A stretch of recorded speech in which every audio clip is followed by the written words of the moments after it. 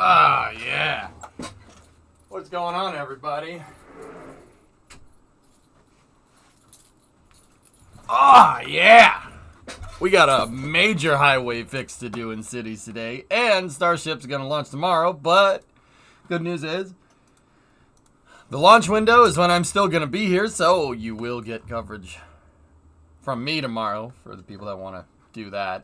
Discovery, go at throttle up. So sit back, relax, and enjoy the flight with me.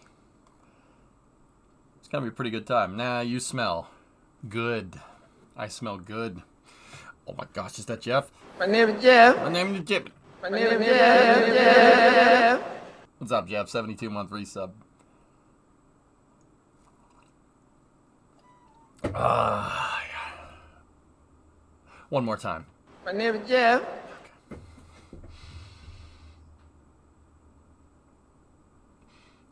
Rolling start.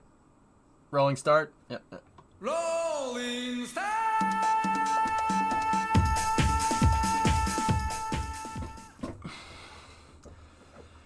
All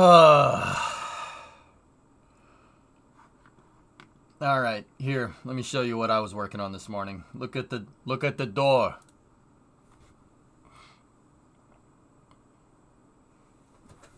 See this part right here? Yeah. There's no more spray paint on that door. What the door doing? Door. Yeah. My eyes.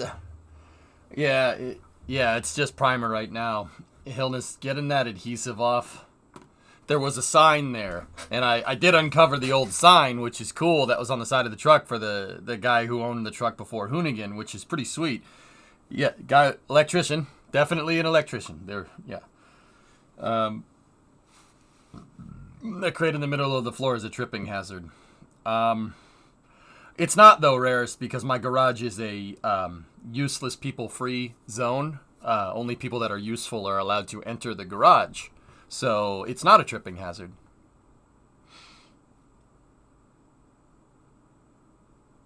Because, someone that's useless would fall on that. Useless. Owned. Did you use Gugon? So, Hillness, it ended up taking some of the... Yeah, I did. It ended up taking some of the paint, so I ended up hitting it. It looked like clear coat camouflage, dude.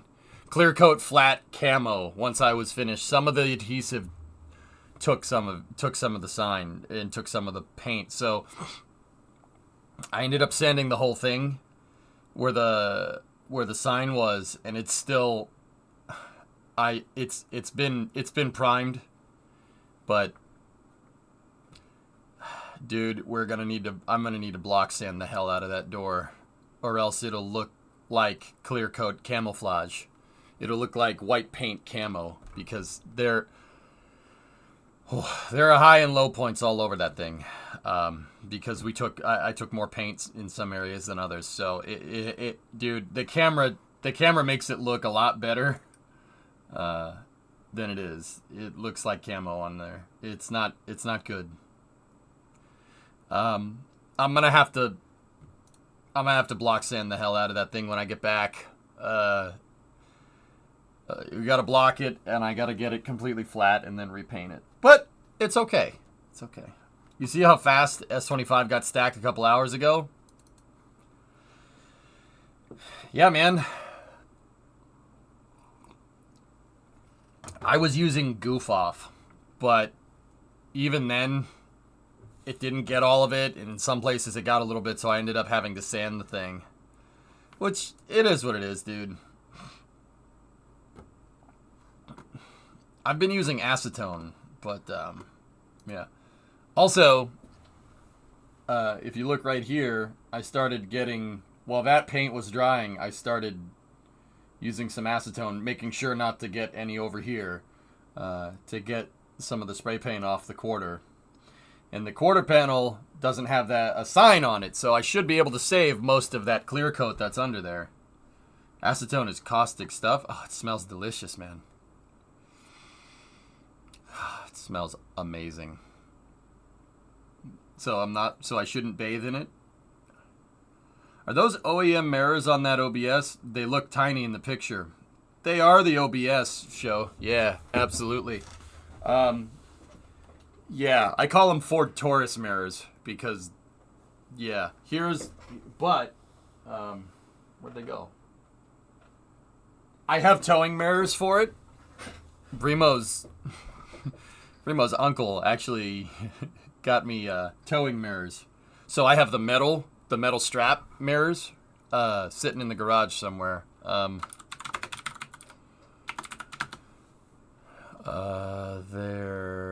Here we go.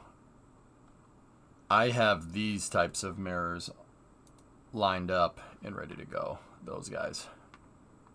Discovery, go at throttle up. Yeah, those ones are the ones that we have teed up. The ones with like the metal strap and the wide. Hold on, my door just opened. Give me 1 second. The wide strap. So yeah, here. Let me see if I can go find them.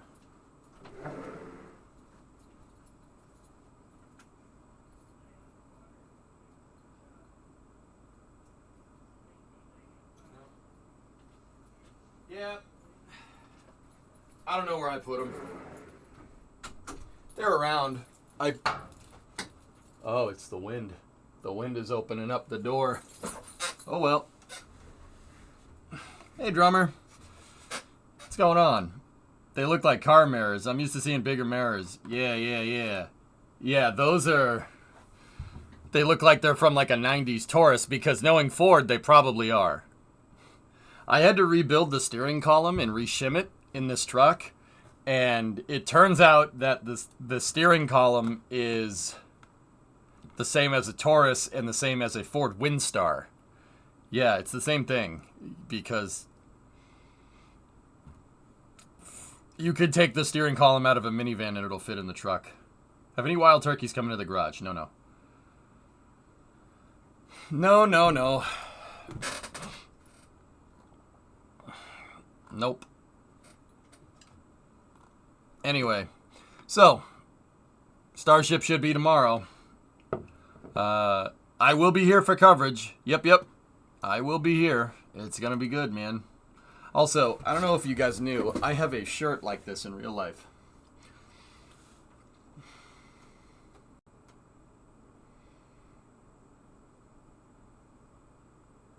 $7 a.m. Central, 8 a.m. Eastern. Yep.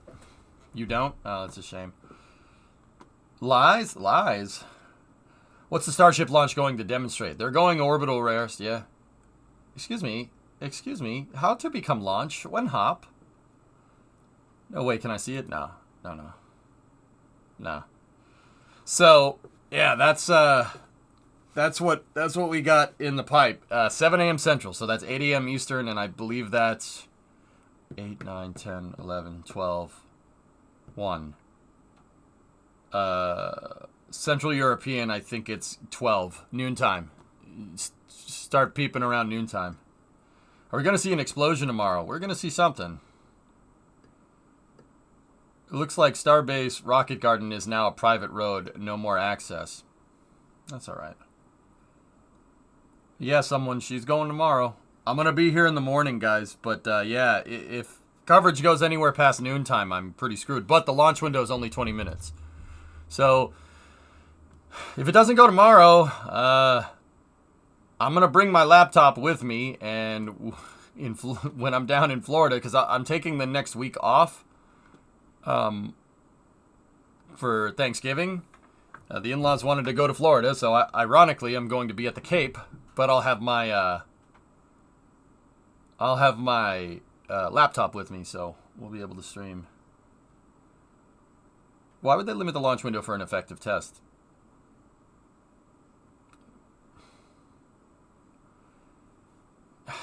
My guess, the only thing I can really guess is, I mean, the orbital mechanics aren't really a constraint, right? My only guesses are the weather and marine traffic restrictions for the trajectory that they're trying to take. That's my only guess. Any chance I could get some advice on newer cars? Been trying to decide about a mid-size sedan and like the hybrid Accord, but it turns like a boat. Is that easy to fix?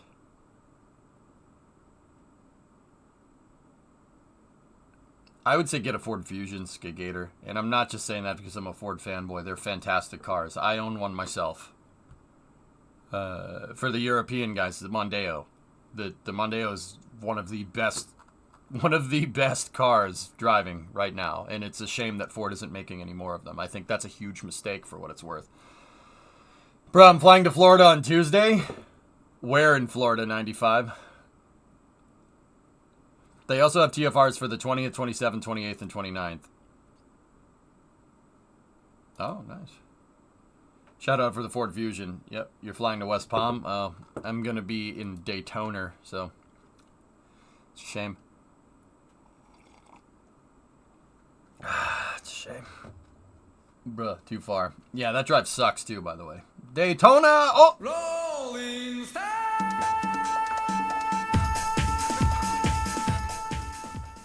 Rolling Stone! Sorry.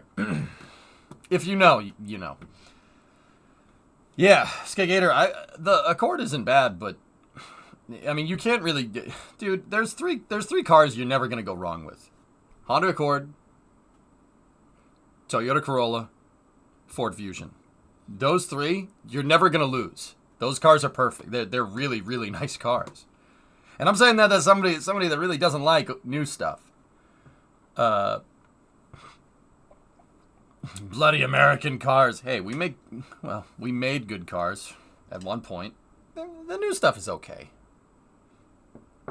I wouldn't buy it, but okay.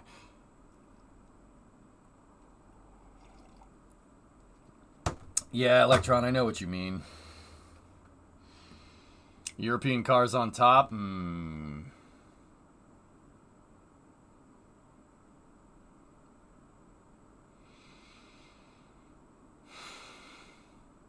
Nah. I mean, yeah, I get what you're saying. I mean, you can't really bump on a 3 or 4 series or like a E series, E class. Those are nice cars, dude. They are nice cars. I'll admit that. The Germans' insistence on making cars front-engine rear-wheel drive, I'll admit, I very much appreciate that. Thank you for making cars correctly. Do appreciate it. E-Class wagons. Yeah, I can get behind that. You know the Germans always make good stuff. You following me, camera guy?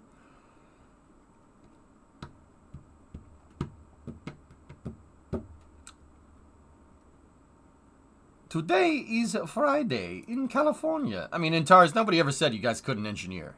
You guys can engineer pretty good. Pretty well. Yeah. Pretty good.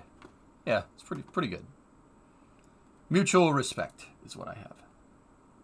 I wish we would pull our head out of our tail and Ford, Chevy, or whomever make a front-engine rear-wheel drive car to compete with like the one or like what is it? What's that small two-door coupe that BMW makes? It's like a 1M. It's not. I think that's the name, M1. As a German, I have to say we've been slacking in the last decade or so. Yeah.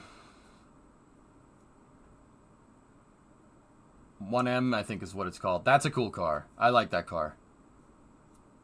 They don't make 1 Series anymore. M2? It might be the M2, yeah. Yeah, I mean, they only made 2 M1s. Yeah, the M1 is that, like, two-door 70s coupe. There's the 2 Series is what it is, yeah. 2 Series is the new 3 Series, man. You're an RS3 kind of guy? RS6? Man. I don't hate those cars. Like, yeah, I mean, my only thing with German cars is that they're really, really hard to repair. Like, I don't like cars that you can't fix on your own, and German cars are very hard to repair. They're very well engineered, but with higher engineering and tighter tolerances, it gets to be a pain in the butt to fix them. But yeah, other than that, no, they are nice cars. I can get down on that. I just, like I said, I wish Ford or Chevy would pull their head out of their tail and make like a 3 Series competitor or something, you know, but SUVs. You know, those are great. Not. You guys want to see something cool? Whoa. Oh. Hey, look at this. Oh, that's pretty sweet. Wait a minute. That's not the cool thing that I wanted to show you, but that's pretty dope. Alright. Fan of that. That's pretty neat. I wanted to show you this. Oh, yeah. 104th out of Barnes, baby. 86156. Yes. Yes. The USAF Museum got one of these bad boys. Westfield. The Minutemen. Oh, yeah. Yeah. Nice. Yeah, Dredd, you got that SU-27. Yeah, yeah. Yeah. The UAF SU-27. That's cool, man. But I like that one. Double kill. Triple kill. Kill-tacular. So that's an F-15 that they acquired from the 104th Fighter Wing. 104th is the fighter wing that's in Massachusetts. That's near where I, well, it's not near where I grew up, but it's in Massachusetts. I don't know, but it's got 2 MiG kills to its name, which is pretty cool. I don't know when or where, but that's still pretty rad. It's painted in 104th Fighter Wing. That's the Minutemen. That's Massachusetts Air National Guard, which is really cool. That's freaking sick, dude.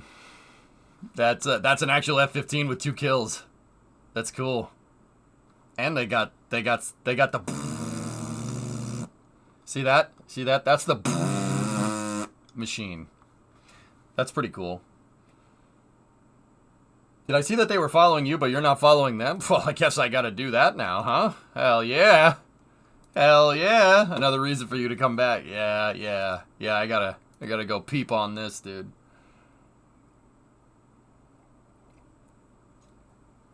Oh, dude, wait a minute. What's in the back? What's peeping in the background over there? Hey. All right. Tornado? Panavia Tornado? Is that what I'm seeing back over there? That's a cool plane. I think this is an F-15C make, yeah, if I'm understanding that right. It could be an F-15A. So I know that Westfield operated F-15As, and then they switched to F-15Cs, and then they're going to switch to F-35As in 2024. Yep. That's in Dayton, Illness. Yep. Why don't you talk to their PR people about a behind-the-scenes tour? I mean, I'm probably going to do that now. I'm probably going to do that now. Did you see the Real Engineering F-16 video on YouTube? No, Ando, I didn't. But the F-16 is a very nice chassis, very nice airframe.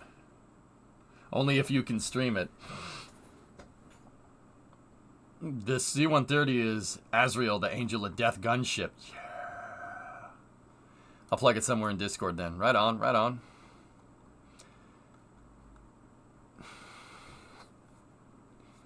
Here, check out some of these pictures that Mitoro took. Look. Oh, yeah. Dog.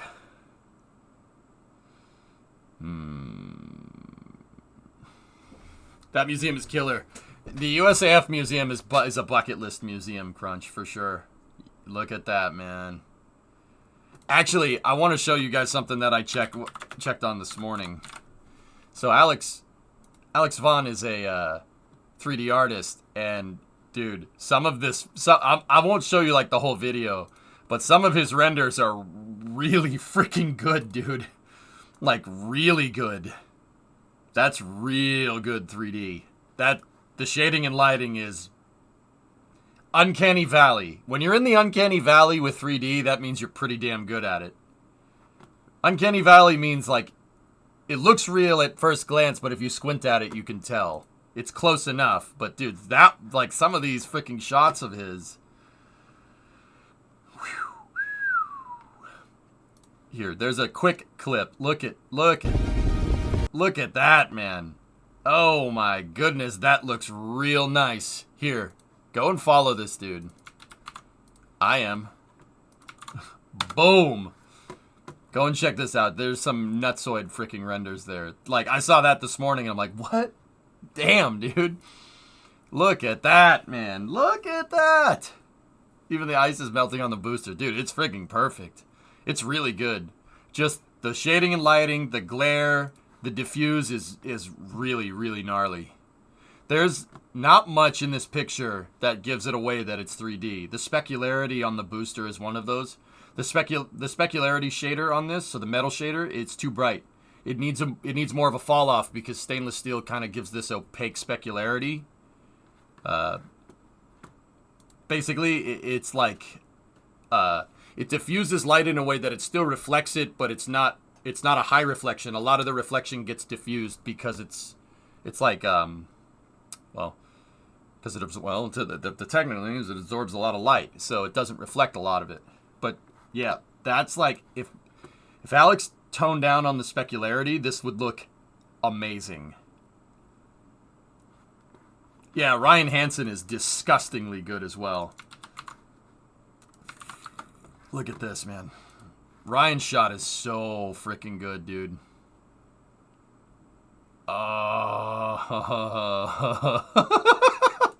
Dude, that's what it's gonna look like. I'm not even gonna sit here and pretend. That's what it's gonna look like, dude. He even got the faux camera shake track. Freaking amazing, dude. He did a good job. That's really good stuff.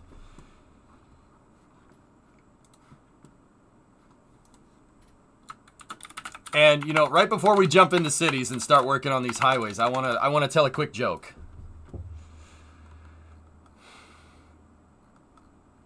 Let me show you guys a quick joke, or should we call it a yoke? Is it a yoke? Is the WB-57 going to capture the flight? I think so. Is the booster RTLS? Water landing, Rarest, just like the early Falcon 9s. You guys want to see a joke? There you go. Discovery, go at throttle up. Resub before Starship. What's up, Ian?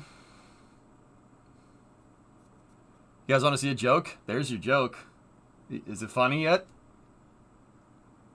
I don't think I've ever been more disgusted with Formula One over the past 24 hours than I've ever been, ever. I'm just like,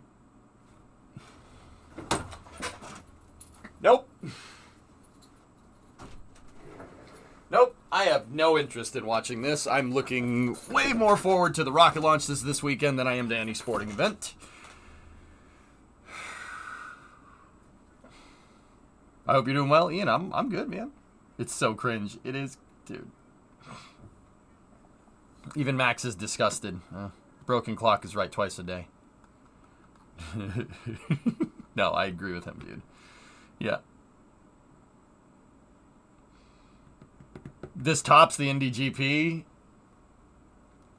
This race better be good, but I'll tell you, I am not happy with Formula One right now. They screwed Carlos, like, badly, and it just made me not want to watch ever. What happened to Carlos?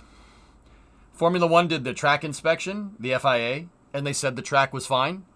And they went on to free practice 1. Sainz was driving down the road, and he hit a water main. So the Formula One cars make vacuum underneath it. So anytime you have like manhole covers or water mains in the road on a street circuit, right, you got to weld them down. If you don't weld them down, when the Formula One car drives over it, the vacuum forces, because it makes such low pressure underneath, will pull the manhole cover out of the ground. And that's exactly what happened. And it destroyed Carlos's Ferrari. Yep.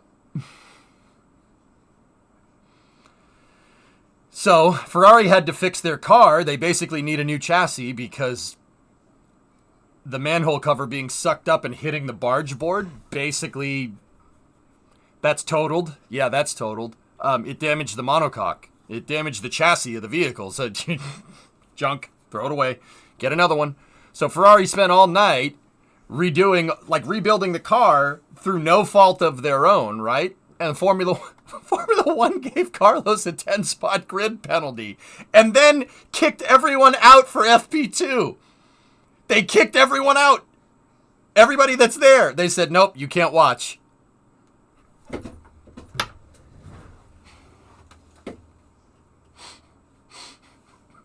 Dude, what a clown show.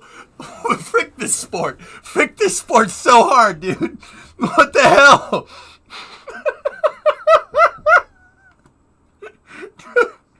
What a clown show.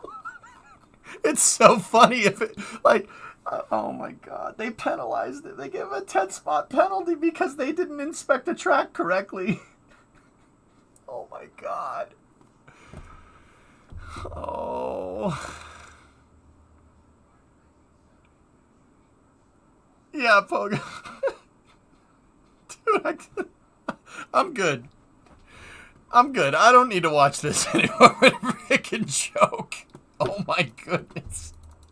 It's so bad. Oh, that's terrible. What are you doing, man? Oh my God.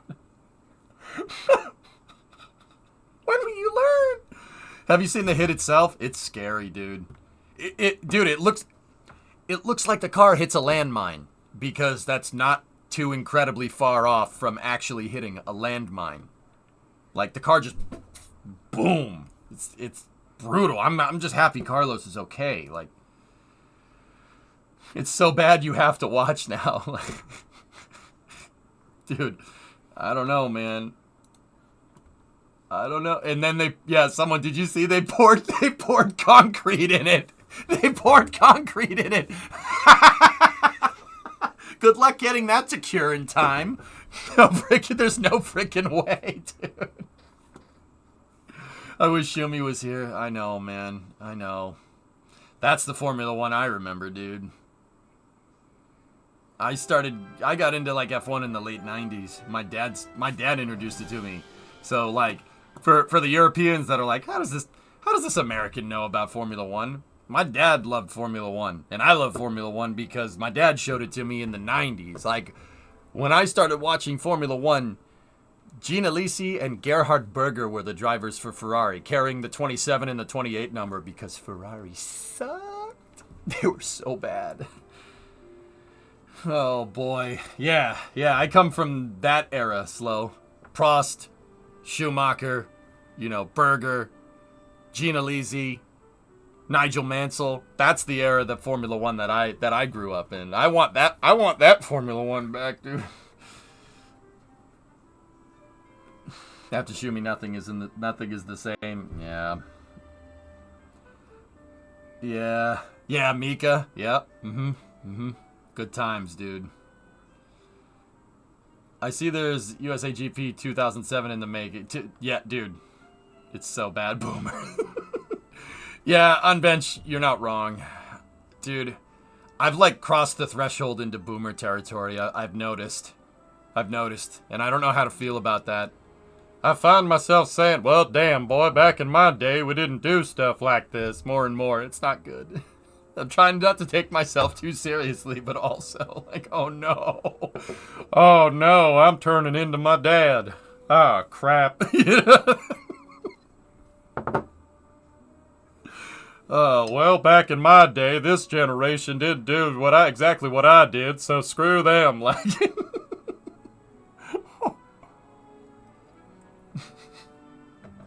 I've crossed the threshold, guys. Help. Do you have a good range of propane products? Well, I tell you what, I got a nice propane grill in my backyard. It's a nice Weber, and it's powered by good, clean, burning propane. I'm 52. I've been asking myself those questions for 15 years. Very excited. Yeah, see, I'm on the precipice. I'm at the other end of those 15 years, dude. Oh, my God. It's funny, man. You become your damn parents. I'm like, oh, no. I like my parents. So that's all right. Are you a voice actor by trade? Nope. Self-taught, Rixton. Voice acting is purely a hobby of mine. Yeah, I do it for fun. I do it for frickin' fun! Alright? What happened to my frickin' car? You do that way too well. Well, I tell you what, if you want to do voice acting, you gotta take your time, and it takes a lot of practice. You gotta stand in front of the mirror and try to act exactly like how you think the character would act. That's how you get into the voice, Bobby.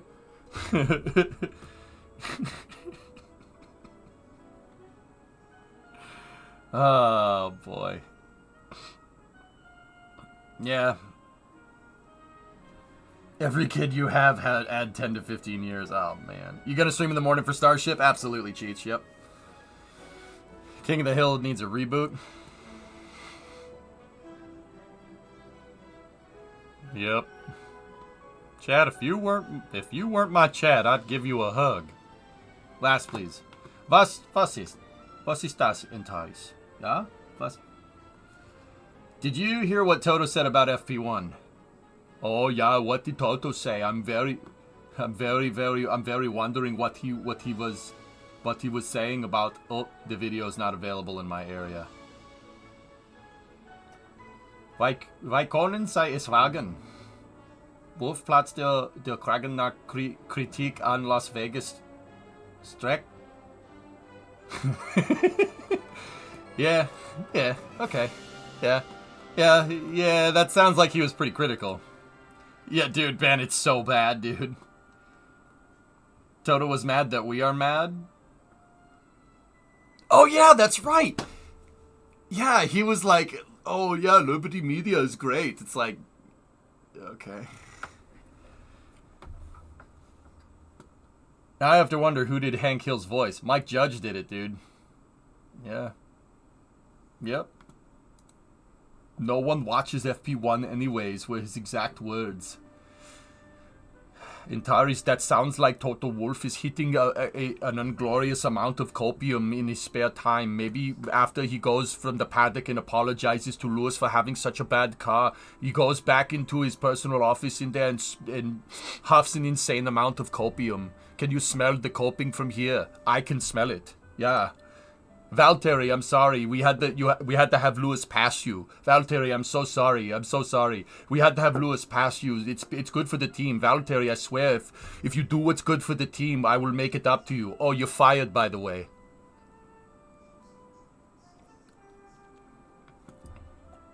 No, EJ, no, that's so not right. That's what happened, by the way. Valtteri, I'm so sorry. We had to do it for the team. You're fired. Sorry. Let's play cities, dude. I'll be here in the morning, man. The launch window is actually before my flight, so yep, we're gonna be good, dude.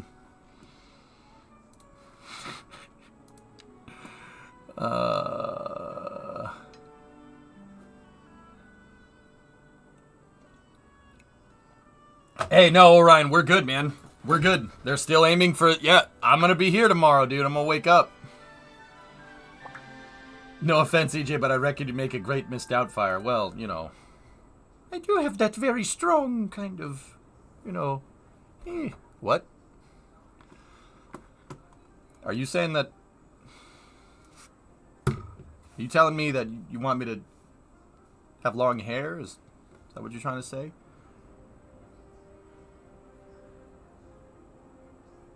Oh, hello, dearie. The voice acting. I mean, I'm not going to sit here and pretend like Robin Williams isn't one of my inspirations. Like, my three... Like, he's probably up there and, like, as one of my favorite voice actors.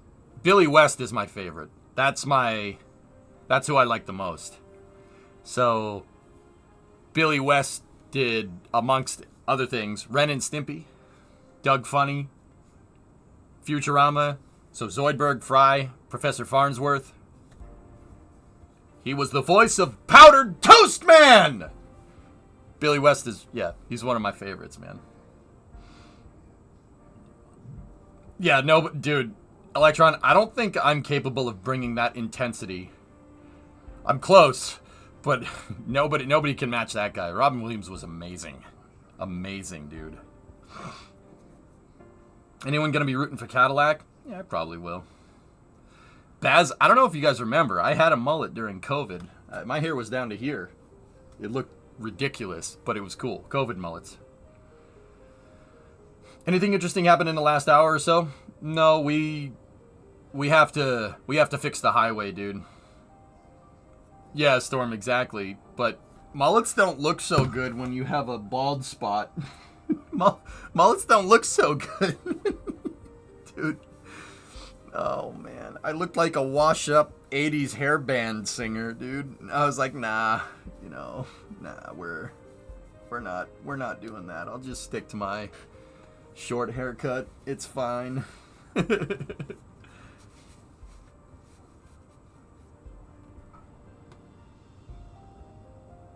Watching you troubleshoot sounds a lot better than answering these mundane construction project delay emails. Ugh. Yeah, Hellfish, Aladdin. Yeah, Aladdin was amazing. Can't believe you got old. No one can beat Father Time, Sneaky.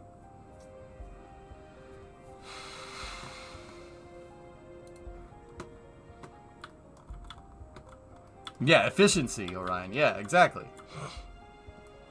All right, so we're at 376,000, and I quickly realized that if you want to make a city this big, you got to be super careful, and you got to really plan your highways because, or else you will end up like Los Angeles very, very fast.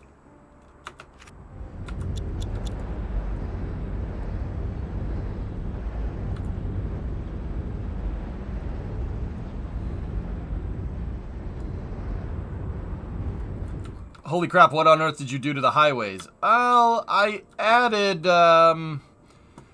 30,000 people. Yeah, that's what we did. I added 30,000 people. Any thoughts of doing rail over roadway? Check out Roosevelt Avenue and Jackson Heights for reference. All right. I wouldn't mind making elevated tracks, Zeph. In fact, I would have the L going all up and down Hanmattan here. But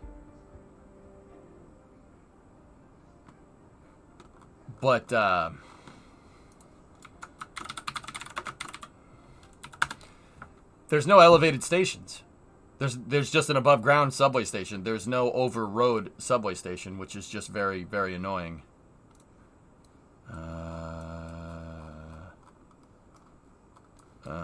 No, that's LIRR all day. Right here? Yep. Dude, I would love to do this.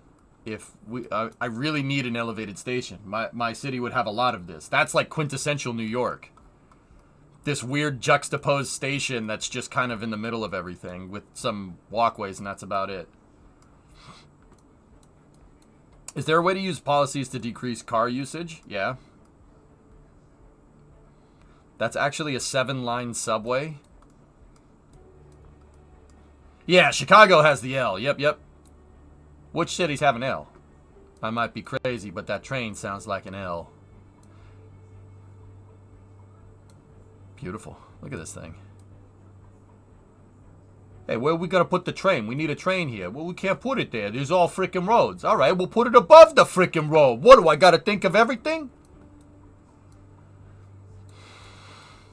Look at that beautiful riveted structure. Oh. Chicago is an L. How can you tell it's an L? Now, repeat that back, Elmo. I want to hear the sound of an elevated train. I knew it was an elevated train. Oh, yeah, big dog. You're never wrong. Thank you for getting the reference. I appreciate it. You can use tram stations in tunnels and bridges. It's a nice way for hybrid subways. Trams? Whoa. Midwest Coast, Best Coast. That's a fact. Oh, okay. Yeah, I see. 14.9? When? Let me reassess my budget. Use terrain at the place of the station to have an elevated station. Yeah, Dark Matter, that could be a way to do it. Flyout released. Yeah. I'm afraid to play it. I'm afraid to play Flyout. We're gonna play it when I get back, dudes. Flyout is a new plane building game that, let's just say, It's got potential. It's got potential. It's got potential. It ain't the ride, it's the rider. She was just admiring my ride. My ride. No, it's not Balsa, even though Balsa looks, or Kit Bash looks amazing, Jim. Yeah. Felipe's been doing work, dudes.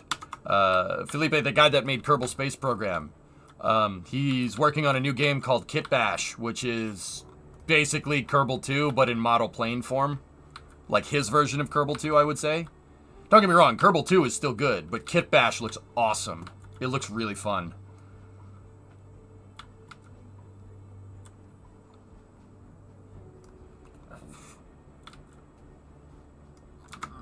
Alright, for optimizations here, let's go into the climate. Let's go into the cloudiness and precipitation.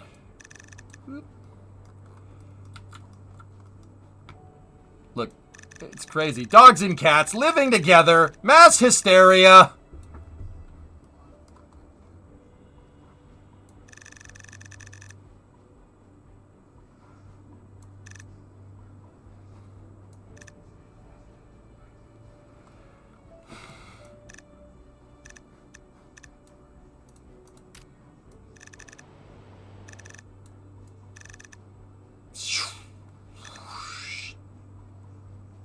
I am God! Gentlemen, behold! Clouds!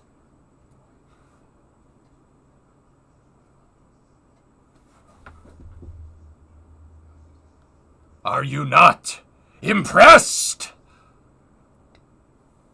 Observe as I make it sunny!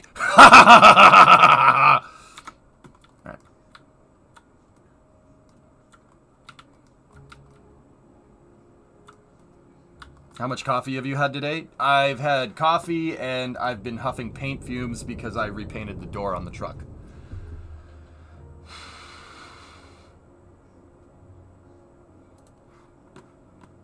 I had the garage door open. It was a joke. It's definitely the paint fume. Shut up. Man, shut up, punk. Alright, so... It's not cold there? Nope. It's 60 degrees, Imperator. Yeah. We actually had a nice day. That's why I painted. Well, it's primed. The door is not finished yet. I had to grind the old sign off. I couldn't get... Goof Off wasn't getting all the adhesive from that sign that was on the door off, so it is what it be. Yeah. Alright, so... I've decided we need a major highway overhaul.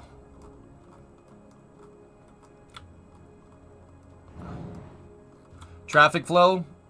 My traffic flow is, no. No. Yeah.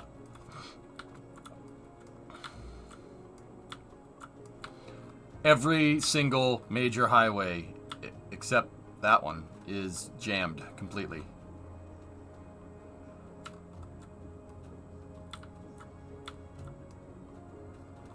And that's actually making a myriad of other problems. But, yeah, it turns out that adding 30,000 people to your city willy-nilly is not good for it. You have massive influx. It's super bad for it, especially at this scale. I am El Nino. El Nino is Spanish for the Nino. Your traffic flow is 101 at 5 p.m. It's pretty bad. Yeah, it's, me too, Slider. You know, a lot of people go to college for 7 years. Yeah, I know. They're called doctors.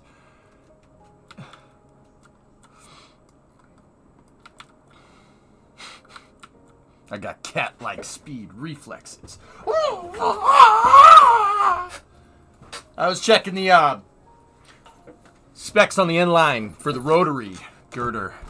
I'm stupid. I'm sorry. John Hancock. It's Herbie Hancock. Okay. Yeah. Were you watching Spanked Revision? Alright, so we basically decided that from here to about here, and maybe even a little bit over here, this stretch of road needs to be completely redone. There is no way it is handling anywhere near the capacity that we need. It's not just the road, and it's not just adding more lanes, it's the design. The design is just, it can't handle the throughput. These intersections are not designed for this high flow. Yeah, even over here, not good. Not good at all. This all needs to be, like, basically here, all the way around, all the way over to here. The segment of highway over here that I have remodeled, that I did do remodeling of, like, 2 weeks ago, it's flowing just fine. Yeah, it flows great, actually, over to the Stuttgart. I'm going to try to maneuver around what we have already. It's going to take some time. A driving advisory has been issued for Will the you avoidance of shut up? conditions. Please exercise caution if you must drive. I don't want to exercise. Until conditions improve. This has been a local public service. So, two slider, basically what I'm trying to tell you is that the traffic is really bad here, right here. Not here or here so much, but right here. A housing shortage is making me sound like an idiot, and so I'm going to change the radio station. What? Are there any mods that will make traffic flow better? Pophen, dude, I've actually sat here and played this save for, I don't know, how many hours do you think we got into the East Rock project? Dude, it's got to be at least 120, 130 hours in. I've done some pretty good empirical analysis on the cars, and by that I mean sitting here with the debug tools on and watching the cars make decisions and drive around. I think there is some weirdness that does need to be tweaked with the traffic algorithms, but we figured out that the traffic is just that. It's algorithmic. So what does that mean? They make dynamic decisions. It's not like Cities 1 where you can kind of predict where the traffic's going to go and fix the road. Because, you know, car number 1 is going from location A to location B, and that's it. Then you're good to go, right? No, it doesn't really work like that. The traffic will make dynamic decisions. So, long story short, if the car encounters a traffic jam, it'll get off the road and try to find another way. Similar to like how your GPS in your car will navigate you to avoid traffic, right? Same idea. So it's a dynamic algorithmic simulation, meaning traffic is super unpredictable. It's really, really hard to tell where you're going to have traffic and where you're not going to have traffic. And then on top of that, if you go into the road analysis, right, if I click on the Sunnyside Highway, right, it'll show you the flows and it'll show you traffic volume, cars going through by volume on that cell. So peak is at noontime, right? So you have influx of traffic, which is something else that Cities 1 doesn't have. The game makes more traffic during the day than it does at night, obviously, right? That's how a real city works. So I don't think it's so much about mods, even though I think there is some decision making. The algorithm for the cars needs to be tweaked just a smidge, I think. But once again, like, how do I know how all this works? Like, just in case you were wondering, we found this in the debug tools. We found the navigation system, the navigation debug, and basically what the nav debug does is shows every decision that the cars are making in real time. Every decision that the cars are making in real time. See all those green lines right there? Those are all projected pathways of every single car that's driving in my city right now. Note that my frames took an absolute dump. Yeah. But you streamed 170 hours of Cities. Oh boy. So check this out. You can see the decision making that any individual car is going to make by just clicking on it. So you see that muscle car sees the garbage truck in front of it, and it saw that it's changed lanes, so now it's going to disappear and it'll render a box around that motorcycle. See, the cars know what's in front of them, so they'll make decisions. These other lines here are possible decision pathways. You can see like that garbage truck changed lanes, right? because maybe it needs to stay in the right lane to go because it's not trying to go down the exit ramp. See all these? These are possible decision pathways, and the cars will change depending on where traffic is. They do make dynamic decisions, and those dynamic decisions can cause traffic jams. So, long story short, what I'm trying to tell you is that it really depends on your road design. Your road design makes a huge difference, and that's why we're going to redo this road today. Yeah, Gasman, a park and ride. We are going to have to expand our train infrastructure here. Because trains. Yep. So, I've done, actually, you said, Enriquez, I'm in 170 hours into cities already. 150 of that has to be this city. Easily. Actually, dude, maybe we only played East Rock 1. This is East Rock 2. We only played East Rock 1 for probably like 4 or 5 hours. And then we figured out that I broke it. I mean, this city is broken too. The money system is completely broken. Either that or it's working right and I don't understand it. It's probably the latter. But, yeah, I've been playing this since the game came out. Playing this city because I'm trying to stress test the save file. I'm trying to see what cities can handle. Yeah, Gilles, I'm not going to sit here and say that the simulation doesn't need to be tweaked a little bit. It absolutely needs to be messed with.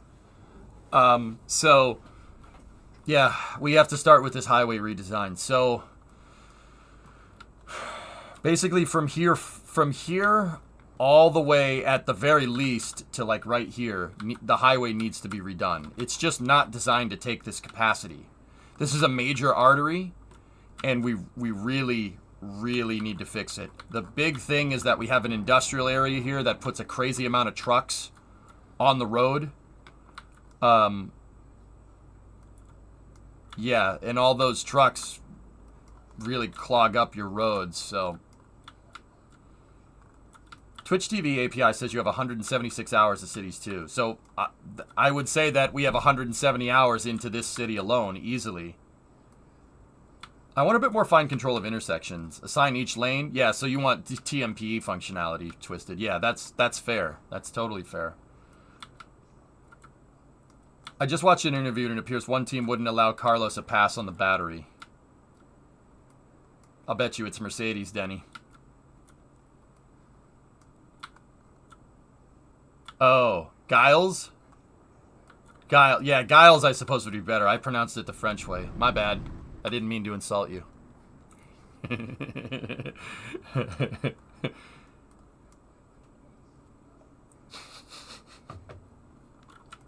He's joke. Good joke too? What can you get the sim speed up to in real time terms? It looks like, nanites, we are slow. This is really slow. I do have a theory though. My theory is that more cars on the road are going to slow down your simulation. More traffic. Traffic is going to actually kill your simulation speed. I haven't proved that theory. It's just a theory. Don't take it as gospel. In terms of sim right now, our smooth speed is at 0.38. It's running at 1x, we're at 0.39 smooth speed, so I'm guessing we're running at 50% speed, 50% real time. We can do some basic analysis here, and it's gonna, what's the rate that it ticks 1 minute? So here, let's watch, 23:57. Let's see when it switches to 8, and we'll time it. So 0, 1, 2, 3, 4, 5, 6, 7. 7 seconds for 1 minute. I don't know what that tick would be in real time, but I would assume it's not. I would assume it's sped up like GTA or something.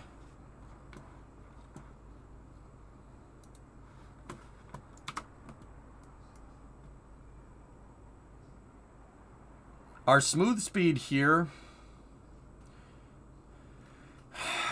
we saw 0.5 smooth speed on the simulation, and an offset. The interpolation offset is kind of, it's moving around with the smoothing speed. That tells me that we're 60% of real time, or what would be real time in game. I don't think that's per second, the timer down there. I don't think it's per second, even when Cities is operating normally. I'd say we're at about 50% sim. So the cars are moving half of they look like they're going in slow motion. Yeah. Don't less cars mean more pedestrians, so GPU usage will be similar? Well, Chris, in Cities, the simulation is... I've been able to figure out that the simulation is going to the CPU. Traffic simulations, pedestrian simulations, planes, boats, cars are all being offloaded to the CPU. And the rendering is being offloaded to the GPU. The funny thing about this is that the GPU is not even anywhere near taxed. Look, 45%. I have a 3080 Ti, RTX 3080 Ti. It is doing nothing with it. Like, and my graphics are all on high. The GPU, believe it or not, is not the bottleneck here. It's the CPU. So I have this is an 8700K overclocked to 4.29 gigs per core. It was 370 out of the box, but now it's 429. And it is using all of it. Meant CPU. Oh, okay, yeah. Well, yeah, in that case, if you meant CPU, yeah, I mean, it really depends. It really depends because, like, well, I guess, well, yeah, you might be right, dude. You're right. Yeah, that's a good point. Chris, yeah, no, you threw me off with the GPU thing. I'm like, what are you talking about? No, but yeah, I mean, I suppose if we, like, made a bunch of subways and it was doing pedestrian calculations, it would be just as bad. Because from what I can tell, they're using a very similar algorithmic thing. The algorithm is just tweaked because one thing is a person and the other thing is a car. Just a thought.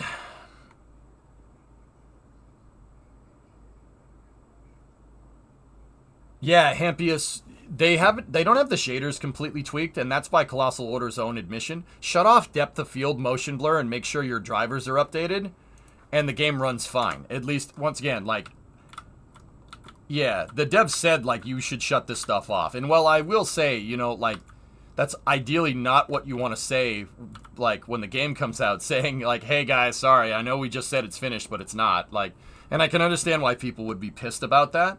But also, not every developer has the balls to just say, hey, guys, we didn't get it finished. Just tweak this and this, and we're good to go. Like, your game will run fine. Like, at least Colossal had the stones to own up to it. I really do appreciate that. Like, some accountability in the video game industry is actually quite refreshing, if I do say so myself. Which is why I've been sitting here playing the snot out of this game to show people how good it actually is, you know? Like, because this stuff like that is few and far between in this industry. Anybody that's been around for a while knows this. Why are the cars moving slow? Thick, it's moving slow because there's 378,000 of them. My computer is like, what are you doing? Why would you do this? Valve be like, we gotta communicate? Gaben, am I right? Third game? What are you talking about? Speed limits in KPH. So, yeah, that's what I think is going on. With that being said, dudes, Highway Project. Chris, that does kind of put a little bit of a monkey wrench in my traffic theory, though, huh? That's why I say these are just theories, dude. I don't say, well, this is what's going on, and then try to prove it. I say, I think this is what's going on, and then try to disprove it, right? Like, that's being scientific, man. That's what you kind of have to do. Is there underground highways? Yeah, Josen, of course. Here, if we follow this highway right here, you can see that there's a highway intersection right here, and two of them go into tunnels. Those tunnels run under, well, it says Emerson and Wood Street. It should be Emerson Lake and Palmer Streets, but hey, whatever. This is 5th and 6th Avenue. They run underground here, and they connect into the bridge. You can actually have sunken highways, too. See? Little sinky boy down there. Still worth testing on a new computer. Still worth testing. I'm a computer newbie, to be honest. Well, man, Chris, hey, you could be new to this stuff, but being competent is another story. You know what I'm saying? Like, at least you knew. That's right. You're correct for what it's worth. If you pause, does the frame rate get better?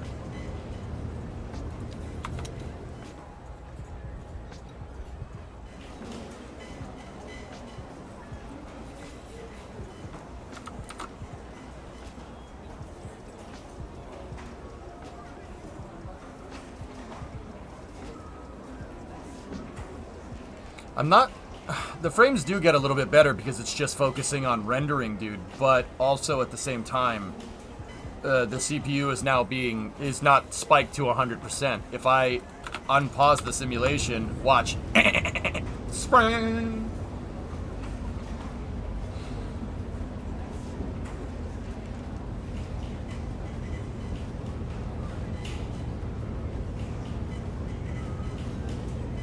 Yeah, see, that was paused right there. That's unpaused.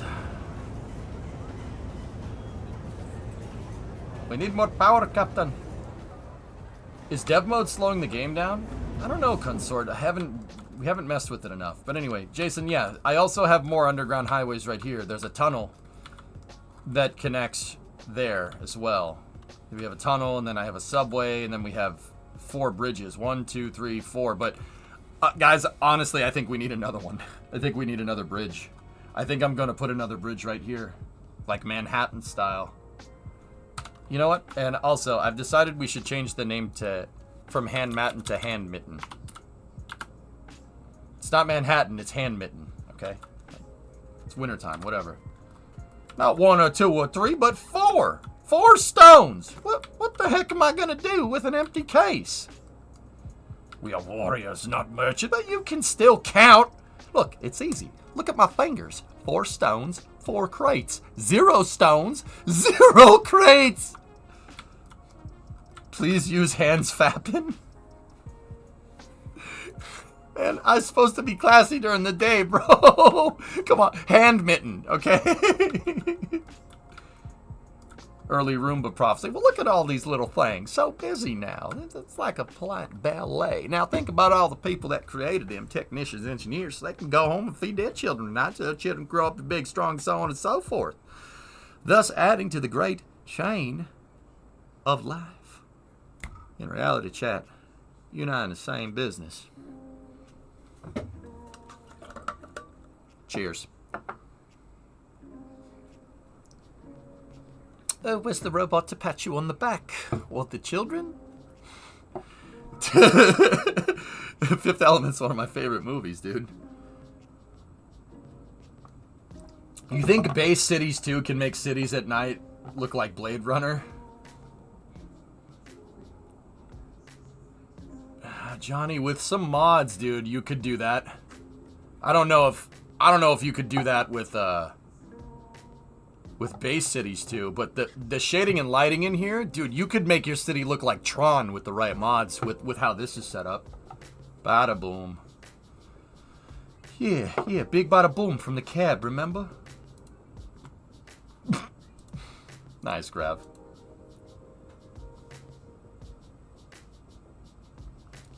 Yeah, Sneaky, I'm past Westwood. Westwood was 330, if I'm remembering correctly. 330 was nuts in 2015. Chris Tucker made that movie. Long Balls, you know, Fifth Element isn't the most, like, intellectually compelling movie around, but I contend to say that it is one of the best movies ever made. I'm serious. Like, Fifth Element's easily, like, in my top 5. It's, like I said, it's not like The Godfather or something. The Godfather's amazing, right? That's an amazing movie, right? Part 2 is arguably better, but, like, you know, like cinematic masterpieces like Titanic or like Saving Private Ryan, stuff like that. Or like even Star Wars, the original Star Wars, if you want to go that far. But, you know, those movies are all good. But Fifth Element is a movie I can literally watch anytime, anywhere, and it's still fun to watch. Even though I know exactly what's going to happen. I don't know how Luc Besson was able to capture that, but it's just, you know, some movies are really good. Like Terminator 2, amazing freaking movie, right?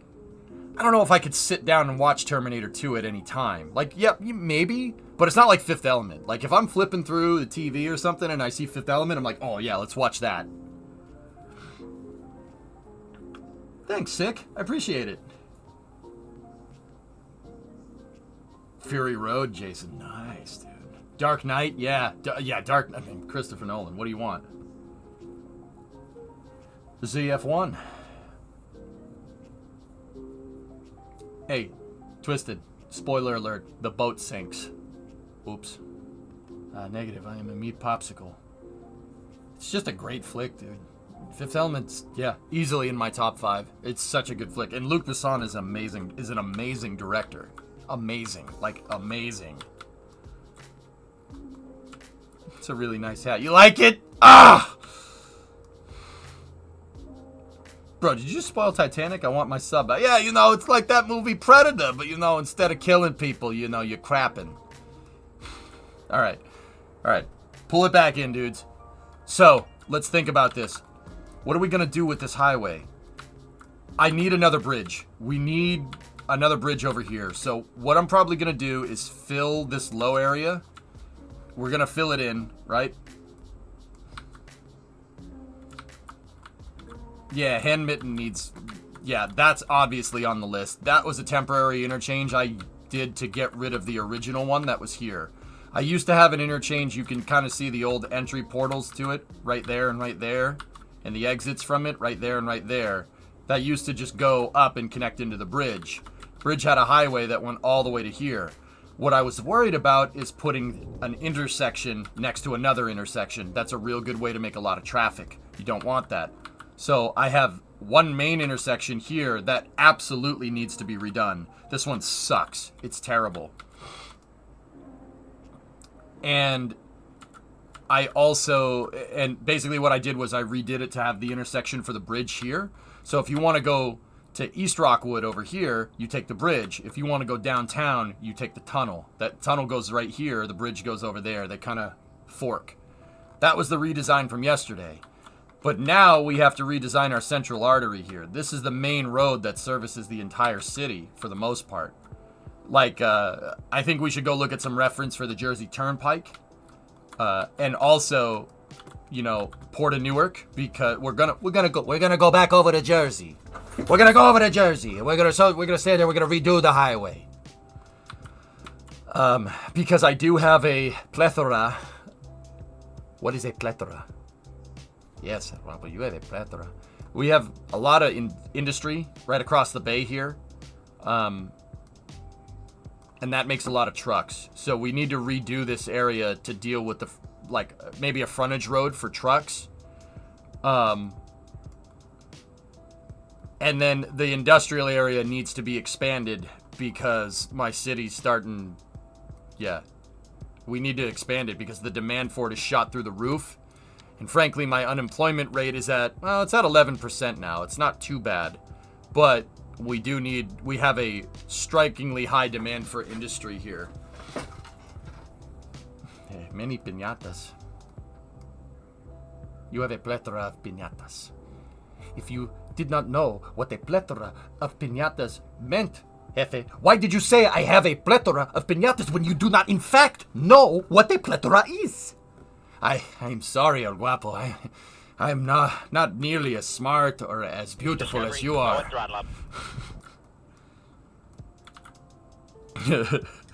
That's another good movie, man. We're hitting all the classics today, dude.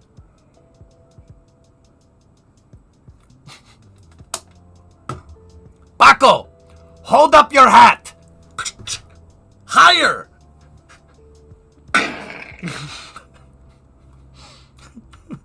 You shot the Invisible Man! Roads. I know. You and your freaking rope. Name one thing you're gonna need your stupid freaking rope for. Oh, that's terrible. I'm working on it, Antares. It's Friday, man. It's hard to. And I'm not gonna lie, the Starship hype is getting to me. It's getting to me, man. Like, you don't know how happy I am that I can watch it with you guys, dude. Oh, man, I'm jonesing for that thing to go. Can you tell? I'm not exactly hiding it. What time is it? 8 a.m. Eastern tomorrow, 2Slider.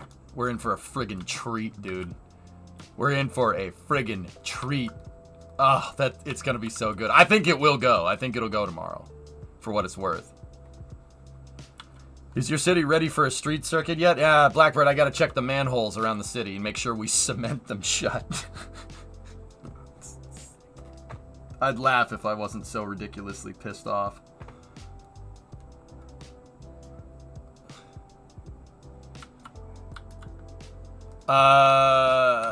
Hasn't I think that 7 Central would be noontime for you guys. I think it's noontime. 12:29 I think is liftoff time. It would be 8:29 for me. Dude, yeah. Just check in Saturday at noontime. It'll be within the hour of that, dude. It's hard for me to keep track of all the damn time zones. Because some of us are on standard, some of us are on daylight. You guys switch, we switch. It's just, okay. It's not that I hate time zones. It's just because I have to explain it a bunch of times. I have to follow like 3 or 4 different time zones. You know? 12 Zulu, yeah. Check back in there. Yeah. It's a crap show. Slider, yeah. Fire and rescue service reports that fire. I don't want to hear about the fire. Last time there was a fire, we had a terrible accident. It's only a moon level capable rocket. Excitement is inevitable. Dude. Biggest rocket ever made. I want to see it re-enter, dude. I think it's going to go. Blue, I think it'll make it. I think it'll make it into space. I'm not 100% sure about surviving re-entry, but I think it'll make it. I think that hot staging is going to be ridiculous looking. Yeah, Shogun, I'm with you. Yep.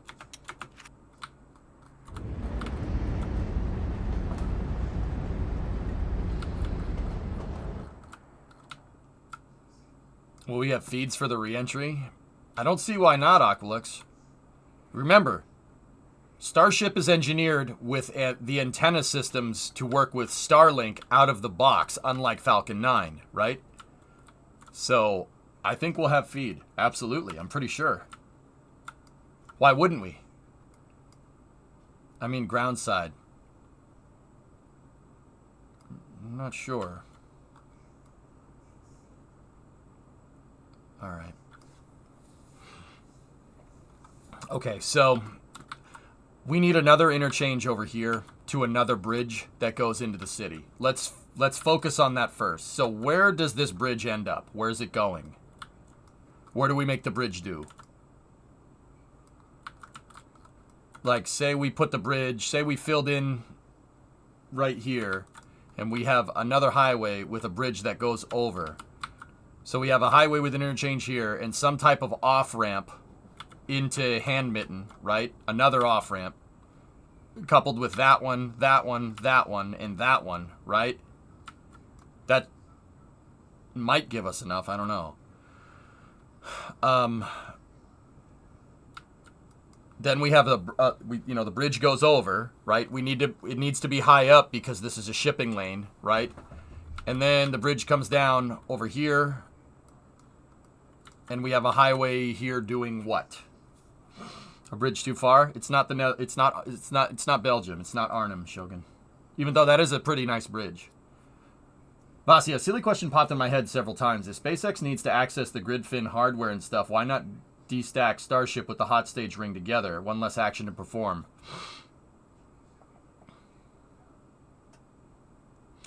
Vasia, it's probably because at this point, go with what you know. If you install it the same way every time, you can be sure that your engineering is sound. I'll bet you in the future they'll design like the hot staging ring to do like a process optimization. Came to learn? Nice. Goes over the area to the right and merges into the existing highway.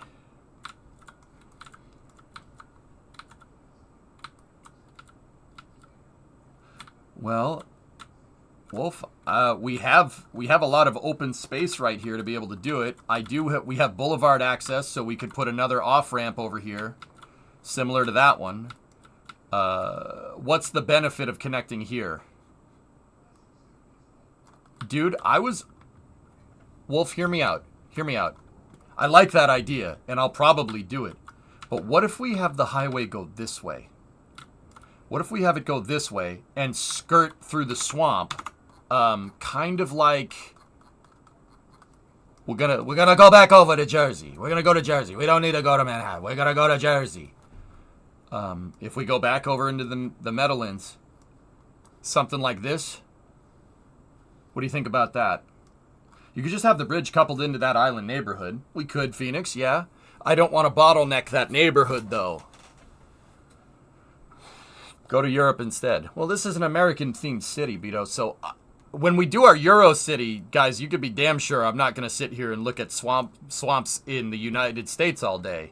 I'll probably end up looking at swamps in the Netherlands because I think Dutch cities are really cool. Actually, for the people that don't know, the last city, Skylines I city that I made was an Amsterdam-inspired city. Amsterdam, Rotterdam. It was cool, man. Canals everywhere. It was awesome. Really fun city to make. I really enjoyed that. And for what it's worth, I do really appreciate how the Netherlands sets up its infrastructure. There's a lot of roads and a lot of highways, but there's also a lot of trains and a lot of railways. Personally, this is going to sound weird coming from me as an American to European viewers, but I think we should use everything. We have these monumentally cool highway systems over here. That's amazing, right? Look at that road. It's a beast. Like, that's awesome. Why can't we have train tracks right next to it that do the same damn thing? Stupid. Right? Like, and don't get me wrong, for the Americans that are watching, I fully understand that our network is optimized for freight. I get it. But also, you're telling me that can-do American attitude couldn't build high-speed rail? That's bullcrap. We could do it. I know we could do it, and we'd probably do it better than most. But we choose not to. We choose to go to the moon. Ha ha. All right. That's cool, too. I like that as well. Yeah, boring, I know. Let's not get too real, but let's be real. We could do it. I know we could do it. We're smart enough to do that. Like I said, I really appreciate how the Netherlands has stuff set up. They champion every form of transportation. Because, New York does too. There's trains everywhere. You just can't see them. They're all underground. We chose to do high-speed rail and give up. Yeah. High-speed rail is easy. The moon is hard. Well, JFK also said do the other things. Maybe he was talking about high-speed rail. Hey, Thunder, what's going on, man? New York subway is a crap hole. Yeah, but it's a better subway system than most. Impossible.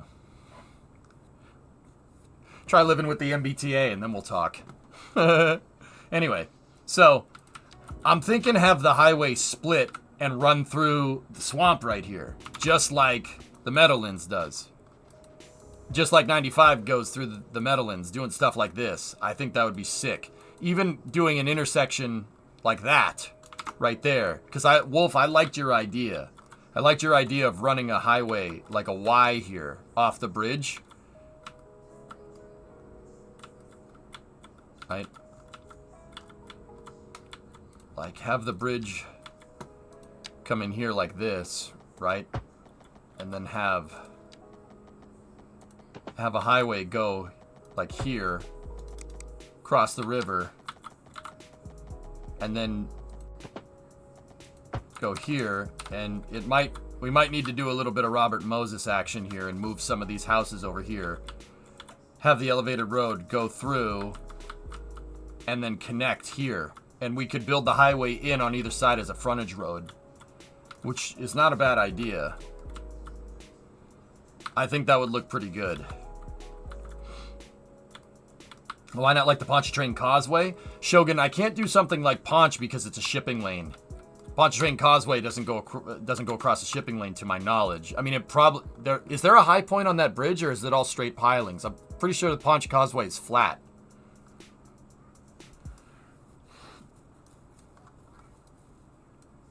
And then we could split the highway, right? And we could... There is a high part, Sneaky? Cool. Alright. Yeah, I haven't been down there. Ever. Like, we could sneak the highway here, do a cool bridge, right?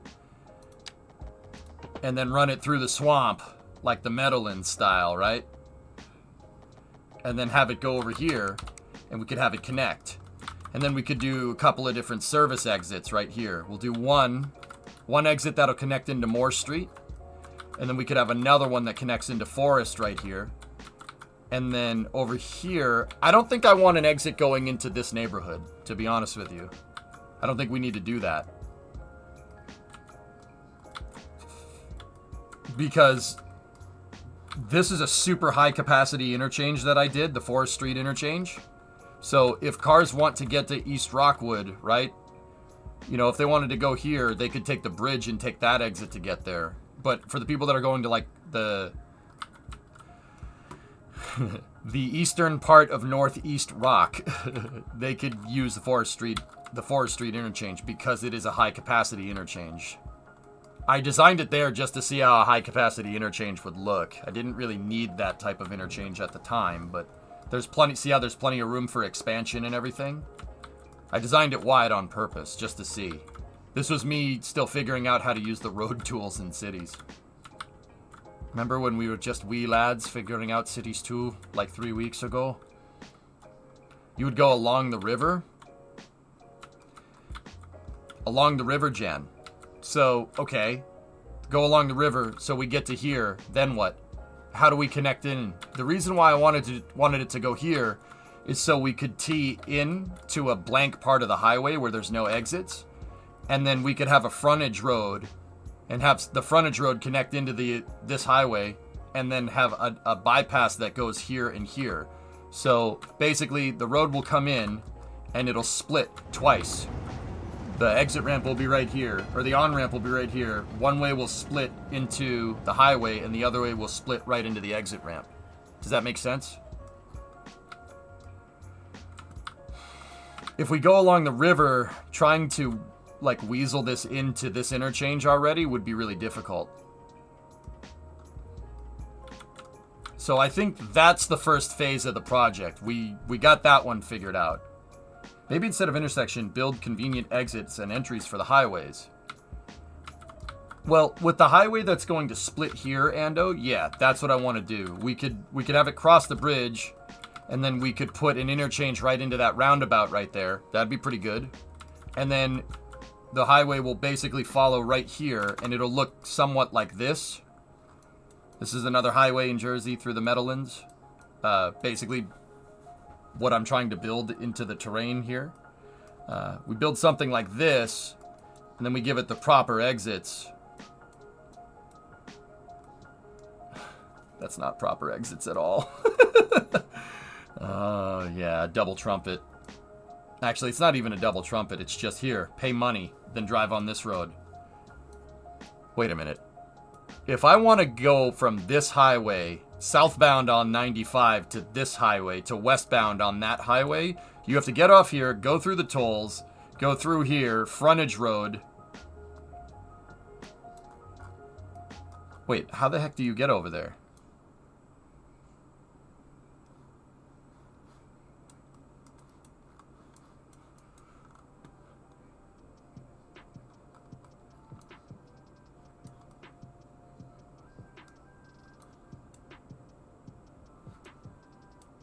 Oh, right there. There it is. I was like, there's no ramp for that.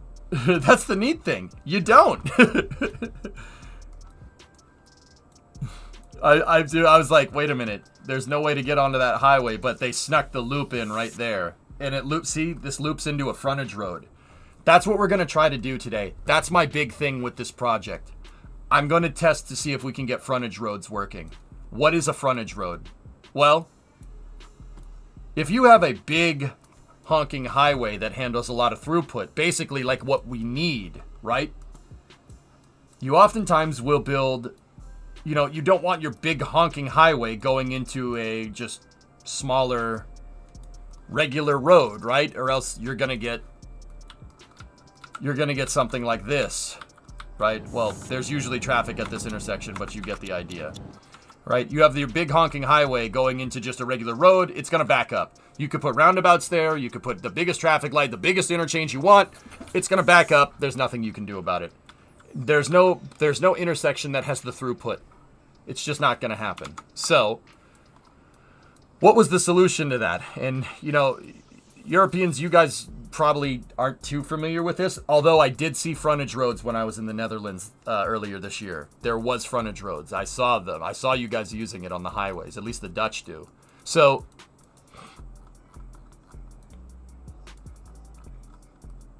wait, is that just two highways that just join together?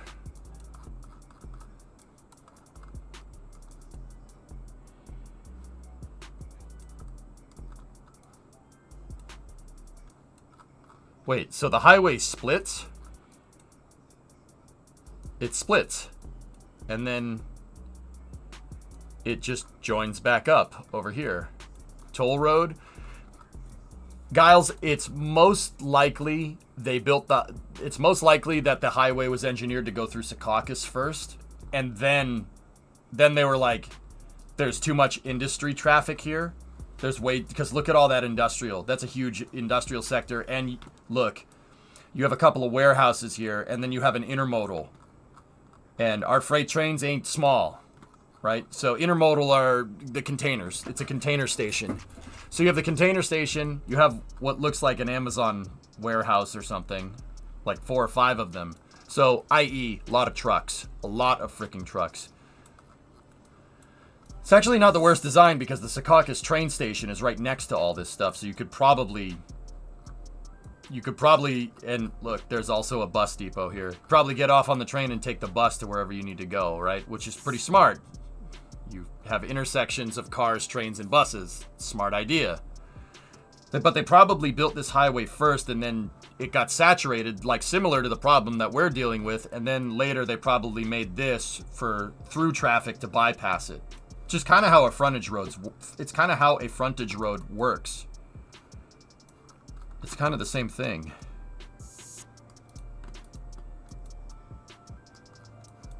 So the frontage roads start down here when you get near the Port of New Jersey, right by Newark Airport. So check it out. You don't want your big highway going into a tiny road. So what they do is they have the big highway go into a smaller highway that goes into a smaller interchange, right? Like this, and that goes into the smaller roads instead. Those are called frontages. In this particular case, on 95 right here, this is the 95 corridor through New Jersey, which is basically, this is the major highway that gets any traffic coming south into New York. This is the major road. That's why it's so ridiculously big. It's not just a Los Angeles case where it's like, herder, add more lanes. No, this road handles an insane amount of traffic. It's probably one of the more busier roads in the entire United States. Anyway, these frontage roads are here for trucks. I know that. So the through traffic and cars stay in the center, and the trucks that need to get off at all these industrial places stay in the center there. There's a frontage road just north of Newark Airport. It's literally called Frontage Road. That's exactly where I am, Bears. Yeah. Yeah, so you have your main highway, and then you have your smaller highways flanked on the sides of the main highway, and the smaller highways are what connect. And if you look every once in a while, not that, I don't know what the hell that is. That's probably a service vehicle interchange. That actually would be really nice to have, a service vehicle interchange in cities. So they can turn around. How would we do that? Are there roads that just service vehicles can drive on? The pedestrian road, that was my thought. What about the bus lane? 2 road lanes going in opposite direction dedicated to public transport, emergency vehicles, and turning traffic. So we could do something like that on our highways and put in road maintenance depots, which is what I think we should do, because I'm pretty sure I do not have an adequate amount of road maintenance depots for what I'm doing here.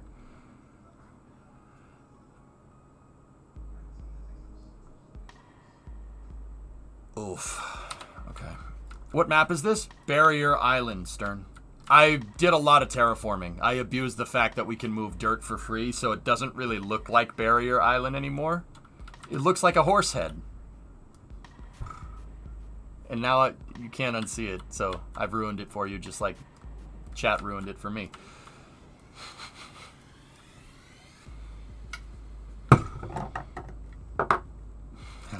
Caballo. El Cuidad Caballo. Or Caballo de Caballo Cuidad? No. Cuidad Caballo. Cabeza de Horsehead. Yeah, horse. Yeah. Okay. I was trying to say Horse City, dude. My Spanish is Spanglish. Sí, Cuidad de Caballo. See? Freaking Horsehead. Alright, so we're gonna try some frontage roads because I have the same problem. I have a huge industrial area right here. Cuidad? Miguel's like, huh? Okay. Discovery, go at throttle up. Cuidad is pronounced with an S at the start. Okay, switch to Spanish pronunciation. Ciudad? Ciudad?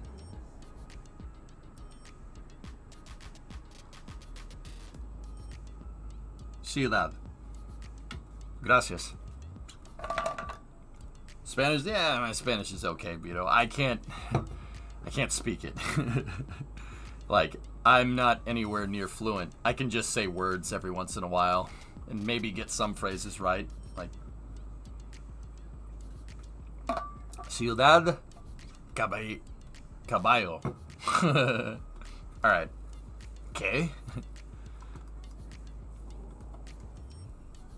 Alright, so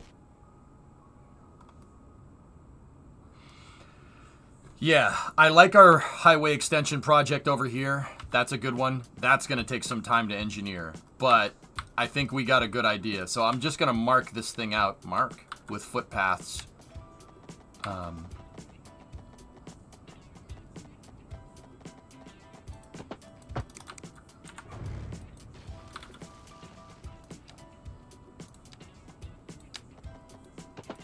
I like using the footpaths to kind of draw out the highways. This is something I did in cities as well. I'm pretty sure I know what that's going to look like. The highway's going to get to here, and I don't know how we're going to engineer that interchange. But we do have plenty of space to put it because the next on-ramp is, the next closest one is down there. So I'm just going to mark that we're going to have an exit right there. And we're also going to have an exit right here. And we need a raised deck going through the swamp here. So the highway will probably run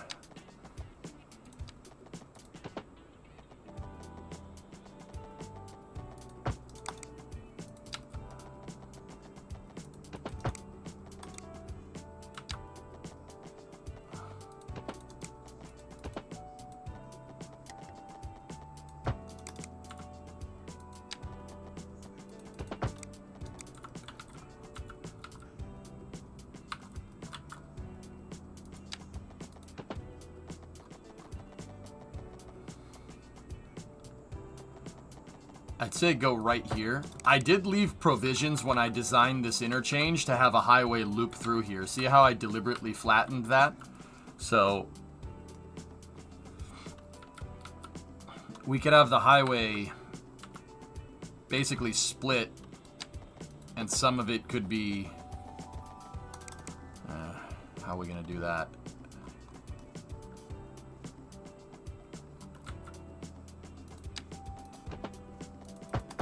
This is what I was picturing.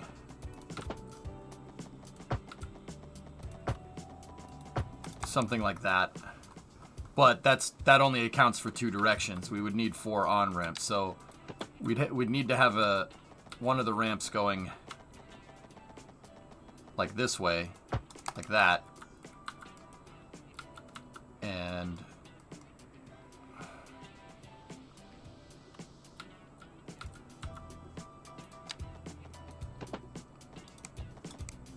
So this one wouldn't be too bad going this way, right?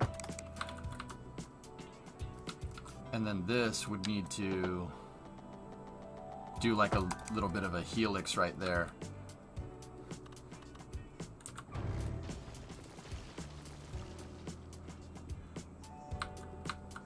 But that one's gonna need to be in opposite directions, right? Yeah, it's gonna look good, dude. It's gonna look good.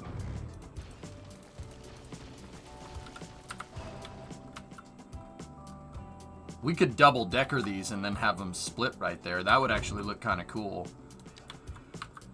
And then one of the ramps is gonna need to, I don't change the lanes on my bridges, guys. Bridges that are built like this, you can't just make more lanes. You can't just widen them. It doesn't work that way.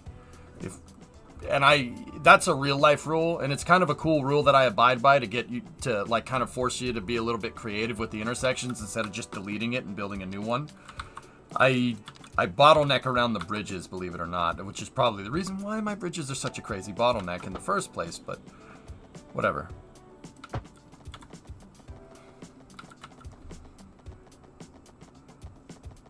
Just one more lane, bro. Just one more lane, bro. Please, please, just one more lane. All right, so that's that. So that handles the through traffic. That's an off ramp. So, okay. Now, how does traffic get on here? We do not want traffic trying to get off. Well, yeah, we don't want traffic coming on here before traffic gets off the highway, because that creates a cross. You don't want that. So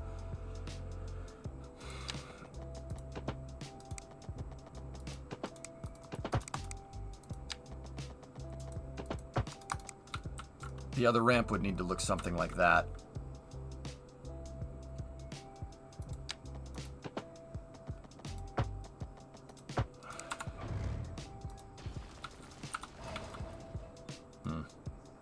Have the on-ramp go under the off and then join after. I think so, Bob. Yeah.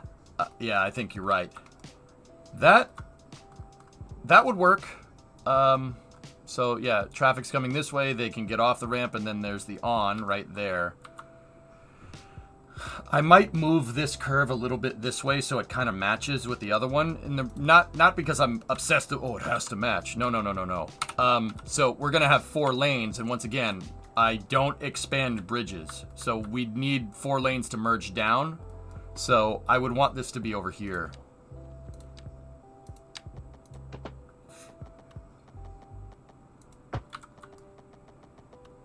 Discovery, go at throttle up.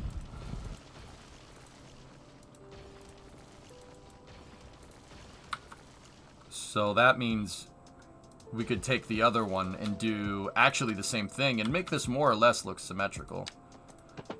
Hey, Bob, tier 1. Thanks, man. We could have them run under those and then up. Like, before it gets to the bridge, it turns from separated grades to 2 individual lanes in 2 ways. Yeah, Aqualex, that's kind of what I was thinking for over here. We could do that. Basically have them, like, double cross, right? So you'd have the lanes going like this and have them cross over, right? And then you have 2 lanes of 2-way, and then, yeah, that intersection down here is gonna... I agree. I think that would look nice. But yeah, doing this, planning out with footpaths is something that I enjoy doing. Especially with all the remodeling that we're going to be doing. So what I'm working on is a highway extension project that connects this highway to here. So people can get where they need to go. So people can... It takes stress off of this highway, it takes stress off of the tunnel. And we're going to add another bridge right here. That looks like a ball sack.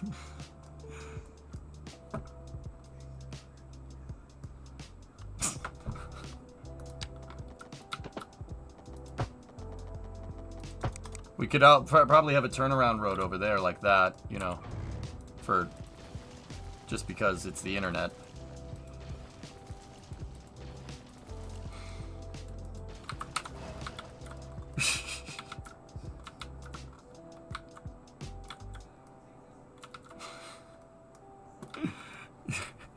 break, dude.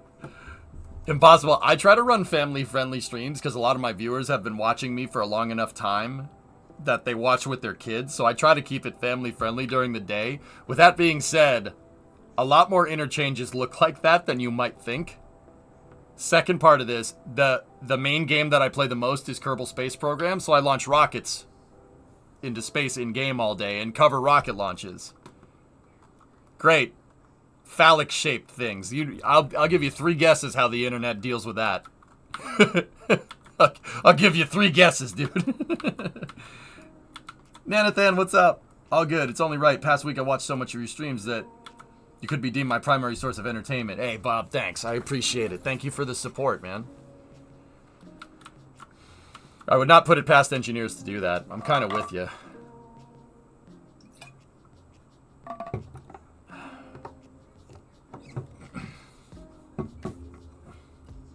Big old Willie.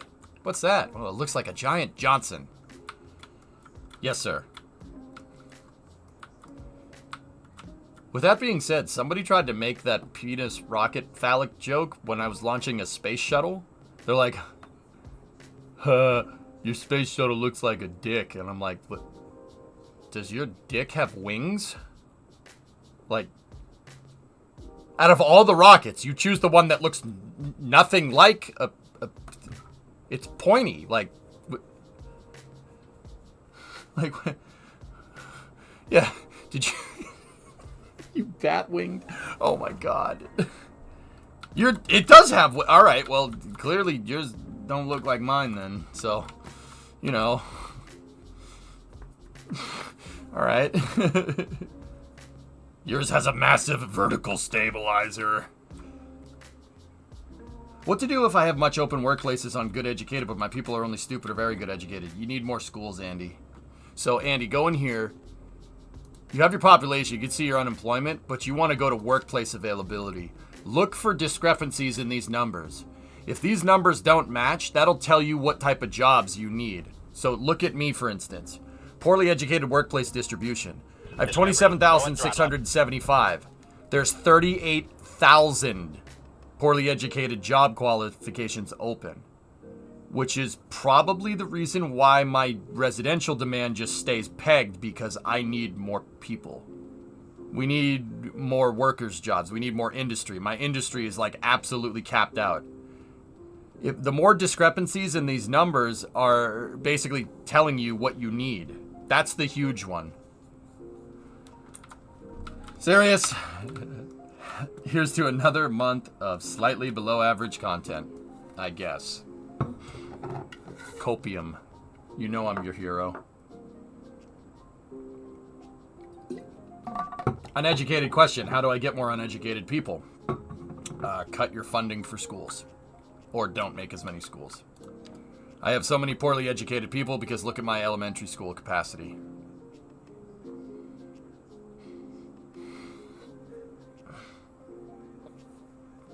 See what I'm talking about? Industry will hire poorly educated unless it goes up to like Tech 5. Tech 5 industry usually has a distribution more on the well-educated side of things. But even look right there, poorly educated. I need more workers. Well, we need more. Yeah, I need more workers. That's why my high density is like spiking right now, because I need more.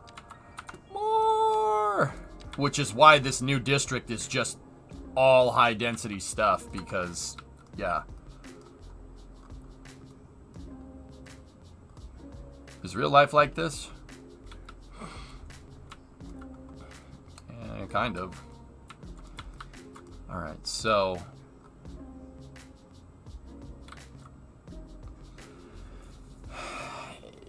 Actually, Hand Mitten has, I changed the name to Hand Mitten. Hand Mitten. Discovery, go and throttle up. Jojo, keep this up going, thanks. These districts and Stugatz that I built actually have proportional education. It's this part of the city. And I feel really terrible about it because the inner city has terrible education. But it's not. I didn't do that on purpose. I didn't do it on purpose, man. It's just because I didn't know that I needed to zone as many schools as I needed to for high density residential. I was unaware of the population density of the high density buildings. I swear, bro. I swear. Discovery, Like, go and throttle up. I don't know what to do. I feel so bad that it came out that way inadvertently. I'm like, oh no. You know, the schools are so bulky and they look out of place. Yeah, resign as the mayor. What's wrong with you? Left-handed, 31 months. I swear I didn't do that on purpose. I just didn't understand that the difference between the population density and high-density buildings between Cities 1 and Cities 2. For what it's worth, this new urban sector, which could count as the inner city, is proportionately... The education system is proportionate to population. Same with the Stugats.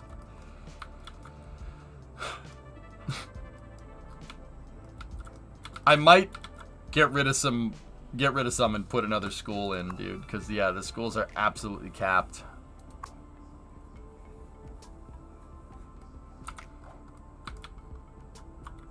For right now, Lava, I'm gonna fix it. So you vetted to working poor. I did not do that on purpose, I swear. I swear. It's such a dick move, because, you know, they do that crap in real life. Anyway, what do my people need over here? First of all, hold on. Lack of labor. We need more people.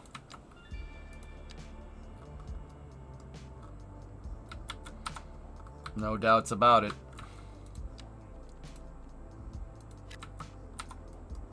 I crashed my labor pool hard.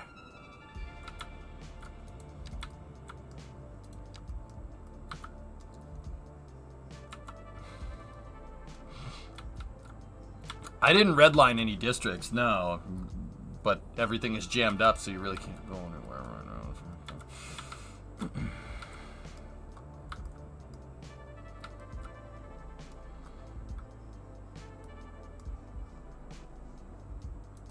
Toss a school in before zoning more. Where are my schools in Handmitten right now?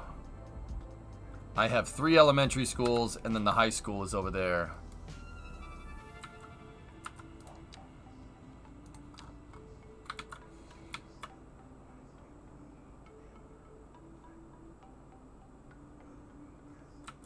Yeah, let's put it up a little ways. Put it here. Put it there. Give people a nice well-being right there. Set it for Handmitten. There we go. Watch, it'll immediately go spring. Or at least it should. Wait for the tick. Are people using the tunnels? Yeah. Empty they are. Really? Discovery, go and throttle up. I don't have the game paused, right?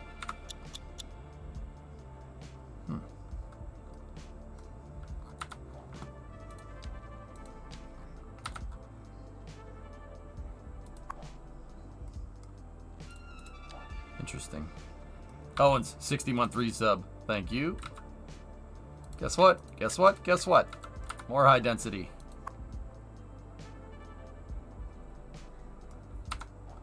On a serious note, how do you ensure you'll have enough poorly educated people in your city without restricting their access to schools? That's always been my gripe with City Skylines, Discovery, go and throttle up. City Skylines, it's a fairly linear correlation between education level and job.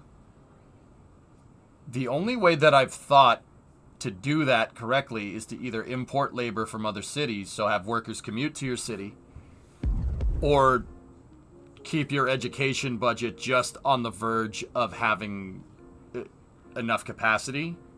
So slightly underfunding education is how I did it in Cities Skylines 1, which I'll admit 100%. Both of those ways are really crappy ways to do things, and I'm not really too incredibly about that. I mean, the long story short is, I guess, bottlenecking college probably would be a good idea.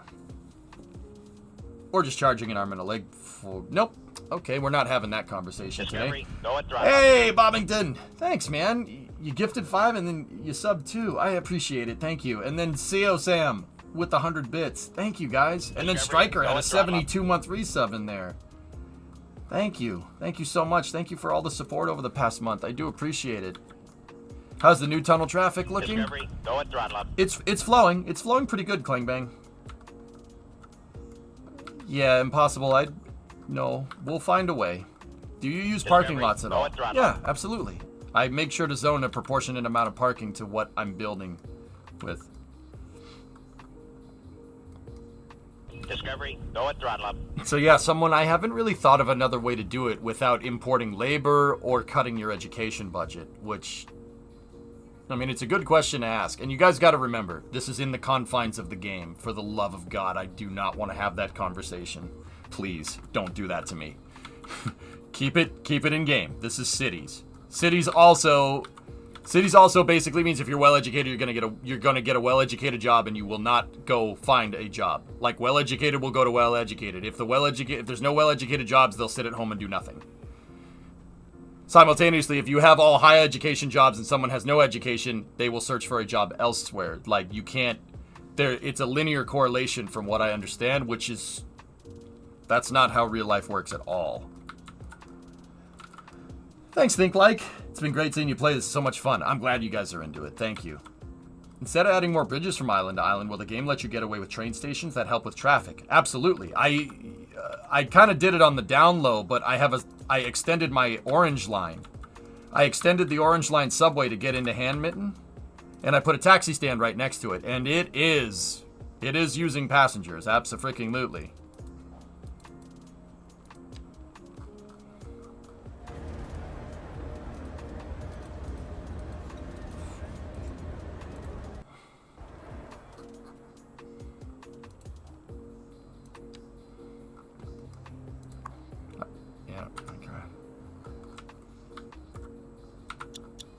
Yeah, Elvrain, 380,000. I don't know what to tell you.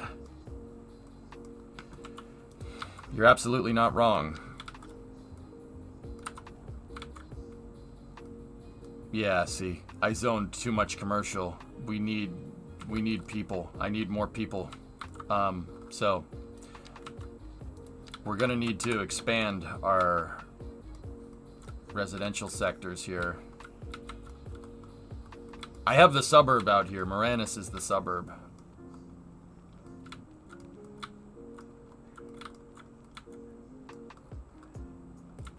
Don't forget about the road upgrades. Yeah, Elmo, the road upgrades are priority 1, but I also don't want to ignore what's going on either.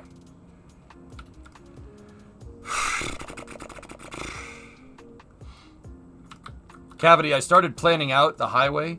So here we started, if you look at the footpaths that are down, I started working on a highway extension here because the first thing I wanted to do was build another bridge. So that's what we need to do. And this swampy land over here, I'll run another highway through, and we'll put an exit right here. That's what that line is for. And then we'll put an exit right there. That's what that line is for. And then it'll join up with the highway that we made that goes through the Stogats. We'll have a highway here, and then the highway will split after it crosses the bridge. And the highway will go across here, follow this river, and then it'll go over this neighborhood, and we're going to have to relocate some of these houses. I'll move them, and I'll zone more area over here.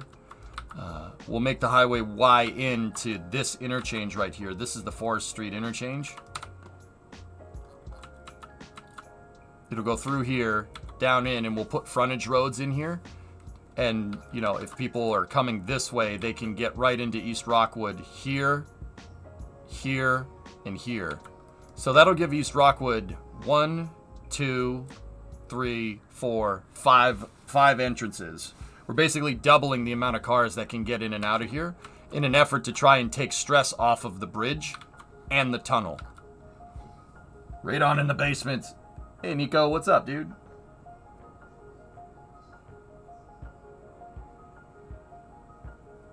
Should I care about low density demand? If you want to grow your shitty pest, sure. The people complaining about high rent is what induces low density demand. It's when you have high, really nice land value and a lot of services in an area that you know, this is basically a really nice suburb. East Rockwood is it's kind of an affluent suburb at this point. Yeah, don't worry, I'll ruin it by putting highways around it and stuff. Maybe that'll get them to shut up. I'm just kidding. Like, all my suburbs they're complaining about high rent, which induces low density demand. Because the idea is that, you know, the rates the rent prices would go up, or the mortgage rates would go up if, you know, there's high demand, if people want to move into the city. And it seems like people do want to move into the city, right? So, at least that's what I think is going on. I'm not 100% sure on this, but...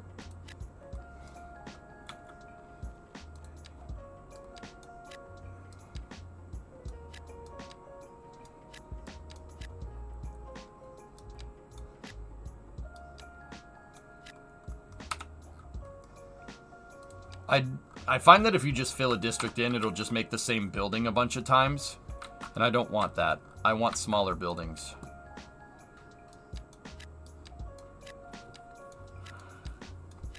So, we'll just leave that like that for a while. Well, zoning for low density makes smaller zones, then it will have less rent. Yeah, impossible. Yeah, Biffa. I've met that guy before. Biffa's come into the stream, dude.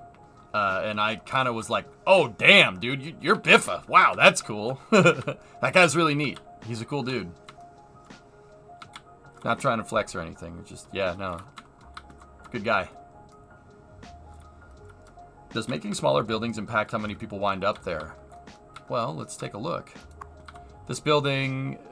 it's on a 3x3 footprint. I mean, that's not a residential building. Hold on. Let me find where my residential is. So right here.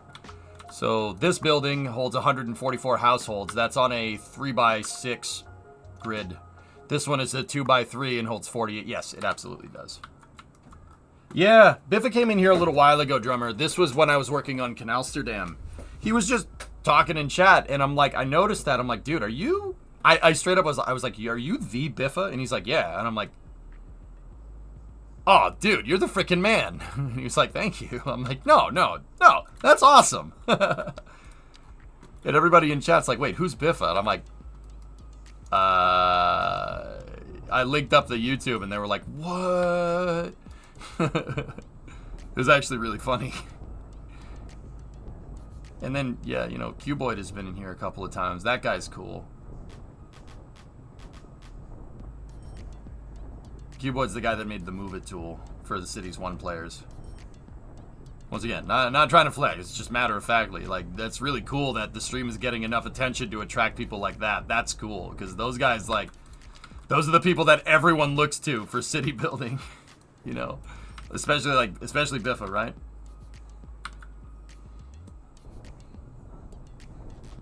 I've seen him in the Skylines Discord a couple of times trying to help people. Right on. I've been traveling the last couple weeks. Did the airport ever happen? No. Dude, the airport runways for the international airport, Gordon, are, as a plane nutcase, they're 3,000 feet long at an international airport, and so about a kilometer. No. I'm being a stubborn piece of snot on this. I really hope they add, like, an airport editor so I can make the runways the right lengths. Because I'm not going through all the effort to make this nice, super realistic city and then having an airport with 3,000-foot runways. I can't do it. As a plain nutcase, I couldn't do it. You can call me a stubborn piece of crap. You're absolutely right. Some things you just gotta be stubborn on. You have to take a stand. Have we looked at the spaceport? The spaceport has an air traffic control tower, Bran.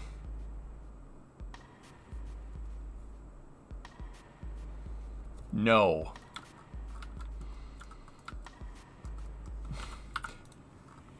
No. It has bleachers next to the launch pad. Yep. Yeah, yeah, next to the launch pad.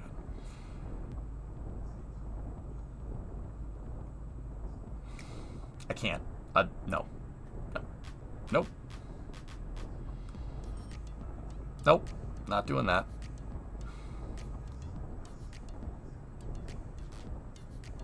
For the uninitiated, how long are runways supposed to be? Okay, Tech. Yeah, I mean, don't get me wrong. It's kind of a stupid thing to take a stand on. Like, you know, pick and choose your battles, right? Like, everything else is amazing in the game. Let me just say it first. It's just me being a stubborn piece of snot. Only I would notice that. So, the runways in game are about 1 kilometer long. So we're talking maybe something like this. They're about that long. That right there,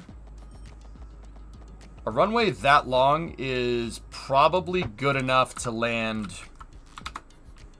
a plane like this.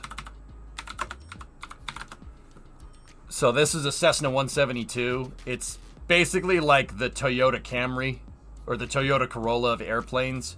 Like hats. It's a very simple airplane. It's very easy to fly. It's a great aircraft. Like, super reliable, super easy to fly, super easy to take care of. This is like entry level, really nice airplanes if you want to get into it, right? They're expensive.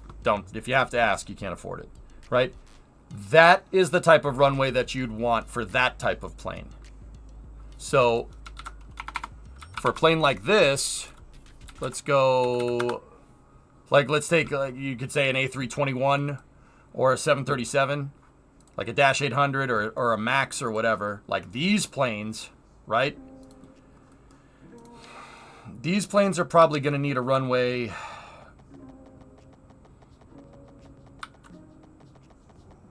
I'd say minimum, maybe like absolute minimum. This is like slamming on the brakes and ruining the brakes on your airplane. Probably about 1 mile long. So that would be like 5,000 feet. This one is 3,000 feet. More than you can afford, pal. So, you want an international airport, so think like Amsterdam Schiphol, or like JFK in New York, Denver International Airport, Los Angeles, like LAX. You want something that's going to land like A380s, 747s, big boy planes.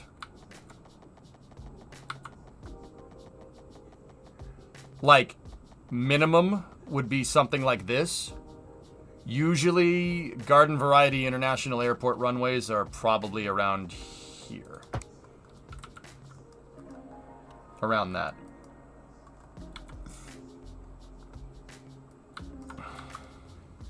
Yeah.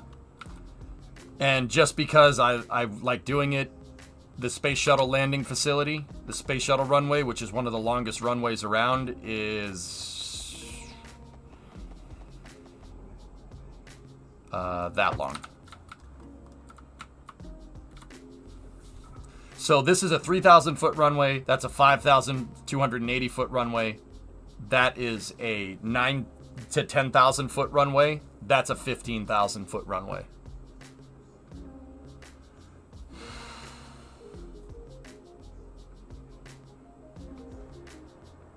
Yeah, Forrest, something like that. There's a lot of backup runways for the shuttle around. Now, Forrest, to be honest with you, the shuttle can land on a 10,000 foot runway. You would absolutely cook the brakes. You would, like, to the point where you would damage the vehicle. But in an emergency, damaging the brakes is honestly the least of your concern. In fact, even on the 15,000 foot runway that the shuttle runs on, that the shuttle did land on all the time, they added a parachute. NASA put a parachute. They retrofitted one. The original shuttles didn't have that. They retrofitted a parachute to reduce brake wear so they wouldn't destroy the brakes. And that's even on a 15,000 foot runway. If you really want to know. Like, something that people don't think about is the brakes on an airplane. Think about how small those wheels are on an airplane compared to the mass of the thing going down the runway. That's why planes have thrust reversers. And that's why they always land into a headwind so they can use the wind to slow them down on the runway, or else you're going to destroy those freaking brakes. Now, don't get me wrong, you know, you got all those brakes, you can use them if you need to, right? But the idea is to not have to change the brakes on the airplane as much. Which is why they have speed brakes on the wings and thrust reversers on the engines, because that's an easier way to slow down and it eases on the brakes. It reduces brake wear on the aircraft. Is there a way to add a two-way stop intersection? Not that I know of, dude. Our international airport runways are 10,000 feet, and they will not land anything larger than a 747. Yeah, I did see the 787 land on the ice strip consort. That was actually super cool. place the in-game airport for scale. All right, so you saw International Airport is that line right there. With all that being said, that's the regional. That's the regional airport.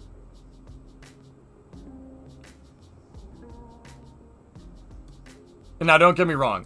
Colossal did it because they don't want an airport taking up an entire footprint. But the reality of the situation is that look at any airport in any city. It takes up a huge amount of space.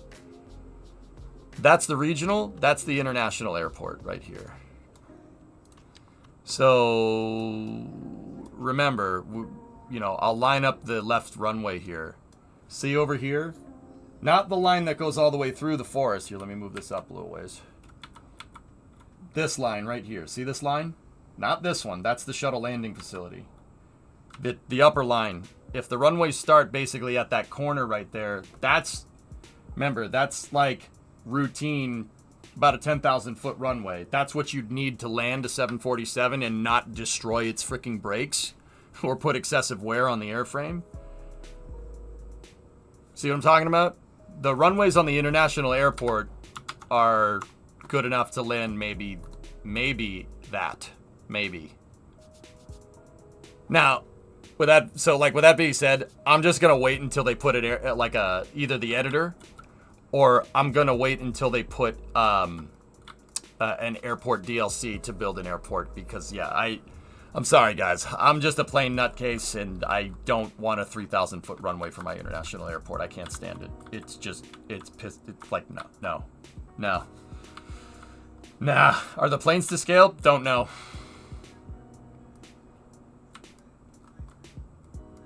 Yeah, we would need extremely long runways. With that being said, if, taking all that into account, if I was going to put an airport somewhere, I'd probably reclaim some land and put the airport right here. And then build out the infrastructure for it. I'd probably move this industrial sector somewhere and we'd build the airport at Eagle Point.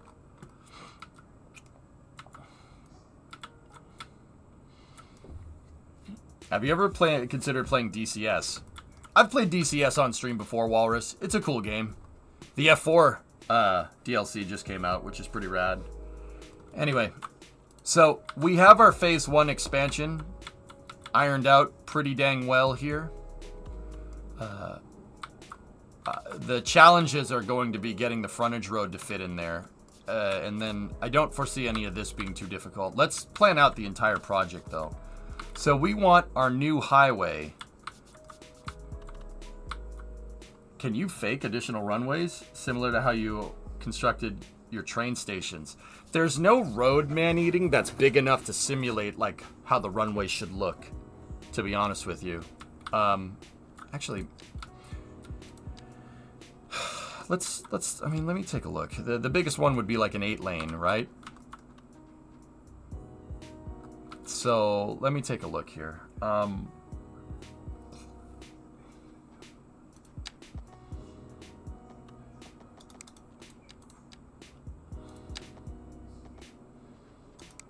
So each one of those squares is 8 meter. And how wide is our 8-lane road?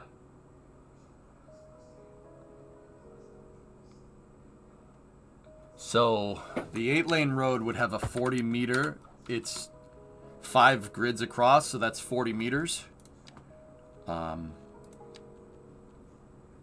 times 3 is 120. That's close. It's close. Yeah. It's close, dude, but this thing has like street lights on it and stuff. I'm wondering if we could get rid of the street lights, but no, it doesn't seem like you can. Oh, putting sidewalks on the side, yeah. It's wide enough. That's wide enough to be... 150 feet is actually kind of narrow for an international airport runway. We're right by Newark Airport, so I'll show you what I'm talking about. So if you want to learn a little bit about plane runways, right here, all these marks on the runway mean something. That's pretty obvious, right? They mean something. They didn't just paint it to look cool, right? They're all there for a pretty good reason. So these white arrows here basically are pointing at the runway threshold. See that? That white line is the beginning of the runway. This is not runway. This is a taxiway. All right. So the white arrows denote what's called a displaced threshold, meaning that the runway does not start right here. The white line is where the runway starts. Now, after that, you have these hash marks here. What the hell do those mean? You have 12 of them right there. Well, those denote your runway width. So this is Newark. This is a big airport. So this is an international airport. 12 hash marks is 150 feet. 150 feet or about 50 meter wide. Right? That is an adequate size for an international airport runway. With that being said, 8 times, you know, we're 5 grid spots wide on that 8-lane road. So 8 grid spots, they're 5 grid spots, they're 8 meters a pop. So 8 times 5 is 40, right? So we have a 40 meter wide runway. It's close. See, that's what I mean. It's actually a little bit on the skinny side, but we're close. So it's almost right. And then here you have your magnetic field, your magnetic compass heading. So this would be 04 on a compass. And the letter down here, there can only be 3 letters below the number, L, C, and R, left, center, and right. That is an indicator for a parallel runway, meaning there's a runway parallel to it. If there's 3 runways parallel to each other, you'll see left, center, and right. But this is just 2. So you have your right and your left runway. There's 4 right, 4 left. Right? 4 is the heading of the runway on the compass. And then what are all these marks right here? Well, those 2, the big blocks right there, are the ideal point to touch your tires down on the runway. These marks, 3, 2, 2, 1, those indicate your distance from threshold. They're every 500 feet, if I'm remembering right.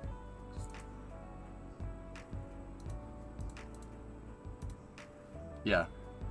The hash marks will indicate your distance to the end or beginning of the runway. It's distance to each threshold. So this is 500 feet into the runway, 1,000 feet, 1,500 feet, 2,000, 2,500.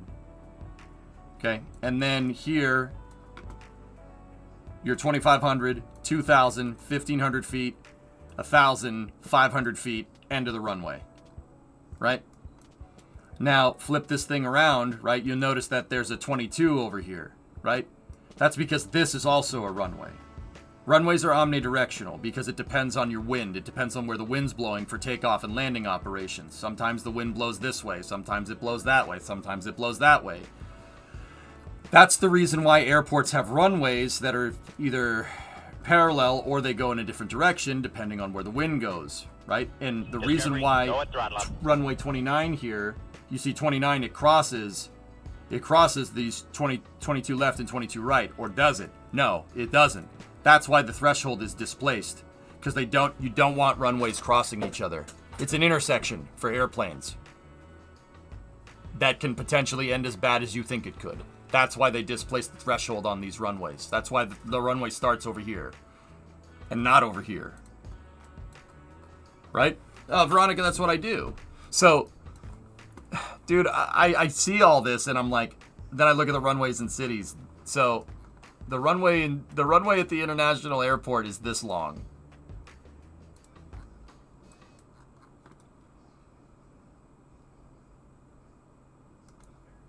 I can't. I just can't. I'm sorry. I'm not doing that. I'm not doing that. That's my pet peeve. I'm sorry. I know I'm being a little wimp about it. I don't care. Yeah, 29, exactly. Yeah, you wouldn't say runway 29, but yeah. Have you looked at Hong Kong's runways?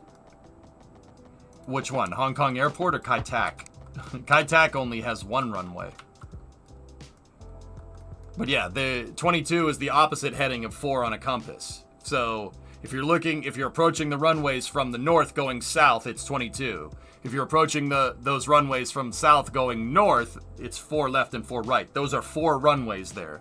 They're not just 422. You wouldn't say it like that. Pilots would get confused.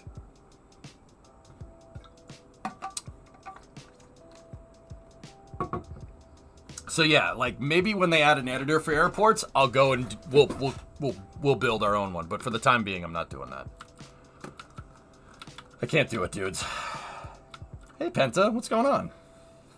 been away from space news. How's Starship looking? Tomorrow. Starship's looking good. Launch tomorrow. Tomorrow in the morning, hopefully. All right, so that's the first phase of construction. We got that figured out, right? So we want the highway splitting right here. We have an exit ramp there. We have an exit ramp there. We'll connect into... we'll connect into Forest Street. We'll connect into Moore Street. And then I'll expand this road a little bit more and see if we can plug it into the suburbs. And then we can build right up to the highway with offices or industry or whatever. And then this neighborhood will expand it a little ways. Basically up to the to where the highway is. This one, we're going to have to relocate some of the houses here. Probably like all this right here. But most of it is trees, so we can get rid of those, and that's not an issue. This is an old bridge that I used to have to a power plant that was sitting over here once upon a time. We can get rid of that.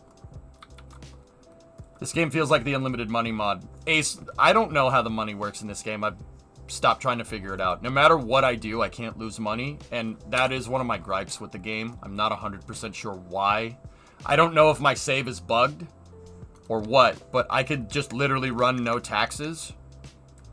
And the game says I'm losing money, right? It'll say that I'm losing $297,000 an hour, but my money just keeps going up. It'll even have a downward arrow right here. Just keeps going up. I don't know. I don't know. I think my save is broken, or it's not calculating money correctly in game. So what I've been doing is, because I don't like the idea of playing with unlimited money, I've been running a tax bracket that basically will make it so at least the budget tells me that I'm breaking even.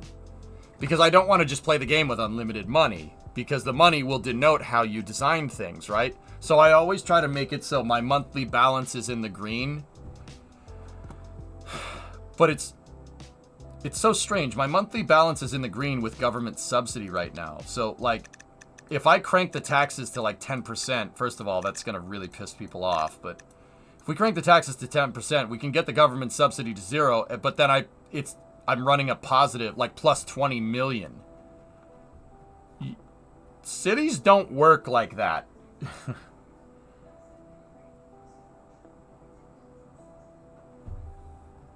I don't know, Unique. Penta, is this city build on YouTube from the start? It should be. Yeah, it should be. All the city's VODs should be up there. Yep. So, what I try to do is get my taxes basically right to the point where I'm just breaking even to budget it correctly. But yeah, it's very strange.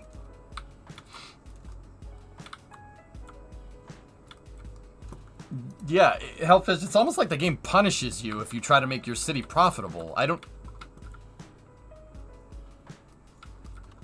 Dude, I called that out on the first day. I was like, what? Why is it doing that? That's weird.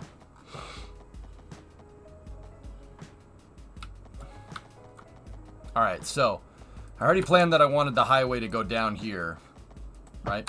I'm using footpaths to redesign this highway. They're still complaining about mail? Yeah, a little bit. Basically, I wanted to hug my my train yard here.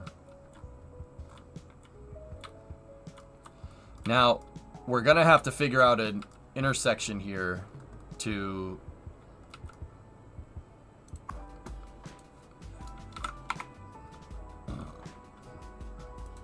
I don't know, what should we name this road?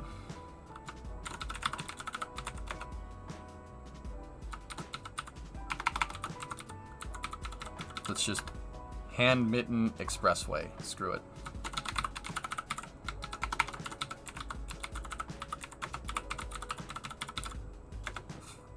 That would be west. And this one would be east. I thought you said west. Muppet Street. No, we're not naming it after you, drummer. Sorry.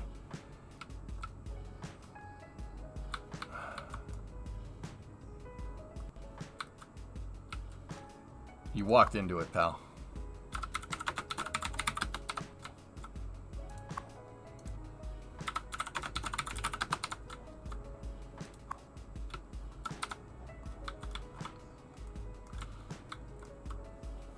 Master of Muppet. Yeah, I saw it. So, we need to make a better interchange here. I'm going to have to do some research on how that's going to work. And then we'll have the highway go over the train Y. That's the main connection to get to, like, downtown. Like, the city center over there. But, I mean, this is very rapidly becoming... The city center is becoming this entire bay. Hand mittens, like, look at me. I am the city center now. Did you put a subway line in? Yeah, there is a subway line. The station is over there where there's traffic because it's by a taxi station. I did leave some space here to put a bus depot down so I could have buses that use the tunnel. Buses will use the hand mitten tunnel right here to get between the two kind of city centers. Could you show the subway depot? I'm actually going to need to build another subway depot. This thing is at capacity, pretty much. We need more. I need another depot if I want to zone out and extend the subways anymore. Yeah, that's the depot right there. I built in the loop tracks to make it look like an actual subway depot. Because it gives you all these dang connections here, but you really only need to hook it up once. Just, you need to hook up one and then you're good to go. So I designed it a subway...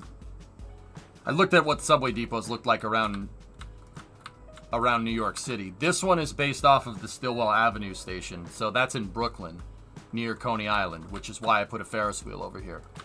And made this borough, or this part of the city, called Baloney Island.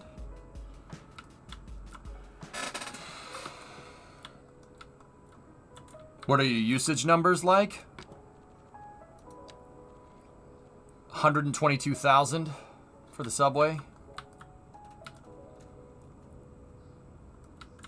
Bologna.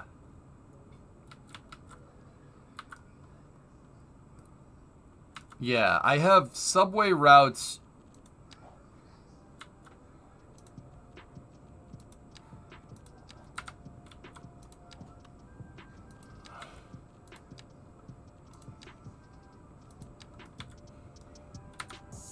See if we can get to like underground view. There we go. That's a good way to see the subways.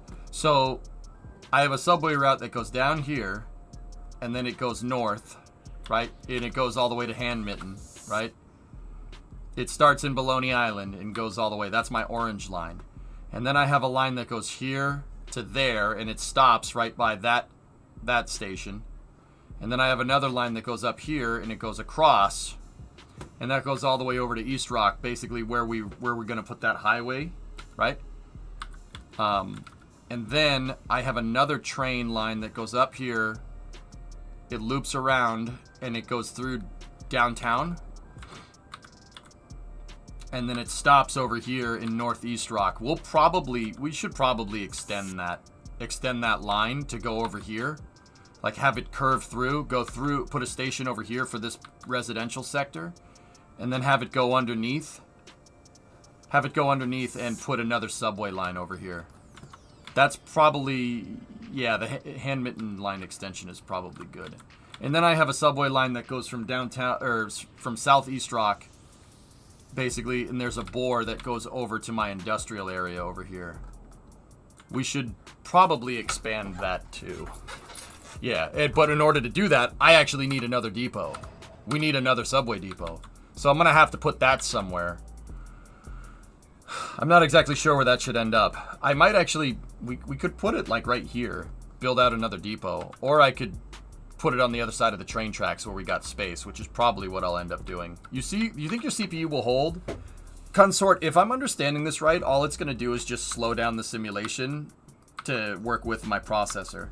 So the simulation's just going to get slower and slower. But that's not a big deal. I'm okay with that. What about that little island next to the original depot? That's a good idea, Phantom, but I don't like the idea of owning half of this island and having a bunch of city right here, or a depot or whatever, and then having the other side of the island be completely bare. I'm not really cool with that. I don't want that. So I'd actually prefer to like put the subway depot like over here somewhere, right? And then I could maybe make a subway line extension into Moranis or something. You know, Moranis already has the train, but having a subway terminus over here and a depot would actually be pretty cool. We also should figure out a way to extend the subway lines over into Stuttgart. Into the Stuttgart. That's probably not a bad idea as well. Use the space on the industrial manifold.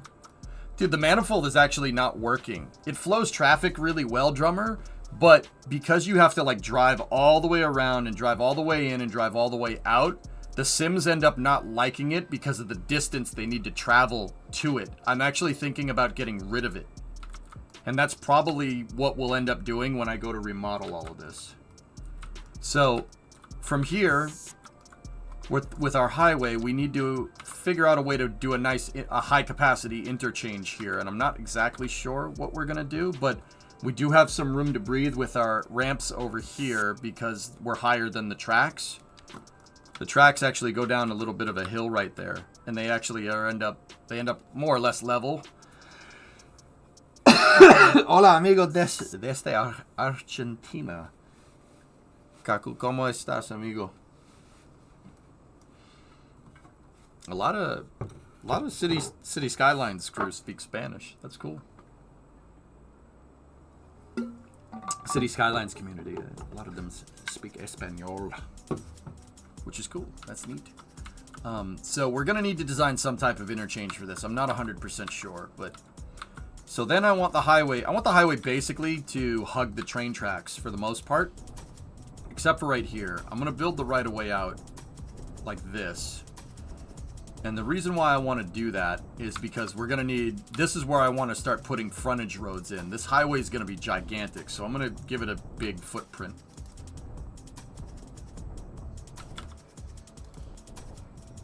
We're going to need those frontage roads, dude. So we're going to need frontage for this, have the frontage roads continue, and then we need frontage for this interchange, too. For the... It's marked as the 22nd Street interchange, but it's not. It's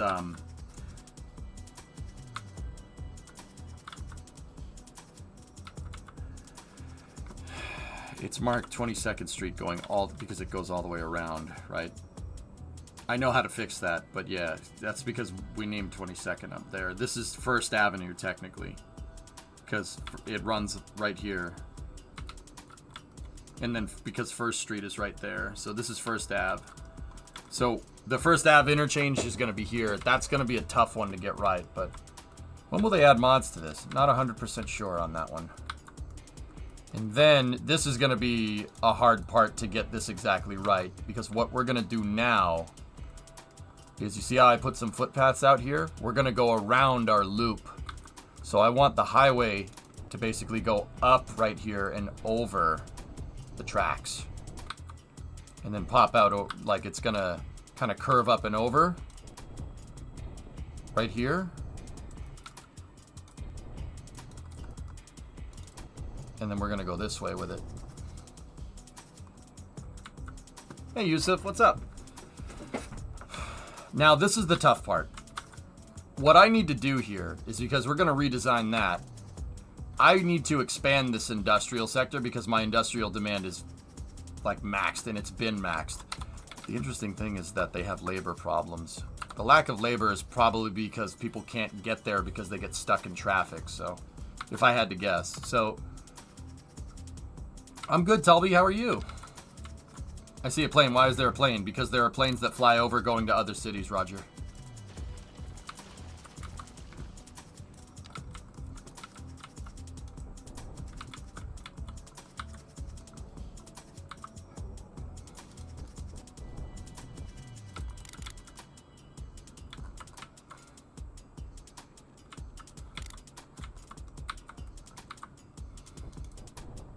So, this area, I'm not sure. I know we want to expand the industry, but what I really, really also need to do is, we need another exit for this district here. That right there and that right there, this abomination is the only way to get into this industrial area. So, the reason why I wanted to go out around the loop for the tracks is because I wanted to get it out here, and then I wanted another high capacity interchange here that will go this way and lead us in to this district, right? We're gonna have to go underneath the tracks right there, but that's okay. We can put a bridge in there because the tracks are really flat.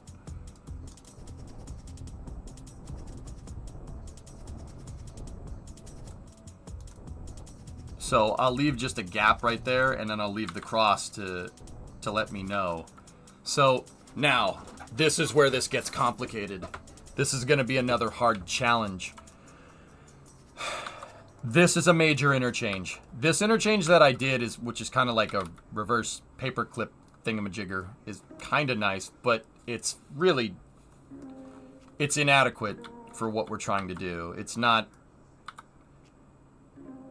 I designed this kind of on a whim, which kind of... I should have put more thought into it, and this is what I mean about planning your cities. My city that used to be the only way in. That bridge over there, if you see it, that used to be the only way into the city. So cars would have to get on the highway here, and they'd have to go into the city. So I started on this block, and I expanded this way first. And then we built our, downtown East Rock, right? And then the demand got so ridiculous because I drastically misunderestimated the population density of a high density building. High density buildings in City Skylines 1 maybe hold 100 people. 100 Sims. High density buildings in City Skylines 2 hold 150 households. So that could be up to like 500 people. If every, household is 2 people with kids and a freaking dog, right? Not to mention all the cars and all the parking that goes with that, right?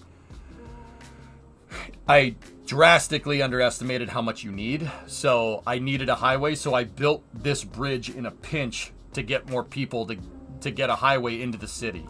I built it really, really fast because we needed it, and that was a mistake. But, hey, that's how you learn, right? Keep an eye on Starbase Live. Jared and team will be doing a flyover this afternoon. Cool. So, this interchange over here is going to have to be, extremely high capacity. I figure you built it poorly on purpose. I just built something, Hellfish. I built something. That's it. I built something that I knew would work, but once again, I didn't really understand just how much highway access you need for high density. High density is a lot more realistic in this game. Population density per your building, like buildings per capita, is so much bigger than it is in Cities 1. And, I did that, and it didn't even occur to me, and then I zoned a district here that just has 130,000 residents. That's the reason why we have traffic, if you really want to know. Southeast Rock drastically needs more access. We need more ways to get in there. And Southeast Rock is the district with the most subways, which is crazy, right? But anyway, I digest. So whatever we build here we're gonna have to do some research into super high capacity highways and interchanges. So I think doing a thick cut through this hill is probably a good idea because that gives us some good elevation with our new highway. And this is where it's going to end up, right around here. And then from there, oh, that doesn't give us that much space to get over the train tracks. Okay, new plan. We got to get over the main line that's right there. I don't want to divert the tracks if we don't have to.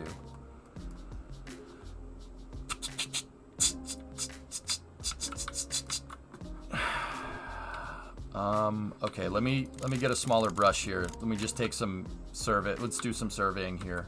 How high above the tracks is that right there? Okay, that's 1 meter, 2 meter, 3 meter, 4 meter, 5, 6, 7, 8. That's 8 meters over. Is it enough to get across? Yes it is. Unless it's trying to bend us over the bend. Over there. Yeah, see the end of the road when we go to try and make this? Look right there. See how it... I don't know if that's bending it... I can't tell if that's bending the road surface down or if it's just bending the highway walls around here. The way you play this game is so entertaining. Thanks, Kindred. I just try to have like a modicum of realism when I play. Just a little bit. Yes, modicum. That's your word of the day. A little bit. Small amount.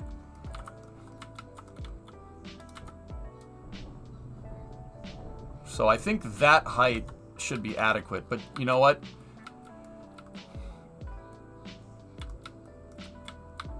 How do you spell that? Modicum. I said the last 3 letters and people went, huh? A plethora of modicums. The etymology of the word is Latin. Modicum. Latin. Meaning a little bit, small amount.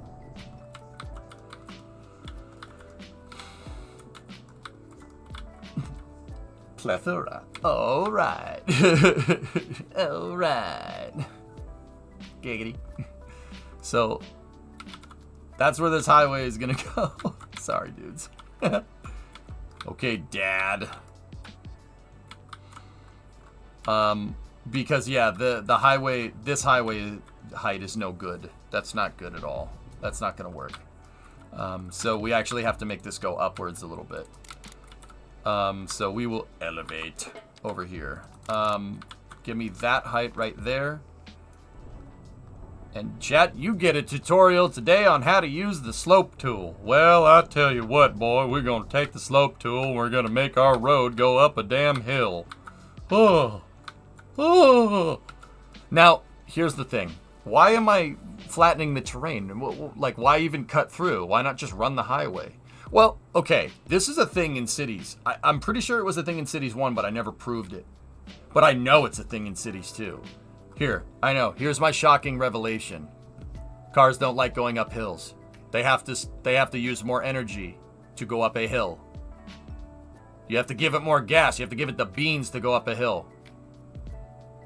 So, guess what? You slow down. Traffic flow slows down on hills and curves in City Skylines. Oh yeah. It did it in 1, I'm pretty sure. I never empirically proved it though. But I know it happens in Cities 2. Because when I went to build roads and when we first had the game, so this is when the simulation wasn't going in slow motion. I built a road that had a step in it, like by accident, and the cars were basically getting to the step, stopping, and then the game was making the car do a nosedive and keep going. I know that bumps in the road slows traffic down. We saw it. We saw it happen. And I guarantee you that was when my simulation was actually running in real time. That was like a month ago. So I know. Yeah. So the funny thing is that's really cool to me. Why is that cool? That happens in real life. That's the case. Trucks don't like going up hills. Moving all that weight and mass up a damn hill, it ruins your car's fuel economy or truck's fuel economy. You slow down and you don't get there as fast. The straighter and flatter you make your highways, the better. And with train tracks, dudes, don't even, avoid going up or down any hills at all costs. That's how real train tracks work. That's really important to understand. Cars can go up hills, but they don't really like to. They can. Hills are a train's enemy. Trains work really well when it's flat, when everything is flat. They work very well, right? So if we go look at the Meadowlands again, because I'm using Jersey as a lot of reference. If you don't like it, you can get the frick out of here. Get the frick out of here. Go, skadoodle, get the frick out. So, all right, check this out. There's a major train line here. This train line basically runs all up and down the East Coast. Look at the effort that they made to make sure that it was flat coming out of that tunnel. Now, you're looking at Google Earth, okay, they put the tracks up on a hill, right? Okay. Then you realize how tall that hill actually is. Like this berm that it's on. Look at the containers next to it. Look at the staircases. And then you look at cars and other stuff compared to it, and you realize that the train grade is like 2 or 3 stories, I'd say 3 stories above ground level. See what I'm talking about? That's way up in the air. That's 10 meters. It's a 10-meter thing. 10 meter berm, and it's freaking huge, and they just basically brute forced it through the damn swamp, right? But see how flat that track stays? No matter what, keep it flat, and that instead of making it go down a hill to ground level, they just raised the entire thing and basically built an elevated train through the damn swamp. Right? See what I'm talking about? Trains don't like going up hills. They won't go up hills unless they absolutely have to. We can go to other parts, like if we want to follow one of the tracks out of the city, the train line will find the lowest point. Look where the tracks are. This is the other side of that line coming out the Long Island side. Well, actually, this is the New York side. Look at the tracks. They find the low points. That's how train engineering works, dudes. Keep the trains low. If you keep the train tracks flat, keep them on the low points, and make them as straight as you possibly can. You know, obviously that's harder to do, right? If you have a hilly map, right? Keep them straight and as flat as possible. Your trains will go faster. That's the case in real life. It's the case in game. They made the traffic work like that, which I really, really, really appreciate. That's really smart. That's really cool game design, personally. I think that's amazing. I'm better than your professor? Well, thank you. Yeah, trains hate going up Cajon Pass, right? Even a 1% grade. A 1% grade for a train means... grade percentage is agnostic to measuring system. A 1% grade could either mean 1 foot per 100, you're going up a foot every 100 feet, or you're going up 1 meter every 100 meters. A 1% grade, which honestly, most of us, if we were walking up a 1% grade, we wouldn't even notice.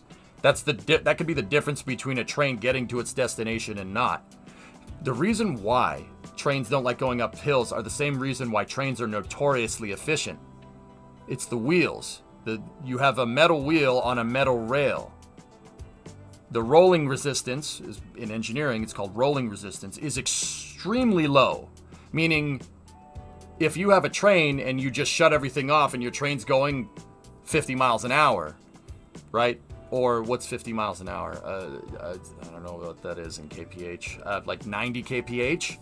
And you just shut everything off and you let it roll, it's going to take an extremely long time for the train to come to a stop. But that's also the Achilles heel of the train. It's really hard to make traction. So going up a hill, now you have gravity pushing at an angle, right? Not pushing you down onto the tracks, it's pushing you away. You're not perpendicular to the force of gravity. So because that coupled with low rolling resistance means you can end up doing a train burnout if your train is too heavy and you don't have the traction to get up over a hill.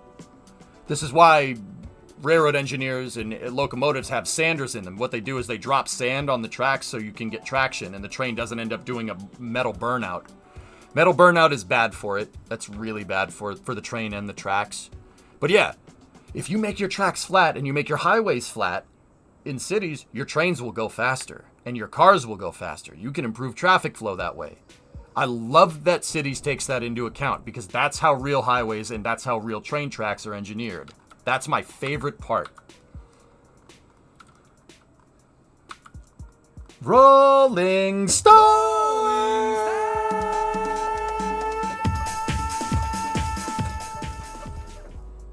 Okay, cool. That's my spiel. So... that's why I have the highway cut, but we can't. We have to make the highway go over the tracks because cars can go up hills better than trains. Everybody got that? That's why I'm making the highway go up. To be fair, EJ has like 30 favorite parts. Oh, stop trying to take me down a peg or two. You know it's cool, you jerk. Wait, no, I gotta, this is new. Hey, stop trying to take me down a peg or two. What are you trying to do here? Oh, hey, yo, why don't you go to the Stugats, all right? Sims will hit their brakes before sharp corners too. That's right, bro. You got it, man. So, make your highways flat. You know, I see a lot of people come in here, they're like, ah, EJ, my city doesn't really look too realistic. Do stuff like this. You want it to look better.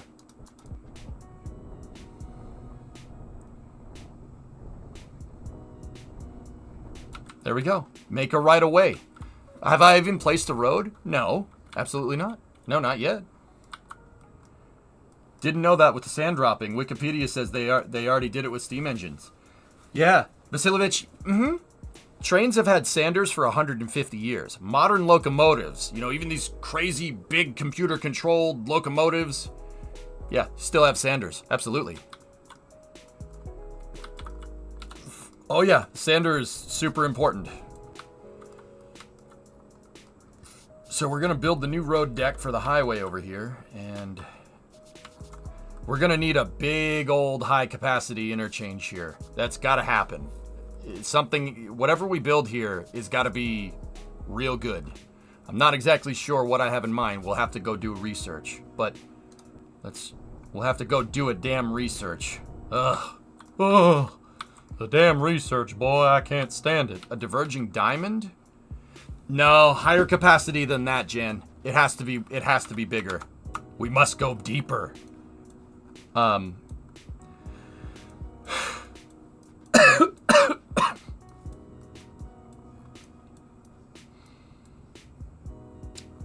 Something like this might work. This is a double trumpet interchange, so it's how stuff from this highway gets to that highway.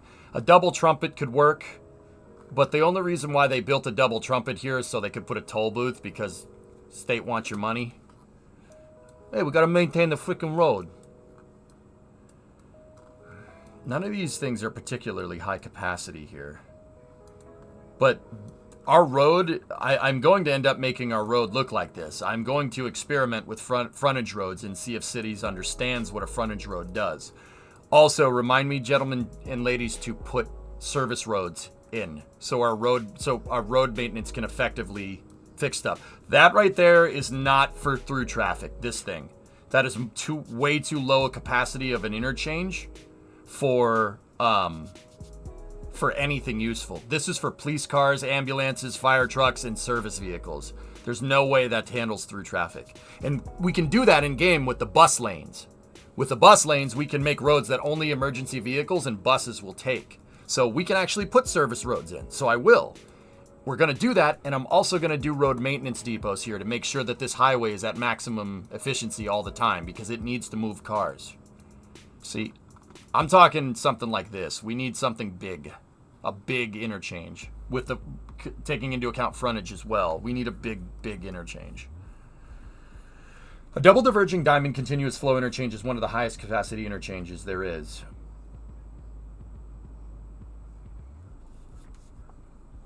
Yeah, I suppose if we made it highway style, Aqualex, for whatever reason in my mind, I'm thinking about a stoplight interchange when Jan suggested it. But yeah, if we do full highway high capacity diverging, that might work. Yeah, that could definitely do us right. Here. Now watch this drive. No, shut up. I'm not customizing anything, you dick. Freaking ads, but... Oh, no. Oh, no. Oh, no. Oh, that's expensive. So, you guys want to see how you don't train? Okay, see this? This is Trip Outpost Train Adventures. This is that guy's footage.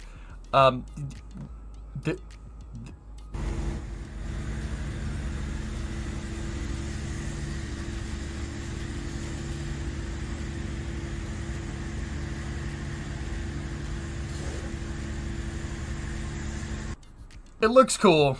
That's also really expensive. That's a oh god, that's so bad for it, dude. It's so bad for it. You're doing it wrong, man. Oh my goodness, I can't watch this. That's like that's train gore. It's terrible. Oh, it's a rail grinder. Oh, okay, thank God. Oh, okay. All right, it's cool. That's okay. They're surfacing the rails. All right, cool. I was looking at that going, that's so bad for it, dude. Oh my God. Oh, okay. That actually, it's a surfacer. All right, that's basically surfacing the rails. So yeah, it makes a lot of sparks because it's, yeah, okay. That's okay. But if you ever see a train doing that and it's not a surfacing train, that's not good for it, man. They reprofile the rail after freight trains crush it. Oh. Okay. Literally the title of the video. Yep. because I knew about that when I clicked on the link. And if I spent all my time sitting there reading the captions for every video, we'd never get anything done, already on top of how much we don't get done. That's why I just go to watch the video, because you guys are looking for a reaction and don't pretend like you're not. Okay, there's the frontage interchange right there. Yeah, see? Triple frontage. Or, well, double frontage right there. Okay. See, we got to do stuff like that.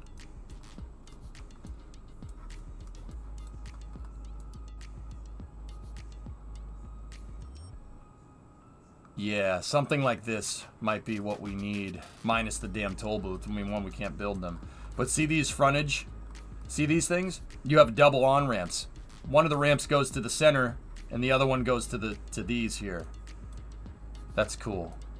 I'm wondering how well Cities is going to understand this, because guess what, guys? That's what this road is going to be. We're going to make it like that.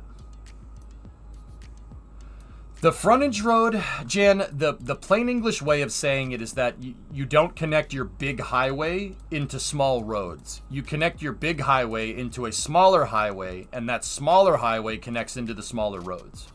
It's basically an intermediary road between freeways and regular roads, right? So normally you'd have like a medium capacity highway, and then you could do like a regular exit ramp, right? And that ramp the exit ramp would meet up with an intersection like this. So let me give you an example. See that?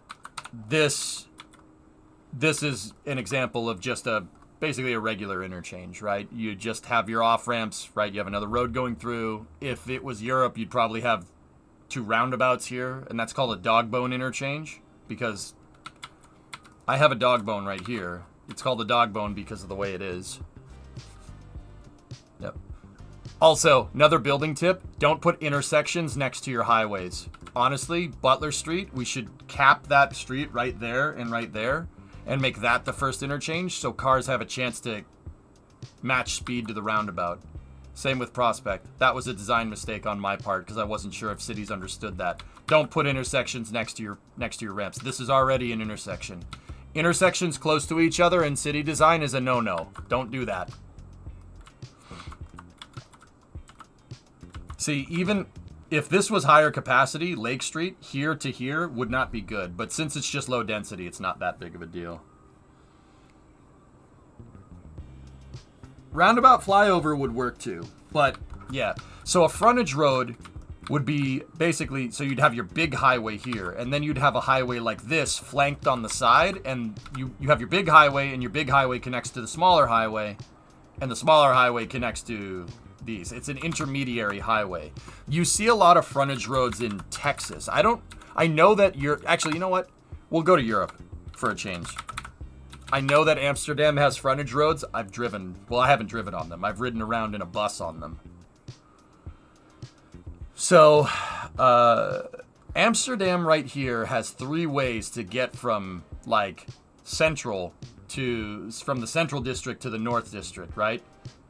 So, like, up here, right? There's 3 ways to do it. There's a beltway, right? The A10, that's a beltway that goes around Amsterdam, right? And then there's a tunnel, the S116. There's a tunnel right there. That's it. Why? Why is that the case? Why only 3 ways then? This is a major shipping lane. Just same kind of problem that we're trying to solve here. So you have a lot of highways. The A5 converges with with A10 right there, and you have and that connects into A8. See that? That's a huge. This segment of A10. Anything from over here that's trying to go across the shipping lane right here is going to need to use that road or that road over there. But let's be real. The only thing that's going to use this road is the stuff that's over here. The only thing that's going to use this road is the people that are right here. And let's be real. There's a lot of people right here. Right? And that one over there.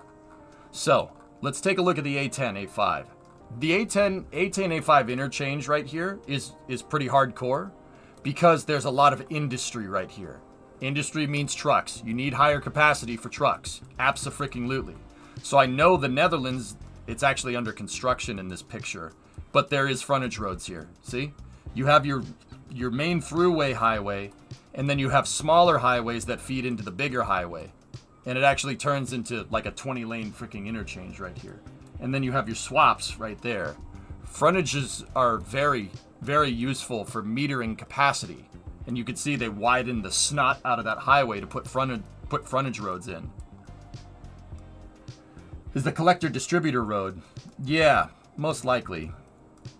Actually, it's cool that this is under construction because you can see them grading all that extra dirt right there. So the Netherlands, and don't get me wrong, other places do this, but I noticed that all the highways and all the train tracks in the Netherlands are raised up. They're built on a raised deck here. All the highways are built that way. They're all built raised up on a giant dirt mound. Why? Why would you do that? Don't get me wrong, we do a lot of this in the US too. Check Toronto. We could look at Toronto, yeah. The reason why they do this, well, so the roads don't flood.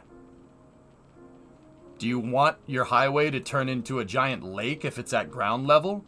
You don't want standing water on highways, especially in an emergency.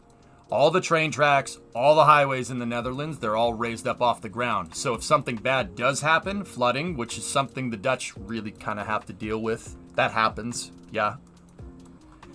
Turns out when you build cities on swamps, this happens, which is why, like in the US, New Orleans, same thing. Same thing, all the roads are raised up. There's a really good reason for that, so they don't flood. So your emergency services can move around if something bad happens. But it's all raised up, so if it floods, your highways don't get jammed. Puddles on highways the highway's useless, because then you hydroplane everywhere. That's bad. Low-lying country. Bingo, Don. Most highways are built like this, even in places where that's not wetlands. They're raised up for sound purposes. For sound. So like, if you build the highway up on a mound and you have a house down here, you won't hear the road because sound waves don't curve. They just radiate out. Sound doesn't go around corners, right? It bounces off things. So if you have a raised highway with a bunch of trees on the sides, you're never going to hear it. Especially if you live close to it. Right? Dude, look at all the grading here. You could see it on Google Earth. Everything is raised up, and then they have drainage ponds. These are called water retention ponds. So when it does rain, for instance, all the water goes off the highways, goes down these hills, and finds their way into here, where it just evaporates over time. These retention ponds are there to get water off the highway quickly. Because you don't want puddles on a highway. Imagine how bad that could be. But do you ever drive on a highway? You ever see puddles on a highway? Never. Ever. Right? Isn't that cool? You wouldn't think about it, right? But that's how it do be like that, man. That do be like that. Yeah, you don't want to aquaplane. I think that's what they call it in Europe. But yeah, frontage roads. It's cool because you see them grading everything, which is exactly what we're doing in cities right now. When we engineer our highways out in cities, I always give ways for drainage to happen, right? Like this. And I always raise the highway up off the ground. Same exact thing. Now, don't get me wrong. Rain isn't going to make puddles. At least I don't think it does in this game. But if I screw up something or we get hit by a tsunami, I don't want my roads to flood. Aqua treads. I-10 through downtown LA does have puddles. Yeah. Yeah, well, they can't exactly shut that down and fix it now, can they, Jazz? Yeah, Jack, well, you figure where it rains so much where you lot are from that you'd figure that one out, but I don't know. Maybe old infrastructure.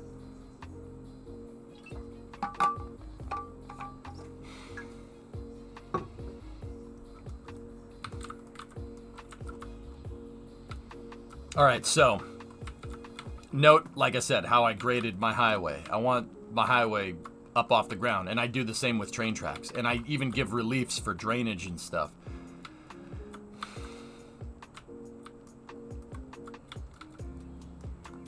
All right, so the highway's going to come down here. We'll build out a big high-capacity interchange here. The DVP in Toronto has a low section through the Don Valley, and it floods all the time. Yeah, well, Magnites, I'll be honest with you. Everybody here, you know, we got to do an environmental impact report every time we want to build something new. And then everybody uses that as an excuse to say, like, oh, we don't know how to get stuff done anymore. We're bogged down in all this other crap. The reason why you do an EIR is to make sure that doesn't happen to your highway. Yeah, it's not just tree hugger nonsense. Trust me on this one. It's not. There's a very good reason why you do that. It's not just about invasive species and screwing up and being invasive to like the local environment. They do environmental impact analysis reports on highways and buildings and everything nowadays in the West, so you don't build a castle on a swamp. Said you couldn't build a castle on a swamp, but I did it anyway. It fell into the swamp. And that's why, like, if you like rocks, for instance, and you want to be a geologist, right? Industrial geology in like civil planning and civil design and doing EIRs based off of like core samples and stuff is super high demand. Believe it or not, I have one of my cousins is a geologist, and she always has work. Oh yeah. And the funny thing is, her fiance plays City Skylines. That was a weird conversation. I was hanging with my cousin and her fiance the other day, right? And he was like, dude, there's this new game out that I'm like super into. And I'm like, oh yeah? He's like, it's City Skylines. I know you play games. Like, have you ever played City Skylines? And I'm like, let me tell you something. Yeah, I've played a lot of that game. Yeah, it's a pretty good game. I freaking, what did I say? I was like, yeah, I've heard of that. Yeah, I dabble in it from time to time. You know, swear to God, this happened. I was like, yeah, I've played that. It's pretty good. He's like, did you play the original Cities 1? I'm like, yeah, I'm pretty, you know, I like games like that. They're pretty good. He was like, oh man, that's awesome. That's cool. Hey, can you help me build a computer so I can play Cities 2? And I went, oh, yeah, let's go. No, I was happy to help, actually. Discovery, go and throttle up. I didn't really think that I'd have to do the same thing, man. You know. Hey, Maverick. Now I'm like, oh yeah, I should probably do that too. He's like, yeah, I can't get the terrain tools figured out. I'm like, okay. I got you. Yeah, I play from time to time. Look at my 1 million population city. Whoops. Alright, so for this spot right here, after we build out that interchange, I want the highway to kind of come here and hug the coast. The reason why is because right here, we're going to need to build another massively high capacity interchange here. Yeah, it's just... This intersection needs a lot of help. I knew it was gonna jam. I knew it when we made it. This little connector thing. We have to not... It has to not be like that. What we really need is an interchange here that basically is a teed off highway. So this highway needs to come down here and tee into this highway. And then on top of that, we need to have a high capacity throughput for over here for this industrial area. How this industrial area works is that you have your inbound highway, and your inbound highway feeds all the traffic here, and all the industrial traffic goes through here, and then all the industrial traffic comes out here, and it circles around, and then it comes back in. I call it a manifold design. It worked super well in City Skylines 1, and I'm not gonna lie, this flows traffic pretty damn well in Cities 2, but clearly we have a problem here. The problem with this is that in cities, the distance matters because the distance to your job matters. So you have to, like, you know, first of all, this isn't near anything. People don't live near this. So they have to either drive an incredibly long distance because it's calculating distance here. So it thinks that, you know, if you unwrapped the entire manifold, it would be a road that's like way over here, right? Like distance-wise. So that's not going to work. That's not going to work for us at all. So we need something that's super high capacity here to be able to shovel stuff into the manifold, or I might just get rid of it. It's great for flowing traffic. It sucks because the NPCs take into account distance in this. So the reason why I have nasty labor problems over here is because I zoned areas that are closer, and people will go to find jobs that are closer. This is not near any residential districts, so this has most of my industrial labor problems. Don't get me wrong, we have stuff over here too. The reason why I have such a bad labor shortage is because I just zoned a crap ton of commercial, and everybody decided to work there because it was closer. But see, the industrial areas that are closer to residential, right? Like the one in Stuttgart, doesn't have any labor problems at all because people just drive down here to go to work. See what I mean? We need some low density, Zeph. We're going to have to put another suburban district out here. Probably where these trees are. Or move my industry somewhere else. I was honestly thinking about, we could either A, do a train or a railway extension with the subway or something. Get the subway to come around over here. That's what I was already thinking about. Or B, just get rid of it and build... I don't know. I was actually even debating taking this industry area and building just a big industrial area over here. But it's very clear that that won't really work too well because distance absolutely matters. So I have to somehow increase throughput here with cars so the industrial traffic can move around, cars and trucks, but we also need better services with trains, trams, buses, etc., etc.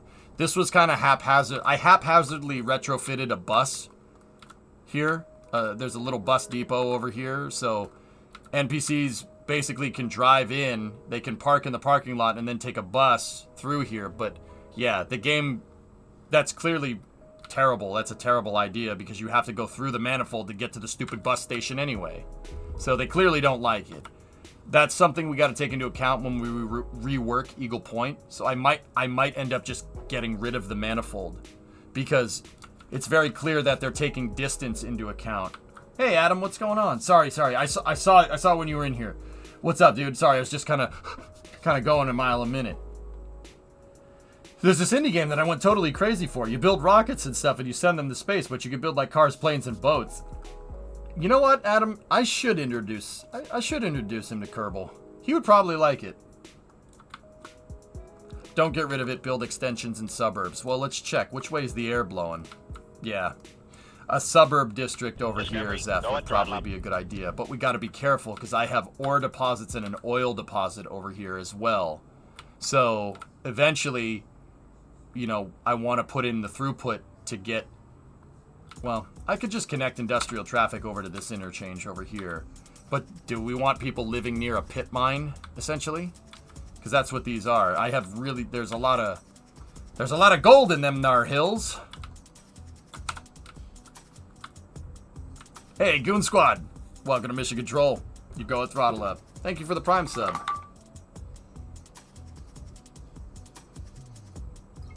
Subways with cross-manifold walkways. We can do that.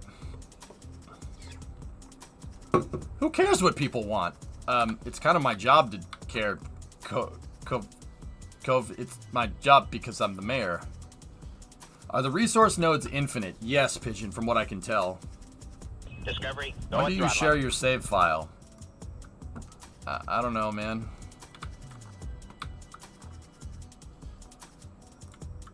Hey, Bird Dog, tier 2, 61 months. Thank you very much. Thank you for all the support, guys. It really means a lot. But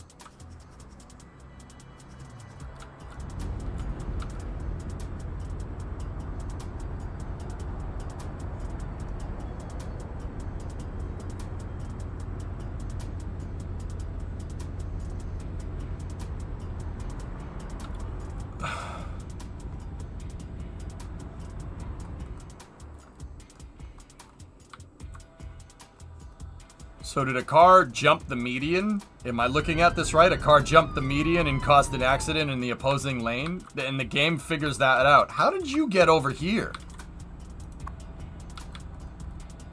Damn, dude. You can put down a city hall, Rauk. I don't know if you can make a mayor's house. Excuse me.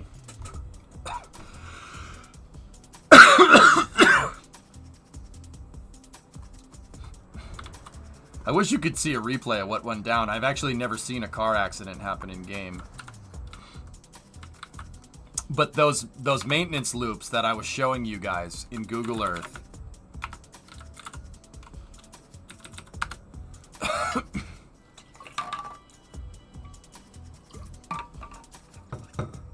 Those maintenance loops that we saw in Newark, like the one right here, I'm gonna do that. We need to do this so emergency vehicles can get to the highway, because it looks like that traffic jam is completely backed up and there's no way the emergency vehicles are gonna get anywhere near. Yeah, that's not good. And now that that's happening, nobody can get to work. That's why whatever we build out here needs to be super high capacity. Again, we need some very, very, very, very high capacity interchanges here.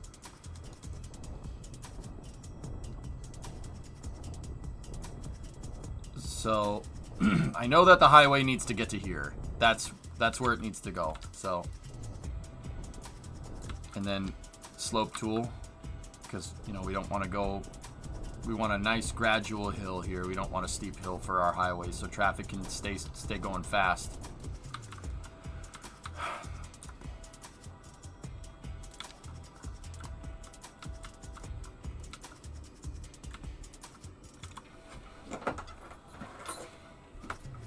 Actually, you know what, guys? I got a little bit of an idea. What do you guys think about this? So, right now I have this train track that kind of loops around and then it kind of wiggles around the manifold and it goes to the cargo depots over here, right? What if we... Well, I mean, obviously the Washington Highway, that's not going to be there anymore, right? So I might be able to redesign the train infrastructure a little bit. We're going to have all this extra space here. Maybe we could put a subway line where the old highway is or something. Or at least a train track and maybe a train station, because we were just talking about it, right? What if I designed this and we kept the highway, well, up high, right? And then, right here, we put in the provisions for the track instead of like going and looping around. Basically, just to loop right in and stay on the quote-unquote coast over here. That would get me better access with the trains, because the trains wouldn't have to go around this ridiculous corner, and they also wouldn't have to go down a hill, which is bad for them, right? I think that's a good idea. So, I'm going to make some marks in the terrain here, so the line will go this way, and we'll put in a lot of provisions here for we'll make a bridge right here that goes over the tracks.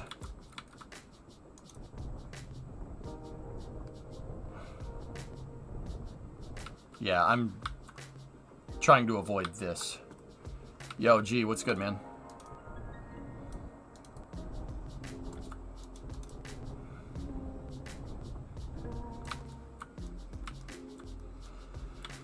Okay, so let's plan. The track is right there, so if we kind of drew an imaginary curve, say it goes straight till about here and then turns. Yeah, okay, cool. So this is the, yep, okay, sweet.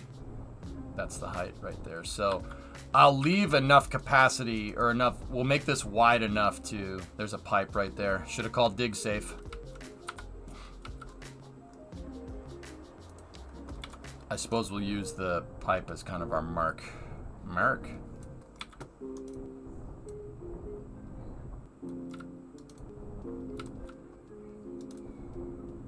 That could work, Stuart. Yeah, but the road loops are probably a good idea as well, dude. And I really want to test road frontage. I want to see if Cities understands what road frontage does. I'm pretty sure, from what I've seen from the traffic simulation, from what I have seen, excuse me, it should work. It should work just fine. If I'm understanding that correctly. I mean, who knows? So we'll leave that like that, and I'll leave a lot of space so we could either make a passenger train track in there, and coupled with my freight lines, give it some capacity, or maybe we'll weasel a subway line in there. Call before you dig. Yeah, we gotta call dig safe. Yep. And then the highway, we're going to need a baller interchange over here. It's got to be crazy. Like, it's got to be really good. I haven't designed that out. We'll cross that interchange when we get the highway to it. And then, what does the rest of this look like?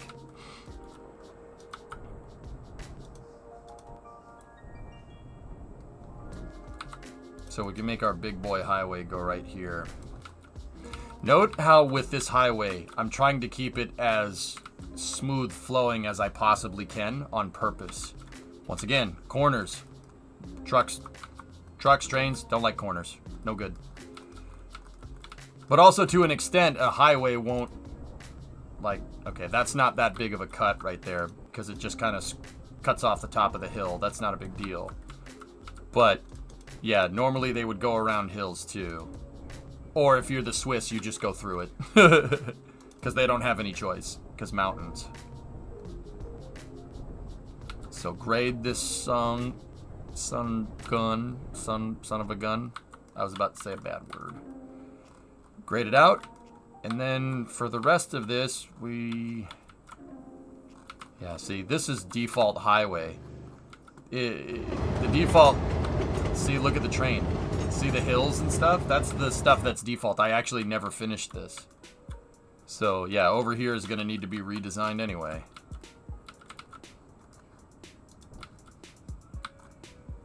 In the Rockies, they cut quite a lot. Yeah, because they have to, right?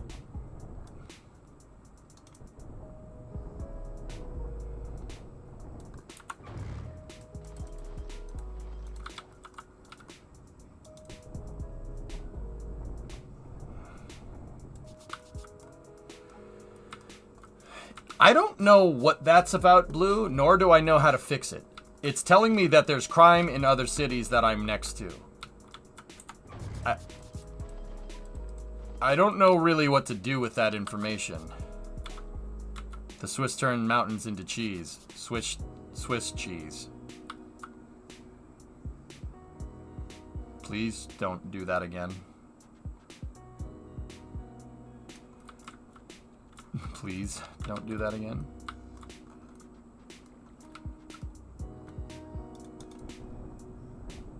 Alright, so this is the height that I'll meet the highway at. It does start to go down a hill right there, but I don't want to mess with the outside connections, so... I don't want to mess with the outside connections. We don't want to do that.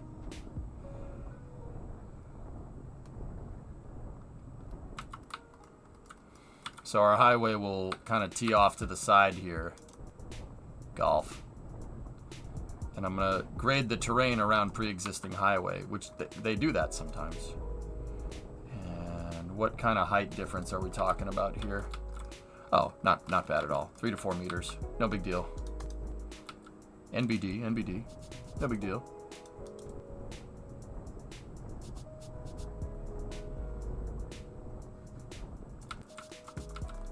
Yeah, see?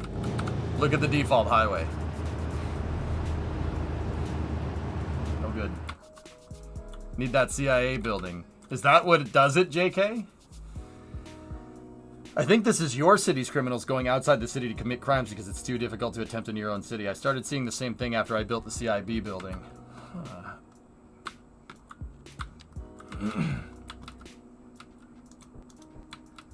Interesting.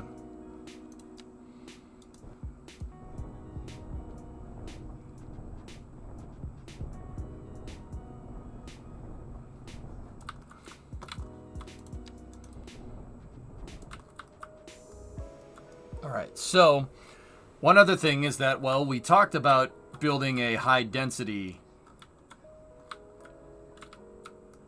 or not high density, we talked about building a residential district out here in the corner, another suburb, and I don't think we need to worry about air pollution because the air pollution's going that way.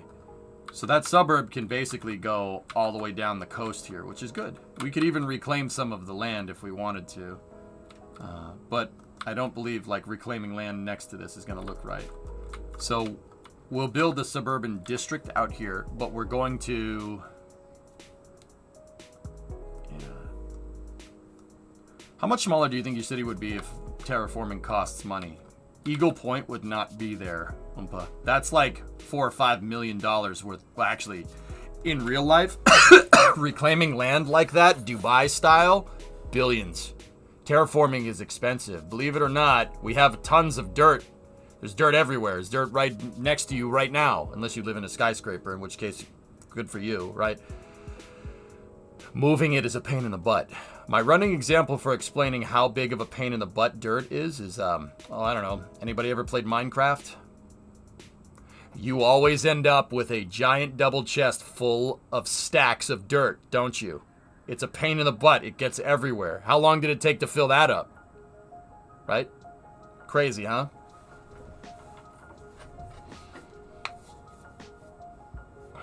When you get a sec, can you show the new area you made with the underground highway? I never got to see it fully formed. That's hand mitten.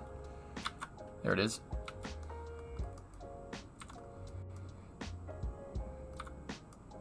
Just one chest out a few zeros. Yeah, exactly, right? Full of dirt and freaking cobble.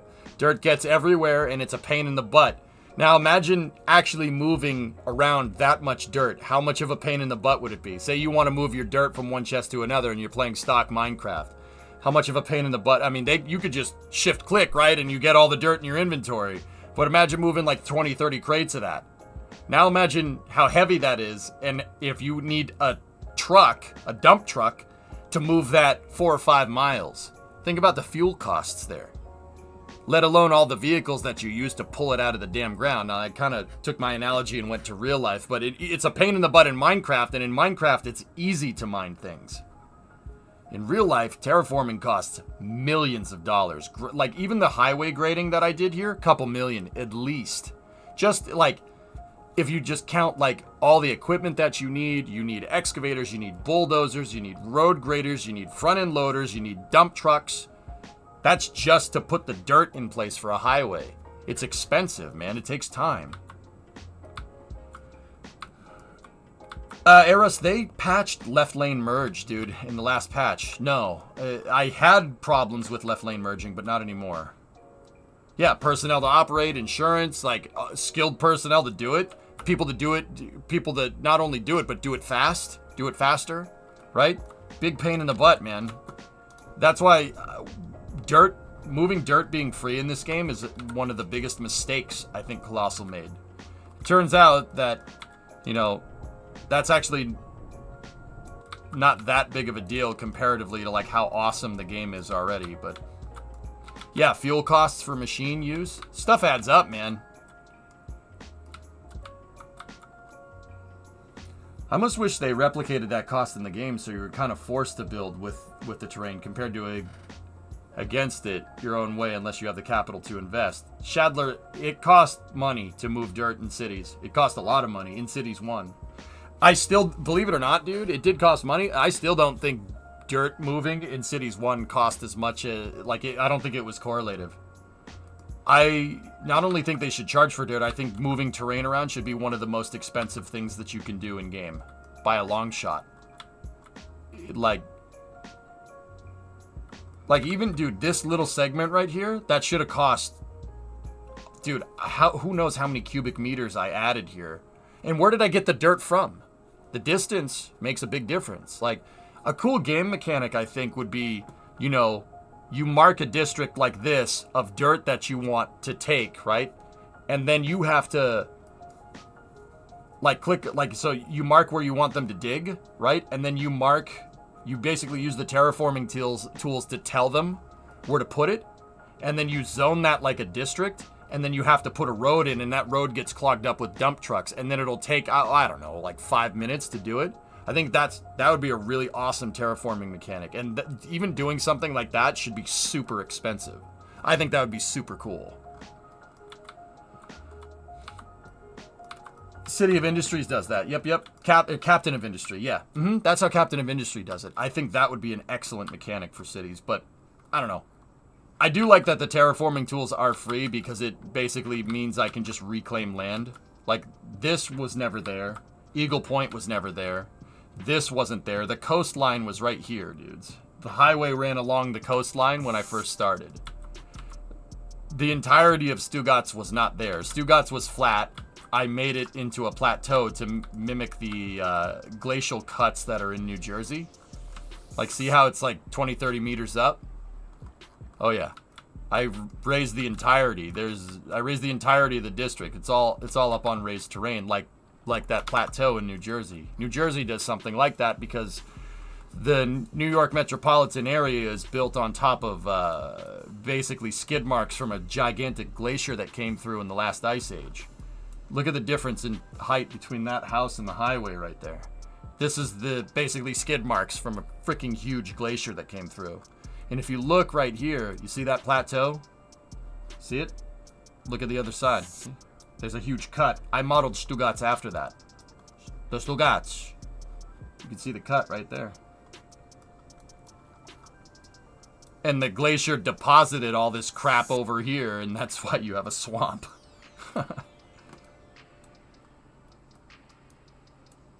That's right, Shadowmine. Yeah. That's also the reason why tall buildings are only in Midtown and downtown. Because not only so the glacier is this big hunk of ice that's moving, right?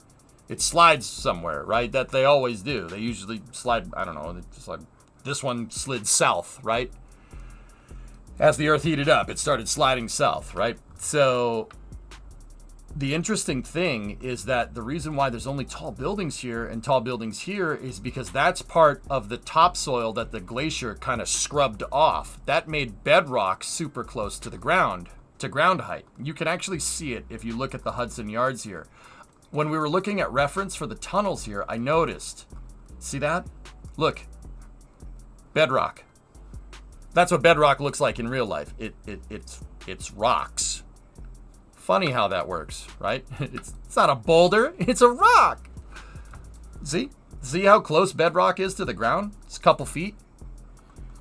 But you can absolutely see in New York's design, right, where the bedrock is close to the ground and where it's not close to the ground.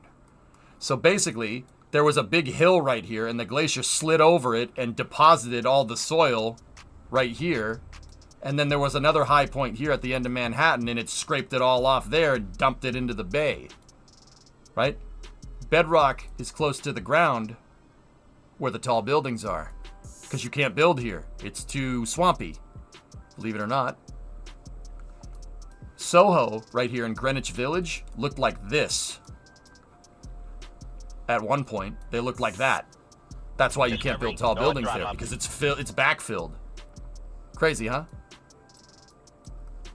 Yeah, see, look, you could see where the hill was that glacier's just like, no, scraped right off. Pretty cool, right? I always thought that was super cool. That's why there's no tall buildings right here, because you can't. It's like essentially reclaimed swamp.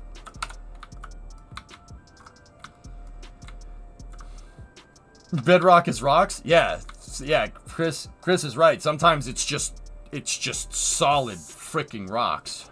Imagine if cities modeled Earth moving in geology. I don't think the average city player is ready for that, Aqualux, but it would be cool. The height of your buildings was based off the depth of bedrock. Now, actually, that's not a bad idea. Yeah, it gave it a buzz cut, right? Mm-hmm. Didn't it dump it into the bay? Long Island is made up all from... Yeah, that's right, Jen. Yeah, you can kind of see, like if you just zoom out, look, the glacier came through here and scraped all these hills, right? And it basically cut a huge trench. That's the Hudson River. It cut a huge freaking trench, and you can kind of see like Staten Island and Long Island, all that dirt, right? As the water got deeper, as the glacier moved to the ocean, it deposited it all down here and all over here. Like, you can see the glacier came through, made the cut, and then it went into the ocean. And it deposited tons of soil over here and tons of soil over here on Staten Island. See what I mean? Glaciers, dude. That's a lot of power.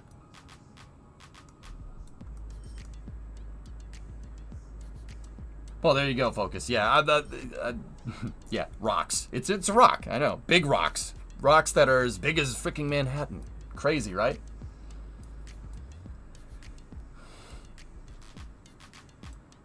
What is this? I don't know. I'm not exactly sure. But you can see, like, once again, the glacier came down here and it actually kind of turned out into the deeper water, but it deposited all this crap everywhere. And that crap being swamp. Pretty cool, huh? It plowed right through. This, I don't think, is glacial deposit, if I'm looking at this right, Hokey. This is just oceans depositing sand here. So, you know, erosion happens. This is the opposite of erosion. If sometimes, and this is not always the case, the ocean will take sand away, it'll erode something, and it'll deposit that sand somewhere else. I think that's what the Sandy Hook is.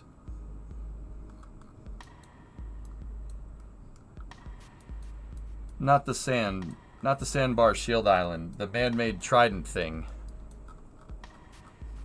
Oh.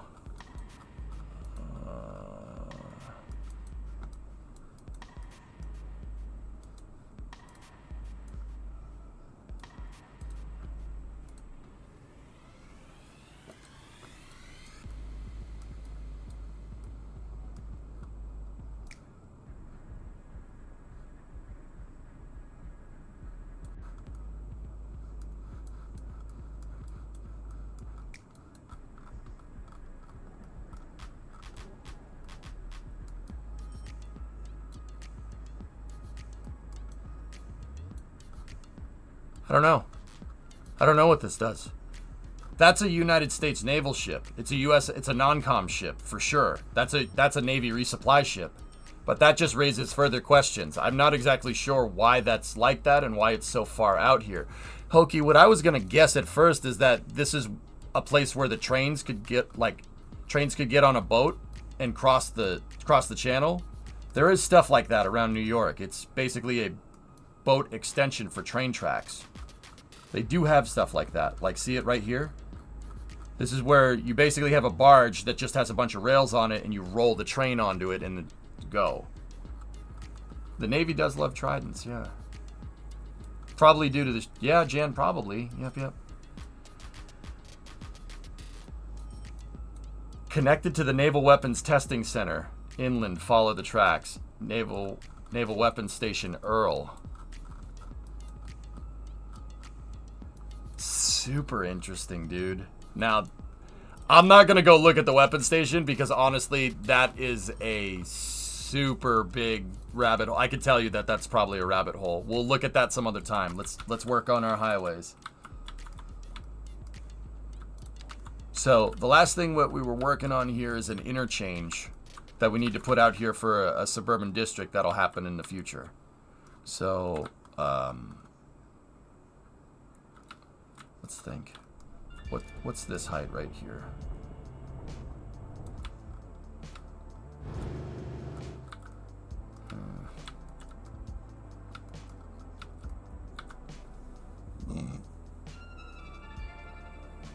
No, it was a glacier during the last ice age. It was just a big freaking chunk of ice that was sliding down.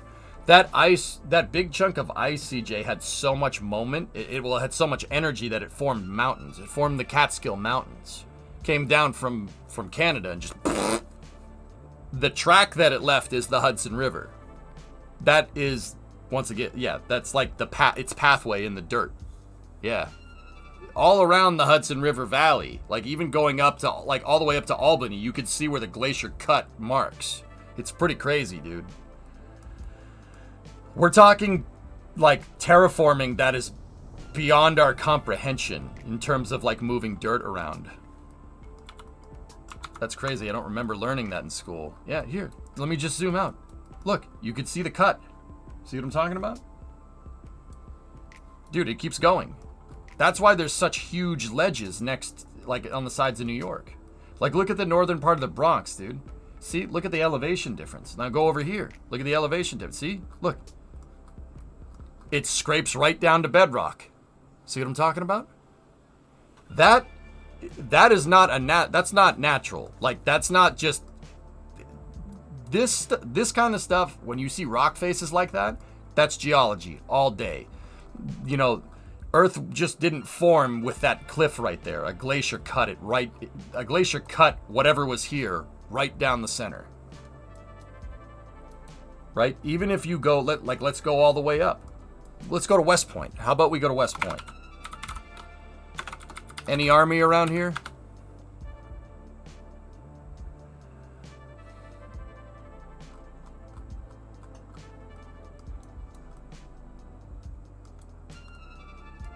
What do you think West Point is? West Point's this weird freaking plateau because the glacier came through here and was like, there was a hill here, but now there's not. Like, see, look at the cut. Crazy, right? We're talking 300 feet tall, like sheets of rock where the glacier was just like, I don't give a frick. I don't give a frick. There was a mountain here. Like, look, there was a mountain range here. You could see it. See where the mountains should have connected? No, it cut right through it because frick you. Imagine the amount of power you need to do something like that. Atomic bomb? No, not enough. An atomic bomb wouldn't be able to do that. You'd need a lot of them. That's the amount of power we're talking. That's what's cool. I think that's legit. Like, that's one of the most metal parts of geology that I know about, right? Like, look. Dude, there was straight up a mountain range here, and the glacier was just like, nope. Nope. Nope. Metal parts of geology, yeah. Rock humor. See? Isn't that cool? Giant melon farm and glacier. It came, like, look, zoom out. Let's go, let's look at it from space. See? Came right down here.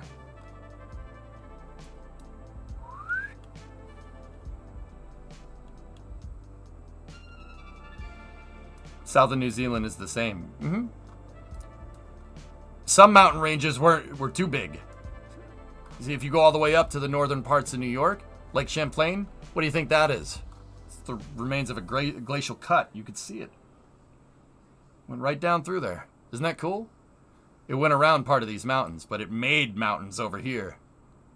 That's the amount of earth moving we're talking. See it? I think that's so cool. Like, bro, the amount of force that you need to do that. And you know what the crazy part about this whole thing is?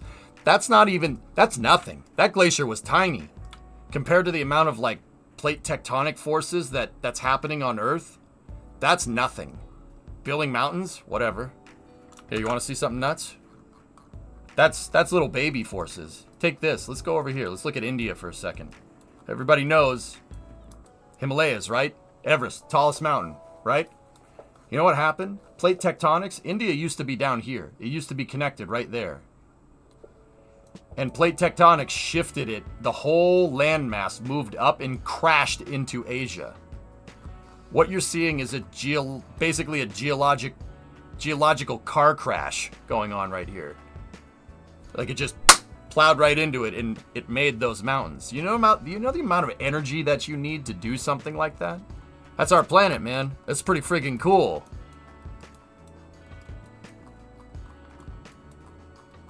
The Andes are the same way. Yep. That's right. That's right, Miguel. Check this out. So look at South America. South America has the Andes. They run on the western side of the continent. What's going on here is the entirety of South America is moving that way. And with plate tectonics, right? Plate tectonics either do one or two things. They do a couple different things. Either they go like this, and one plate gets forced on top of another plate, right? Or they crash into each other, like India. What's happening here is that South America is trying to move west, and it's basically doing this. It's wrapping up and over the Pacific plate right there, and that's what made the Andes. Like, look, you can see it. It looks like if you had a bulldozer, right? And you bulldoze through a hill, right? A bunch of dirt would build up on the front of that bulldozer. That's a giant freaking planetary plow that's plowing through the Pacific plate, and that's how it made those mountains. Pretty freaking nuts. You could even see, like, if you go down to the southern coast of Argentina and Chile down here, right? I think, yeah, Argentina and Chile. You could see that some of the dirt is going around the plow. Like, if you have a snow plow and there's too much snow, the dirt goes off, the snow will go off to the side. That's happening right there on a geologic scale, which is nuts, dude. That's absolutely insane. Pretty cool, huh? This is the extent that I go to build you guys a good city. Because I believe in providing the best freaking content that I possibly can. This is what I go through. This is what I do. This is all for building a stupid freaking highway. But it's worth it. It's freaking worth it. Every time. Because it's cool, and it's a good opportunity to learn, because science is dope. Science is dope! This is nuts. Let me see, JPEG. Yep. Crazy, right? Discovery. That's right. Forward throttle up. The mountains that go through Norway were connected to the Appalachian Mountains, were on the eastern part of North America at some Discovery. point. Go at throttle up. Kenwa! That's 5 subs. Thank you. So how about we start building the stupid highway now? I think we got a good plan for the right-of-way for the highway. Great infos. Love it. Hell yeah. Science is dope. Science is like, I'm dope and I like to do dope things. Anyway. All right. Soapbox rant over. Let's go. So, first intersection that we need to redesign is right here. But I think what would be smart is to build out the parts of the highway that are, well, essentially the easier parts to make. Basically the parts where there's no intersections. So we need to build out a highway with a gigantic frontage road. I'm going to build out this highway to test road frontage. So I already kind of went through what road frontage is, so I'm not going to do it again.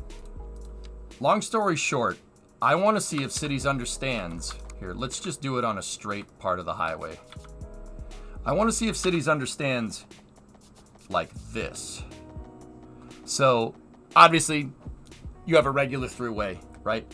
I'm going to use 3-lane roads, and I want those to be kind of close to each other. Right? And then what I want is get rid of the parallel, right? And then I want another highway next to it, right?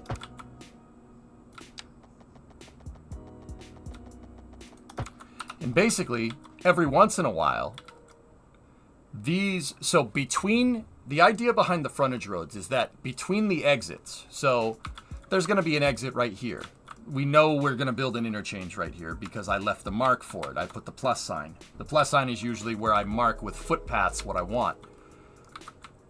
So for right here, for this part of the intersection, I do not want these roads, the inner roads, right? I don't know what we'll call this road. Let's just call it Oliver. Yeah.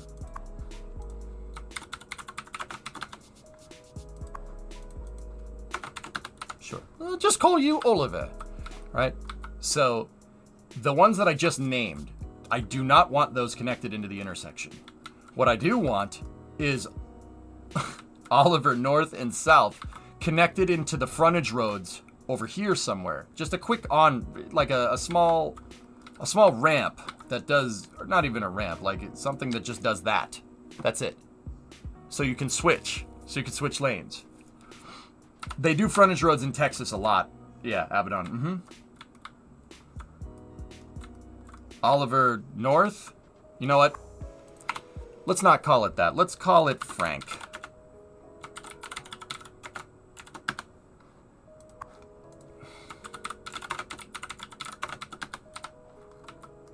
Frank.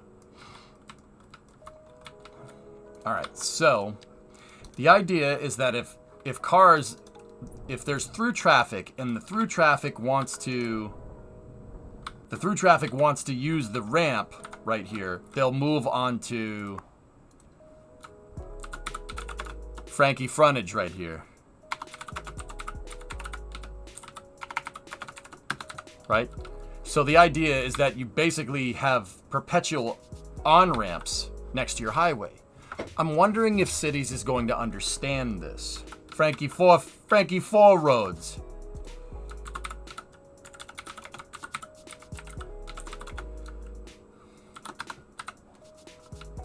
Because they are highways, dude. Yeah. Yeah, good call. Alright, so let's build out this interchange here. Or at least start to run the right of way.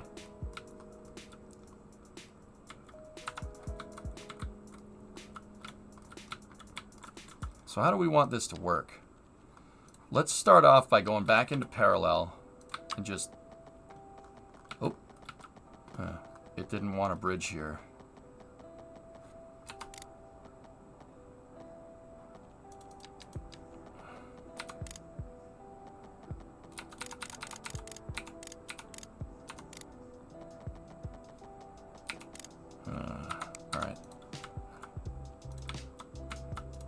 That means that this needs to be a little bit deeper. Not much. Let's just go right here. The roads are looking for 8 meters. Actually 9 meters. It's 8.25 in the road designer. They're looking for an 8-meter clearance. So we lowered it just a smidge, and now now we're good to go.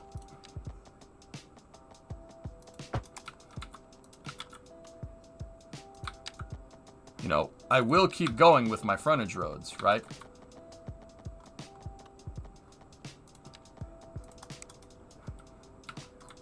Hello?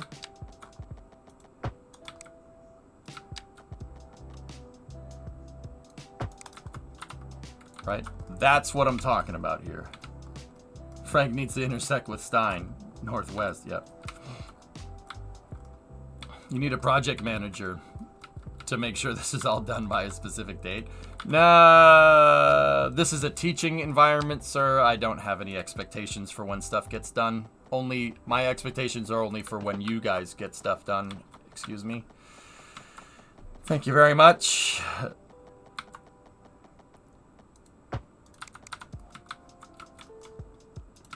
This is a teaching environment, sir. Gambling is illegal at Bushwood, and I never slice.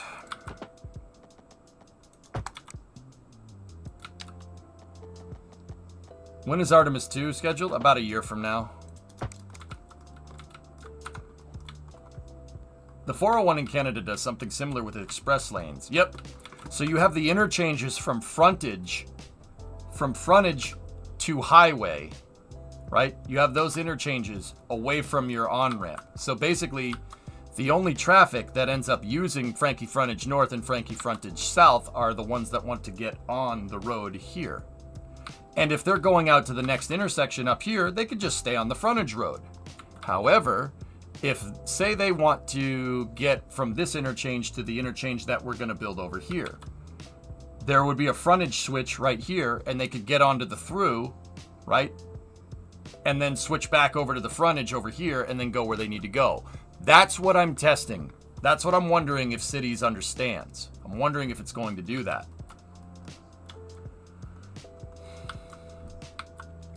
I don't know if it's going to understand the frontage roads. If I'm thinking about this right, it might do it. Actually, hold on. Let me check something.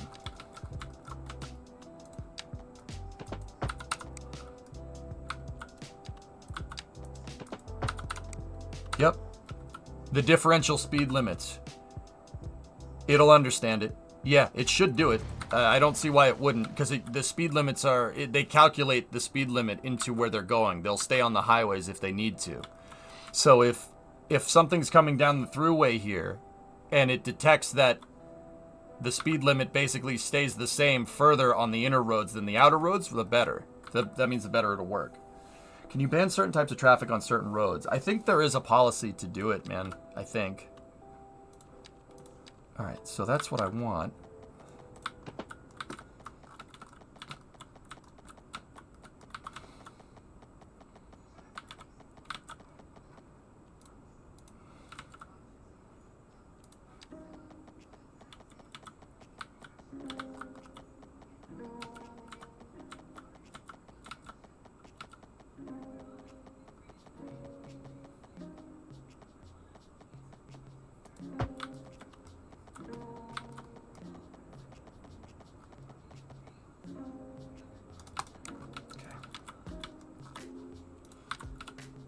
So I'm going to take my slope tool and make sure that the grade is perpendicular to the hillside, is perpendicular to the right of way of the highway. Discovery, go at throttle up. Can you set the speed limits? I think they're fixed by road type, Boring, so that should help us. Hey, username 32-month resub. Yeah, see, that's a 1.8% grade. That's okay. We could probably make it better, but I want the highway to be flat by the time we get to here, so we could build out the big intersection that's needed. Oh, sorry. My ears itch. So I'm holding my headset on the brim of my hat, which, hey, it's functional, but it looks a little bit weird, I'm not gonna lie. It's a little strange. But hey, whatever. Hey, it was a good place for storage, alright? I needed to store it for a second. Jeez. So are your frontage roads actually highways or one-ways? Well, Elmo, I'm making them highways right now. My theorized, is that if we do something like this, right, it'll detect that the on-ramp has a lower speed limit because it does. So watch. See what happens when I connect the ramp here? See the 55? Now, if we go over here and I attach this right there, 70. So 50, it should detect it. It should work because the on-ramp, the single lane road has differential speeds. So if our frontage connectors, right, are connected with on-ramps, right, just on-ramps, it has to be one-ways. If they're connected that way, it should work just fine. Starship ready for tomorrow? I think so. What does that say? I have to translate that. I can't read it. Why don't I rebuild your city? I don't know. 'Cause I don't live near you. I don't know you, man.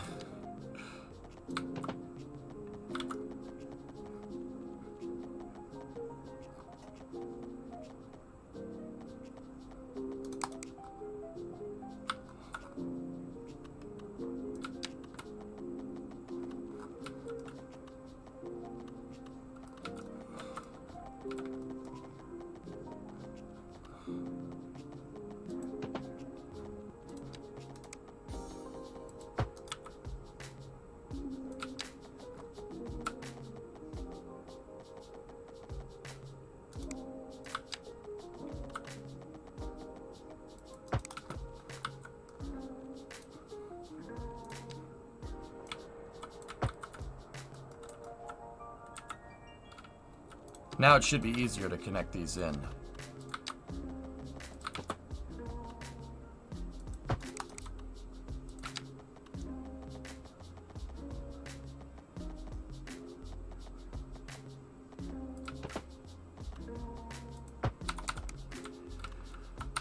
All right, cool.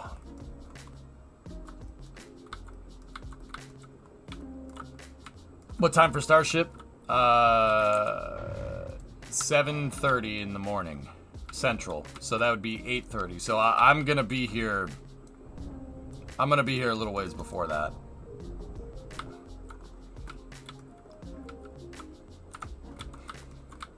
So this part right here, we have to make it go over the tracks, and we also need to move our electrical power wires again.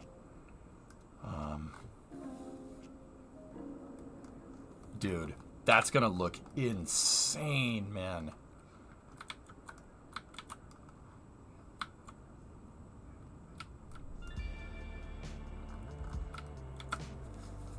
It's that, Faruda. It's it's a 20-minute launch window, from what I understand. Dude, that's... Some of this actually might be a little bit difficult to make.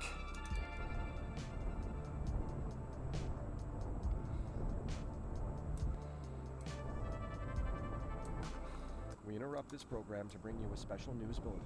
Increasing areas of forest are being engulfed by flames. The thick smoke rising from the fire makes the air dangerous to breathe.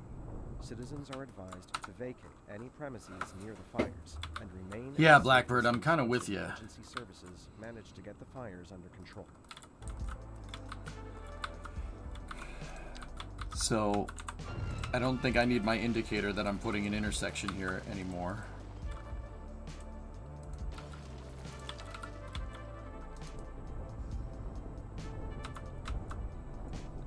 So this is going to be an industrial. This connection is going to be for an industrial sector that I'm going to build, basically right here. Let me just check the winds and stuff. Yeah, it is blowing that way. I don't know, man. Maybe we won't build industry here. But the other thing that I could do is take this industry and move it this way, so the air pollution doesn't go up into Handmitten as much, because the air pollution is definitely screwing us right now. The other thing we could do is that we could move this. We could move our entire industrial capacity over here somewhere, or move it to this shoreline or something and get rid of it completely. But who knows? or just move it somewhere else. But once again, we got to take into account that if we're going to do that, people need a quick and easy way to get there despite it being far away, because distance to employment is absolutely something that needs to be taken into account in cities too. It's not so much the case in cities 1. People will just commute as far as they needed to in cities 1 to get to the right job. So like get to a highly educated job, they'd drive across your entire city to get to it. Turn the cargo dock into a passenger dock. I think that might be the right move. And then move that cargo harbor right here. You already have rail access right there, right? Basically, fill in right here, put it right there. You already have access, and it keeps the shipping way intact, and it allows the city to expand. And we don't have to worry as much about air pollution and whatnot. How deep or high can you go in landscape? You can go pretty high, Allie. Yeah, we tested that one here.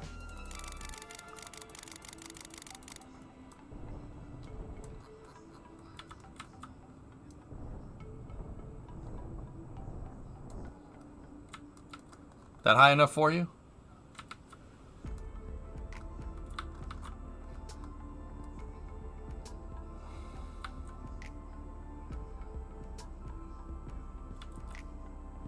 How tall is that exactly? 10, 20, 30, 40, 50, 60, 70, 80, 90, 100. So that's 100, 200, 300.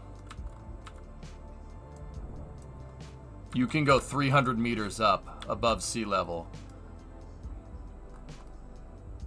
So what's 300 meters above? 300 meters above sea level. Like what buildings are 300 meters?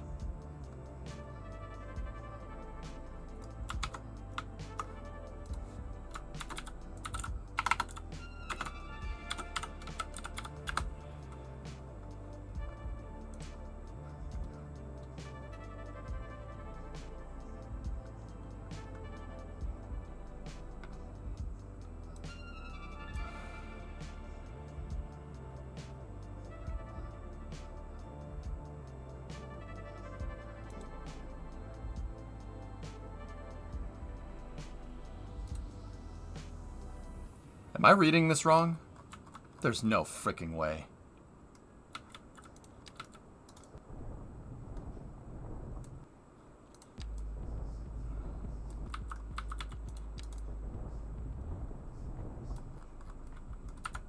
That is much higher? Are you sure? So each one of these lines, see the darker lines? That's 10 meters. So 10, here, let me get a smaller brush so you guys can see. 10, 20, 30, 40, 50, 60, 70, 80, 90, 100. Here, let's count between the dark lines. 1, 2, 3, 4, 5, 6, 7, 8, 9, 10. So the dark lines are every 100. Okay. So 100, 200, 300, 400, 500, 600, 700, 800. 1, 2, 3, 4, 5, 6, 7, 8. So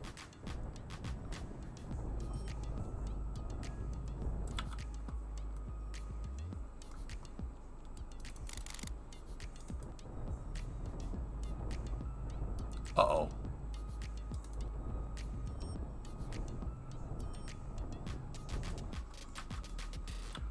So that right there, give or take, is the tallest building in the world. Yeah, okay. That was like 3,000 meters. Oh, balls.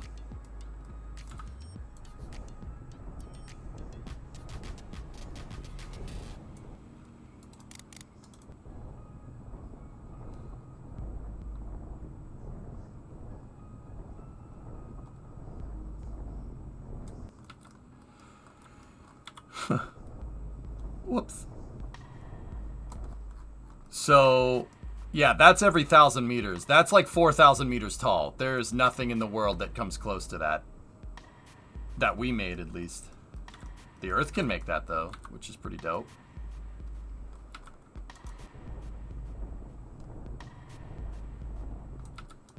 Now, excuse me, I gotta flatten this for the right-of-way for my highway.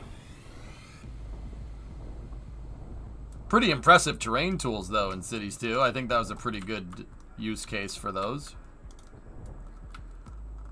That's what free terraforming can do. Yeah, can you see why I might have a problem with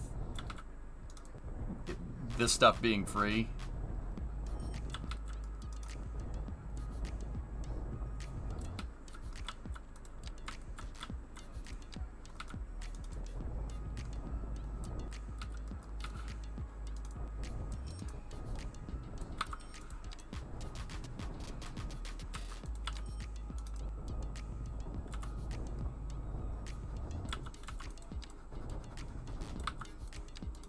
Uh-oh.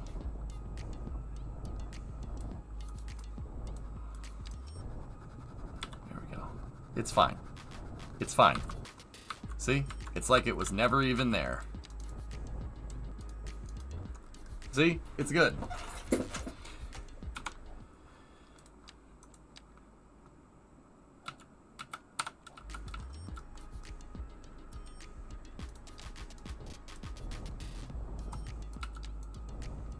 See? It never happened. It never happened. False. It's fiction. We made it up. We made it up. This one was invented by a writer. False.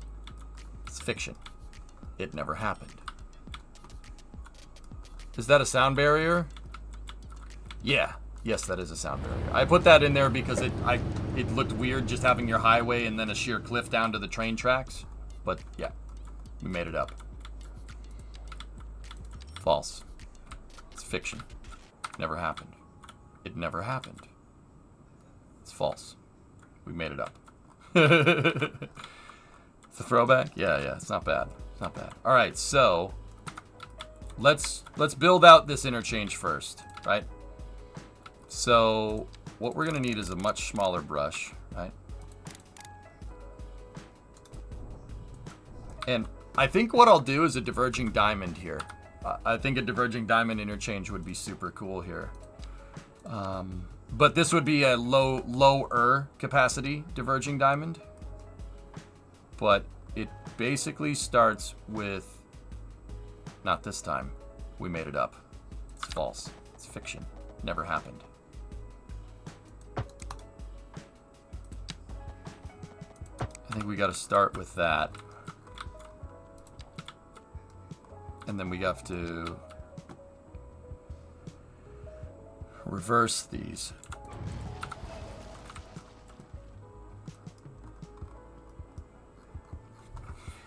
You know what? I'll get my ramps in first and then...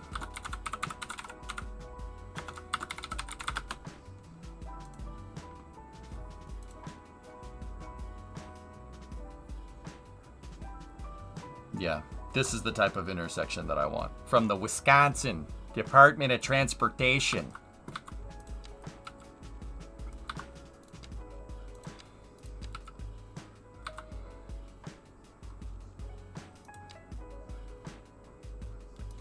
Oh, yeah, from the Sheboygan.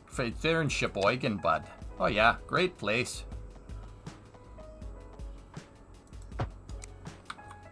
Now, I'm not sure if those roads are exactly 90 degrees, if they're exactly perpendicular to the highway. So what I'm going to do is we're going to do a little bit of trickery here.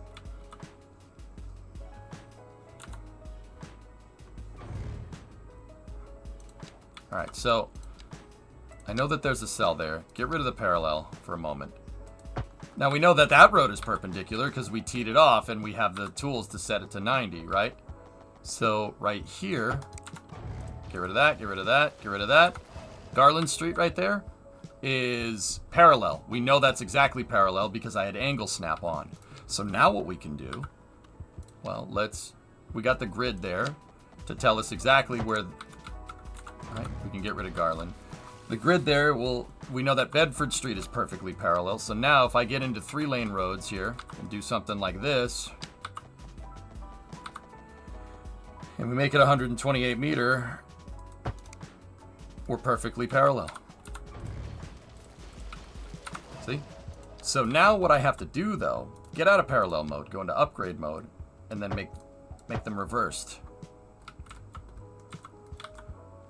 Now what I need to do is we need to go back into parallel mode, set road guidelines on, Discovery, going Hey, throttle. Biff. Thanks for the 5 months, dude. Go over here, give myself some space. We got plenty of it.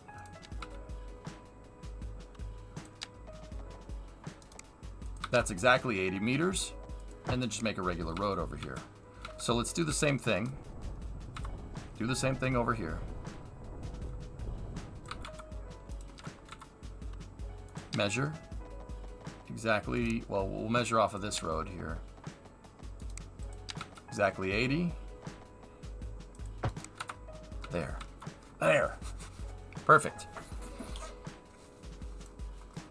So now, all of that is perfectly parallel, and it's perfectly even. Now, don't get me wrong, it's a little bit longer. I made the road a little bit longer, but the road's going to keep going in both directions, so don't worry about it being... Oh, it's too long on one side. I mean, if we really wanted to do it right, 104 meters, how long I made that segment, so we could just do that one more time real quick. Okay. It doesn't really matter, but I know people are going to see it and go, so don't worry, I got this. Papa EJ's got it under control, okay? If you're watching and went, no, man, why would you do that? I got you. Don't worry about it. So we'll just cap the road like that. And cap the road like that. Done.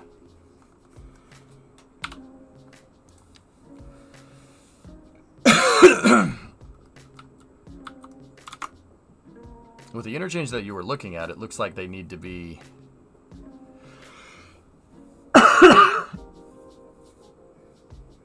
What? I think the interchanges need to be longer? What do you mean? Yeah, I mean, maybe. I don't know. So, what I'm going to do is this. So now we need to make the crisscross, right? Because this is reverse. So this needs to connect into that, right? But do I want to do that? Could cities understand this? Sure, I think it will. I think it'll understand the crisscross. Yeah. But do we want our roads to be kinked like that? No, let's make it look nice. So, here's what we do. You do exactly what we just had, right? Where's the center point? We know that that's the center point because we're equidistant from both sides. So, grab the continuous tool, right? Turn off grid snap and keep angle snap, and then basically try to click first here.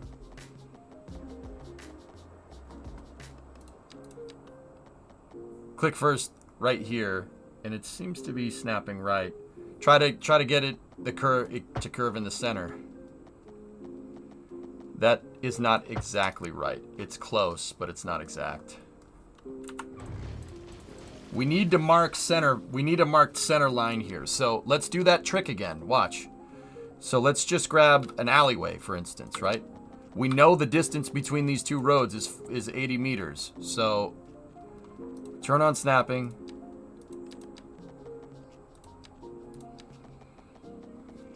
I need a straight road would be better. Get the straight tool out, right? We can just go up here like that, click it. And then if we measure 40, right? And then turn off zoning cell length. I don't want it to step like that. Hold on. What's the distance the roads are apart? 24. All right, so that's our center point. And I need to make a road here that's 12 meters. I'm not sure it's going to let me. It's not going to let me. How much did we go up? We went up 24. So that means if I make a road here that's 48 meters long. Nope. It's got to be 36. Crap. We can't center point that road.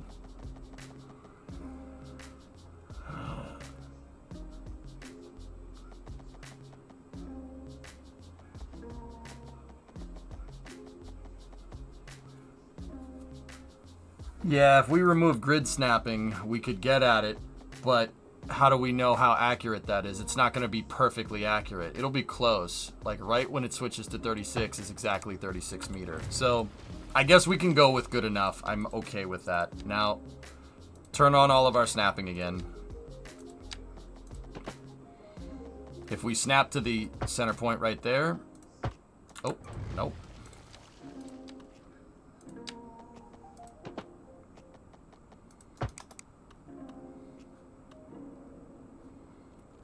Right?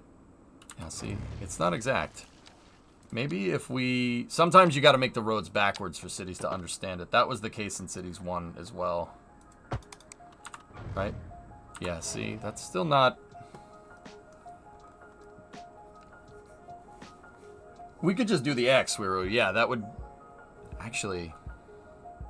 But we don't know the center point of that X. But... If we made one side X like this... That'll get us the center point. Yeah. I mean...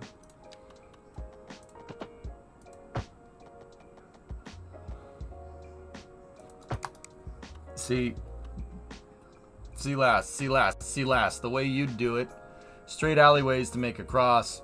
Alleyway stub cross to mark. Yeah. The alleyways won't snap either, though. That's the problem. But it's okay. This is close enough. It's not, like, decimal point close, but it'll work. So now we already have the center point there. So...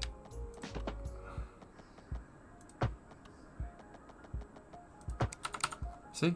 Perfect.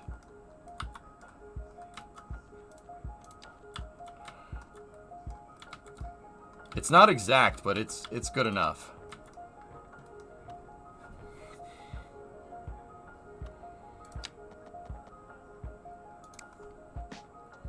I mean, let's see if we could just... I mean, your way... Yeah, I mean, if you want to do it that way, that's fine.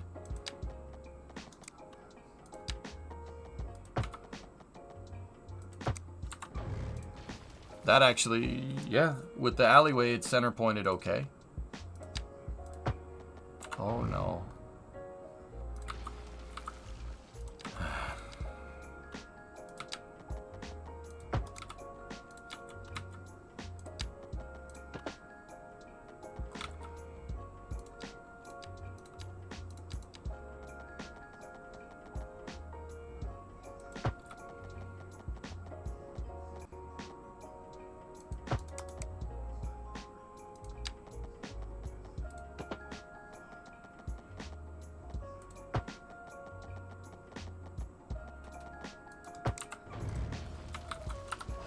There we go. We made the Twizzlers. It's good enough. That doesn't need to be down to the freaking decimal point. It's fine. That is... No one's gonna know that those... The intersection... One intersection isn't completely coplanar with the other. You cannot even tell. It's not even close. What's the reason you're keeping the parallel roads so close to each other? Which parallel roads? I have 4 parallel roads here. We all know. Oh, don't do this to me, chat. Hey, I was making a big deal out of this stuff yesterday, and everybody gave me crap about making a big deal about the tolerances of my roads. Shut up. You can't have it both ways. The ones under the bridge. I'll show you. Paper, I'm essentially building that. I'm building that for an interchange. I could separate them apart, and we could separate them apart at a number that where the snapping would be divisible correctly and get us perfect snaps. But that's good enough. It's fine. It's okay. So now we got to make the ramps. So we should already have the center point, right? That shouldn't be too bad. Let's see. Can we... If we just go back like this, see, and we just make the degrees. Yeah, see, it's just a smidgen off, but that's okay.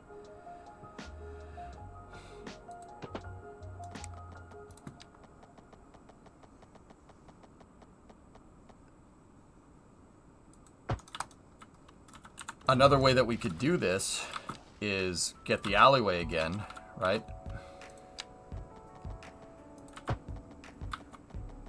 Right? And measure 40. No, not from there. It would have to be from here, right? We'd have to go from the very edge.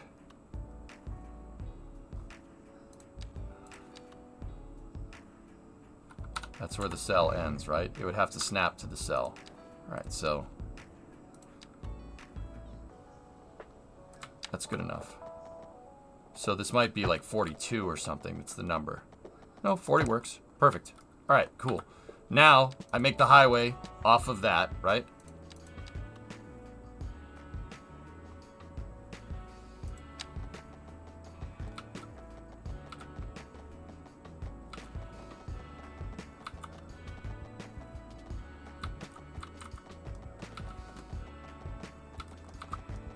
Yo, what's up, Jimmy?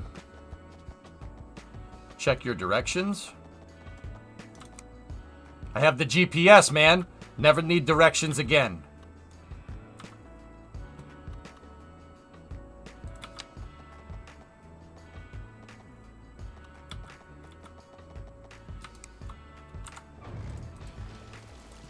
I'll eyeball it.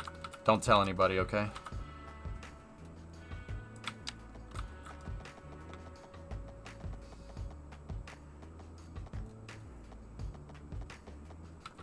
But we'll know. Oh, gosh, you're right.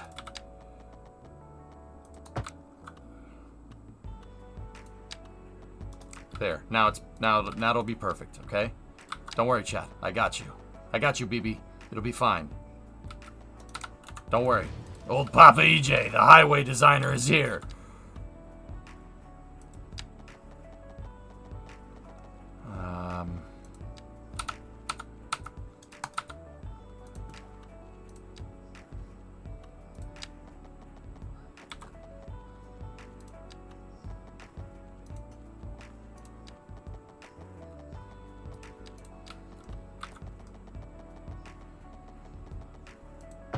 Yeah, 80 meters off center.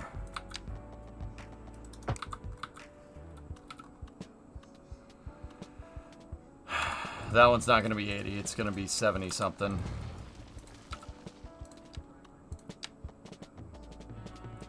That's fine.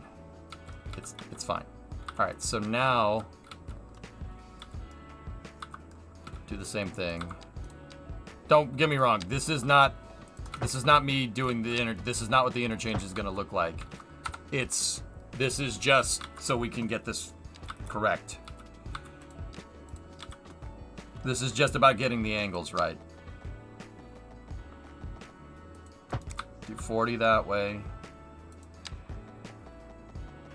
40 that way. Get rid of those.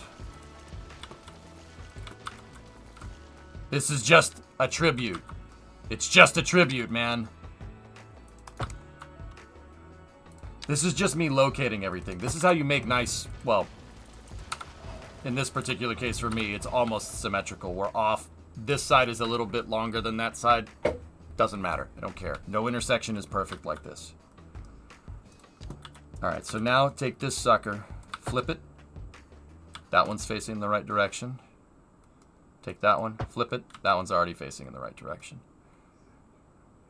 Okay, so now what we do, get our on-ramps.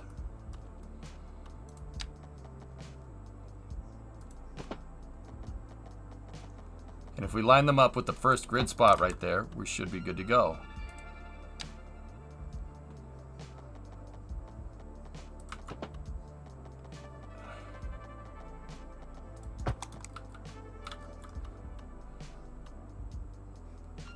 Now, once again, just to make sure that this is all symmetrical, I'll make this one the same.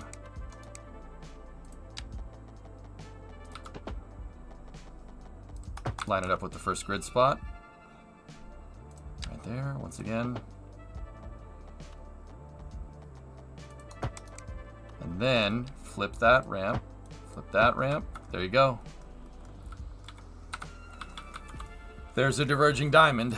Now, if we want to format this correctly, no traffic light here, no traffic light there, no traffic light there, no traffic light there. For the love of God, get rid of all the crosswalks. I'll make a pedestrian bridge or something.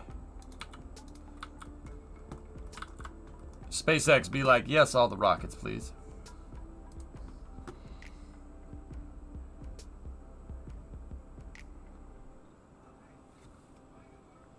Targeting back-to-back Falcon 9 launches of Starlink satellites from Florida and California this weekend. Yep. Alright, the traffic light should only be at the crisscrosses. That's it. Now, over here, just do the same thing.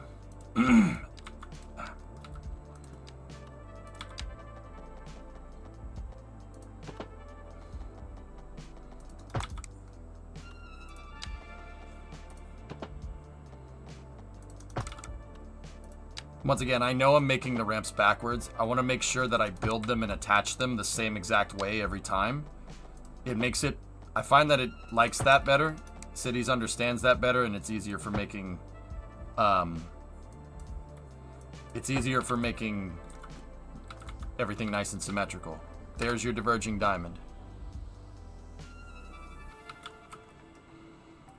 Now we got to go to the other side, and I got to remove all the dang traffic intersections and crosswalks again. 1, 2, 3, 4.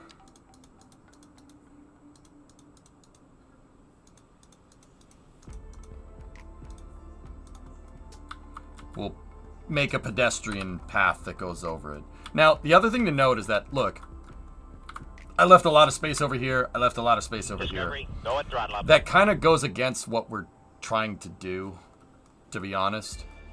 But, like, these are too far apart from each other. Like, this looks like an interchange that's not necessarily out in New York somewhere. New York wouldn't have a diverging diamond like this. But, let's just make this one our magic touch, I guess. Hey, Jack of all aquariums! Thanks, man.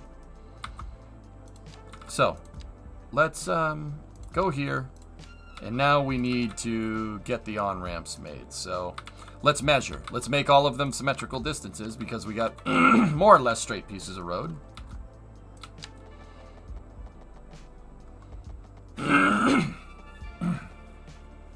Proof of concept. Yeah. Not every intersection. This is probably the only one that's going to look this freaking clean out of all the other interchanges we need to make. But that's fine.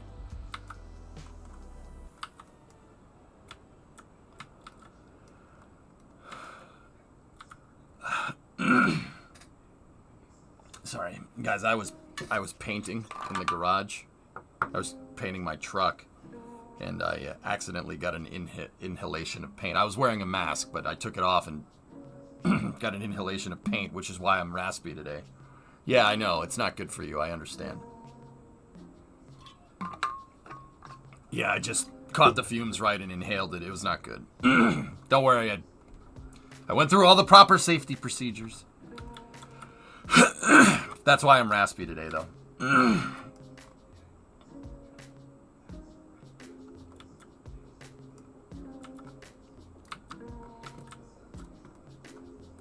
How awesome would it be to have a copy and paste function?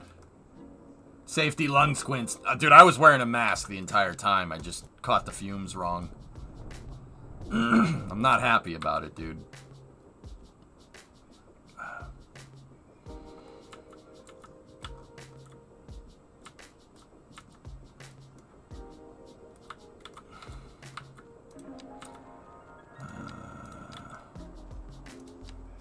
How long do we want this to be?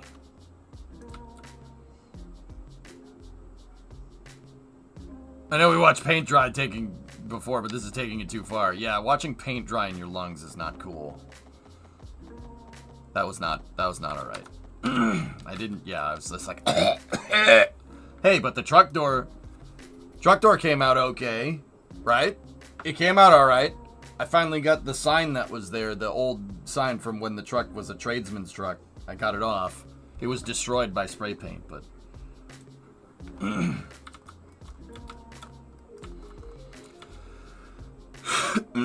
Apologies if this has been asked a million times today. We're still on track for a 7 a.m. local time launch window of IFT. Yep. As far as I can tell. As long as the truck door is okay. Yeah, screw my lungs, right?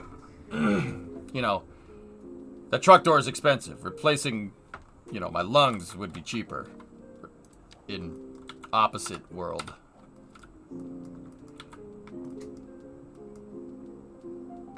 I had the garage door open, Jim. I'm telling you, I just caught... I noticed paint in well-ventilated areas, right? Like...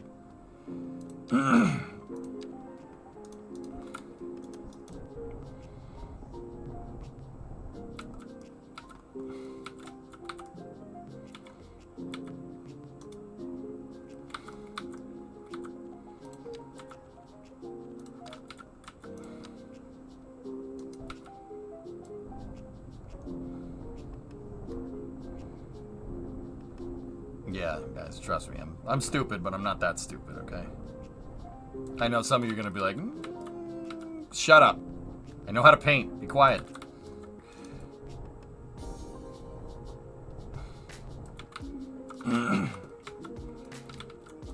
So right here...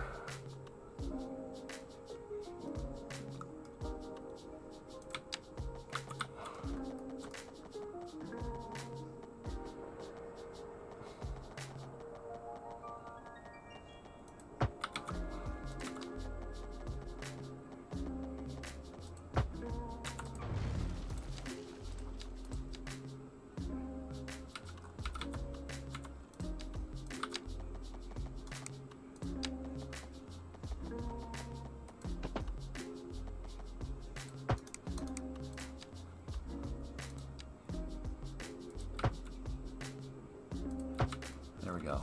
Note how I didn't go two-laned all the way. Two-lane all the way to there. You don't want that. And actually, it would be better for the frontage road if we did something like that. So the traffic knows to split right there. And we don't have potential traffic in the right lane here. But, I don't know. Maybe I'm overthinking cities AI in that regard. But we'll see. We'll see.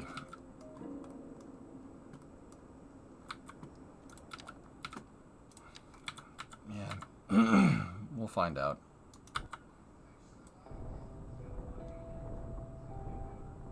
Yeah, this interchange, like I said, I'm kind of bumming. It's not really built in the style that I want, but that's okay. It's fine. It'll just be our little secret.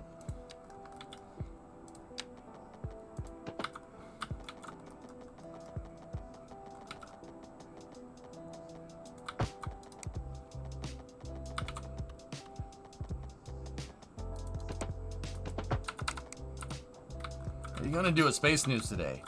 No, Liam, I did a big space news yesterday, dude. Merging lane instead of just a straight off exit.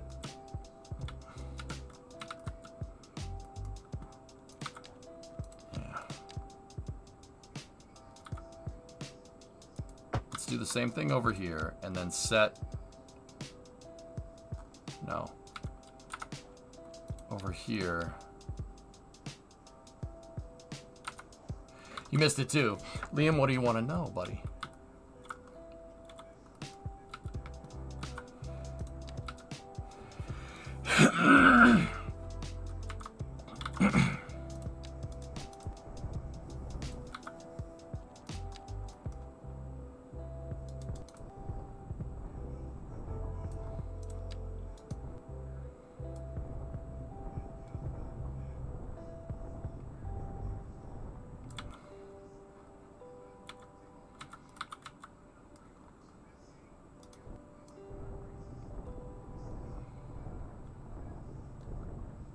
Game. Oh, jeez. I'm not sure if merging all this is the right move. Hot take. With SpaceX just now finding the failed gridfoot item, do you think Starship is ready for a test flight of this size? Yes. Yeah, Katra, I think we're fine.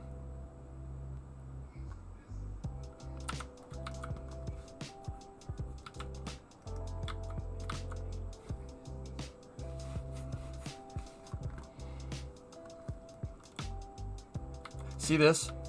This is why I need to redesign my highways completely. Yeah,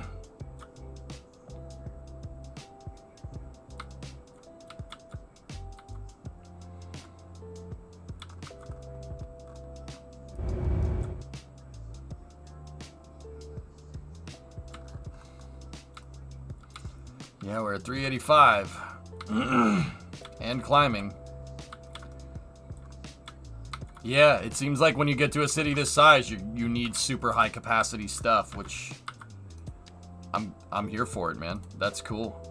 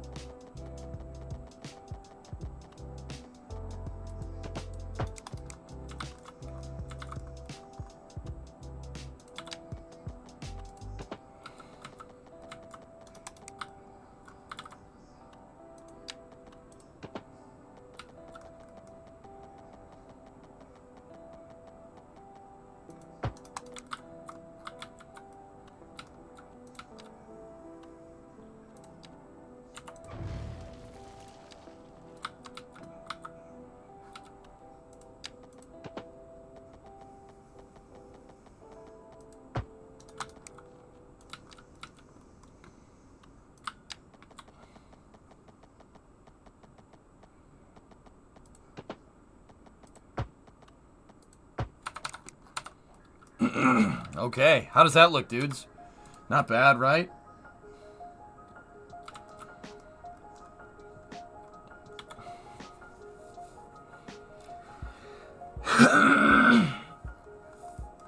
Your city's population is basically the same as Tampa, B-dubs.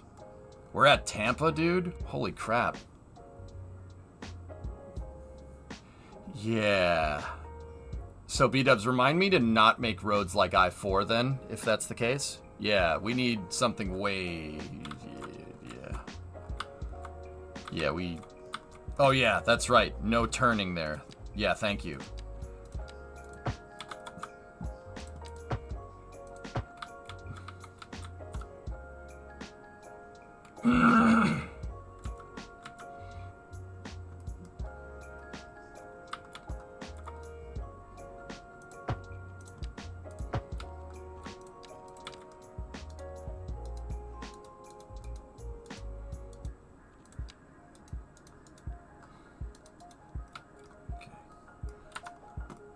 You travel it every day, unfortunately. Sorry about that. I lived in Orlando for a little while, B-dubs. I know your pain, dude. FYI, traffic will ignore the no left-right instructions. I'm not sure if they will, drummer. I've had success with it.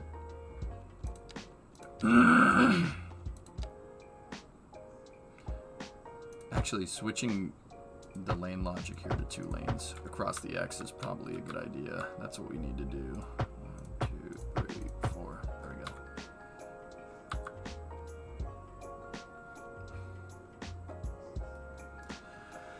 we go. Do you have stuff like a diverging diamond in New York? No, not really, Zeph. I mean, unless it's like brand new construction, dude. I don't generally see stuff like this. But also, I thought it would be cool. Just a cool addition. Everybody says build a diverging diamond, so I'm going to. It's not really built in the right style. But, you know, whatever. It's fine. We'll have some fun. Just, it'll be our little secret. You know what I'm saying? It'll be our little secret, man. There are lights at the X right there. You only need 1 set of lights, or 2 sets of lights. One right here and one right there. That's it. And it got rid of my traffic intersections. 1 set of lights there, 1 set of lights there. That's it.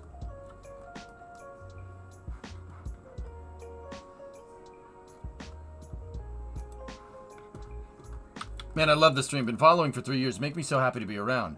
Been dealing with depression for the last few years, and I'm definitely feeling better every single day. Hey, Liam, whatever I can do to help, buddy. I know that's a tough battle, dude. I've had to fight battles like that before. Not to take whatever you're experiencing down a peg or two, man. It sucks. I've been there, and you feel like you can't do nothing. It's terrible, dude. So yeah, I hear you, man. I hear you. I got you. I'm glad I could make your day better. Really, I am. As somebody that's been there, I know what you mean. It's not fun. Not cool. Not cool, dude.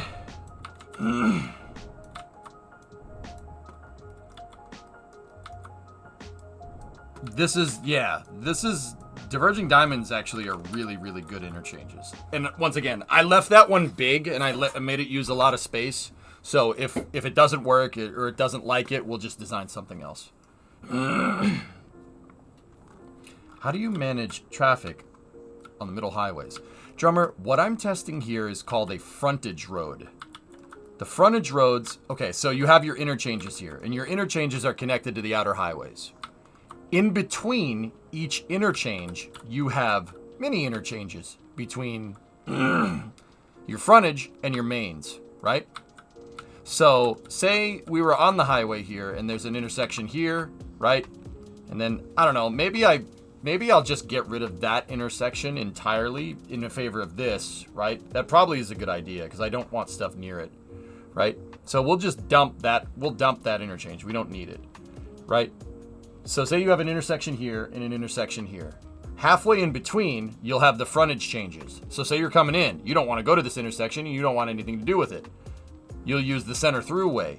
And then when your exit ramp is coming up, you'll go through another exit, you'll get onto the frontage, and then the frontage will get you on the road. It's an intermediary, an intermediary idea. So what does that mean? What is it? What do you mean an intermediary idea? What are you getting at? So you have the main highway, and the main highway, instead of going main big ridiculous highway to smaller regular road, you have main big ridiculous highway going to a normal sized highway that goes to a normal sized road. Frontage roads are used. That New York does that. 95 right here, going past Newark has. You want to see it? You think it looks ridiculous, right? Like, that's a lot of highway for the Northeast, but that's what they do. That's double 3 lanes in the center, double 4 lanes on the outs, on the frontage. The reason why it's double 4 lanes is because trucks aren't actually in this design. What New Jersey did here with 95, trucks are only allowed on the outer frontage. So you separate car and truck traffic. The through traffic goes there. So they're using frontage to separate cars from trucks in this particular design, which is smart. But you don't frontage roads don't necessarily need to do that.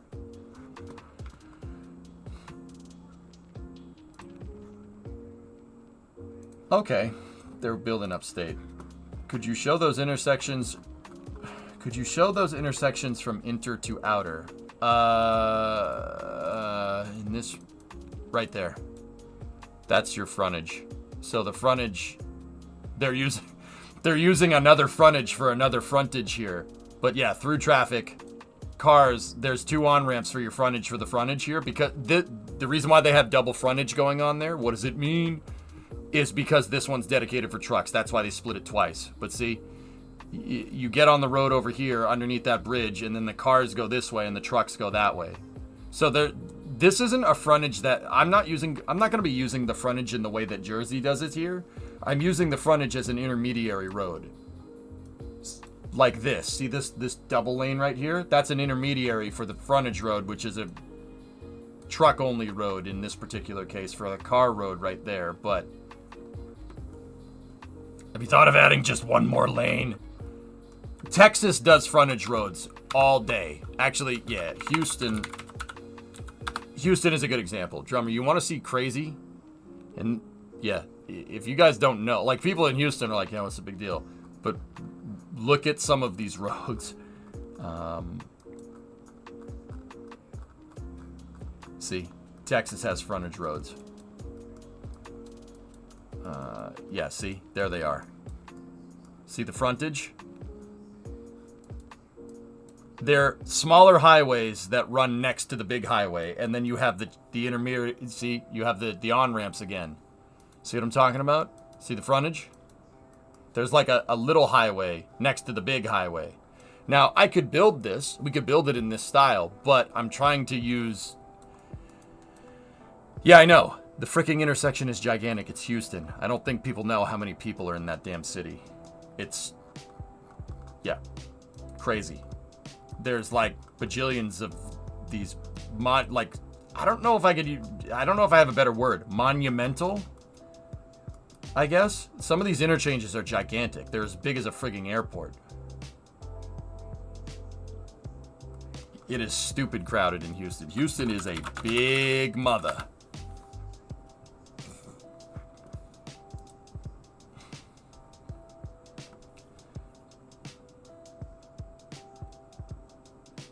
Yeah, there you go, Aqualux, yeah. I actually like that. I like something I noticed with the frontage that I didn't pick up on, right? Is that you can have intersections as your secondary road right there. So you could have intersections just off the frontage road if you want. So you can put more, not everything needs to be an interchange like that. You could even put a roundabout there. Yeah, dude. Once again, it wouldn't necessarily be building in the right style, but yeah. How's that look? This is our new highway. This is going to be the main artery. It's basically going to run thick like that from about here all the way over to basically about here. You know about the dedicated U-turn lane? Yeah, not particularly.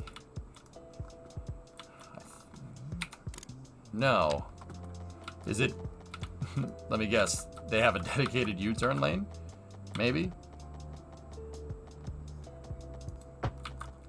It's a frontage road, Joe. I'm trying to make frontage. See how well it works.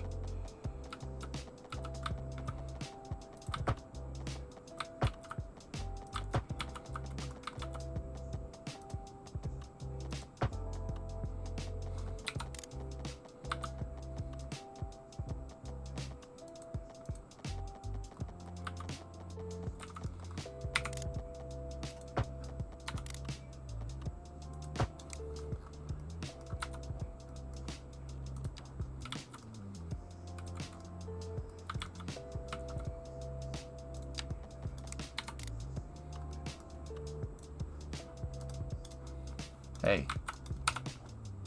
Come on. Come back now.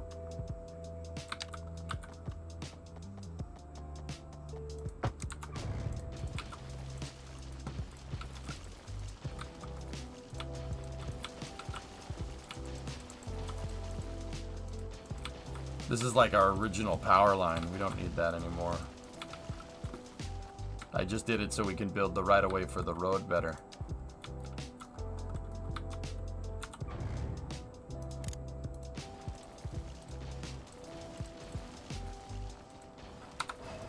Let me just make sure we're still all connected correctly. Yes, we are. All right, cool.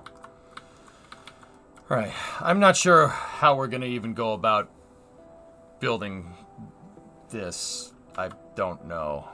Oh, dear Lord. Okay. Dude, it is actually difficult to manage a city this big. I'm actually kind of astounded by the difficulty here. It's super freaking cool.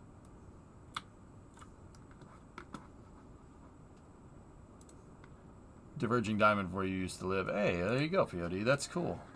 All right. Well, I don't know what we're gonna do over here. So.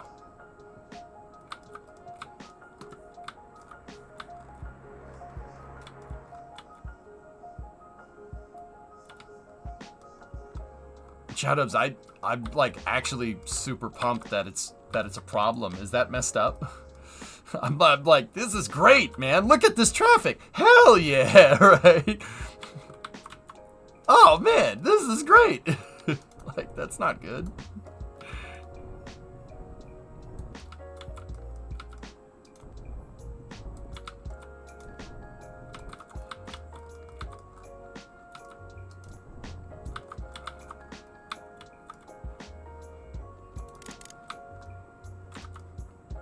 One, 2, 3, 4, 5, 6, 7, 8, 9. All right, that's perfect.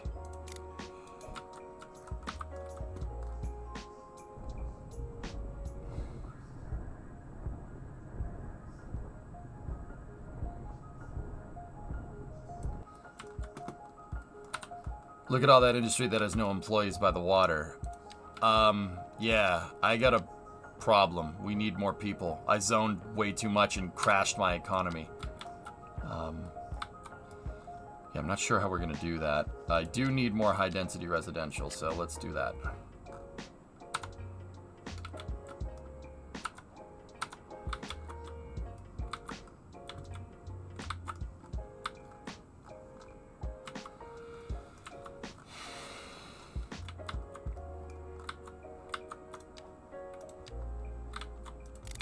Right? Is it? Yeah, man. It's freaking cool.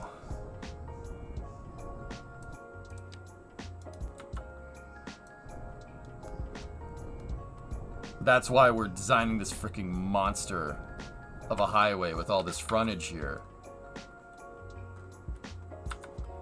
We got a range violation? Please, no. Oh, freaking boss.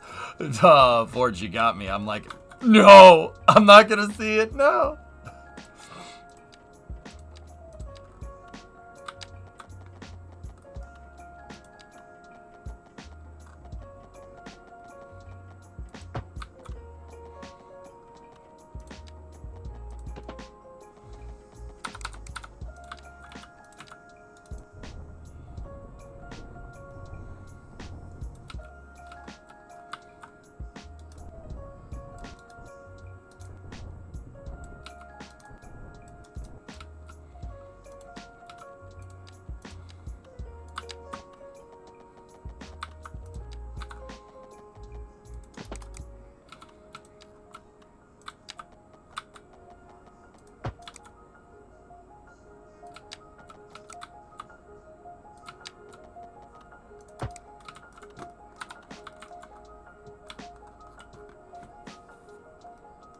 It's just a tour bus simulator from what I can tell.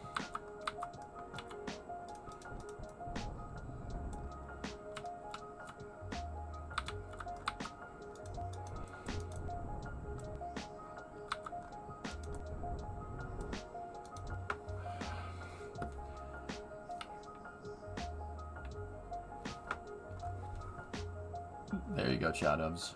Makes me think of why, but makes what do you want me to see? All right. Let me do road design for now, okay?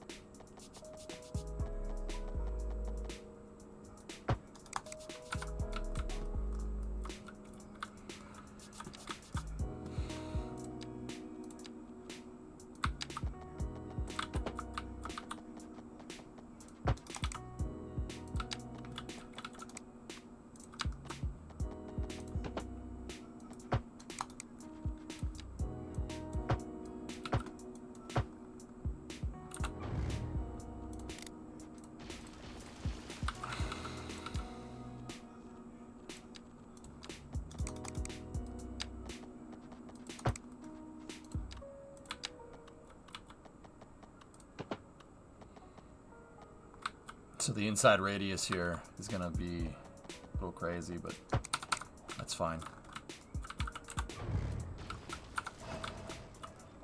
All right, so where do we want our frontage interchange here? I think I'll put a frontage change right here.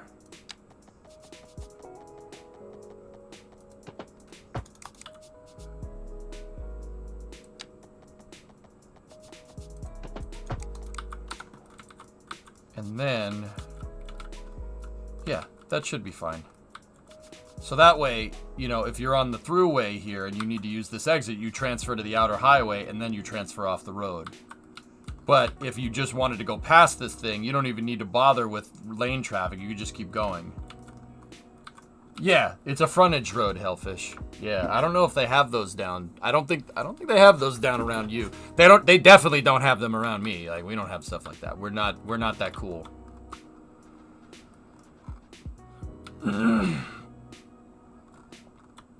Oh, Aqualex, yeah, I got you, man. Yeah, it kind of does. You're right. That's funny.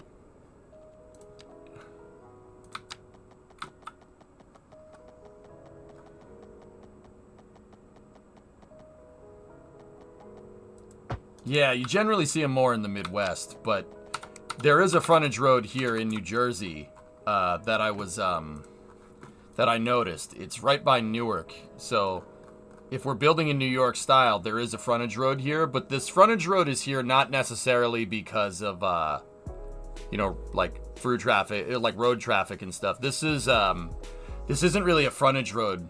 It's two highways next to each other. The outer highways are for trucks, the inner highway is for cars. Yeah, that's what they're doing here, but it's okay. Like, I could try to... Yeah, the feeder roads infest. Exactly, dude. I could try to do that. We could try to make it so cars can only go on the through road, but I'm not sure how we would force it. I don't know if there's... I don't think there's policies that... Hold on. We have a heavy traffic ban, but that would mean we would need a district on that center highway.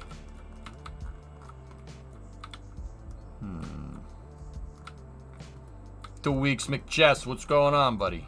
How you doing, Kelly? We might be able to get away with it. I mean, we'll just design the frontage just to see, but yeah. Policies do not affect highways. Highways are unaffected. Okay, so we're just designing regular frontage. Got it. Thanks, fellas. Saved me some time there. Appreciate it.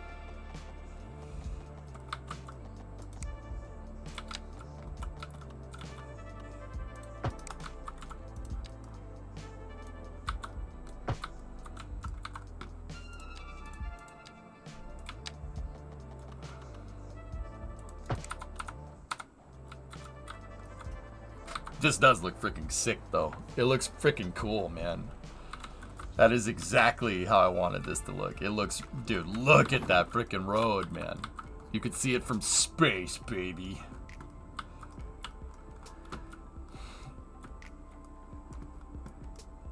Midwest Renters Roads are a small street next to highways. They're just local roads. Yep. Yeah. For sure. Oh, gotta get the parallel tool out.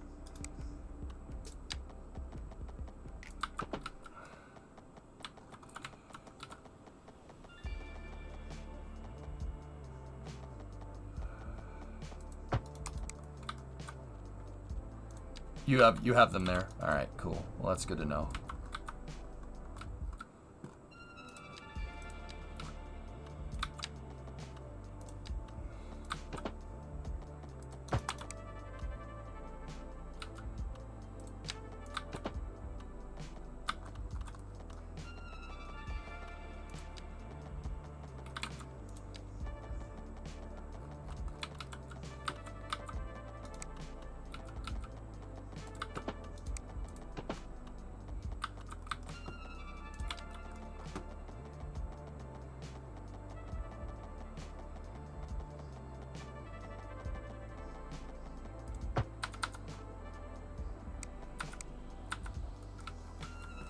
Yo, what's up, Predominant? How you doing, buddy?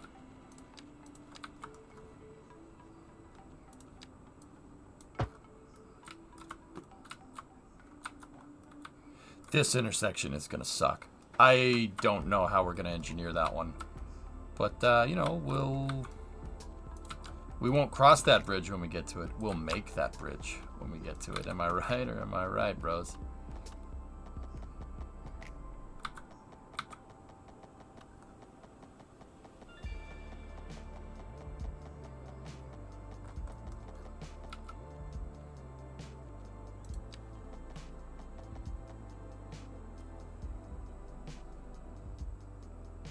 Look at the length. Oh, yeah. Oh. Nope. Nope, just kidding.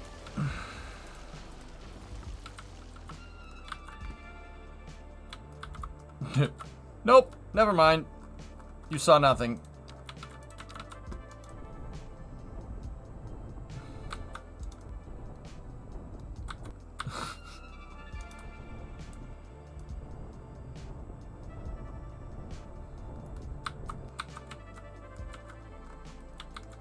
Not gonna lie, 420.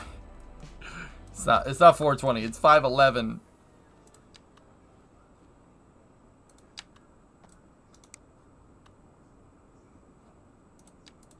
All right, turn everything on, but snap to guidelines. There we go.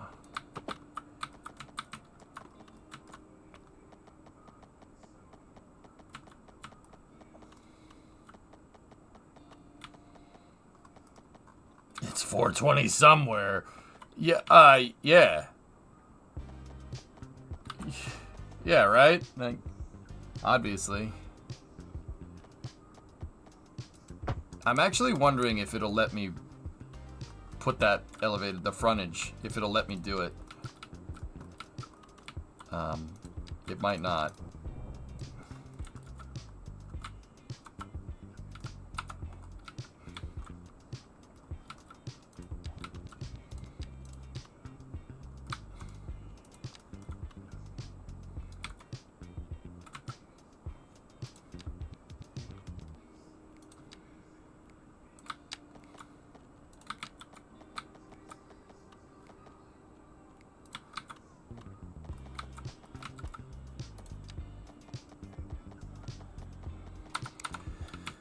No, we need to go I need to angle the road more.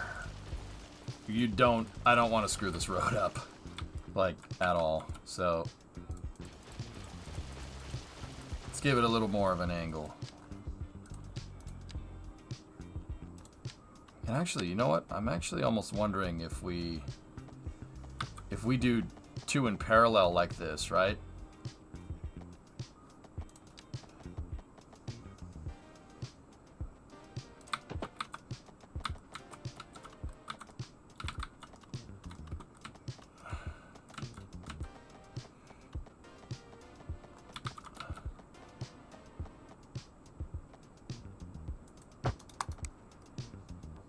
Trains.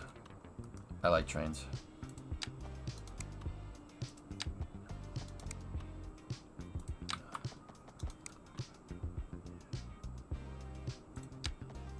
No.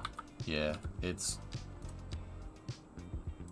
work like that, but I'm not sure it's gonna work going the opposite way.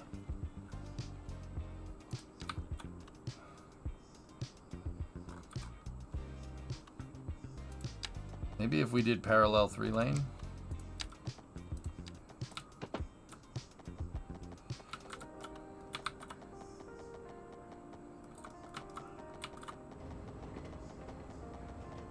No, I don't like building that way. I'll keep building it the way I wanted. This road has to take a pretty hefty curve here anyway, so let's just do parallels on the center. And let's angle it to make sure that we have enough for the frontage road. So, shut off road guide. And then... Come on, baby. Turn off all snapping.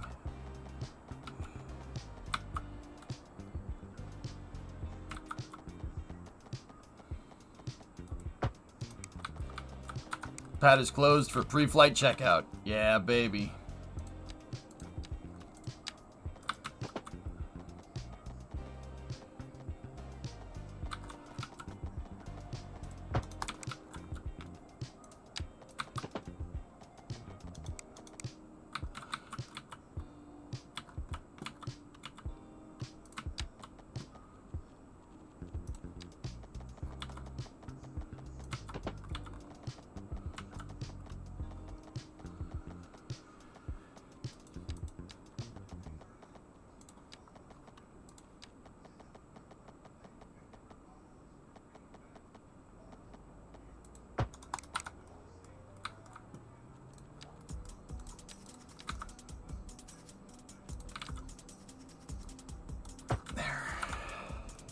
Wow, I was actually holding my breath for that. Whoops.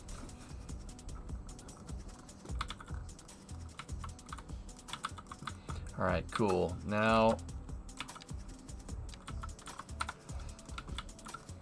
Dude, I'm not 100% sure how we're gonna make this. How we're gonna make this interchange work.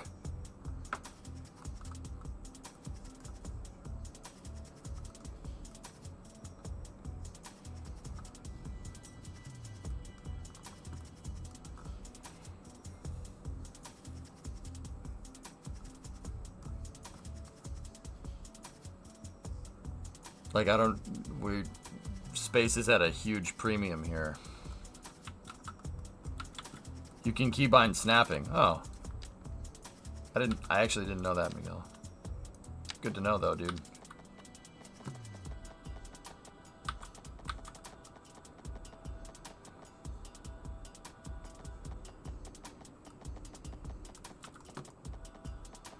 So, we're most likely going to have roads that go underneath here, right? So...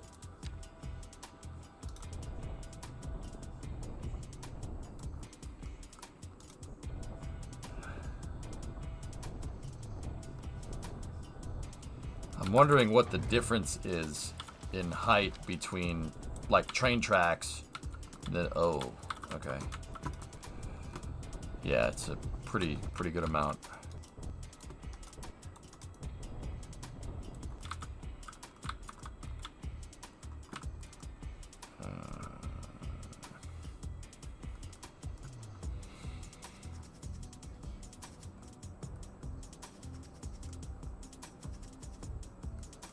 That train Y right there makes this very, very complicated.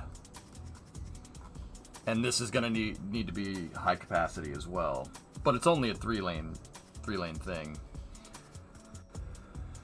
Can you use the parallels for the outers with just a big gap? Yeah, submitted. We probably could. How goes the urban planning? I'm working on frontage roads and a new highway interchange, dude. My city has crippling problems, dude. If you guys notice, if you've been watching this, I've been saying, oh, we're pushing to 400K, we're pushing to 400K. But like maybe a week ago, I stopped just blindly zoning things because I saw this problem developing when we analyzed the traffic. Dude, I'm not sure if we're at Houston tier or Boston tier traffic, but maybe like LA. It's bad. Every single major highway, inbound and outbound, is jammed except for that one. Hey, Smith, what's going on? Like every single one of them. We have a huge problem.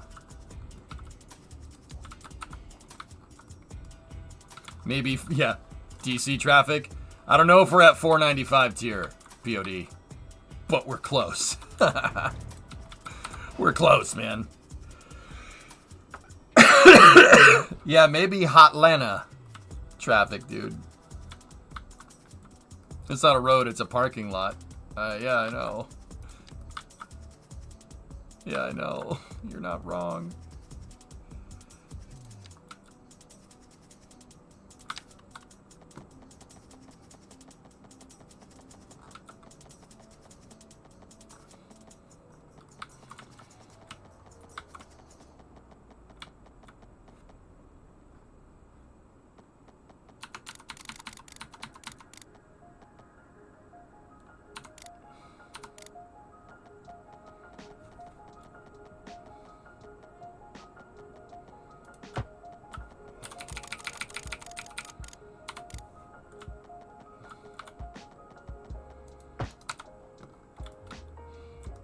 So what I'll do is I'll leave a lot of space underneath here.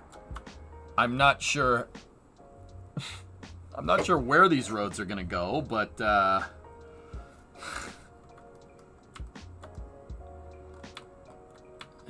they're gonna have to go up and over and then down. Okay.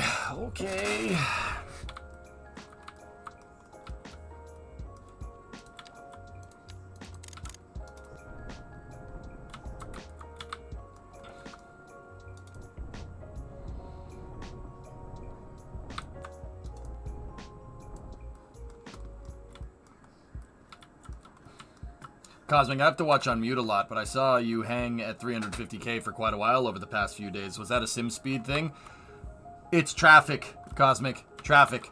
I was so worried that this was going to happen when I went to make the push for 400K that I started building out infrastructure instead, and I delayed a long time of pushing to 400K. And then I decided to do it, and I was like, yeah, I built out this new system. We should be good enough. No. Oh no, it turns out putting an extra 50,000 people on the road yeah, I have gridlock. It's gridlocked. We're screwed. Like, I need to redo a lot. We're gridlocked. We're boned. It's not good, man. It's not good at all. We have a terrible problem.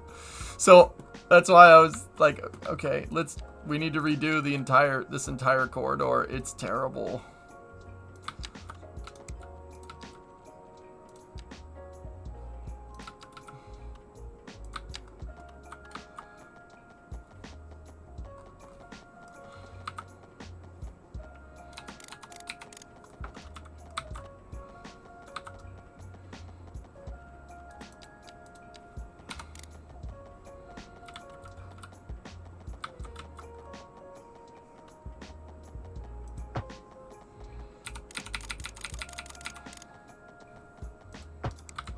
So I'm building out a super high capacity highway here with frontage roads.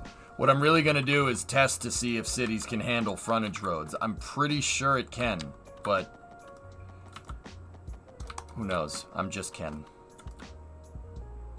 Who knows?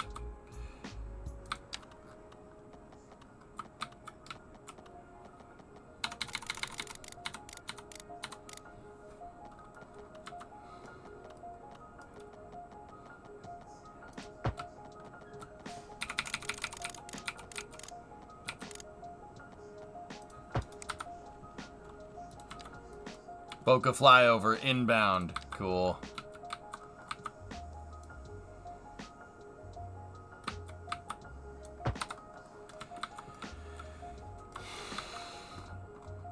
Do you think this new bigger highway will be Knuff? I do. I do think it's going to be Knuff. Yep.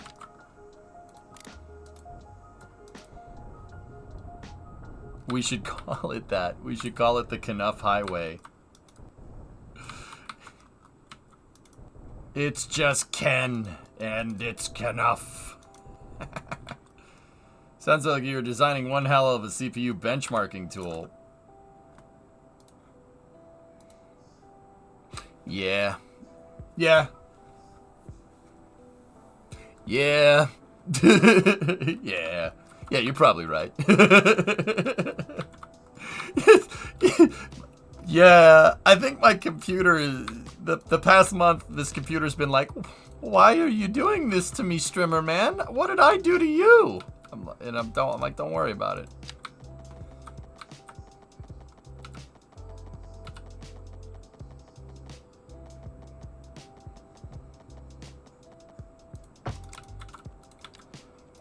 Mr. Strimmer man.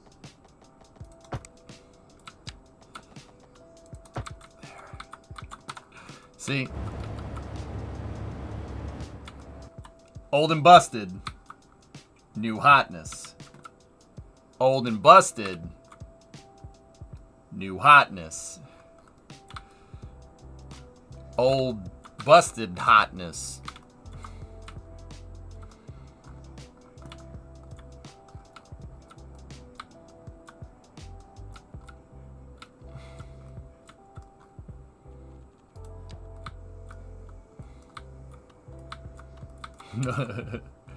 Not enough highways. Nah, I think we're good. I think we got enough. Does the rail yard have a hump? No, I didn't put a hump yard in, but I am gonna have to expand it. I'm running out of trains, and I need another subway. I need another subway terminal. Arsenal. This gets hardcore when you get up this with this many people. Oh.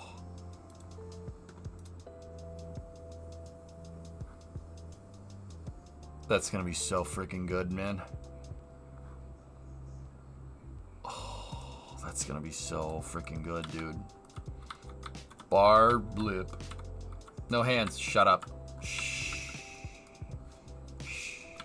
No tears now. Only memes.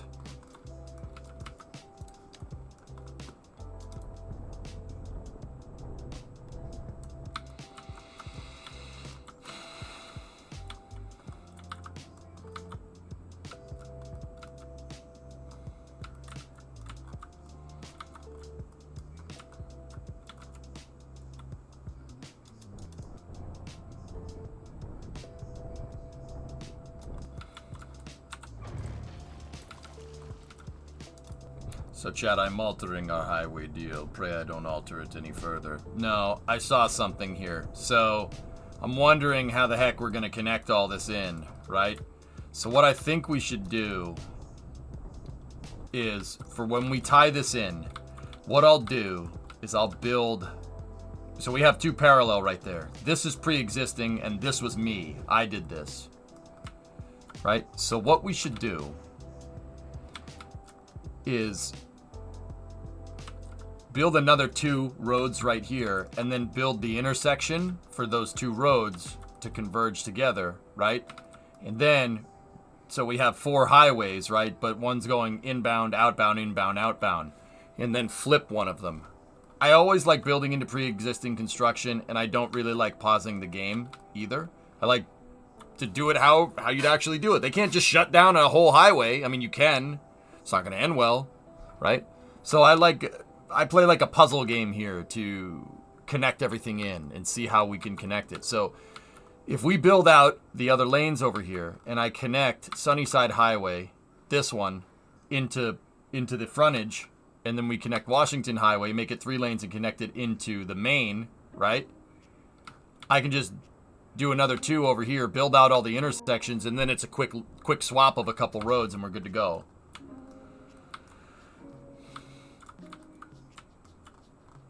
I think we could do it that way. Or I could just fess up and just start connecting stuff. We could do that too. You shut down a highway with a helicopter. It would have been cool. Well, yeah, okay, fair.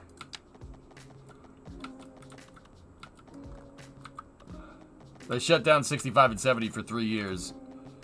You like UJ's way better. Oh my goodness.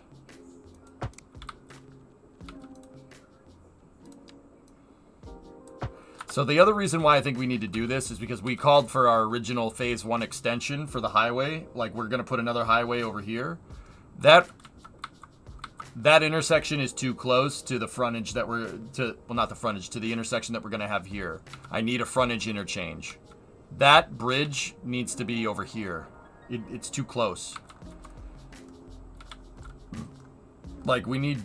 Yeah, the bridge should basically run along the swamp perimeter right here. And, yeah, the bridge should be here, and we should just move this over, and then that's no problem. Yeah, okay, cool. That was marking kind of a point where I wanted the highway to be, but we need to shift it even more. Not an issue. It's gonna be the bridge will be further this way, but it won't be too far. It'll be not a bridge too far.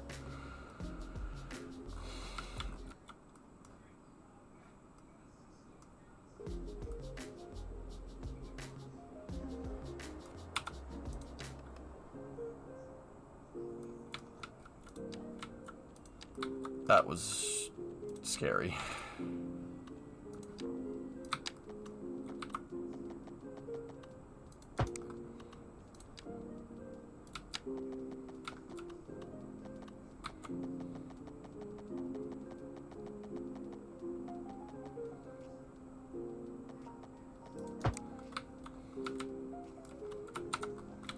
I don't know if it's possible in cities, but sometimes having fewer highways actually does reduce traffic beyond the highway system. I tried the fewer highways thing. It does not work.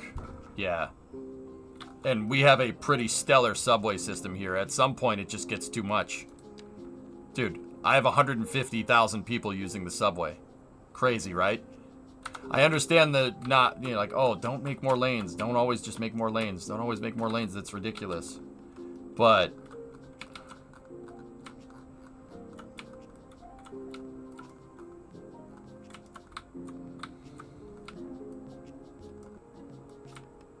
yeah, right, Arsenal? Like, I tried the small highways, big subways. It didn't work. It didn't freaking work. It didn't do it. It hates it. Just one more lane, bro. Just one more lane. We could just add another one. It'll be great.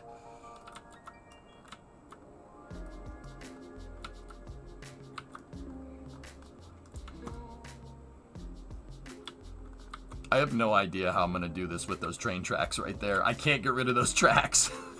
Those tracks are locked in. We can't get rid of them. You know, it's commute. I don't know if it's from outside connections necessarily. It's just, dude, we saturated it. Can you believe that? Look. Oh my gosh. I love how traffic jams form in this game. And that's not me coping and seething, I swear. In cities, if your traffic jam, Cities 1, your traffic jam got too far, the game starts deleting cars. Cities 2 does not do that. It does not delete cars. The traffic stays, and you're fricked if you let it back up too much.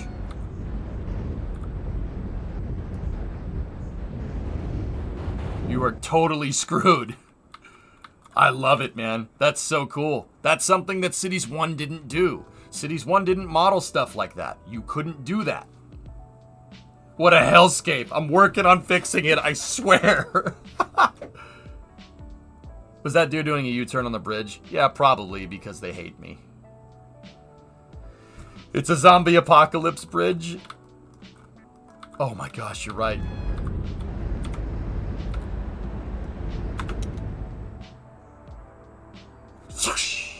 We need the black and white scratchy film filter here.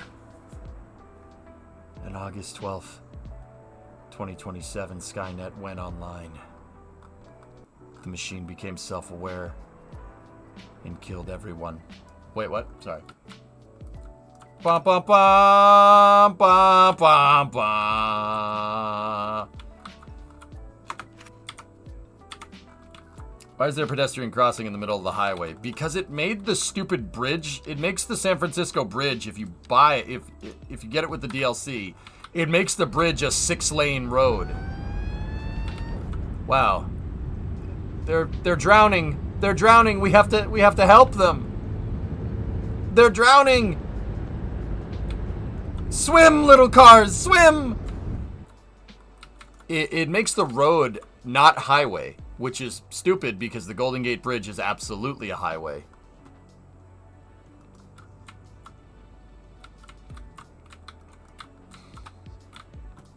Yeah, I'm not really sure what to make of that, but yeah, whatever.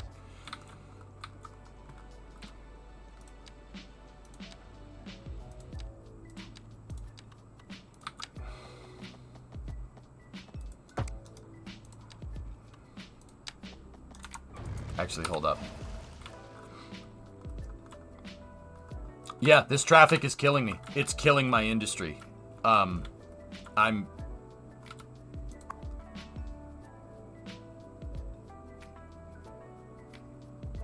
Yeah, it's killing me. Wow.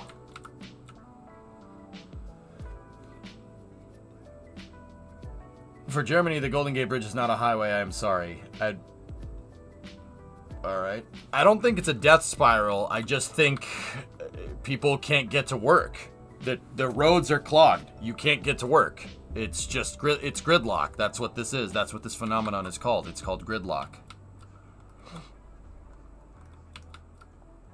Designed as a city simulator, Skynet grew to hate humans in their cities.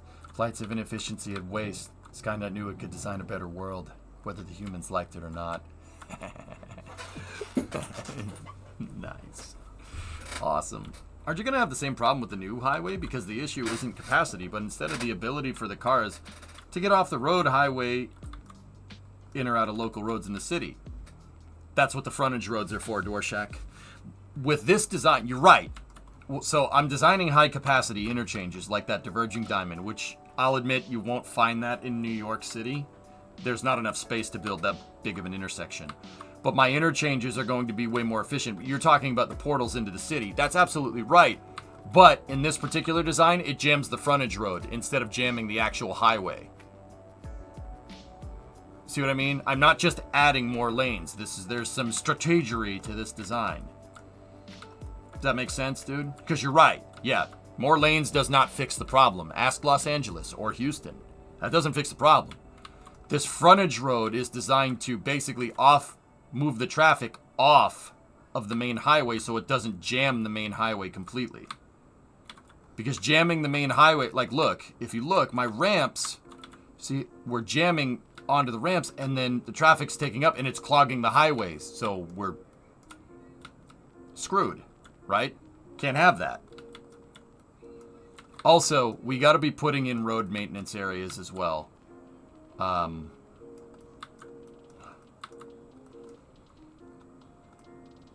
Speaking of that, what I wanted to do is if we go into the bus thing, right? We have double public transport lane, so 2 road lanes going in opposite directions dedicated to public transport, emergency vehicles, and turning traffic. Wait, what's turning traffic? Jinya, it's doing all right.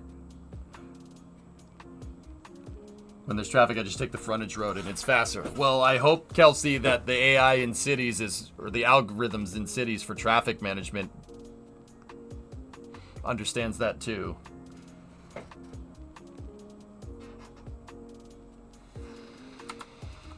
Your frontage needs more ways onto them, not just those intersections. I agree. I'll probably end up taking this and having it go onto the frontage.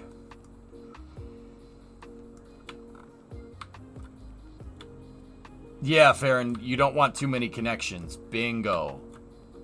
I always bottleneck my highways in my design because that's what real cities do. Having 1,000 freaking on-ramps is just going to clog your highway. You need dedicated areas designed to deal with the high capacity. Yeah, it's pretty freaking cool, man. There is a theory to this, dude.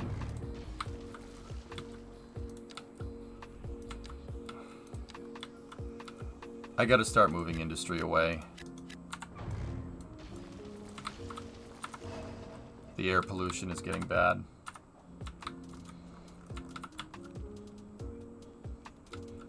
I'm looking at 95 by Newark, Papa Bear, but yeah. I'm not sure about 78. Anyway. Yeah, I'll have more connections to the frontage, dudes. What's a general philosophy? Bedrez, what I'm doing is looking at air pollution, and I'm trying to put stuff that pollutes downwind of residential areas. Like over here, see the wind's blowing that way? So this industrial area is just blowing out to sea. These industrial areas were not a problem until my city grew right up to them, and now it's a problem. Have you been on 95 in Newark? It doesn't move very often. Yeah. Do you plan everything on the fly, or do you have templates or similar as a guide? 3-Chord, that's a good question. I'm using some frontage diagrams as a guide, and I have Google Earth open, and this is the road that I'm modeling this road off of. This is 95 in Jersey by Newark. This is a central freaking artery that feeds New York City. And in this particular part, it is large.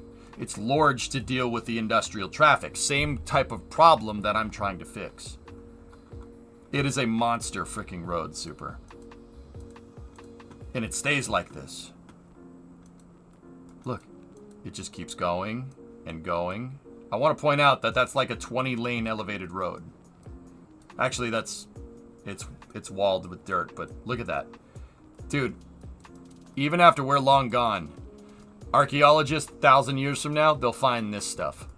Crazy, right? They'll find stuff like this. This stuff is going to outlast everything because it's a freaking road. Yeah, it might crack. Yeah, the bridges might crumble a little bit, but there's no denying the terraforming stuff that was going on here. You'll be able to see it. Just like we can see Roman roads as well. See? It's freaking huge. It just stays like this. It diverged a little bit back there, and then there's this gigantic thing. That interchange is where 95 merges with the Jersey Turnpike. No, that could be Garden State Parkway. I forget. Let me look. That's 80. Oh, no. That's not the Garden State Parkway. That's I-80. Yeah. Major. That intersection right there is a federal highway connection. So, I-80 and I-95. 95 runs up the East Coast. I-80 runs across the country. You can take I-80 to Portland. I'm pretty sure it's Portland. Aqualux, is it Portland? I forget. You're our resident Portland expert.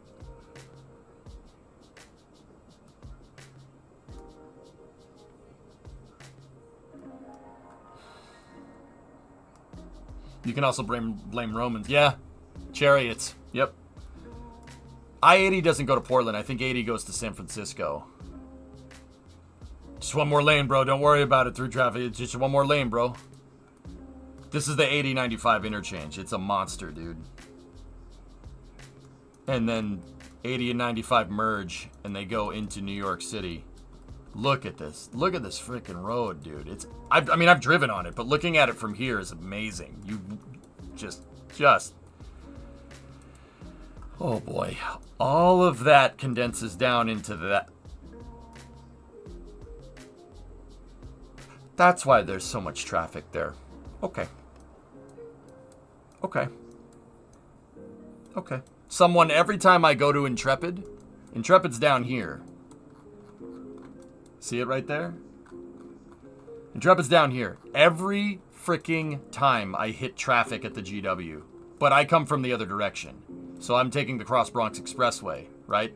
I come from this direction. There's always traffic here. That's why. It's all of that.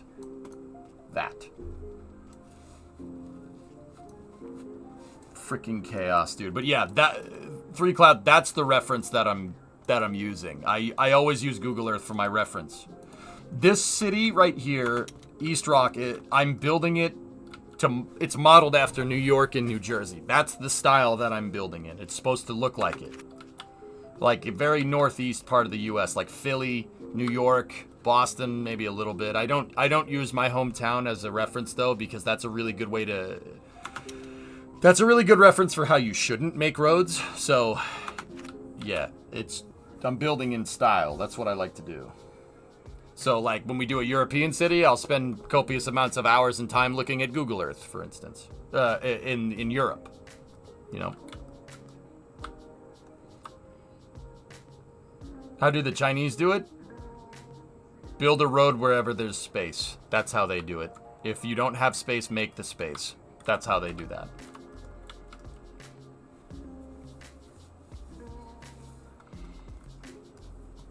What do you mean? Boston has great roads. Discovery, go at throttle up. Not even funny to joke about. Hey, Gobs. Thanks for the Prime sub. Appreciated.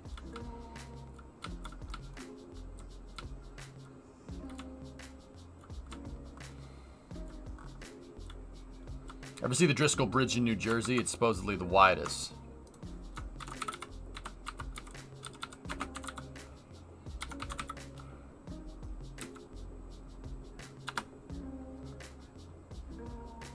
You familiar with Dallas? Yeah, of course. I've never been, but I've looked at what the funkin' waggles. Yep, it crashed Google Earth. All right, back to cities it is.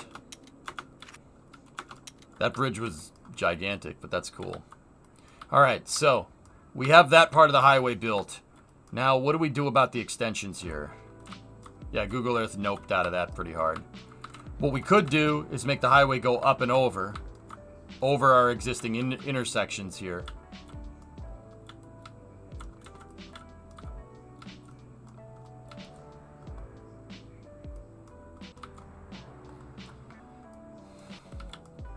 I've seen it, Mock. Yeah.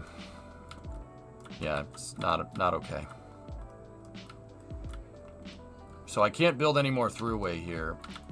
I'm not exactly sure how we're going to connect that sucker in, but...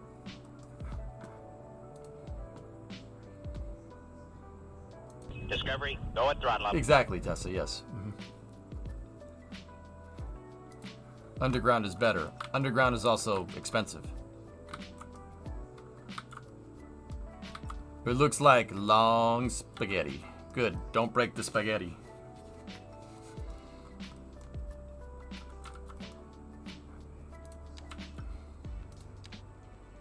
Alright, let's see. What does this look like if we initiate an incline here?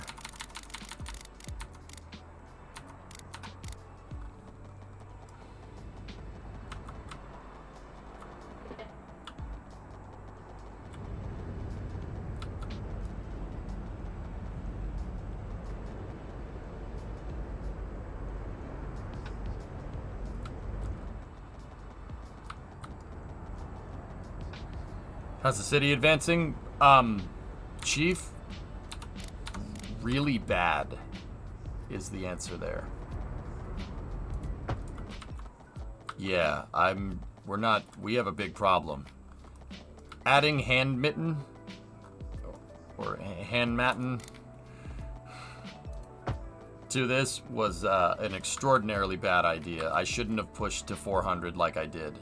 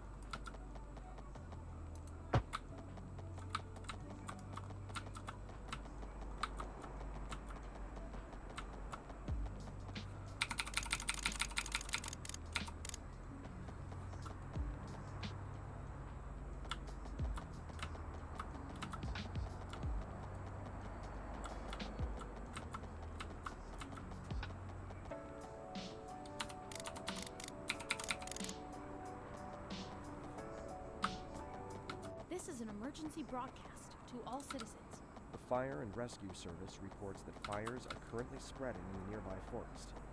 The billowing clouds of smoke pose a serious health risk to anyone nearby. At this time, all citizens in the affected area are instructed to immediately move to a safe distance until the situation is under control.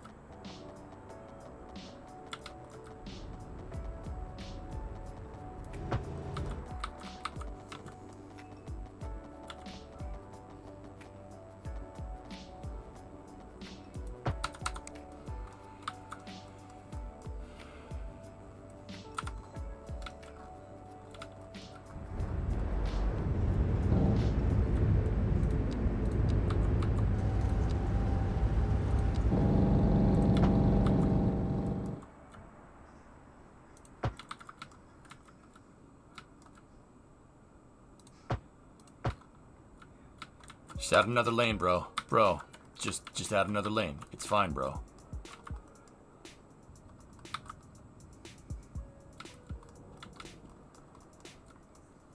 Bro, just add another lane, bro. It's fine.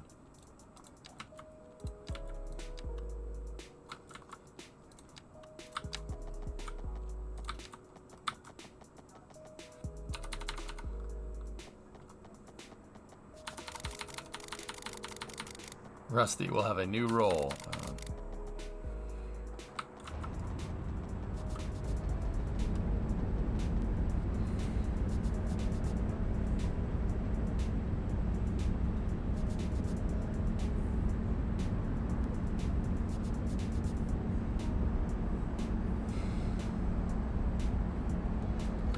Bro, just one more lane, bro. I swear, traffic will be fixed this time, bro. Please, please, bro. Listen to me, bro. It'll be fixed, bro. I swear.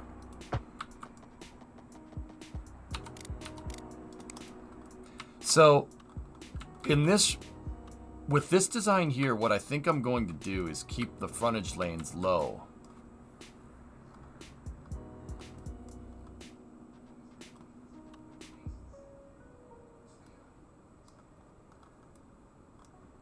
Please, bro. Just one more lane, bro.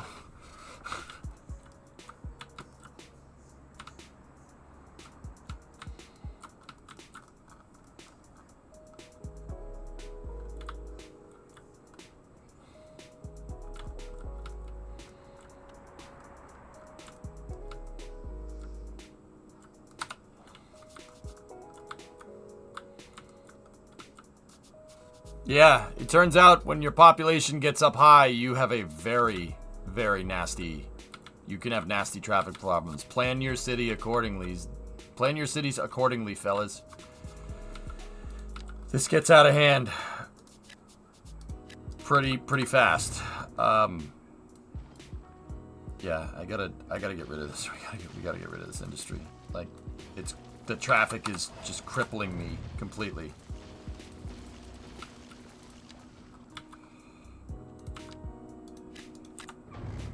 Like, this is bad. My city could collapse. Like, not physically, but... Yeah.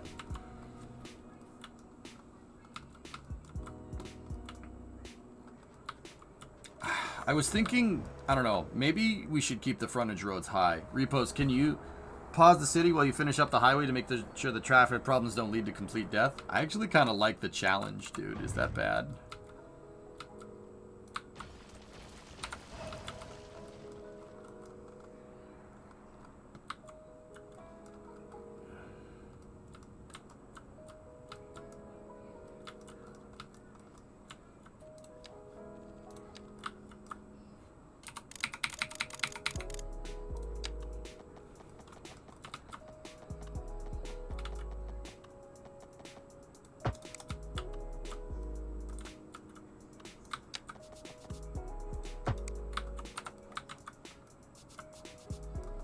I'm not sure what I'm going to do with the frontage lanes here, so I'll leave them for now.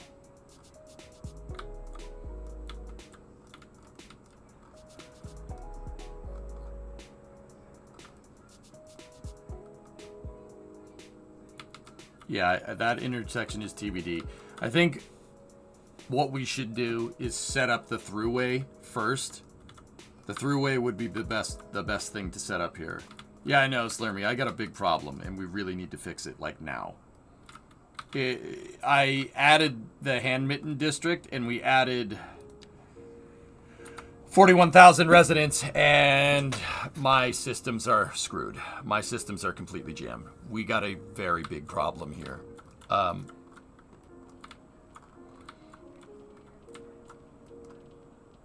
Yeah, we have a disgustingly bad problem. This is not good. I need to fix this. We need to come up with solutions here pretty fast, or else we're pretty screwed. Yeah, screwed.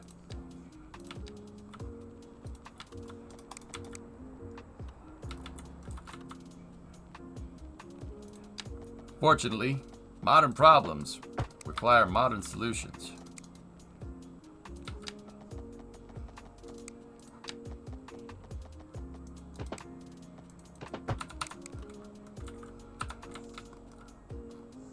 Do you ever pause the game? Only if I'm really debugging something, KG. I like to build around my traffic. It's a cool, fun challenge to, like, dude, when you're building your intersections, you don't give, just pause the game. Just pause the game, delete the whole intersection, and rebuild it. I don't like doing that, because that's not how real roads are built, right? And don't get me wrong, it's not some incessant freaking need to be, it has to be realistic. That's how I am with the airplane runways, right? But I like, it actually is pretty fun to engineer around what you already have. The reason why I like that is because that's how real intersections are made, right? And once again, it's not some incessant need to, like, it absolutely has to look like real life.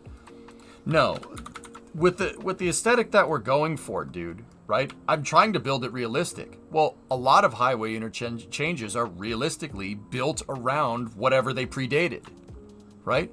It gives you, it's a fun game to play, it's a fun logic puzzle to solve, and it also makes your intersections look like they were purpose built for the occasion, which I think is really freaking cool. I think that's neat. I like building that way. What about entrances and exits for the buildings on the left there?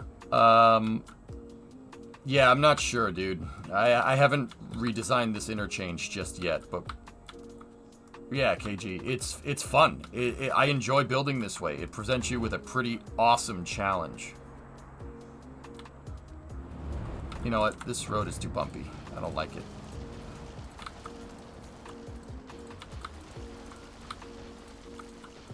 What I am going to, and I noticed it was pointed in the wrong direction. The road needs to go that way. So what I am going to do is right here, I will build the next segment of road.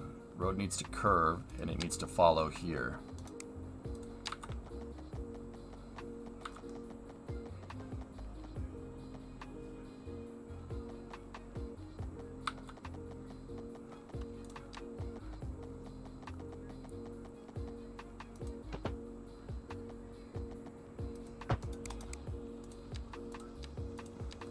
How'd the bus project go from yesterday? I'd never finished it, Carbuncle, and that probably was not a good idea, to be honest, buddy. That's probably not a smart thing to do.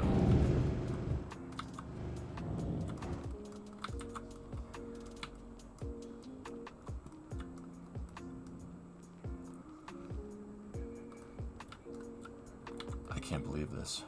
Let me see, what's the capacity for this? Wow. Interesting. My road condition is terrible. We need to add service depots here. I forgot about that. We need roads that only emergency vehicles can go on.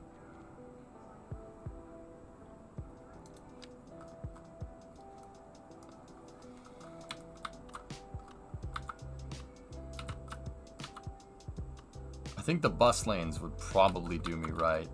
I think.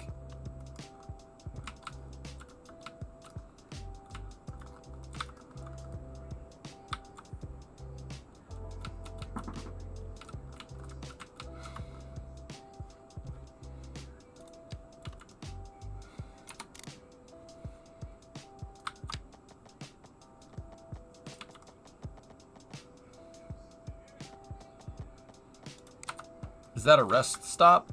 No, this is a new interchange that I'm designing to replace that one over there. In fact, Carbuncle, you reminded me. It's probably... We do need to get back to doing that road maintenance stuff, but I need to rebuild my industry. My industry is screwed. Hey, Chimp, what's going on? I need to connect this road into over there. Eventually.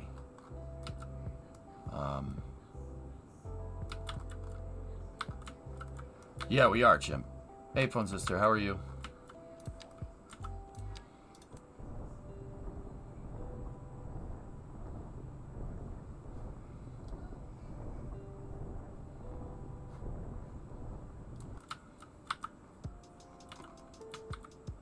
How's the supermassive highway? It's getting there, dude.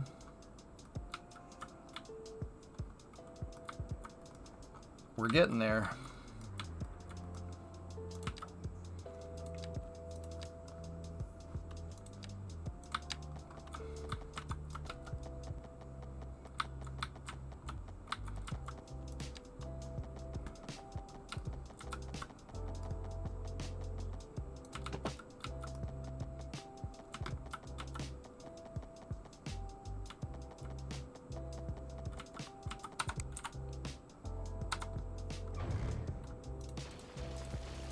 To get that radius right, we're gonna need to...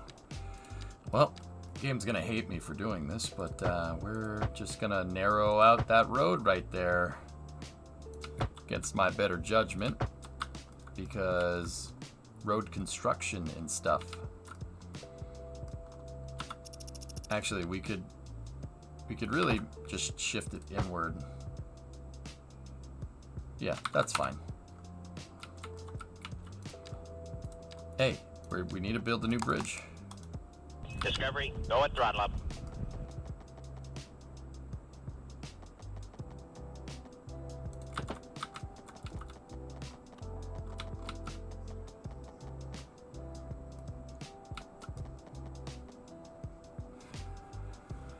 That puts... It's pretty much clear for the most part, except for one abutment that goes right over that bit of highway. So... You know what we're doing? Here's what we're doing.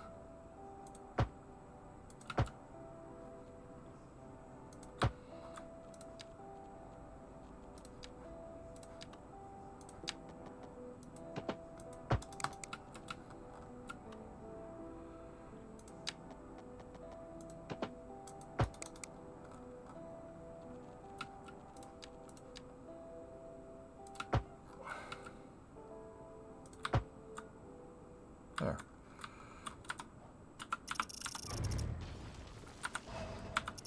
Alright, get off the road. Get off the road. Let's go. Come on. Come on. Hey, there's nothing to see here. Come on. Do you think part of your traffic problem is the simulation speed slowing down? I don't think slowing has anything to do with how they move around, Katra, no. I think it slowed down because they're all moving around. But I have yet to prove that. What did you do? Don't worry about it. Snecky, it's fine.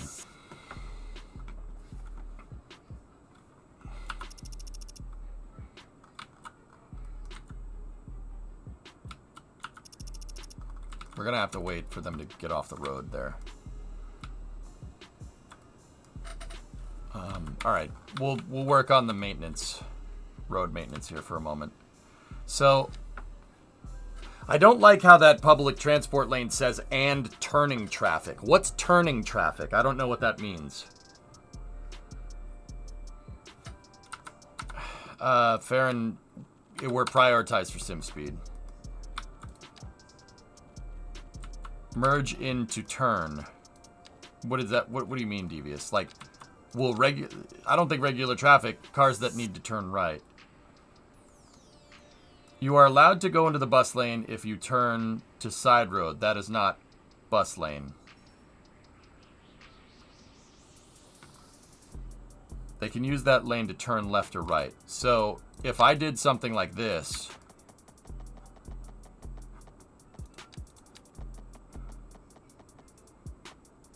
If we did something like this, right? and I made a turnaround lane for emergency vehicles, ambulances, stuff like that, would we be okay?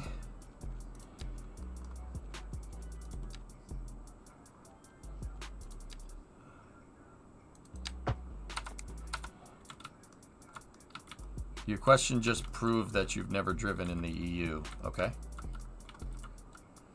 That's why I was saying use pedestrian road to block entry instead, less question marks.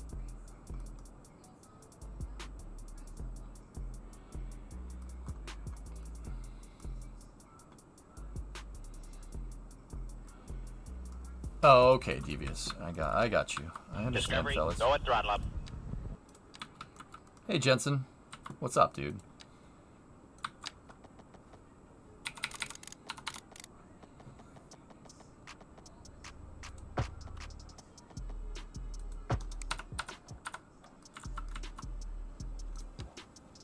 So, guys, this is just an emergency maintenance road.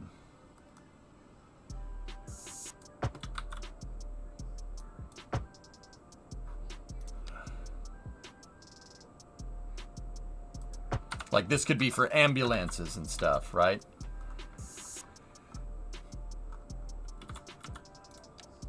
I think, you know, I think it might work. I think we should do this. Yeah, I think.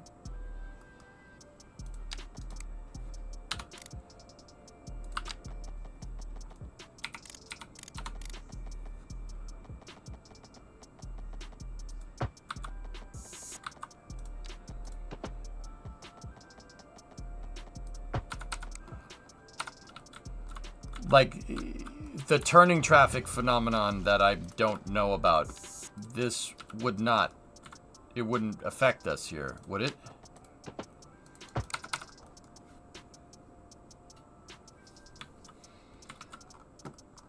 It shouldn't, okay. Yeah, because we have, like, emergency turnarounds, but I've never heard of, I mean, it's probably because we don't have any bus lanes, but I don't know. Well, if not, we know the pedestrian road as a buffer entrance would work. But the reason why I don't want to do the pedestrian road, the reason why I'm hesitant to do it is because I don't want pedestrians being near it. We know from that subway depot, when I put a subway depot underneath a highway, and the highway started to slow down because there were people walking around underneath the highway, and the game thought that people were walking around on the highway despite it being 30 meters up. The game simulation screwed up so bad that people were floating up out of the subway terminal onto the highway. So that's why I'm like,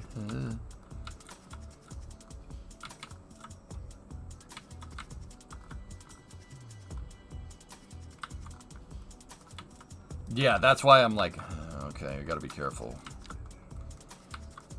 Yeah, that, could you see why you'd be like, oh, okay, I get what you're saying.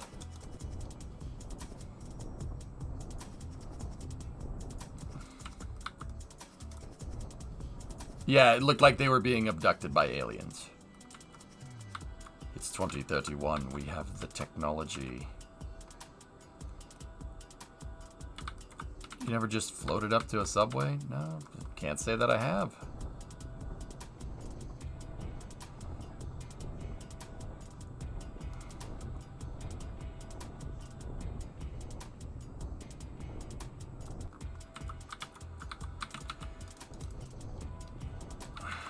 So how big is that damn road maintenance depot? Okay.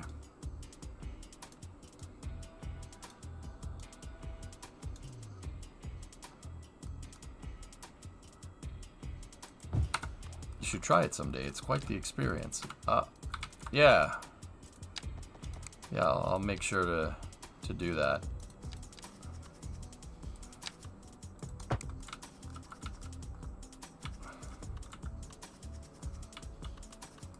Okay, cool.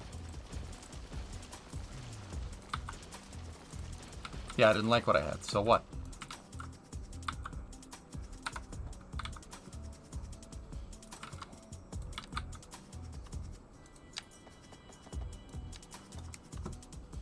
Big whoop. Want to fight about it?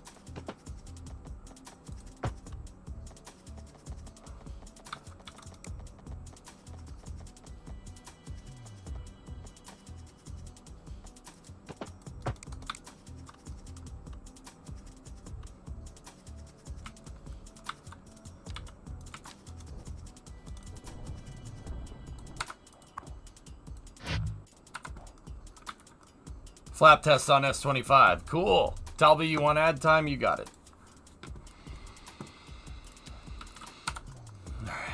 We'll take a look. Guys, I think the flaps might be tested.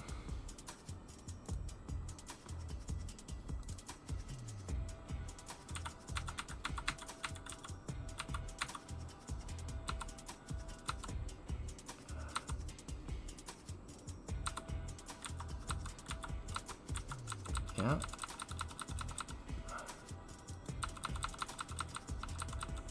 Cool.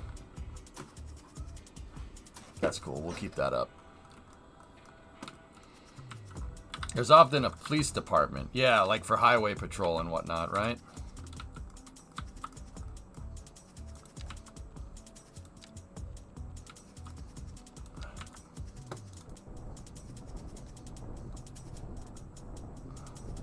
Maybe we do that. We have the space. I'm not sure if we can... I guess we could do a highway patrol, couldn't we? We just make a district on the highway, right? Just make a district on the highway. And then you could have a police department assigned to that district, and there you go. You have highway patrol.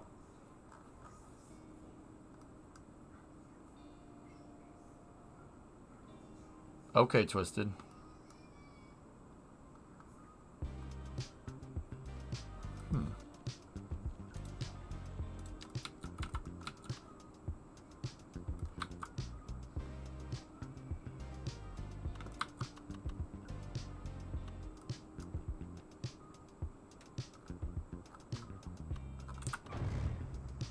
Discovery, go at throttle up. Hey, Postal. What's up, dude?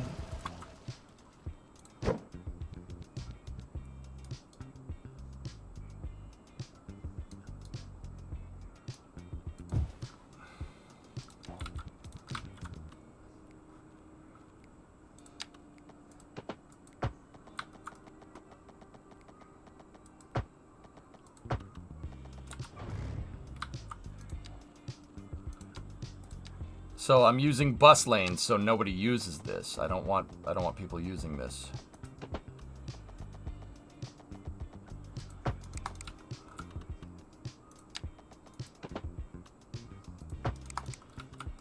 Right?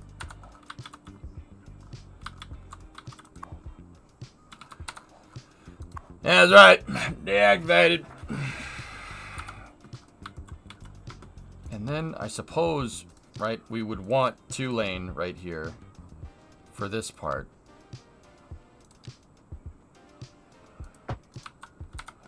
And then, yeah, ordering a pizza wants some. I ordered pizza last night, dude. I got plenty of pizza in the fridge. I'm good, though. Thank you.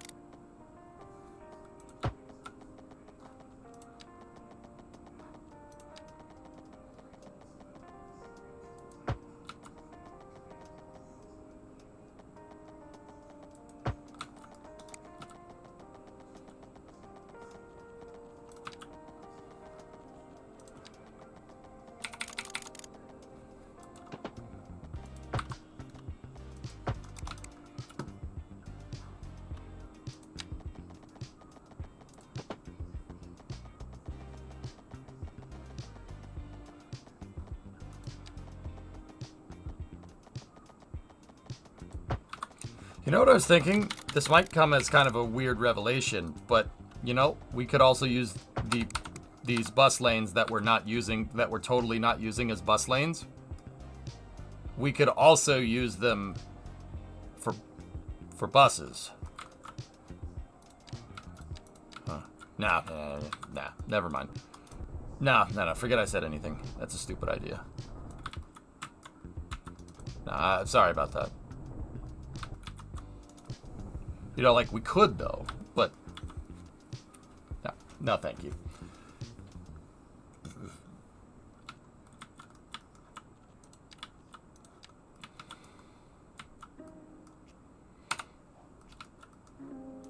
Oh, I need to make this... I need to make a certain part of this alleyway. Oh, no. Because it doesn't have pipe. That's fine. It can be alleyway right there. There's still a threshold for entering, which is fine. What do you think this is, Bobby? Yeah, bus lanes. What are you, crazy?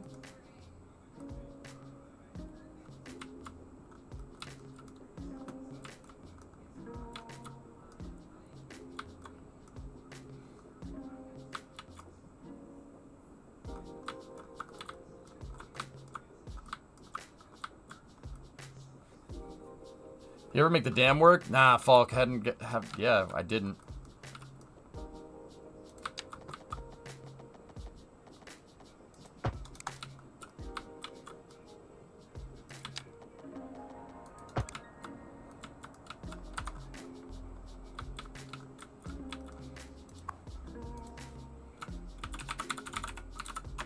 I'm not gonna name it bus lane. It needs to be emergency turnaround.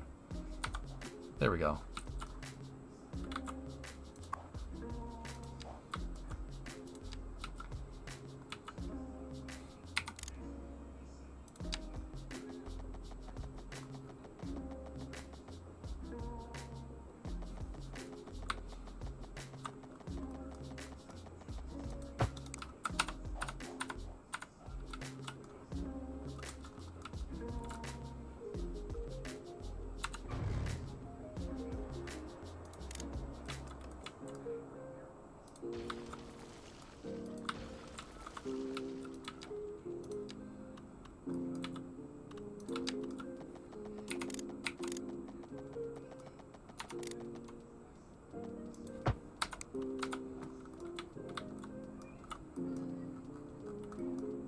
Isn't there a service road where only the police, medical, and road maintenance use? I don't know.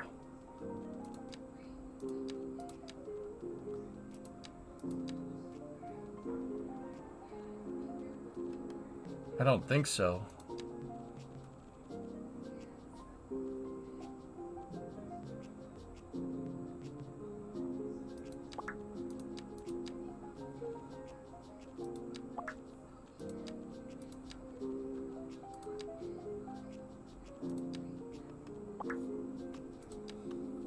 No.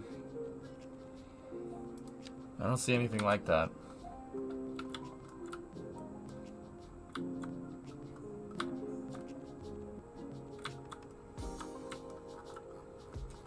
I think that is the emergency vehicle thing, the bus lane, bus and taxi. But yeah, could be wrong.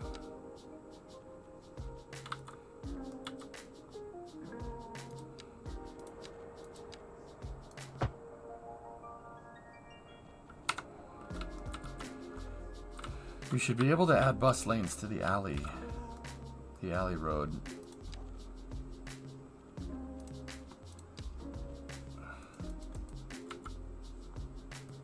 No, but you can to the highway. Oh, that's a cool way to do that. That is a cool way to do that, Sneaky. I see what you're trying to tell me. That's neat. That's cool.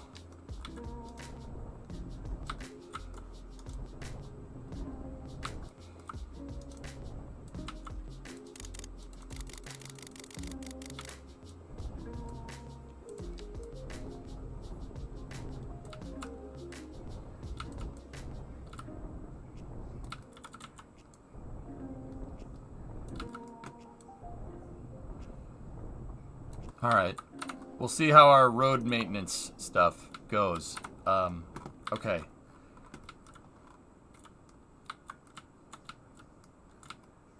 We'll put one there. I'll probably put another one like over here. And then maybe one at the... Put one there. Probably put one over here. Yeah, okay, so we'll have 4 on the main highway. Are there 2 or 3 launches expected tomorrow? 3. Starship and 2 Falcon 9s. The dual bus lane is both directions, by the way. They have to be able to get in and out of the facility. But I suppose that one...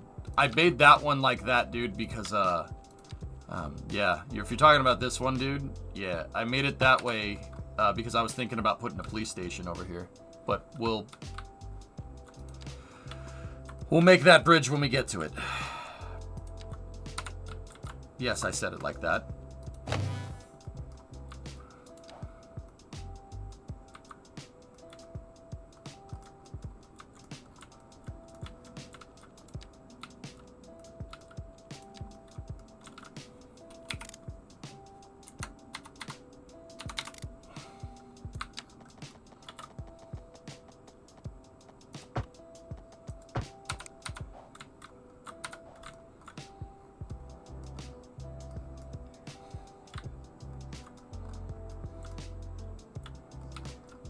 Okay, cool. Alright, so now we're back over to here. We can get rid of that segment of highway. And now we can actually go and finish the piece that we were trying to get done.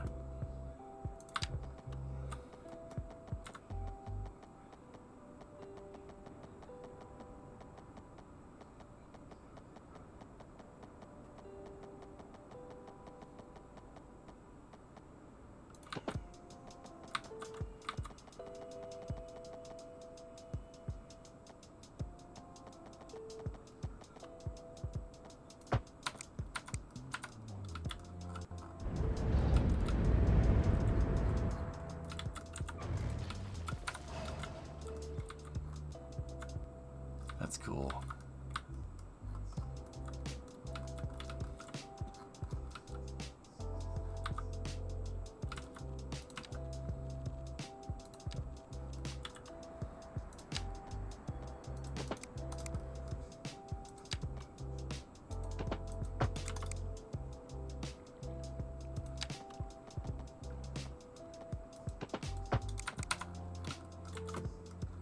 Cool. I'm not sure what we're going to do with the frontage through here, but it's fine. For now. Yeah, see, that's why that road couldn't have been there, because of that. And yes, it is an absolute cluster frick, but that's okay.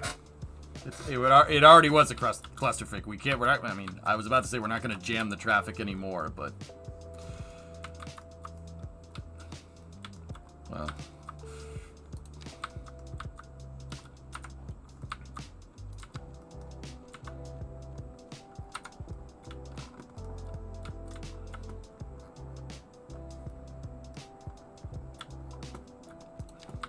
So the first thing that we got to do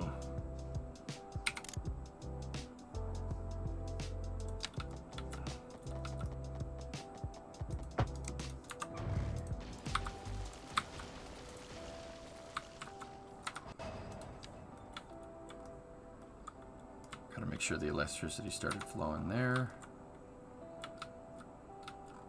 All right, so the highway needs to go up. It needs to go over this interchange. That'll denote the height here, and then we need to connect it. I think first priority is to get the throughway figured out. What are those large brown circles? Farms.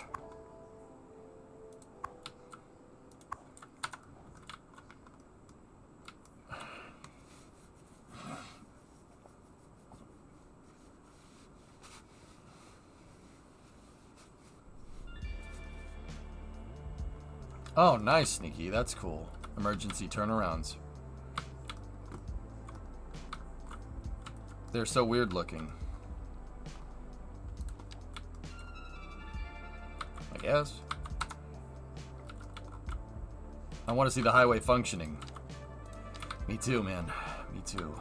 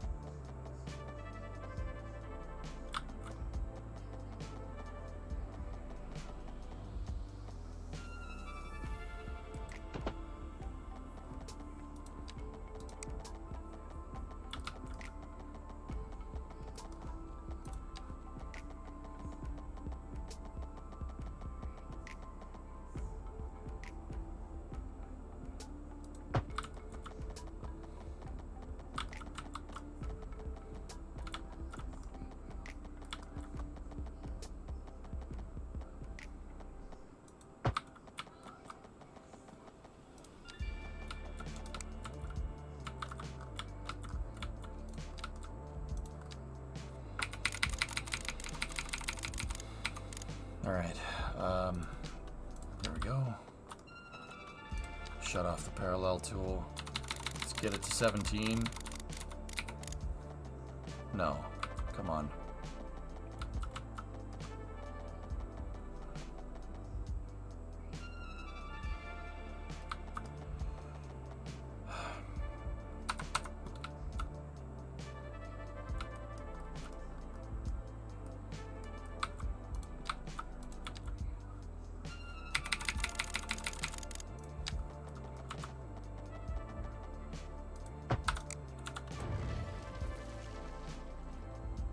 Yeah, I know you're confused. Just keep going. You're not driving on nothing, I swear.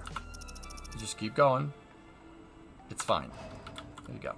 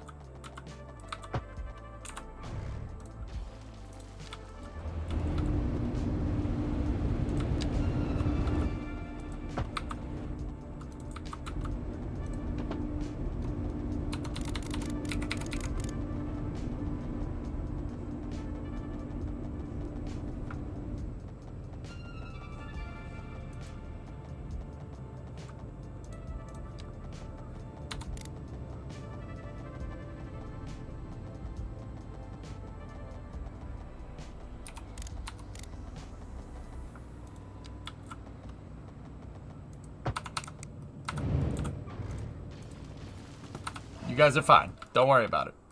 Yeah, that's temporary. Don't worry. Hey, we're under construction, all right? We got to do construction. We got to do construction.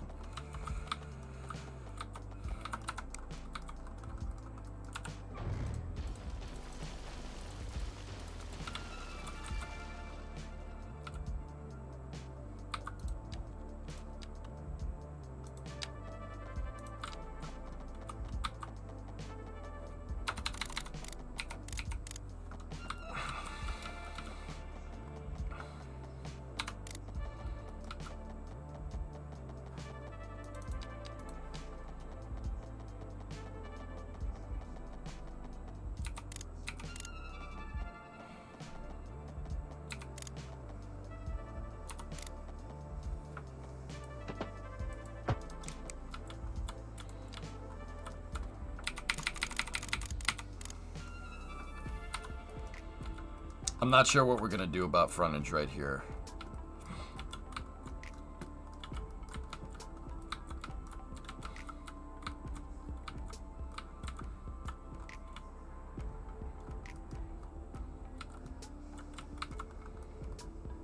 So through this intersection, I will just run the main highway.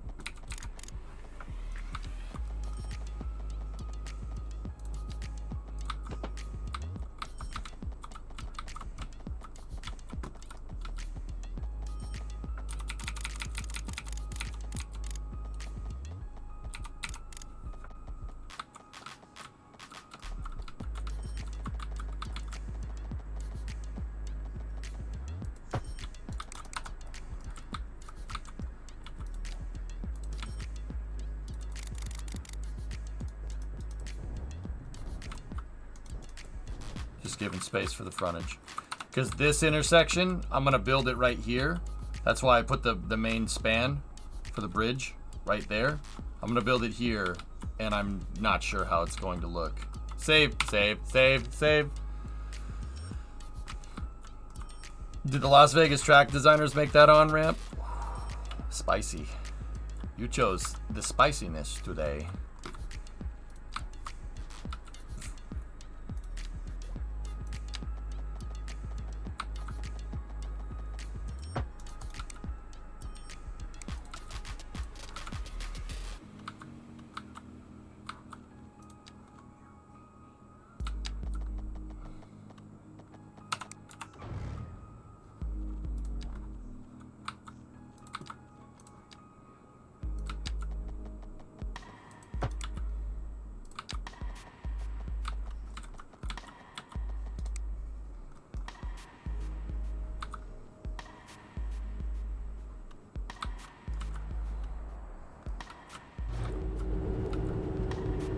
Oh, it's picking up on the other road. That's why that's so weird.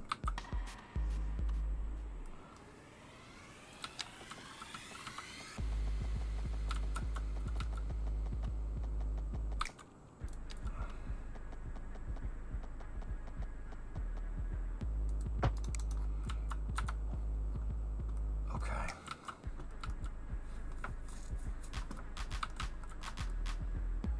I think for the last stretch, we probably don't need frontage. We just need it for Eagle Point. So we have a 5-lane road. Excellent.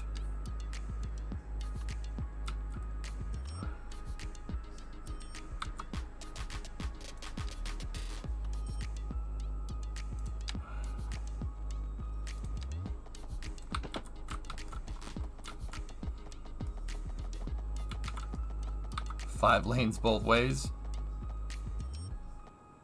Nah, I'm good, thanks.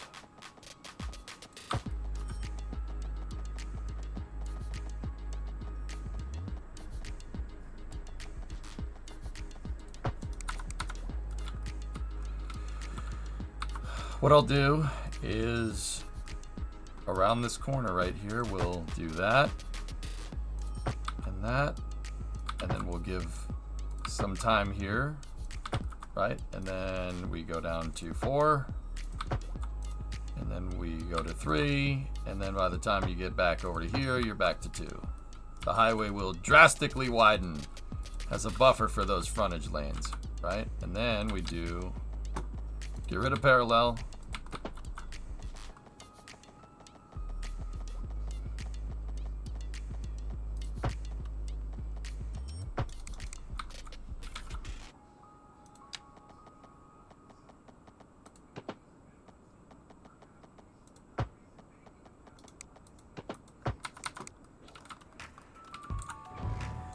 I don't like that. I know some of the roads are the wrong way, dude. It pays, dudes, just in case you're wondering, it pays to make the roads go, like build the roads the right direction. Like sometimes building it from the opposite direction and then reversing it, like that, makes more sense for how you're designing. I'm not sure, yeah, I'm not sure exactly why, but that's a good one. That's a good way to do things. All right, so.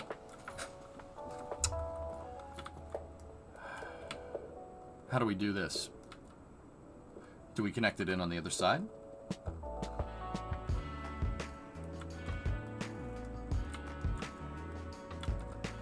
And if so, we could open the highway to straight through traffic, so in case anybody's trying to get to the connection, that would probably be a good way to do it.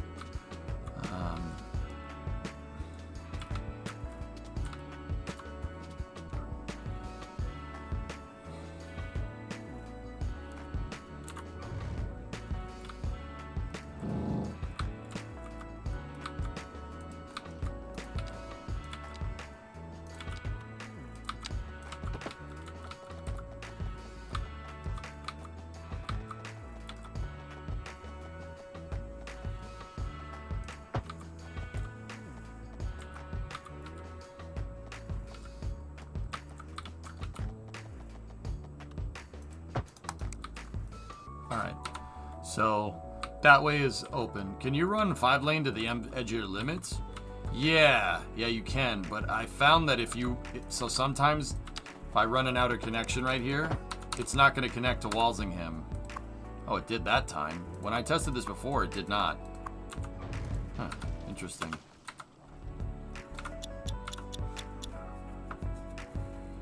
Can you explain how they got the sharp edges on the roads, for example, on the waterfront or at the railroad location? How they? What do you mean? Oh, this? You talking about that right there? You have to build the road, then fill in a bunch of area around it, right? And then drain the water by digging a hole right here and then rerun the road. It'll run it with the retaining wall. You can't run them in water, so you got to build like a cofferdam. 3-quart, yeah. You got to build like a dam first. So say I wanted to, I'll show you real quick. Check this out, right? Say I wanted a road with a wall right there.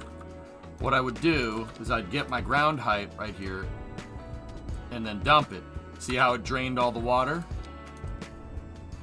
Fill in on one side of the road, right? Get rid of it. And then build it again, like that. And then get the terraforming tool back and get rid of all this, and the water will splash up against it. But I don't want to do that right there, so I'm just going to fill it back in.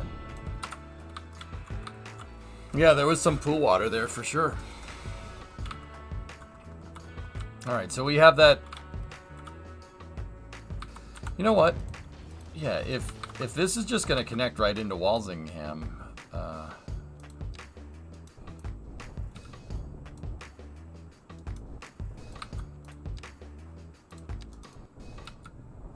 I'll just make the road connect. Give it a little bit of a hill right here, and because on this particular side we're going all the way to the edge of the map, right? So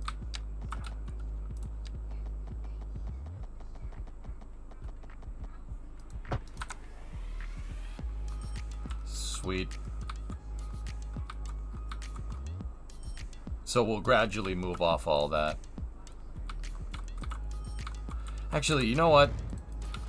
I changed my mind. I want to slowly divert traffic, so I'll remake that connection at the very end. Like, let's just have that for now. I want to slowly divert traffic. And I don't know why, but I'm paranoid about the game freaking out. Okay, so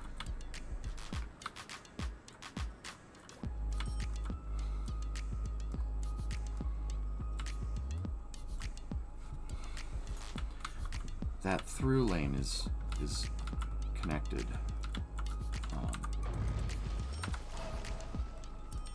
How are we gonna do this? If I connect this on this side, that means on the other side it's gonna have to connect somewhere. Have you saved the game recently? Yeah.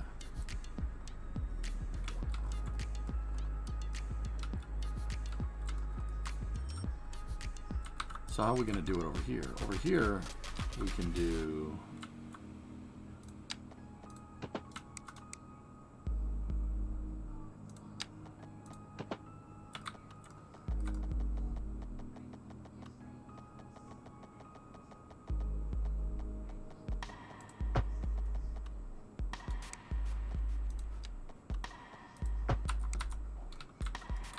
okay, so that's all good, right?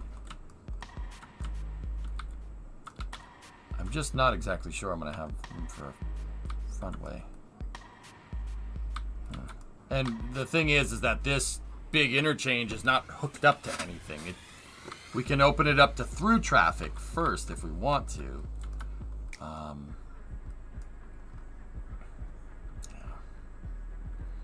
Thanks, Flask.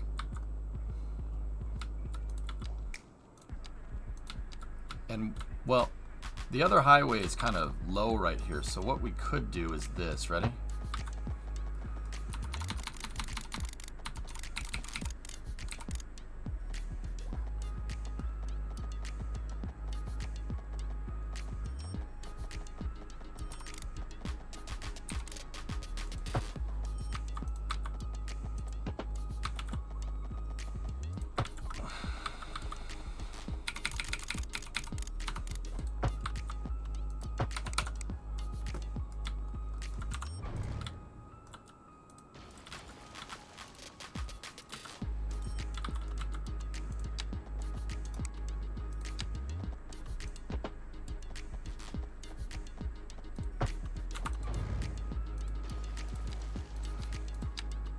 didn't come out right the first time.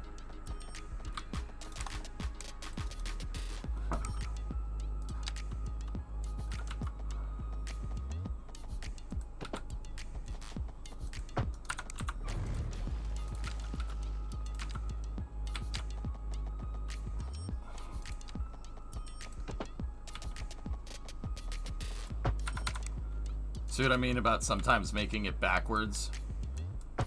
Okay, so we're open to through traffic. Good. So what segment of road does that mean we can get rid of? Actually, it's pretty much nothing yet, but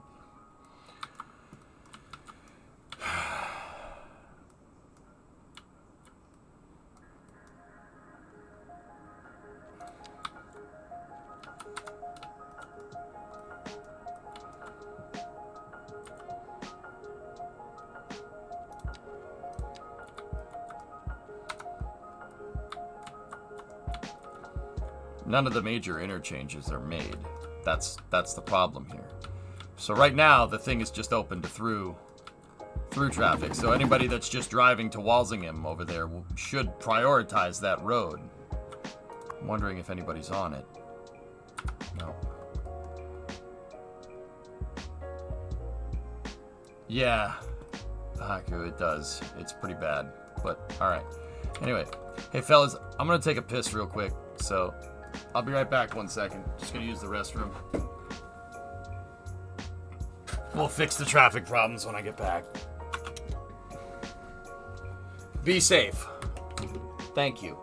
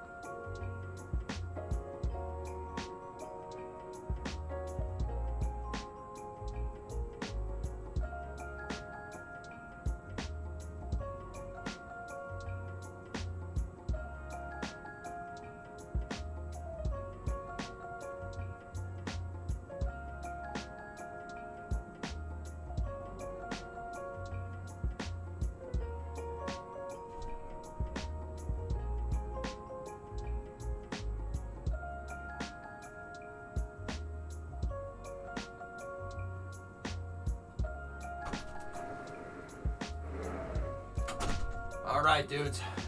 Let's go. We gotta go.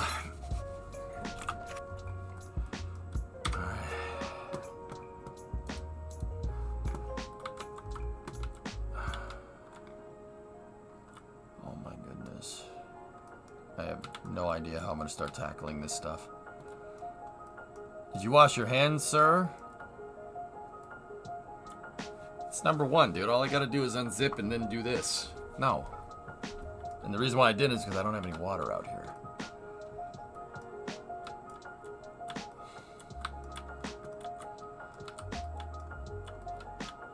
Something in the Stugats is on fire.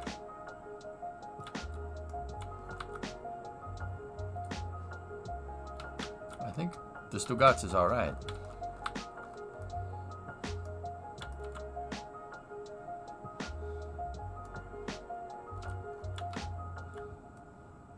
Look, the Stugats is just fine. Yeah, look, it's just fine. You look at it. It's just, it's perfect. There's nothing wrong with it.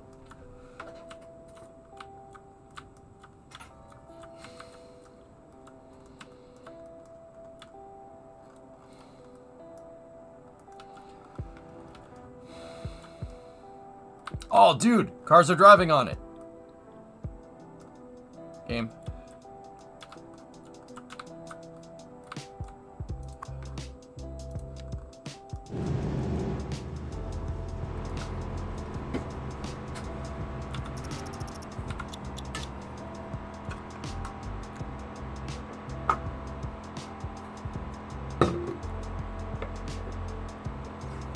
What do you think about the 7800 XT GPU? I'm not the guy to ask, Master Killer. I'm sure it's nice. The urban hellscape right next to this. Hey, what's wrong? Hey, don't hate on my city. You guys wanted it to be like this, not me.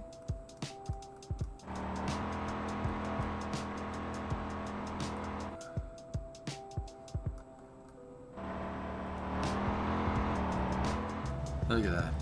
Nice and smooth. Thanks, Astinger. Yeah. It's nice, isn't it? Oh, there it is over the train tracks. Cool. I still don't know how I'm going to make that highway connection. That's really going to suck. Yeah, it's really going to be bad. Oh, the game's like... Am I ready for the big day tomorrow, Builder? Absolutely.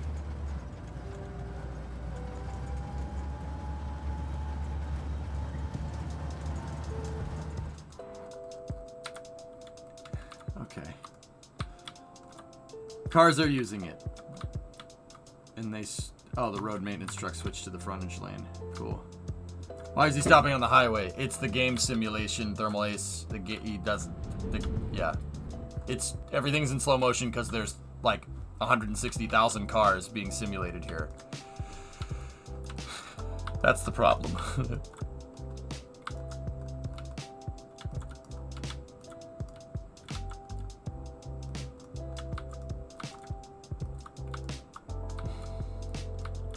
What time Eastern do you think it could start? Not think it. Be here at 8 G. AM. Be here. Save, save, save, save, save, save.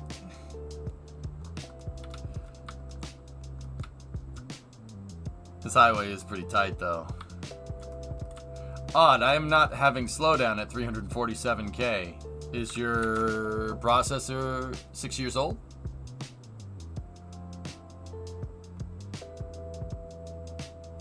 Because simulation speed is entirely dependent on how strong your CPU is, Rick. If you have a more powerful CPU than an 8th gen i7, then yeah, you're gonna get better frames. No, sir.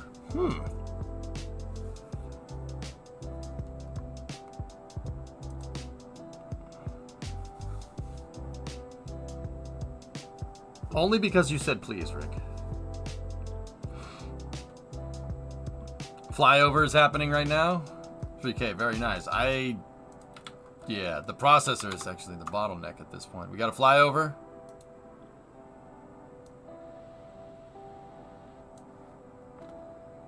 I'm gonna be here at 7:30, Make. Yeah, I'll be here at 7:30. Yep, yep.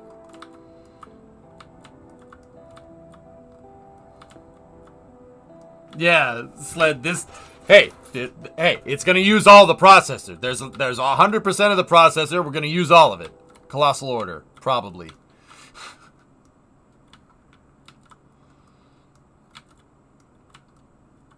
And why do you have so much RAM? Chat gave it to me.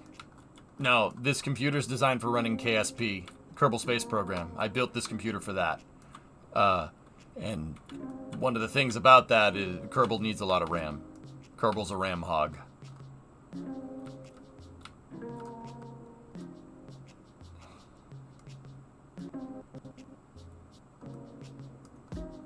You Kerbal also, same here. Nice, Rick. Yeah, so, yeah, I built this computer's designed to play KSP1, which basically redlines one core on the physics simulation and nothing else. But yeah, that's where we're at. You're missing the flyover. Hey! Thorin, what's up, man? 69-month resub. Hope you and Bree are having a wonderful Thanksgiving. I'm actually out to Florida tomorrow after Starship, dude, so... Yup. That's Polaris Dawn. They're doing a flyover. That guy, the guys flying those planes and gals will be flying on Starship someday. That's cool, man. Tampa area, other coast, bro, handy. That's sick. So freaking cool, man. That's awesome. Starship is in 13 hours. Yes. That's Isaacman, yep. Mm-hmm. Oh, nice. People are starting to use it. Excellent.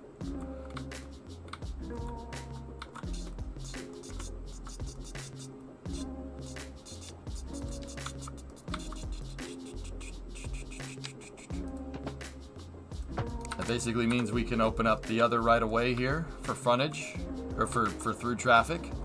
I'm not sure how we're going to do it over here, though.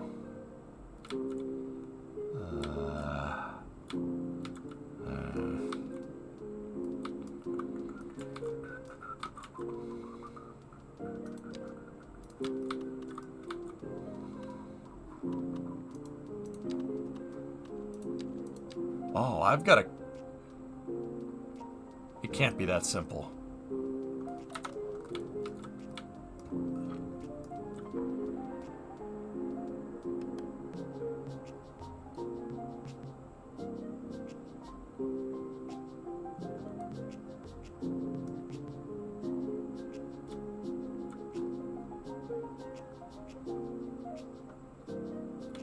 I don't know, of course.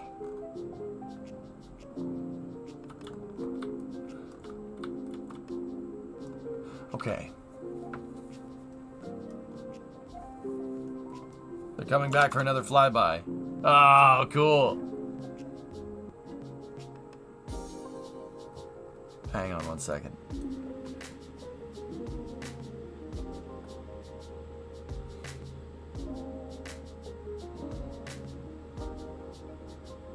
Yeah. The guy that's flying the lead plane, Jared Isaacson, that's a MiG-29. He bought it because when you have frick you money, you can do stuff like that. Just buy a MiG. Whatever. And that's not even like it's an old MiG either. That's a MiG-29. Yeah, boy! My ears! I don't know if that was loud for you guys. That was loud for me. What? What? Cool.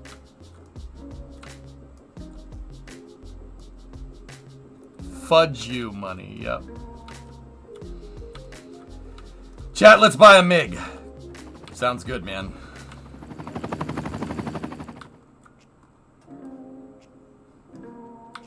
Alright.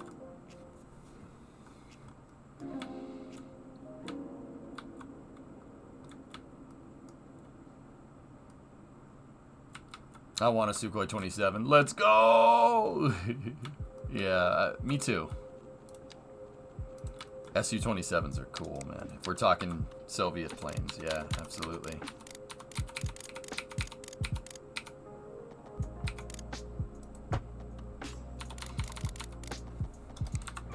No.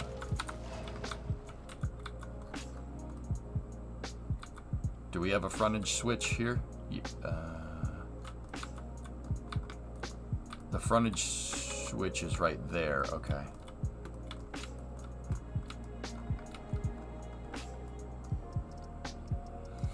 That'd be nice, Thorn, right?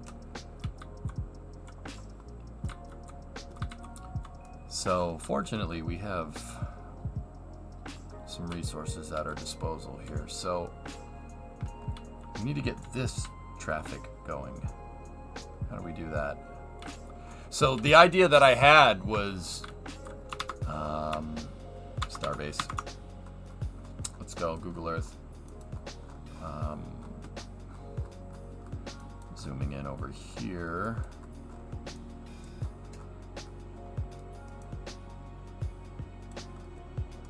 We could end up making something like this.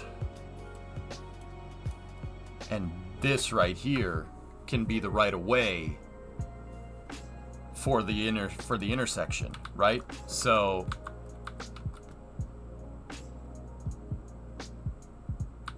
we have the through here, right? No, we don't really have the space to get that done. Because I'm shoehorned here because the train depot's on the other side.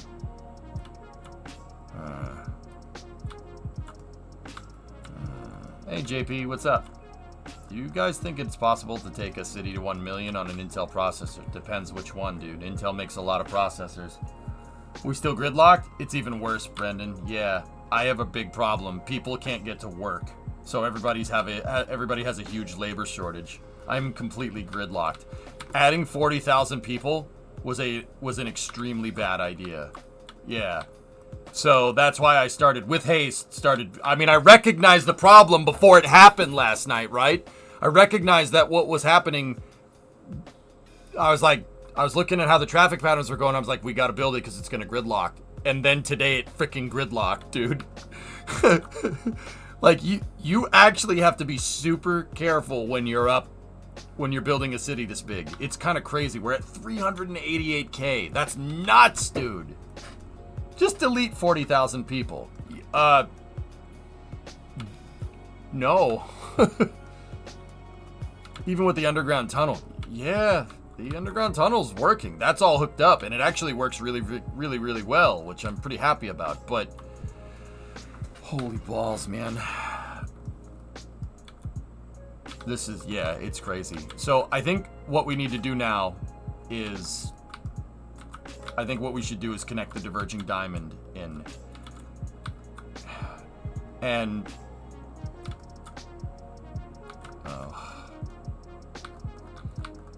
yeah, let's do that.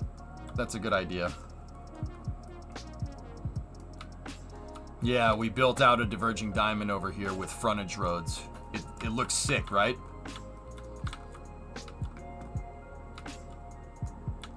You need Grand Central and everyone commuting. Dude, 145,000 people a month ride the subway.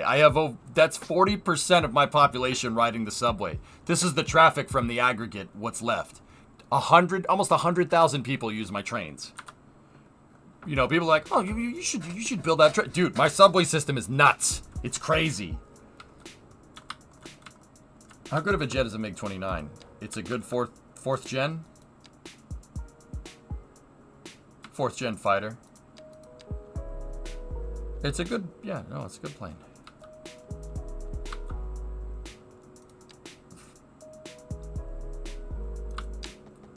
Are we hopeful that the water suppression system will work?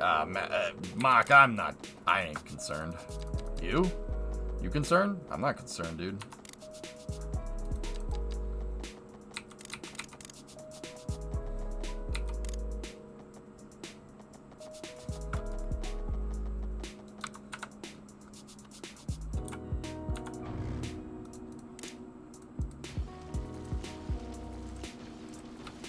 Sorry, you're not going to be able to flush the toilet for a second.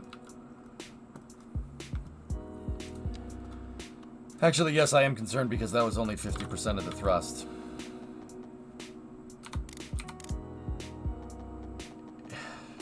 Yeah, but do you really? Can you look at me with a straight face and tell me that you think SpaceX didn't take that into account already? Like, I'm confused.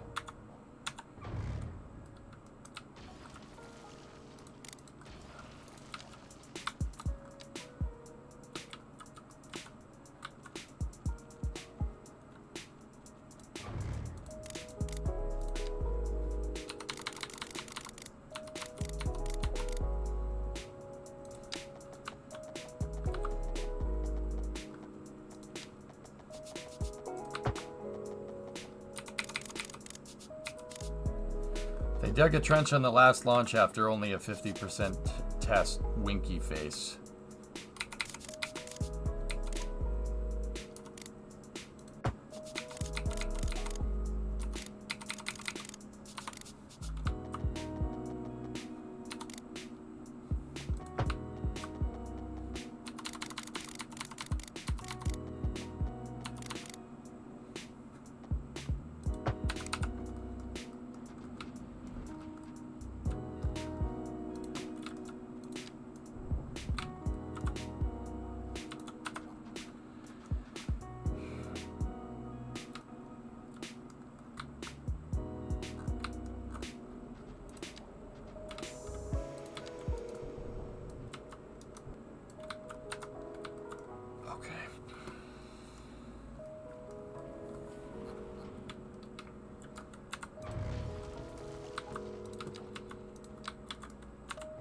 I don't like how that bridge came out.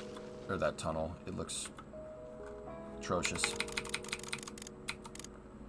You know what? Maybe that's how we should do this. Let's start with building the underground part first. Oh, yeah, I think that's a good way to build this. All right, so, right, let's go down here.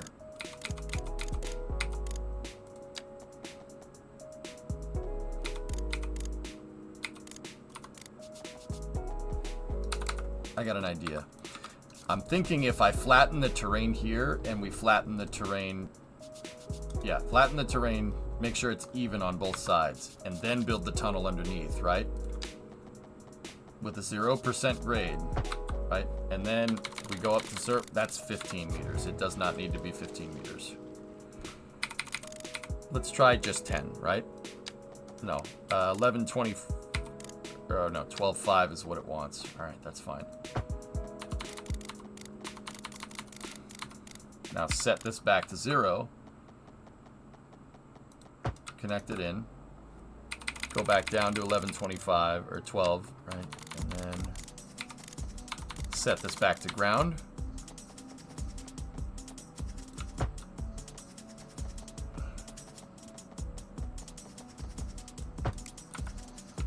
There we go. All right, now take 3-lane road.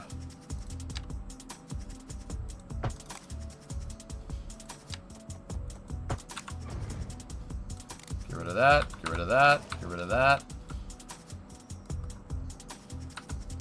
Okay, the diverging diamond is hooked up. The grade coming out of this side was a little more hardcore, but the key to making a good tunnel is leveling the terrain above it, from what I can tell. That made that look really nice. Cool.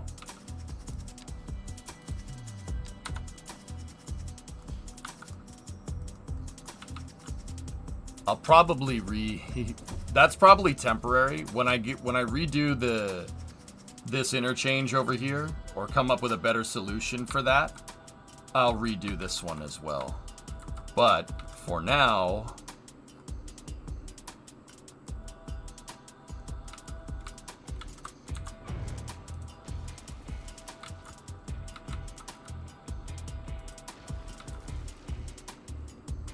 can you explain the efficiencies of a diverging diamond?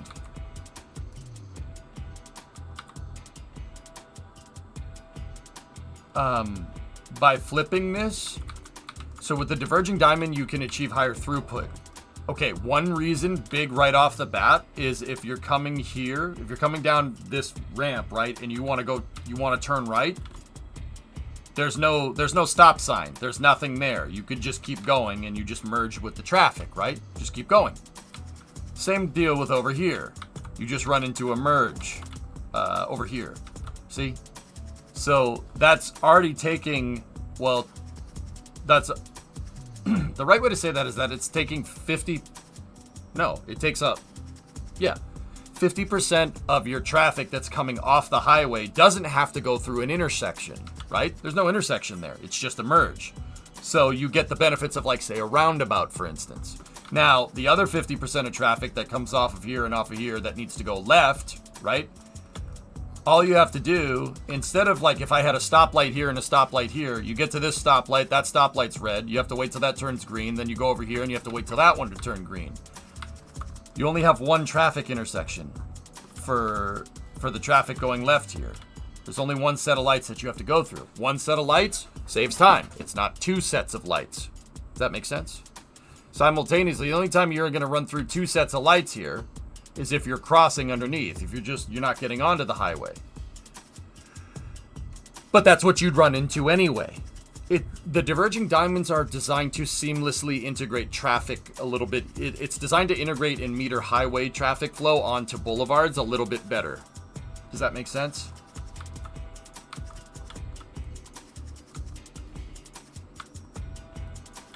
We're building diverging diamonds, dude.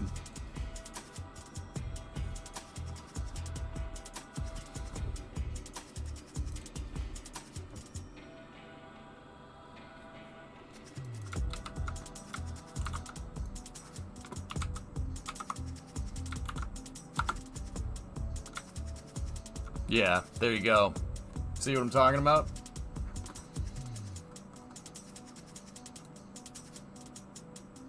Sorry for the stupid question, but how do you know so much about the road intersections? It's because I'm a nerd, Ferdy. Yeah, I'm a nerd. I teach people about engineering and design here with cities, it's with civil engineering, but I played Kerbal Space Program a lot, and I teach people about space flight. You want to know how a spacecraft flies through space? I got you. Nerd! Nerd!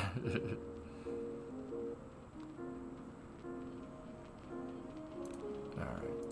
Yeah, see, that's why I have my buddies over at NASA Spaceflight. I have their...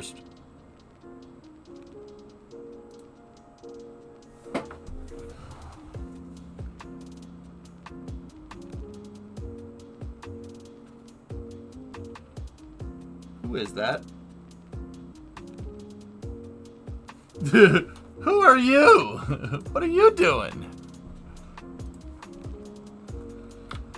Snake. Snake. Snake. Snake. Saki.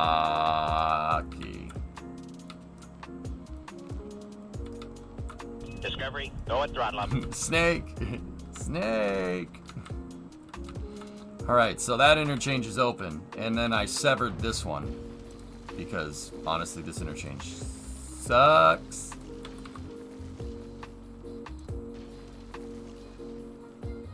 Fishing mailed. We'll nuke him next time. Wait, what?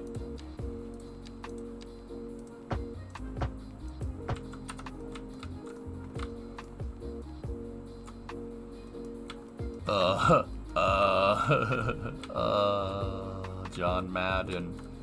Football.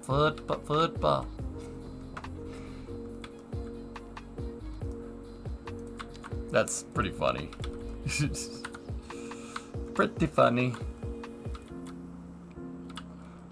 Alright, we don't need that roundabout there anymore either.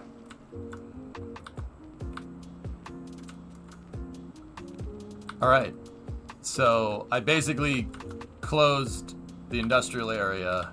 We closed that connection right there. We don't need that. Discovery, go at throttle up. Hey, Rusty. 5-month resub. Thank you.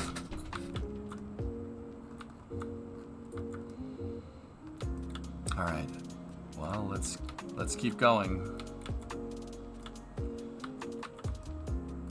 We still got to figure this one out. I'm not 100% sure how we're going to do it.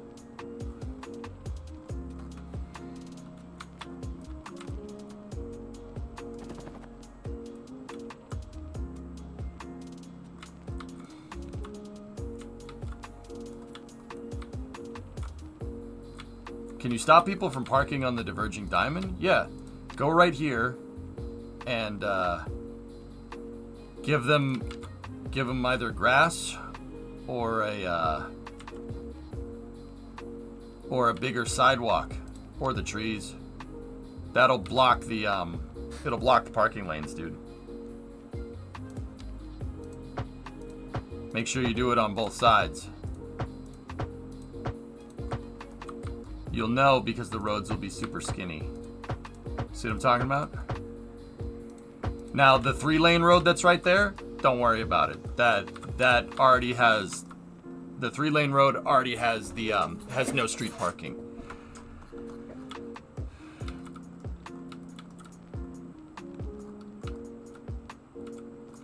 Oh, there doesn't need to be that here.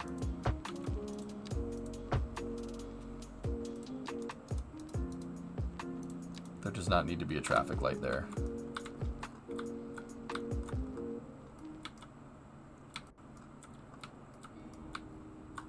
All right, cool, excellent.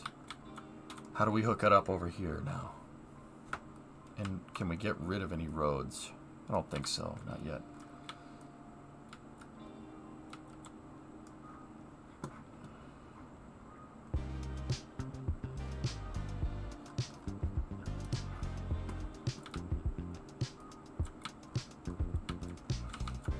Woof.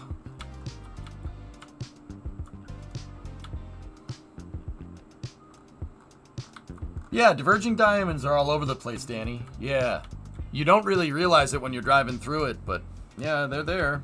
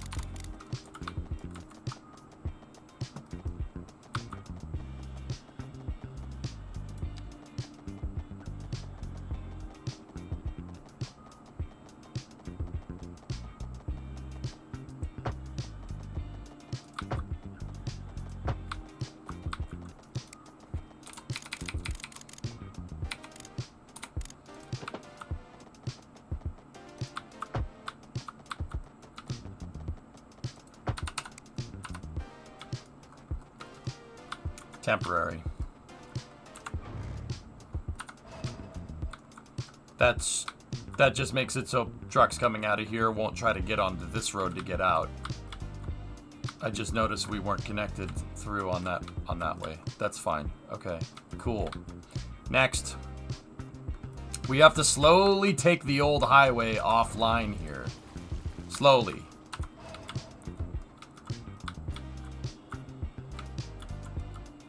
Honestly, I think there's a little bit less traffic down here, so it might be better to do this over here for now.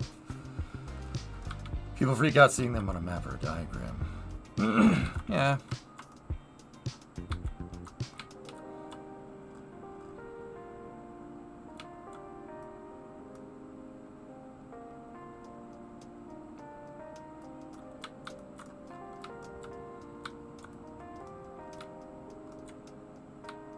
Not even close, Drac.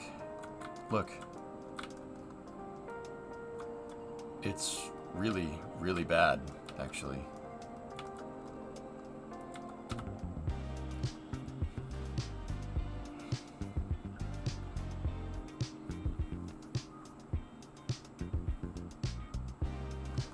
The highway is good for through traffic, Troll, but not all of it. I'm slowly moving traffic off of my old highway.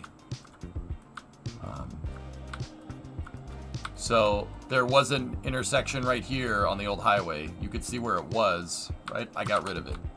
And I replaced it with our diverging diamond. So that took one intersection out of the equation, right? But what I had to do was make a temporary ramp right here so my through traffic could connect back in.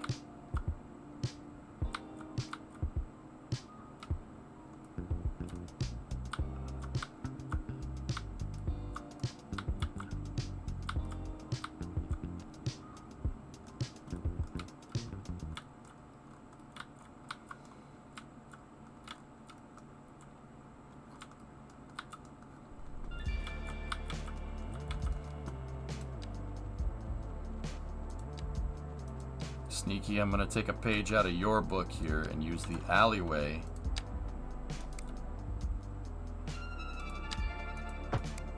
And then if you set the alleyway to no left turn.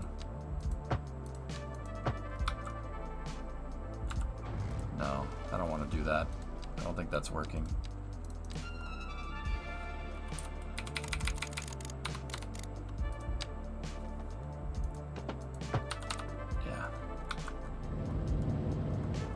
That's for the highway maintenance vehicles, dudes.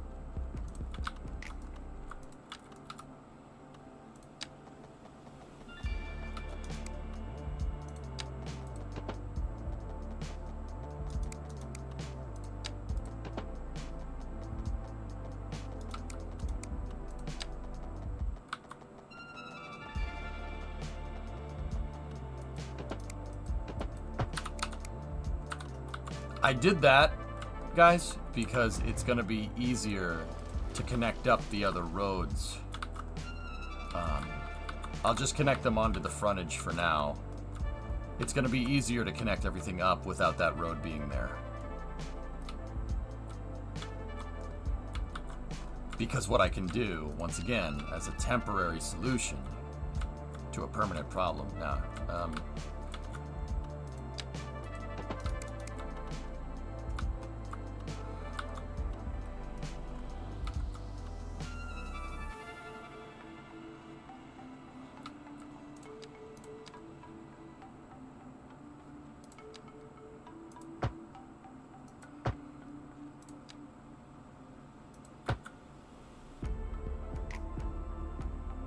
yeah, see, we'll connect in here and we'll make that the frontage road.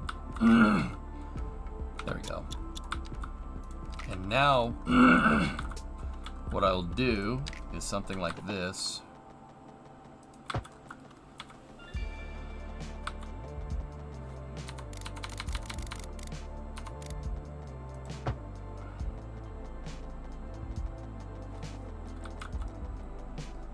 Shut off snap.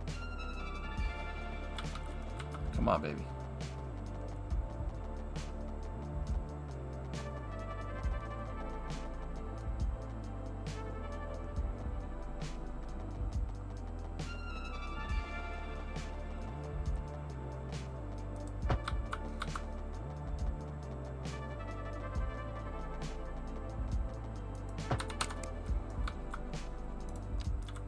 Set part of the old highway here as a 1 lane.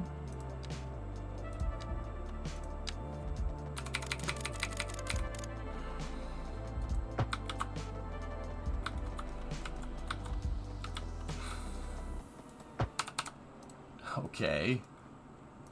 There's an abutment there, apparently. But it'll let me do that.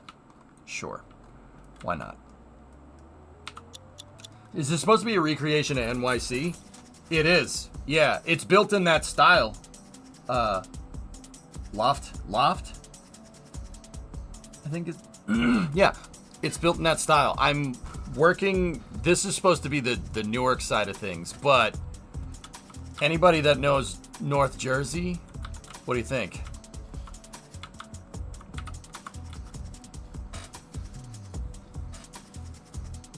We in the ballpark here? Or should I say football stadium? Marmus, it's just missing the smell. Marmus, I'll tell you, I really wish I could take that football stadium and put it on top of the school. That would have saved a lot of freaking space, dude.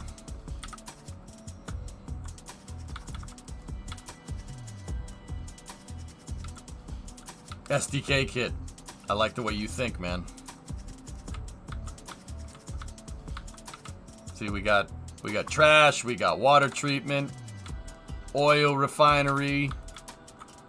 I did motorkit, I did see that. It looks really close, especially considering you live in North Jersey.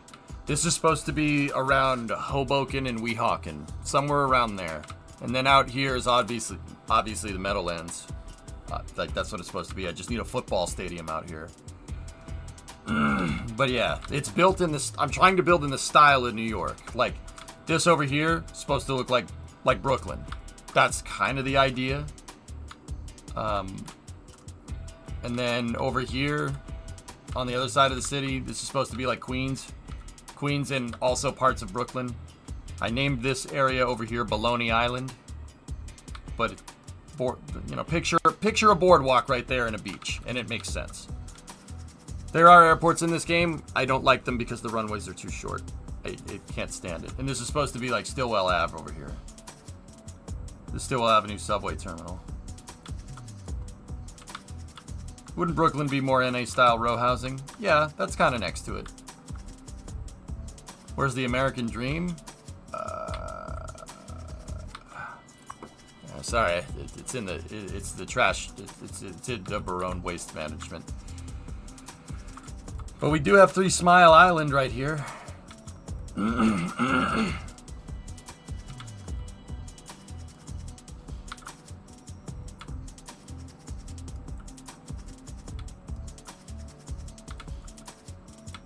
over here is supposed to be supposed to look like the Lincoln Tunnel.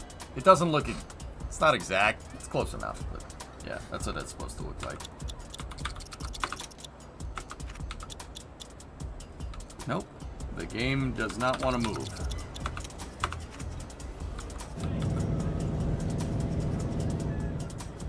Ah, there we go. I have a prison paper, yeah. It's over here. I was thinking... put it on an island.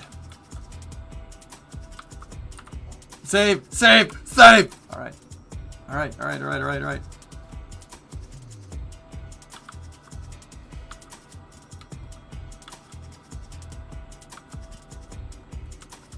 Name it Green Mile Island. Alright. Phenomena, you want to add time. You got it. Alright, we'll chill for a second. So yeah, I got the right of way for the highway pretty much figured out. It's just building the interchanges. Those are going to be difficult to make.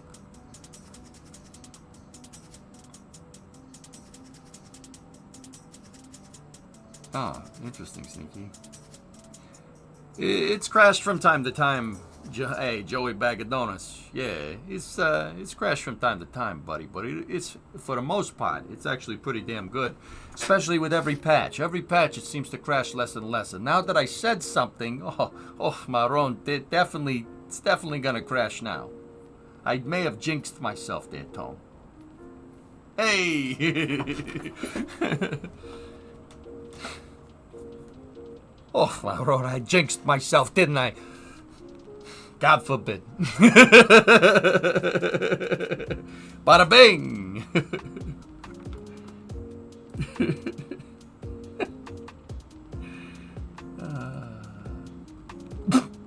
Nice, selfish. Have you tried running the game's process ID at high priority to see if it helps? No, I haven't. Yeah, over here is supposed to...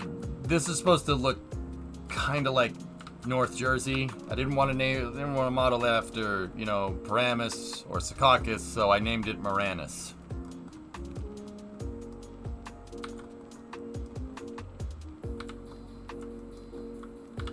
Hey, J-Wix, how are you?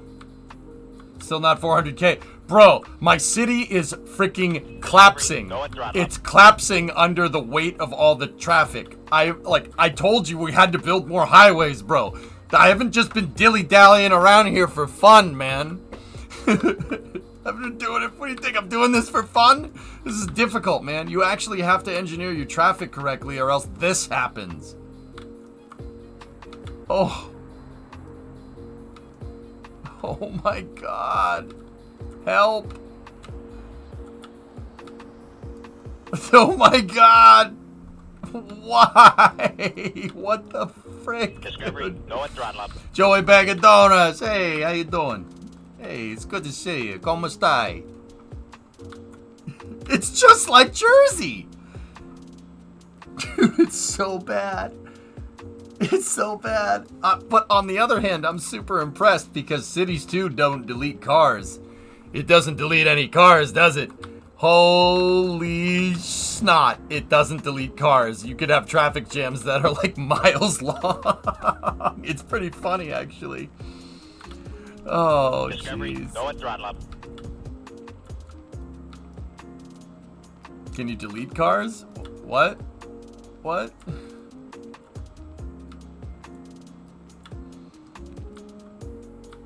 Yeah, Russo, there's been people around predominantly gifted a sub to bad traffic. Thank you. And SkySea's had a 56-monther as well. Right before Joey Bag of Donuts. Hey, how you doing? Discovery, go at throttle up. Kenwa gifted a sub to Agrez? There you go. Yeah, the whole vibe for this city is, hey, I'm walking here. Get the frick out of the way. Actually, to be honest, in my travels in New York, people don't say, hey, I'm walking here. They don't say that. They say, hey, get the frick out of the way. Discovery, go at throttle Hey, up. have a nice day, you butthole. Frick you, my friend. Enjoy your day. That's from Robin Williams. Yeah. That was the G-rated version. Frick you, my friend. Enjoy your day. Have a nice day, moron.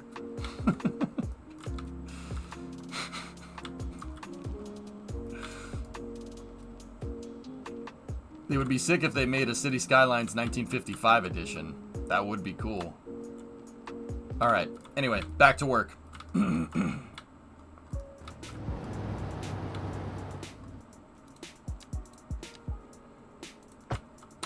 Just go. What are you preparing? You're always preparing. Just go.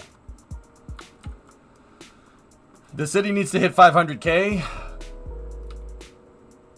Discovery, go at throttle up. I have no medium or high density. Hey, I'm walking it. How many bottles we got on this ship anyhow? Yo! President Scroob, salute! Hail Scroob!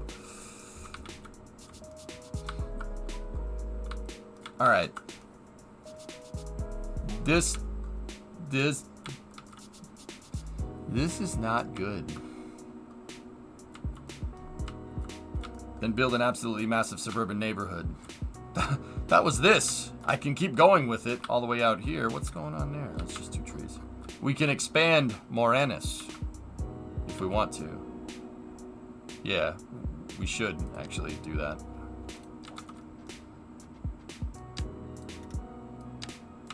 Like, the suburbs should go, like, all the way up to this hill. I'm a Morg. I'm my own best friend. I'm good that some of the through traffic is getting off the highways, though. That's nice.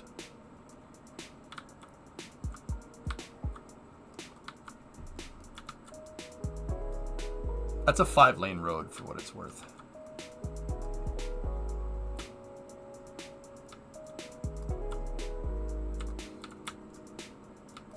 I'm my own best friend.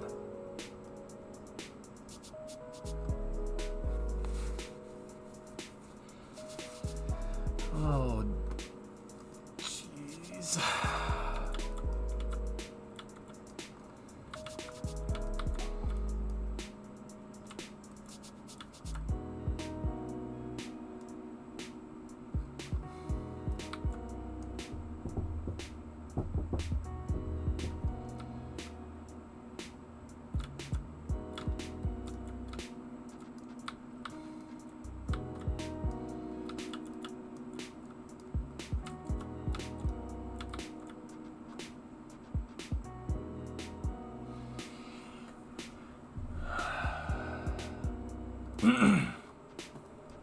Guys, what do you think? No? Alright, cool. Discovery, go at throttle up. What do you think about... So, see, we have that highway right there? Going into that... It goes down in here. Discovery, go at throttle Hey, up. Kawada, 17 months and Woody. Hey, 85. Getting close.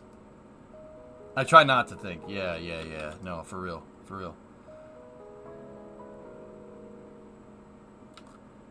Discovery, go at throttle up. Hired gifted a sub to... Moranis Man! Alright. Yeah, Tobek, this is what I was afraid of, dude.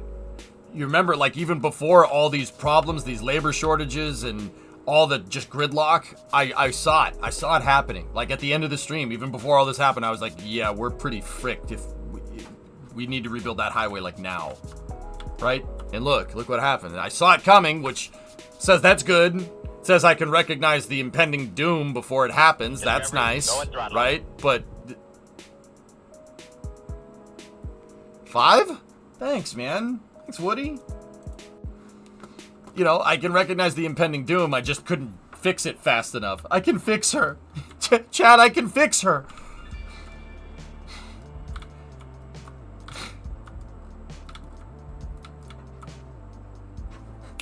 That's a good idea. Mayor. I can run for mayor. No, wait. I am the mayor. Anyway, so it might be a good idea taking my frontage roads here and then for this part of the highway, for this stretch right here, adding frontage roads onto the Broad and Ivy Highway and having the frontage roads connect into this, the Concord extension right there. That's a good idea. That means that traffic, you know, once they're on here, they can get right in. They can get right into this area here. Basically, that would essentially delete this intersection. We don't need it, right? And that would be a frontage road highway that will turn around the chem plant right there. Actually, I should move the chem plant and the fuel plant over to Stuttgart. We should do that. That'll free up a lot of space here. And I definitely want to get rid of this industrial area. Set me up. You used me as bait. Hey, Heavy Metal Rain, Tier 246. Hey, watch out, I'm subbing here. Static Aggie. Welcome to Mission Control. You're going throttle up. Dude, you guys are going ham with the subs. Hell yeah, dude. I appreciate it. Thank you very much.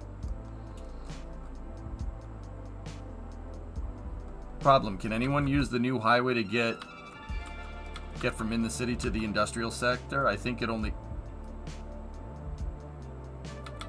The diverging diamond is hooked up, but that's the way to get in there from the new highway. It's just the diverging diamond.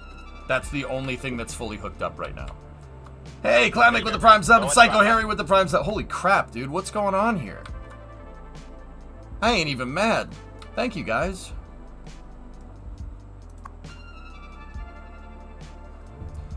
Okay, nobody uses this.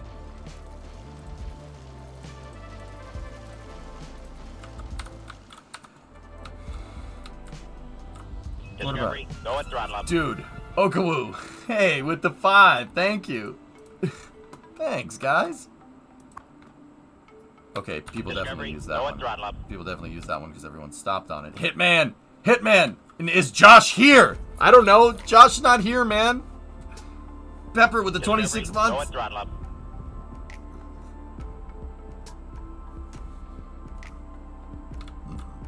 Well, not right now, Aqualex. I gotta hook up. Discovery, I'm go trying and to build throttle the up. other connections here.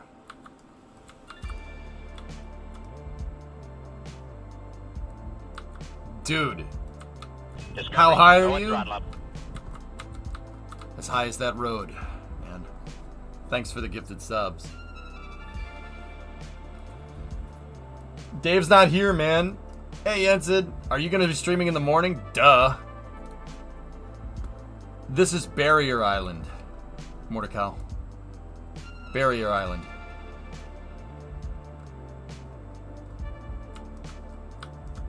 Size that road, dog. Discovery, go and throttle Jan up. man.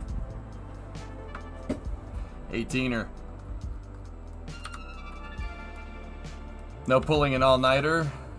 I have to get on a plane Saturday afternoon, Jensen, because the in-laws wanted to do Thanksgiving in Florida. So actually next week I'm off, guys. But don't worry, we'll be back. But I want to finish this highway stuff before we get back. But yeah, I'm gonna be gone next week, bro. So I appreciate all the support. It's always, for streamers, it's always anxiety-inducing taking a week because I don't know, like, you know, guaranteed income, man. It's not like I can take sick time, you know? So I appreciate all the support, dudes. Thank you very much. With that being said, I think we should go until this project is finished. Thanks, Stanko. Because there are Starlink launches early in the morning.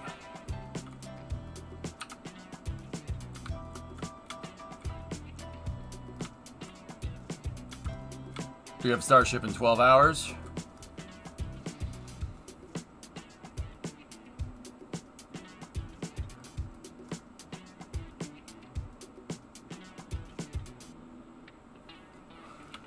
It's merging.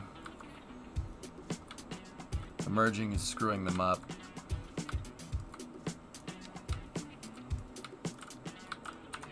Anyway. All right, let's keep going. How are we gonna handle this here? You know what? I'll build out the frontage roads. Let's do that.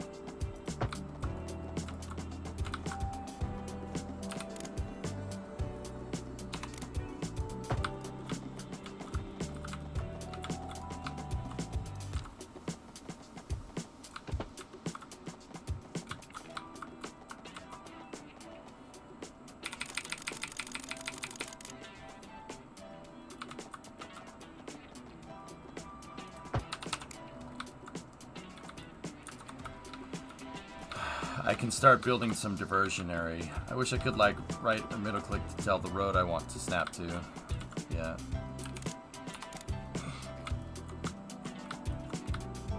Let's build this road the same way, and then we'll reverse its direction.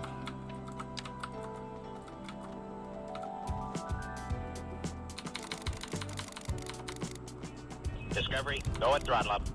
Hey, Tobek, that's a tier 1. Thank you very much. Thank you. Be sure to tip your waitress, chat.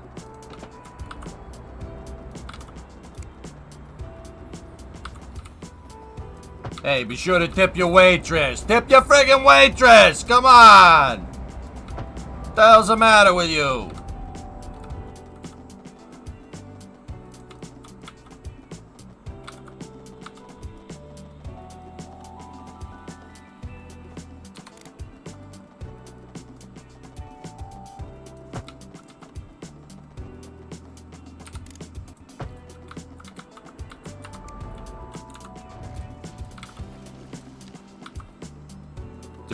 Did we get a sub? Oh, sweet. We got a hype train.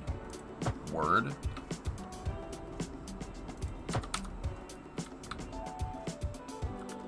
Cool. Am I the waitress? Sure. I mean, generally the person saying tip your waitress is not the waitress. But Pythos can be the waitress. That's fine. Pythos, you're the waitress now. Congratulations.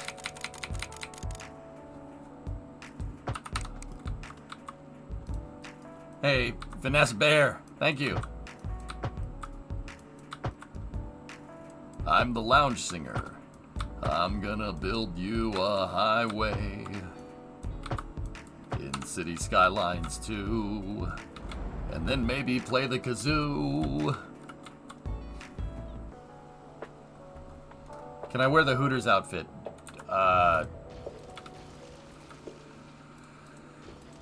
Pythos, let's be real. There's probably somebody in here that would appreciate that. So, yeah, sure. Why not?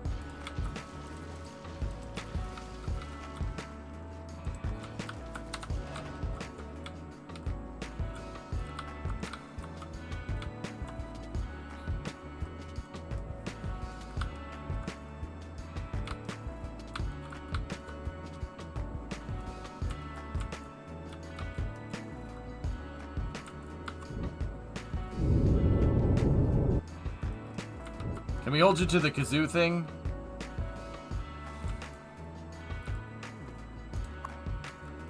Yeah, sure. Why not?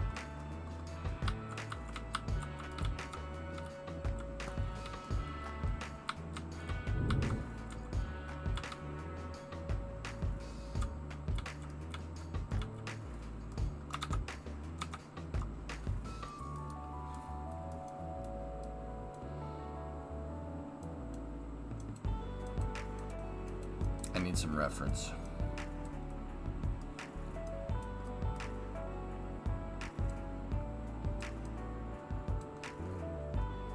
What the absolute heck? This is insane, man. Barrier Island is the map that I'm on, guys.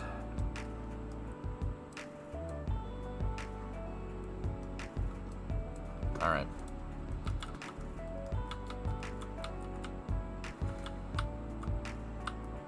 Hi, Hermitcraft. How are you?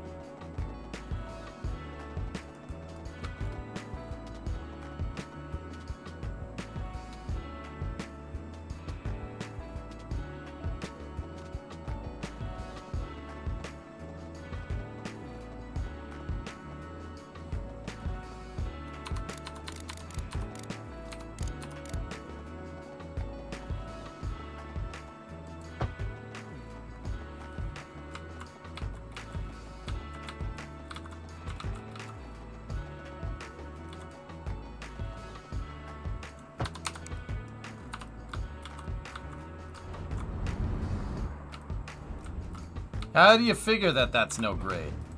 Dang it, game.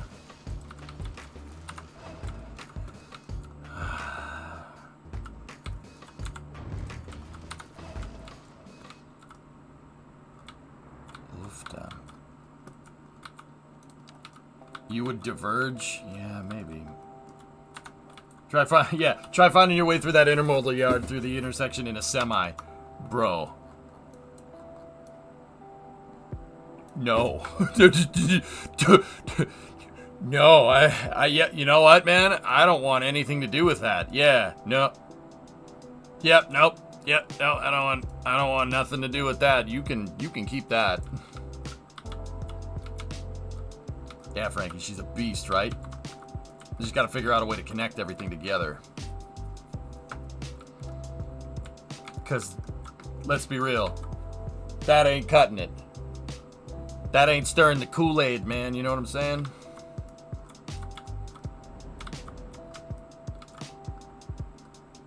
Okay, so for real, you know what? Get rid of that. Just get rid of it. Frick it. I don't care if people use it. Take the other exit. There.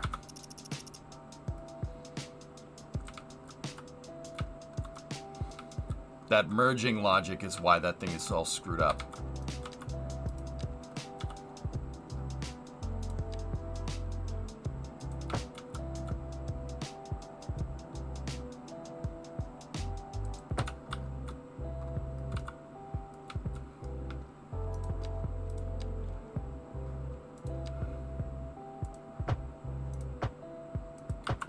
There. That should at least alleviate some traffic.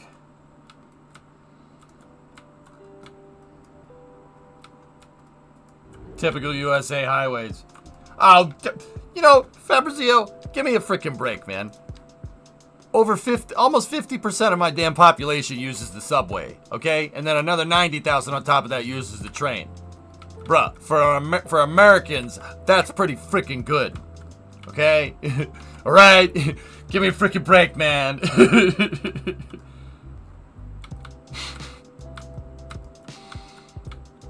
We're not doing too bad.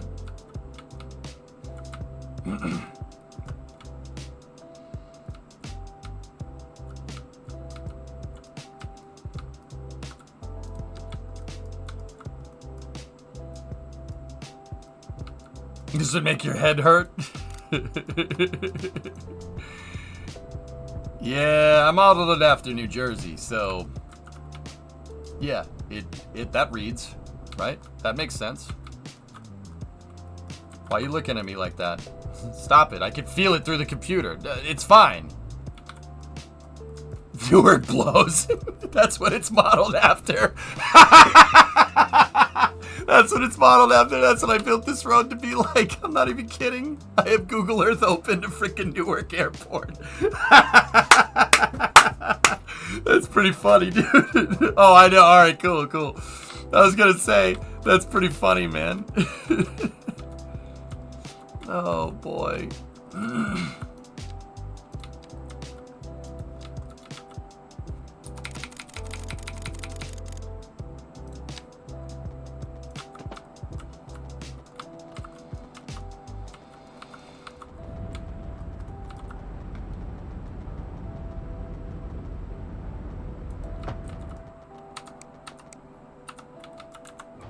Oh, that's strange.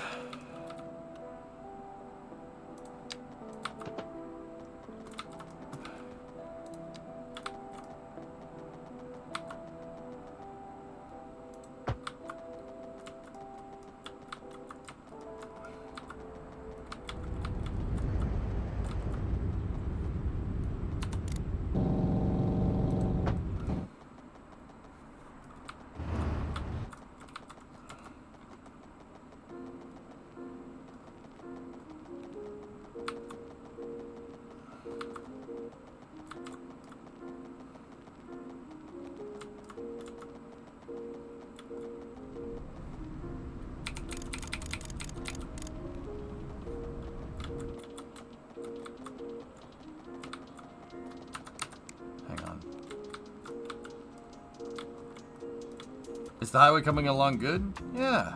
I was able to divert some through traffic onto it, which is nice. I'm just thinking about how we need to set this up, man, because this one needs a lot of work.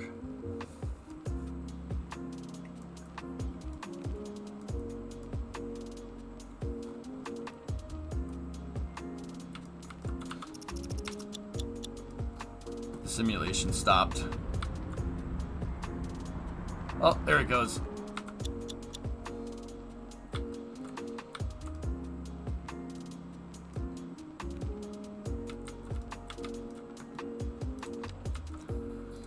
Alright, against my better judgment, I'm gonna reopen that ramp.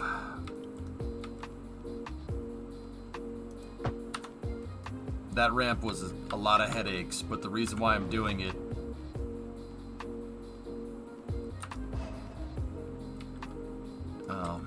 no, that's not really gonna get us what we want, huh? I need frontage roads here. That's what I want. I want frontage. But that goes down a hill. Oh boy. Is there a max population? Mike, I think it's limited to basically how good your processor is.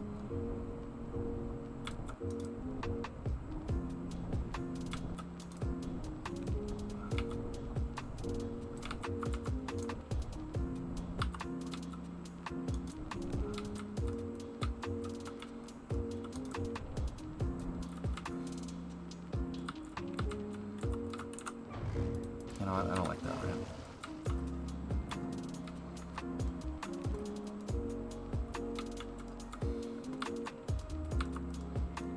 I need more reference. So, let's think about this. If you're trying to go... Jeez. Say I'm right here on the road and I'm trying to get to the airport.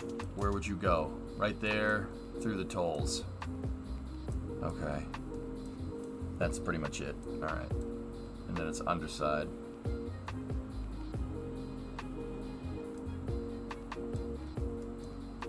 What the frick? Yeah, Frankie, this is North Jersey, right by Newark Airport. It's one of the busiest roads in the U.S. by a long shot. I'm not sure what the busiest road is in the U.S. I'm just trying to get reference for what would be the right design here. I just need something where two highways cross like that. Minus the damn toll booths.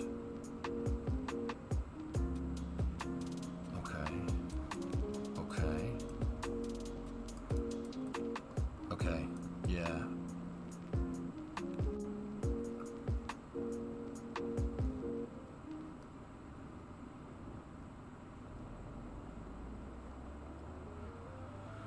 Okay, I see what it's doing. 405 is probably just as busy. Not Jesus. Or nah, Jesus. What city is that? It's Newark?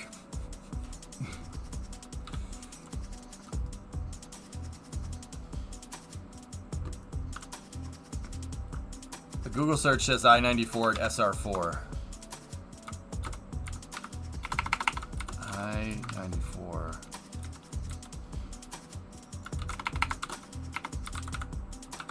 Fort Lee. I know where it's going. Yep. I know exactly where it's going.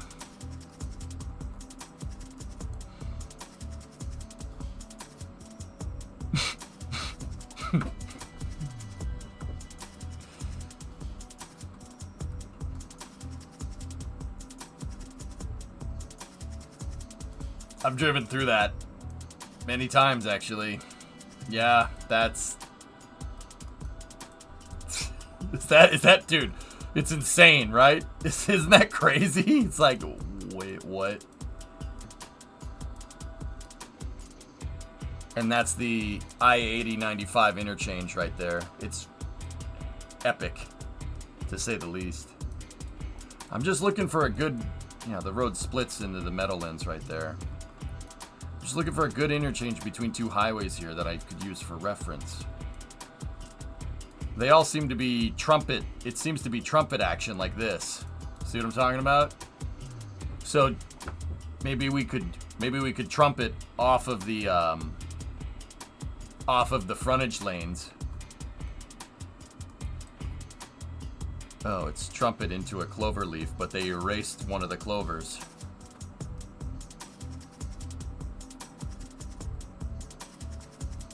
No. No, no good. Here we go. I could do this.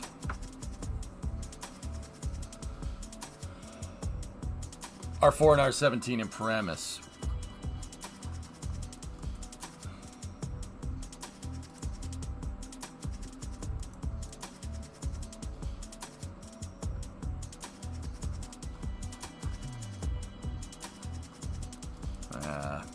Yeah. Okay. Oh, cool. Looks like the S's that everybody drew in high school. Oh, yeah. No, that Fort Lee is the entrance to the George Washington Bridge. It's like the main avenue to get most through traffic to New York. And when I say through traffic, I mean traffic that's going past New York. So if you're trying to get to New York City on the highways, you take the Holland or the Lincoln Tunnels or the Verrazano Narrows. Anybody that's going past New York, like into the Northeast, like where I'm from, so like Boston, Hartford, anywhere on Long Island, you use that. That is the, yeah, that's crazy. I suspected that this road would be the busiest. It is, dude, that's crazy. That it's just, like, I look at this with the same kind of amusement of like, almost the same, probably not exactly the same as like ancient ruins. Right? Like, that is a hardcore piece of engineering right there. It's pretty damn impressive. Like, that's gonna be our... Like, archaeologists are gonna dig this up, dude. And they're gonna be like, what the frick is this? You know? Yeah, these are tolls right here. Yep. My dad was stationed in Fort Lee in the mid-'80s. Crazy memories. Damn. Hey, who said hi? Hey, Bastardo, what's up? 287-202 in Bridgewater. We could always just do the old cities thing and just start trying to hook up roads, but I'm trying to look for frontage. Yeah, okay. Oof. I don't want clover leaves, man. That's a good intersection though. I'm gonna log that one back. Let's go back up here. I found one that I liked. I think we should do something like this. This being the road inbound, right? Because I think this one makes the most sense.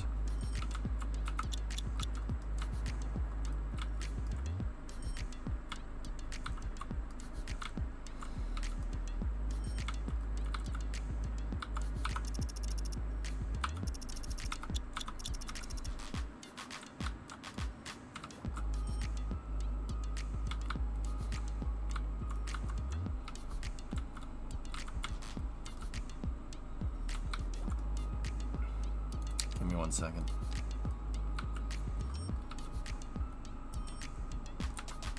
Okay.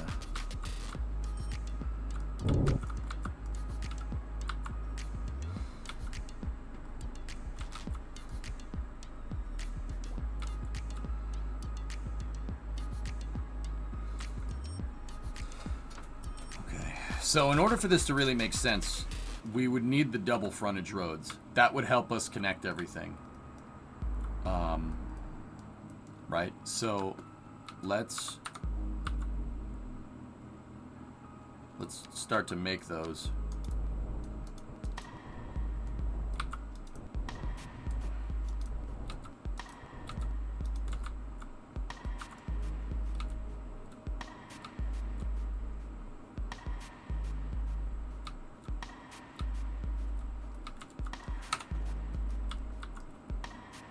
Will that work? Hold on. Will that work? It will. Yeah, okay. I got an idea.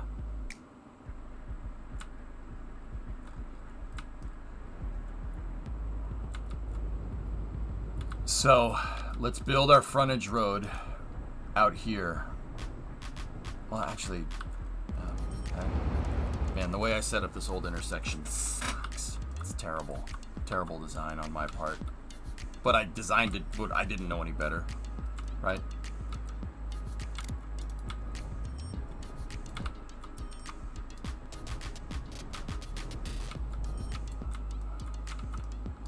Okay, so here's what I'm thinking. We start with the frontage road over here, right? We run it in parallel, right? Just do that. It's not really how you should do that, but hey, traffic ain't getting any worse. Alright, so at the start of this interchange right here, we'll start that frontage. So let's go down to 0. And we'll start the frontage road right here.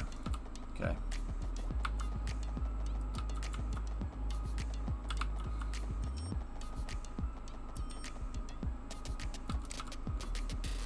This is gonna be tough, dude.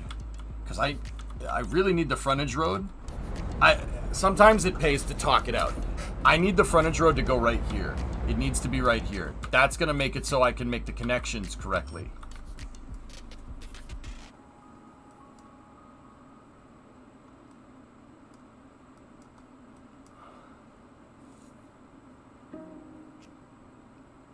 Well, no, it is Friday night, but it is Friday night, pal, so. Frontage road, frontage road, frontage road, frontage road, frontage road, frontage road, frontage road, frontage road. Drink up, melon farmer. have fun. Dude, your Friday might be fun, but your Saturday morning's gonna suck. Frontage road, frontage road, frontage road, frontage road, frontage road. Have fun with that, pal. Have fun, dude. Frontage road. Gotta play these games with me. Crescent Highway should be the frontage road. Yeah, then I need to get rid of this, but so Glems, I gotta come up with something a little bit different here. I'm thinking a trumpet interchange right here. So something like this. See that right there? For the outgoing. So basically the side road, right, when we go to make it, we'll go all the way over here, and then if you want to change direction, right? I'm not even thinking, we just connect the front piece roads together and go from there.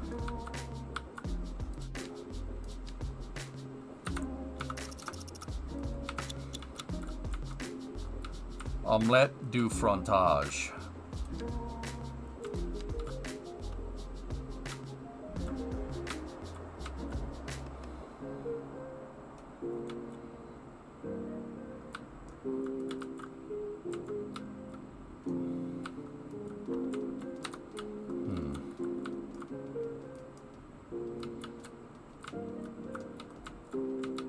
Yeah. So what I'm going to do is get all of these exit ramps, and I'm going to try to move all these ramps and these ones as far back as I freaking can. So you never have to worry about this problem.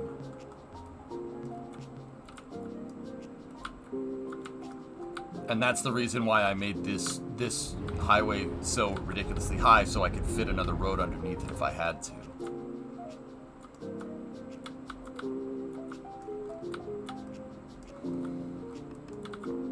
Alright, let me draw it out.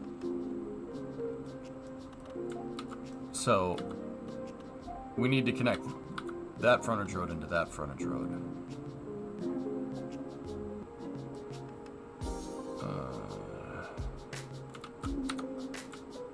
You could take a trumpet straight into an intersection on the frontage road instead of making on-off ramps.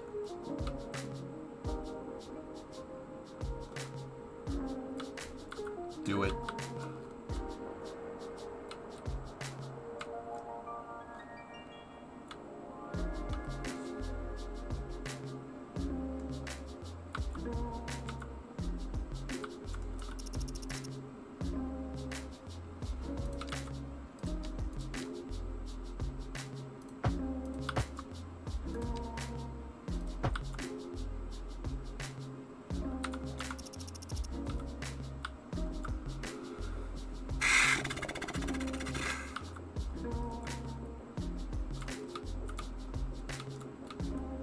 Start ship tomorrow? Yep. Yeah, you got it, man.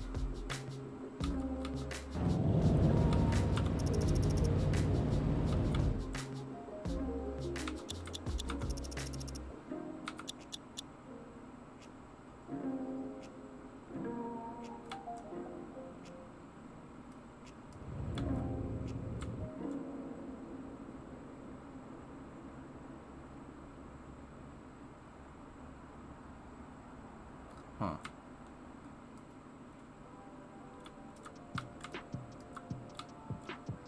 Kovacevic, yeah, I'm not sure.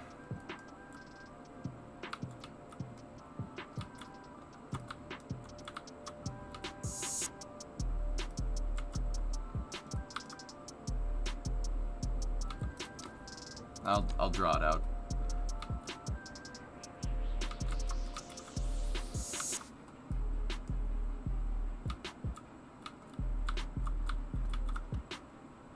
So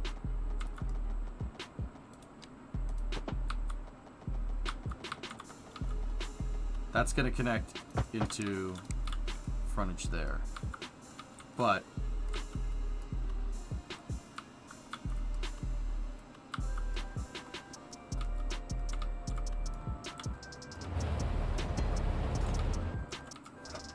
we could have this turn right here and connect right right there. Yeah, that'll work. All right. Now, okay, so that's that. Now, where does this go?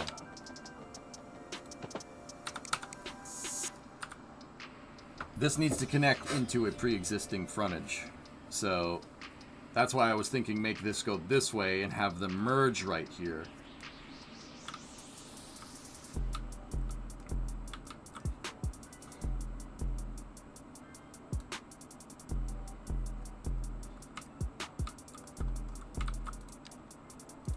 Yeah, we're going to have to design this intersection around pre-existing, so that's going to give it a very interesting shape. It's going to look a little weird.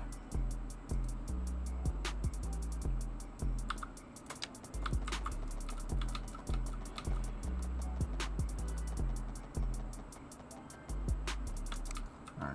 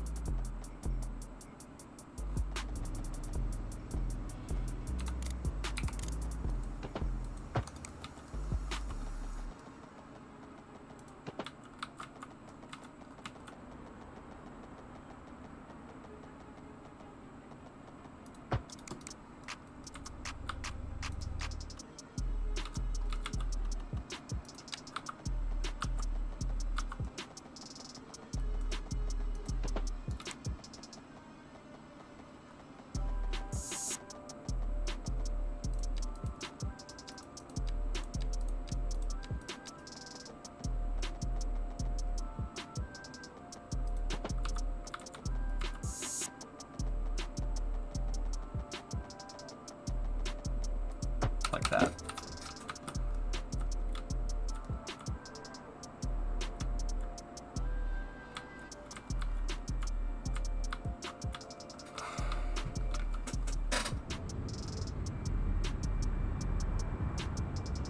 Yeah, okay, hold on. I gotta redesign this one more time. So, I need this road right here. We need to snap that back.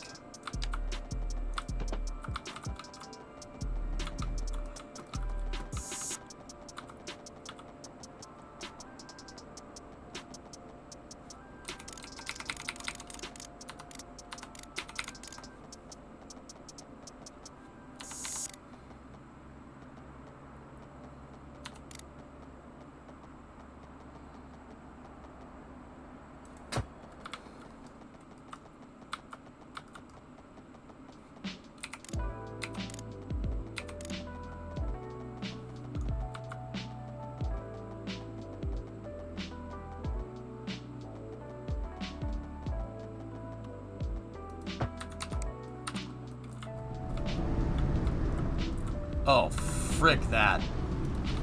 Wow, that looked just awful. All right, hold on. Wow, that was bad.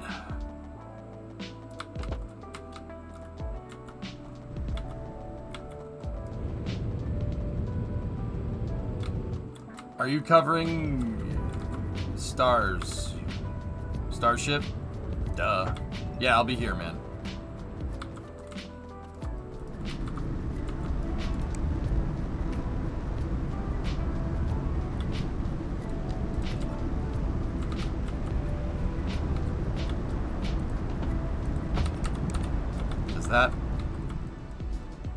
Does that look better?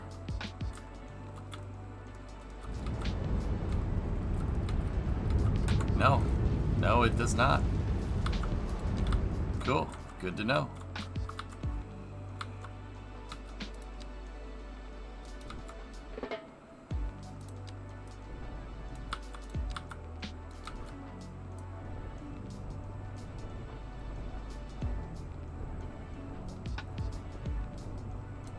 Alright, let me check something. What's the grade if we're just on the ground? What's the grade from there to there? It's a 4.3% grade. What I need is this.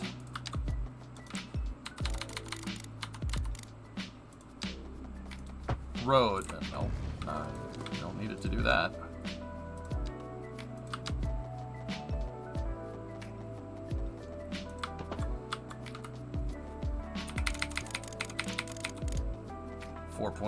.2, and then if I make this road straight till basically 4.2, right there. Does it not look like Dookie? That's good. Yeah, that looks good. Wonder how much VRAM the game is using right now.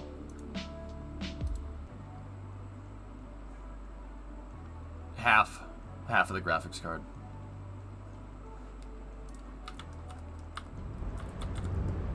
Okay, I just need to shift that road a little bit.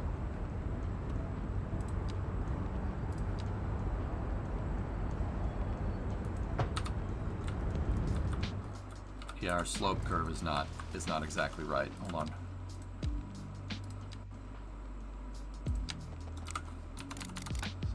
Discovery, go at throttle. Go at throttle up. Rockets in Redstone. You capitalized your name.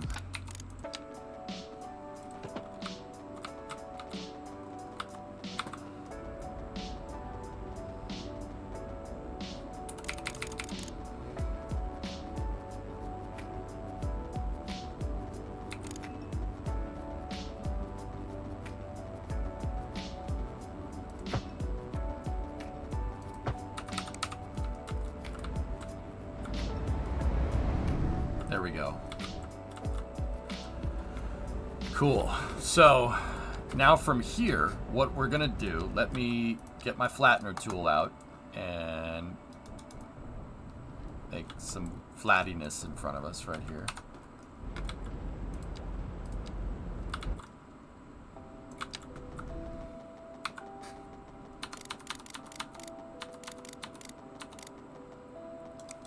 Actually, right lane.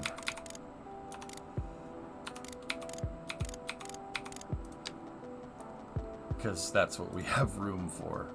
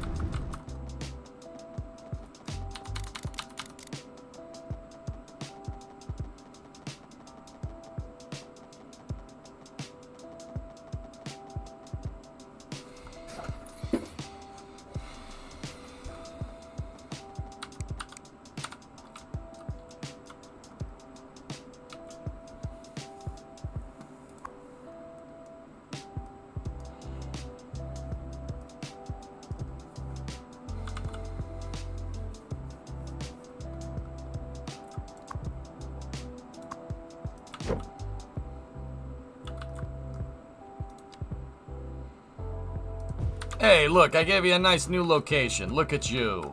Aren't you happy? Isn't it? I'm, fortunately for you, I am a gentle god.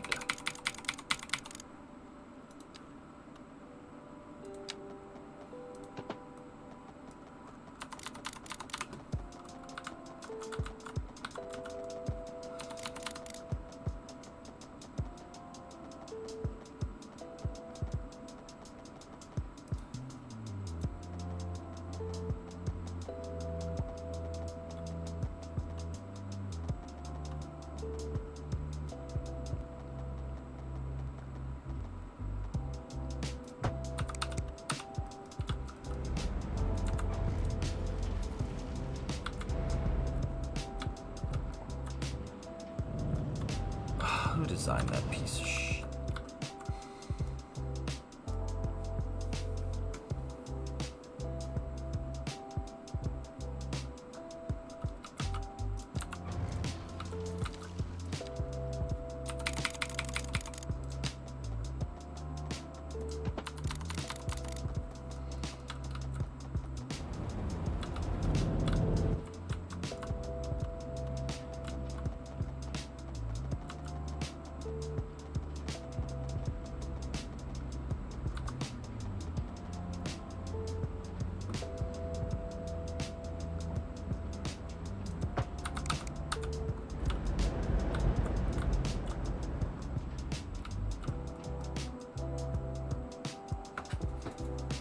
Interesting.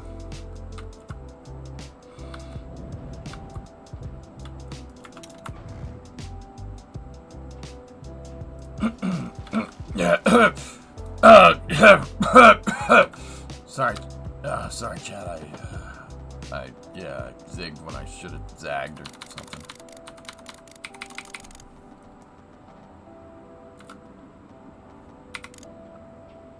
Paint fumes or something.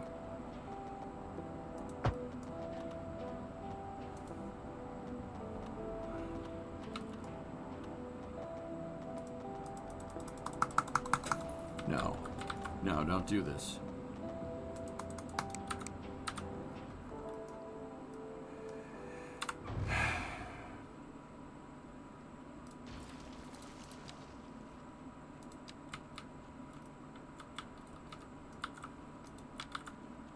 Alright, fine. It's gonna be like that. You wanna play soft? I'm gonna play it soft. You wanna play it hard? Play it hard. You know what? Just leave it. I decided. Yeah. Fine.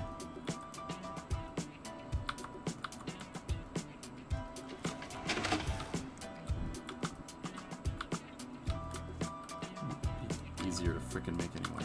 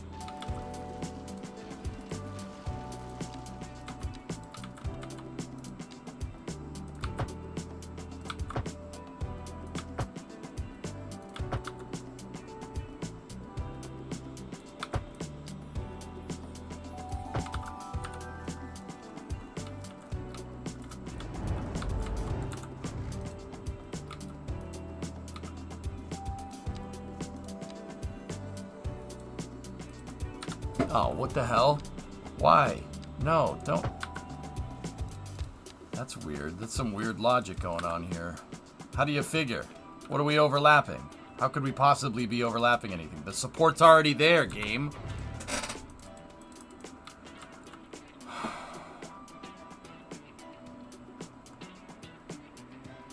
Connect highways to highways, Flinty, and it won't do it. Save check. Yeah.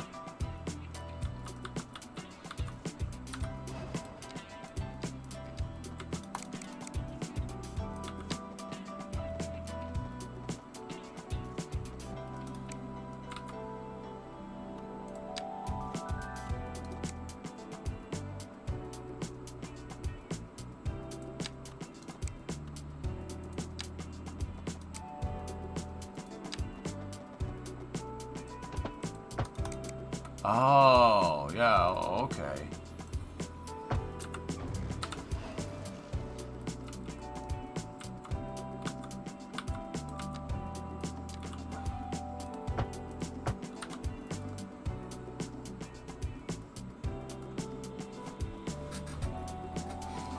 Yep, can't explain that one.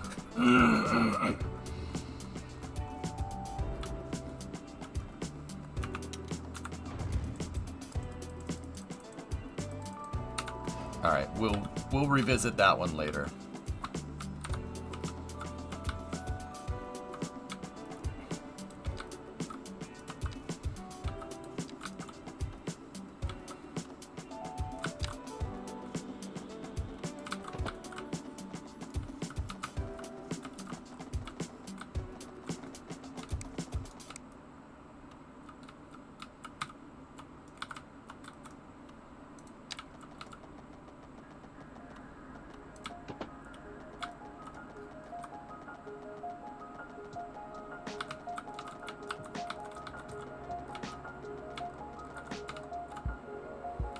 What's up, Bull? How you doing, bud?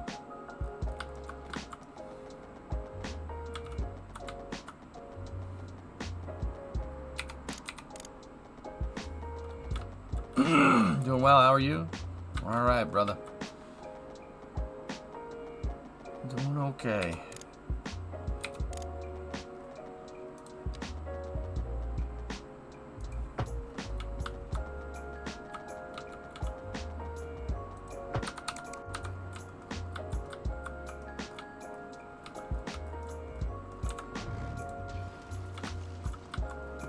The frick was that about?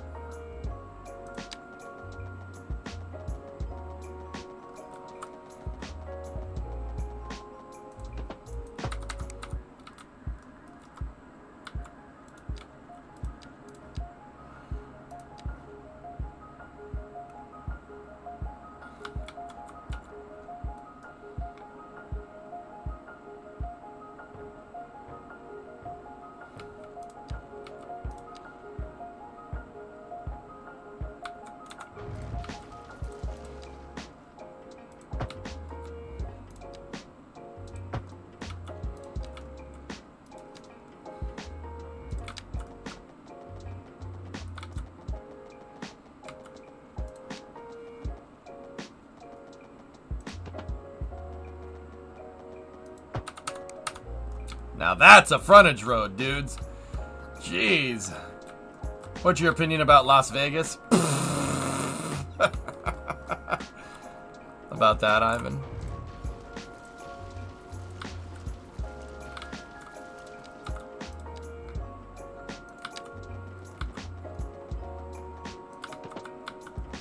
Does that get the point across?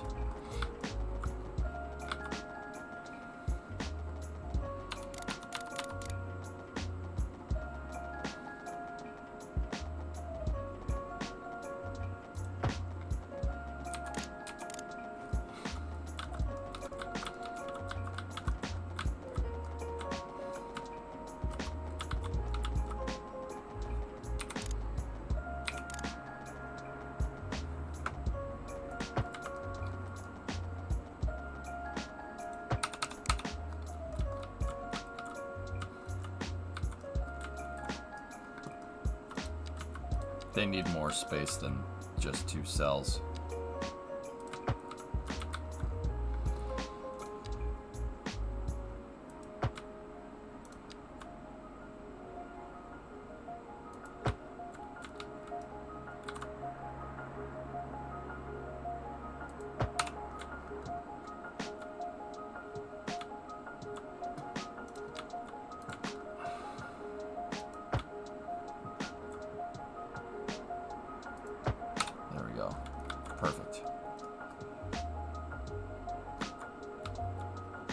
actually keep this 2-lane. Yeah, that's better for the lane logic. All right, so we got that figured out. And now what I need to do is over here, right? This might get a little weird. I mean, but we're already past weird dudes, huh? I need to make a road that goes down here. We need to slope. We need to get a slope tool that goes up there like that, right?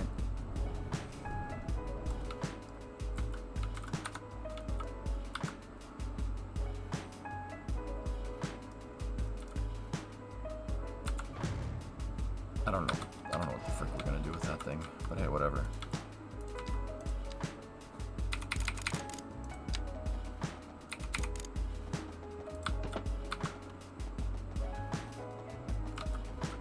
What graphics quality am I using, Builder? The highest ones. I'm pretty sure I have everything on high.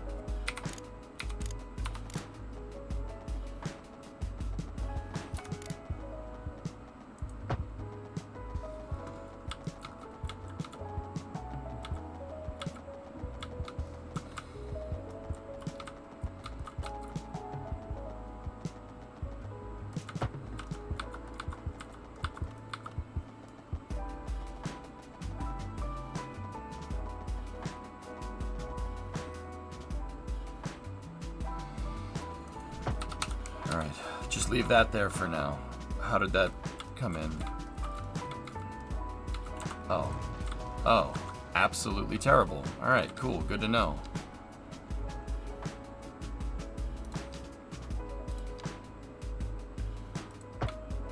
So how about we just shift this over a little ways? Like that. Give us a little more space.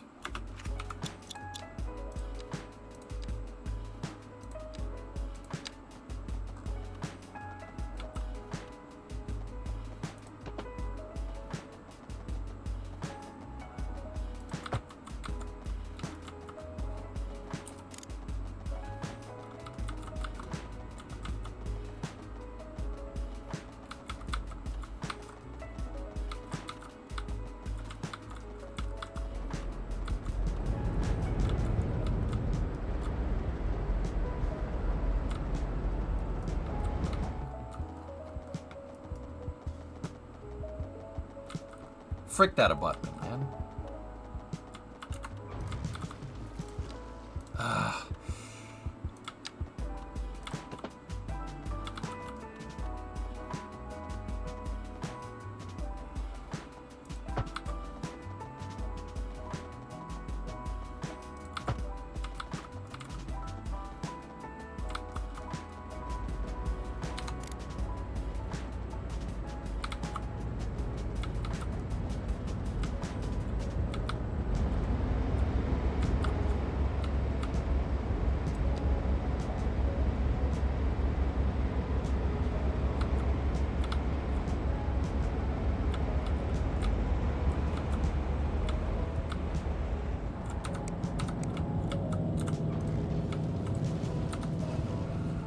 Oh, man.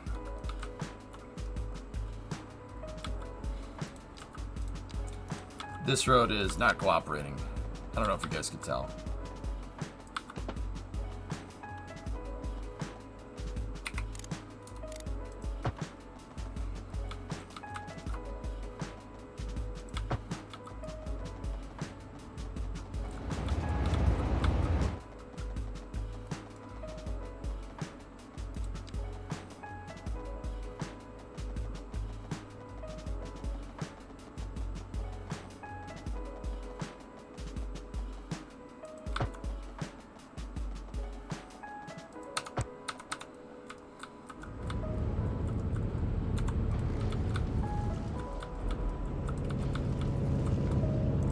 Looks like a noodly piece of crap.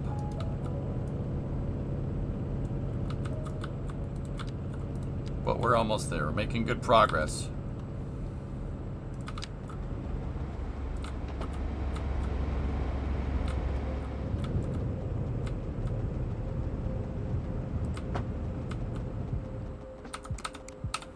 Alright, leave that there.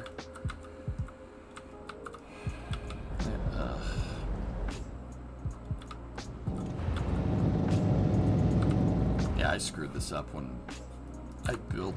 So, like, sometimes you go to make it and it won't let you delete the damn thing.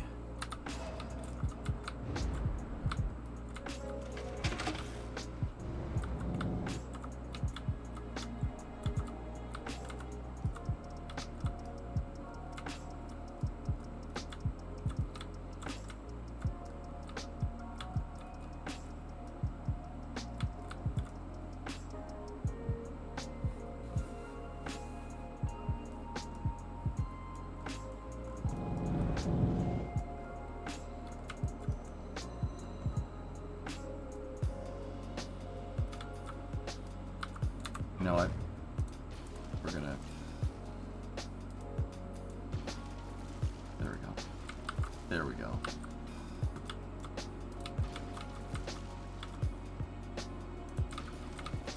There we go. That's how we're doing this. I'll just redesign this again. I already shut that ramp off anyway. Traffic's being used over there. So that's not a big deal. Alright, so here's what we'll do. This road's going to need a sister road next to it. It's going to need another one. And that's what we're going to do. We're going to build it out for high capacity here. And we'll connect it in somehow. You know what? I'll give myself the ability to do something like that, but I'm not going to.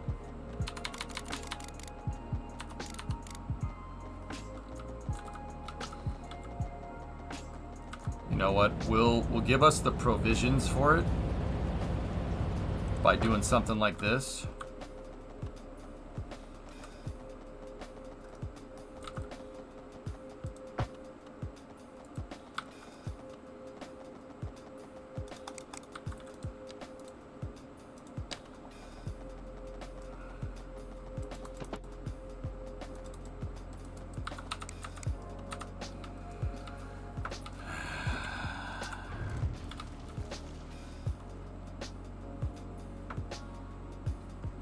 Alright, I gotta change the arc of that road.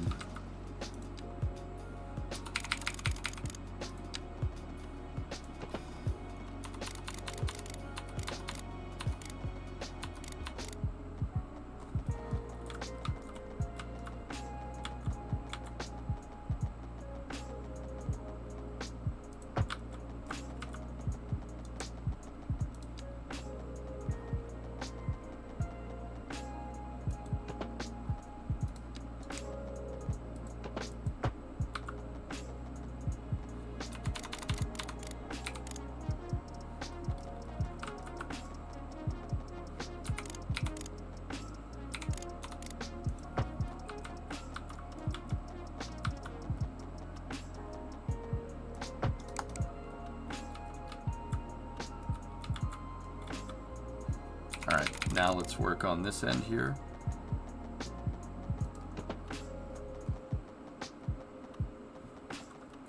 Is that truck doing a U-turn? Sometimes they do stupid things, man.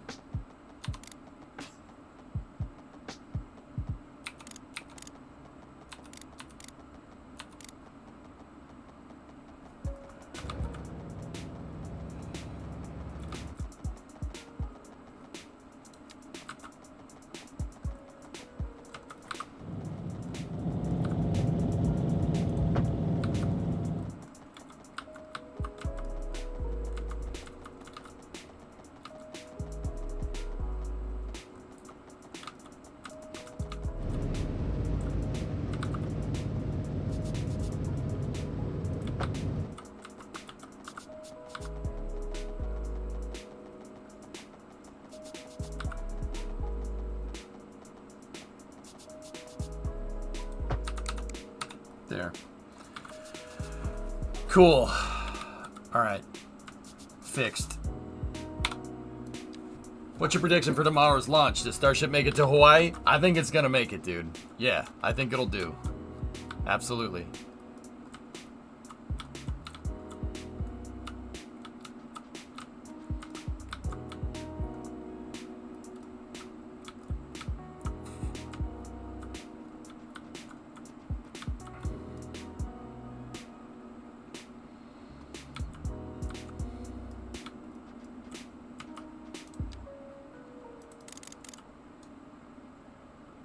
Just one more lane, bro. Just one more lane, bro. I swear. Just one more lane. It'll fix all the traffic, bro. I swear. Bro, just one more lane. Just one more lane, bro. Bro, bro, you don't understand. Please, just make another lane. Bro, you don't get it. What time are you starting streaming tomorrow? I set an alarm. Oh, I thought that was an exclamation point source. I was like, why are you yelling at me? No, what time am I starting? I'll be here, I don't know, 7? 7, probably. I thought it was an exclamation point after the tag. I'm like, what are you yelling at me? What did I do? Stop yelling at me. My bad, man. My bad. Sorry. Sorry. Sorry, my man. Think you're gonna be okay?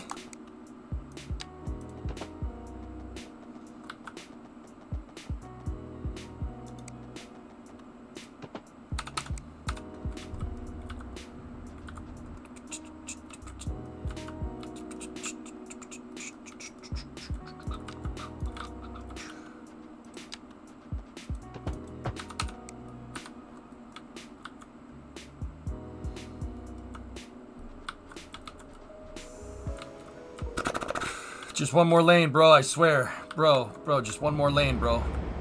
Bro, just one more lane. Trust me, bro. Just one more lane. I'm sorry, that's really funny. You guys seen that meme, right? Bro, just one more turn, bro. Trust me, bro. Just please, one more.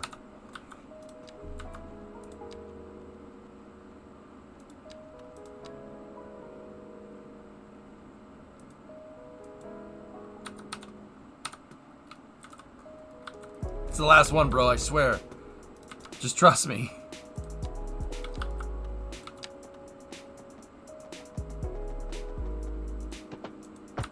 It's gonna cause traffic. That's temporary, though. I'll redo this.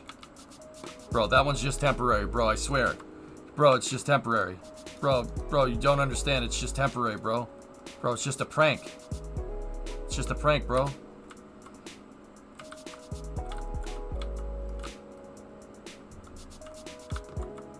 Alright, anybody using these roads? Nope.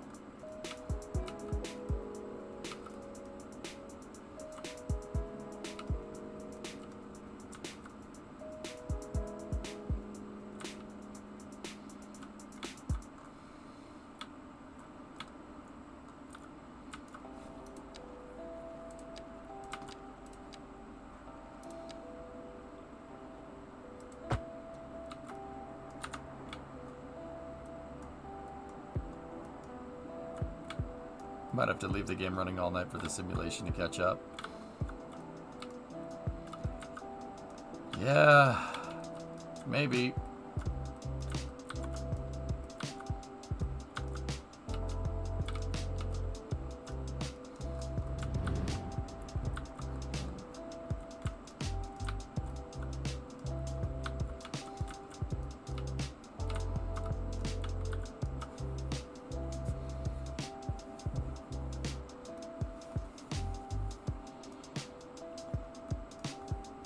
Okay, so that connects into here. Now, if somebody's on this frontage road and they want to get onto the through traffic, how do we do that?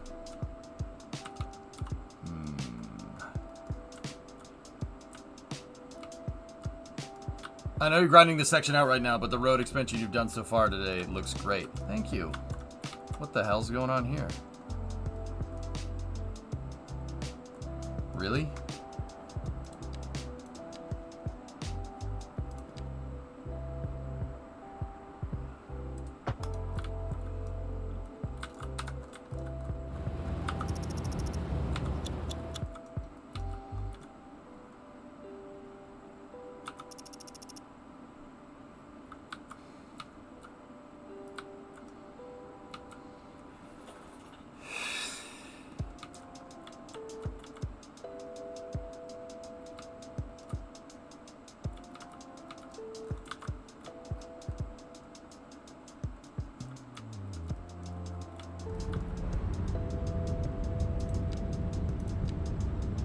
No. Something is wrong. That shouldn't be like that. Why is it doing that?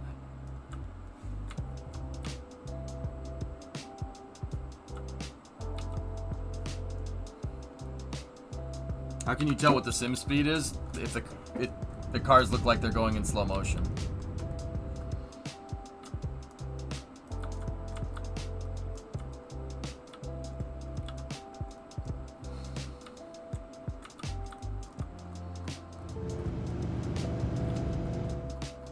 They're trying to get to the diverging diamond. Yeah.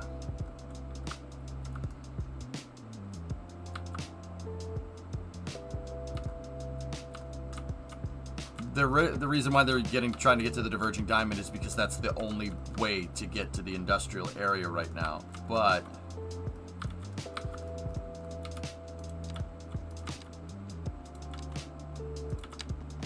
if we did that, that might help.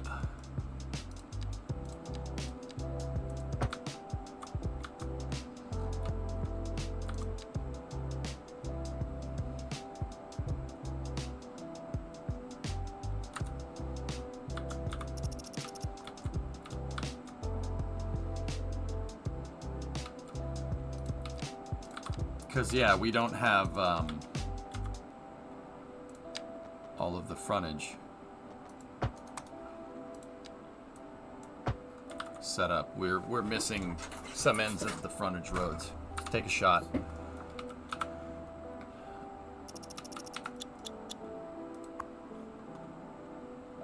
Destination is 10 Franklin Street. Yeah, baby.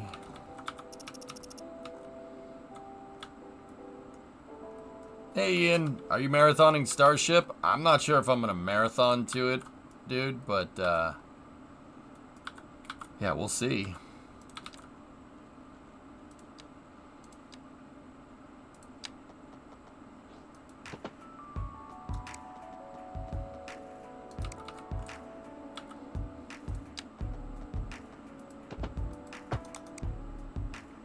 How you been, Ian?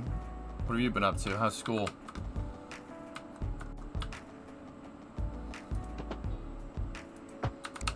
You need your beauty sleep.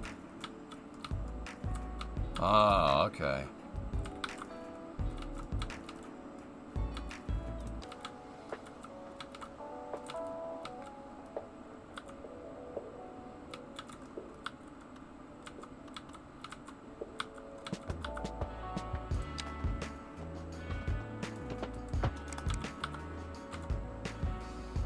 It's a bus lane, the red road.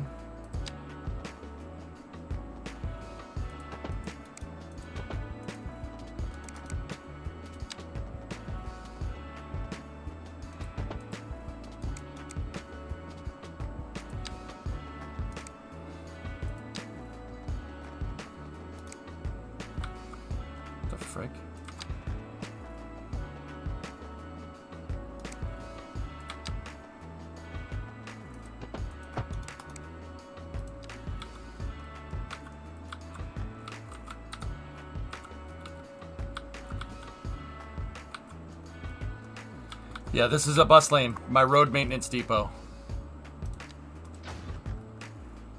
It's the road maintenance for a highway maintenance, and this is also an emergency vehicle turnaround. We noticed that the bus lanes, we're not actually using them for buses. Screw that. They're too big and they take up space.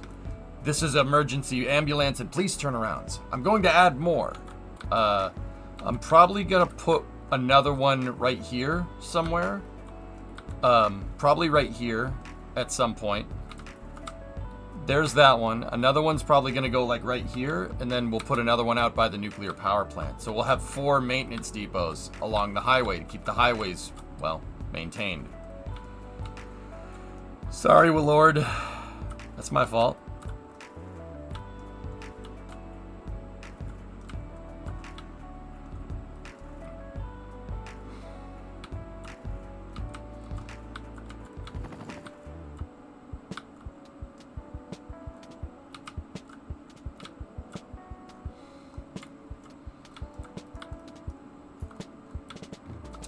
How many megawatts? 700, Frankie? Give or take, it depends on the efficiency.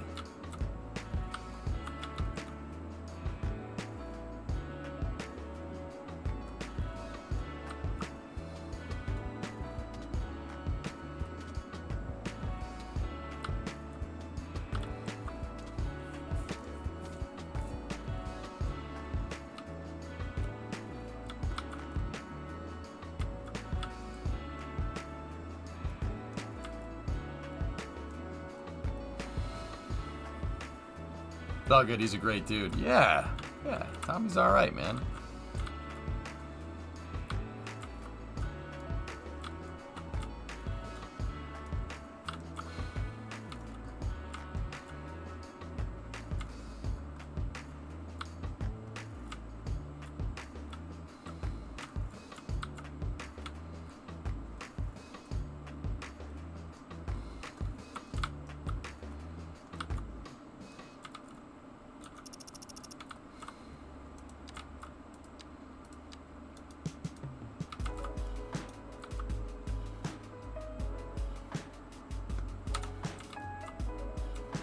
Tried limiting trucks on certain roads.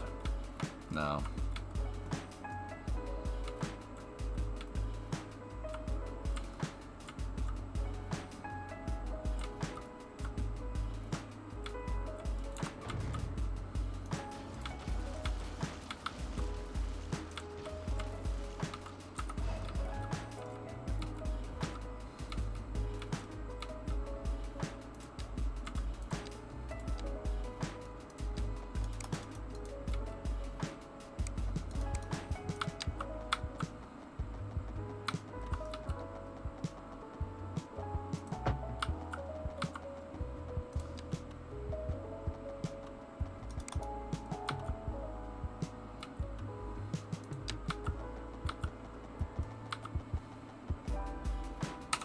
Anyway, Ian, did you ever... School is absolutely brutal, but I'm pushing through a nice combo of 18 senior year credits and senioritis fighting against me. Still gonna make it, though. Good, man. Good. Do you have high-speed highways enabled? I wonder if that's doing more harm than good. No, I don't.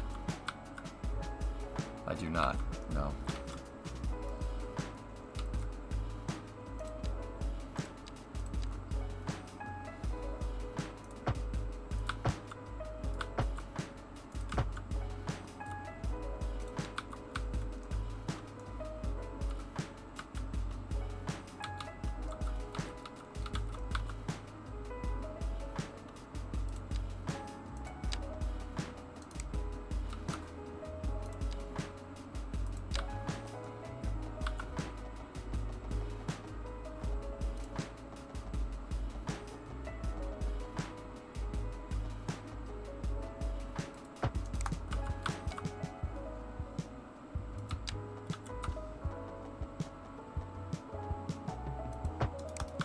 There we go.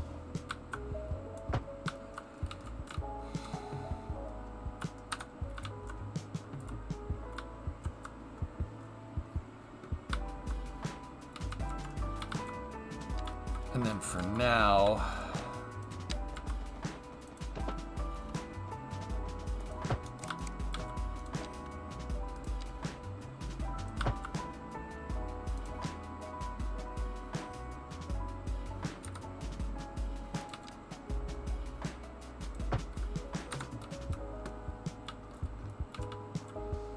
this is an idea that I had earlier.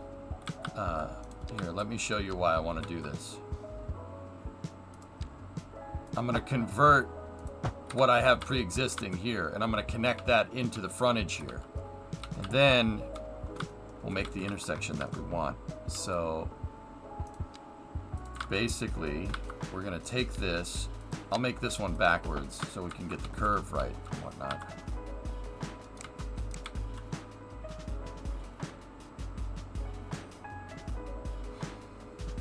Huh.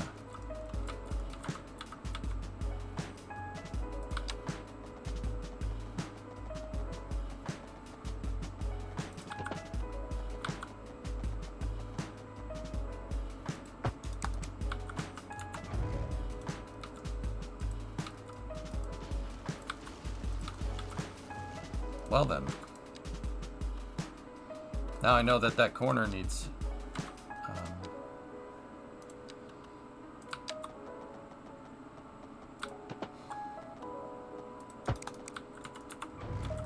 yeah, we're gonna need a little more way because the road needs to turn.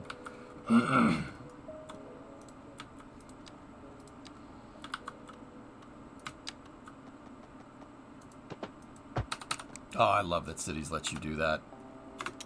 And now we just dumped that road.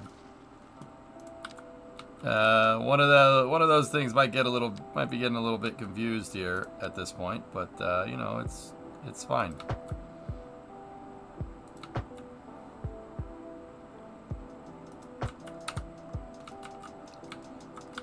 See, now that we more or less have the frontage roads figured out, we can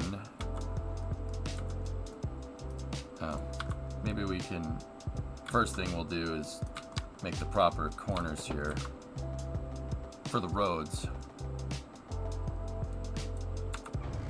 Alright, I need to delete that and that. And just, hey, just pretend we did a nice little lane shift here, NPC drivers. There you go. Look at you.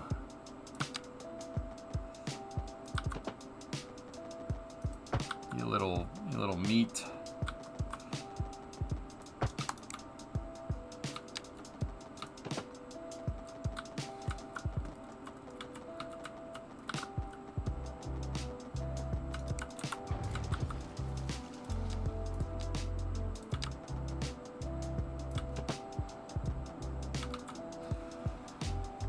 Oh boy, come on.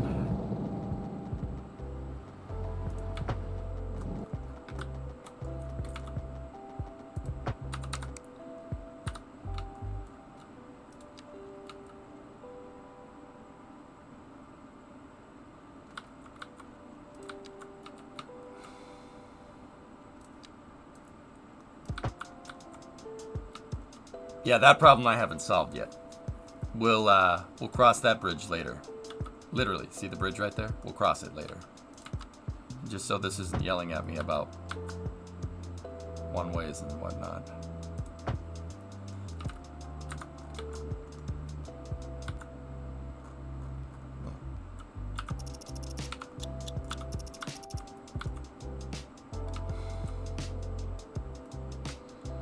How do you upgrade or change a road? Click that button right there.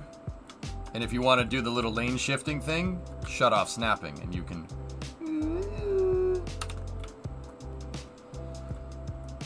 No problem, hired.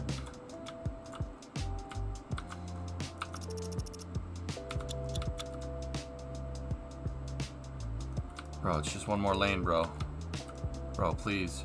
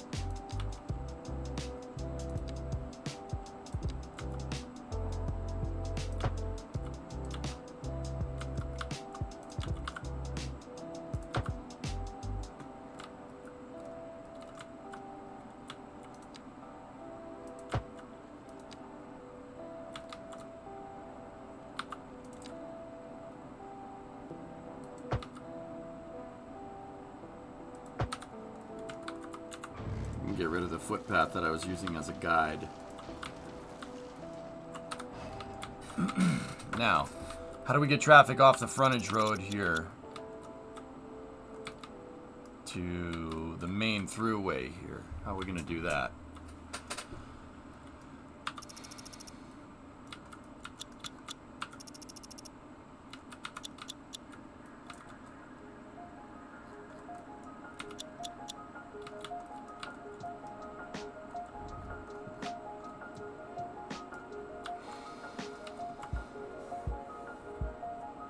Why the stop there? Jarben, I'm not sure. It seems like... Yeah, they're all filing into the other lanes here. What we could do to fix the logic is something like this. So it's reading... So that's reading correctly.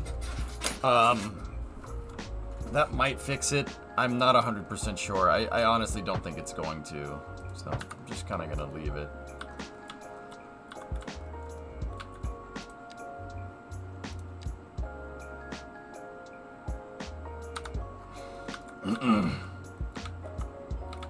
One lane backwards? No. The reason why this is going on is because the through traffic is trying to get to this diverging diamond, right? And the diverging diamond is the only way to get into this district from the big road, right? So in the future, you won't have so many cars taking this. You'll just because I'll have this intersection over here hooked up, if that makes any sense.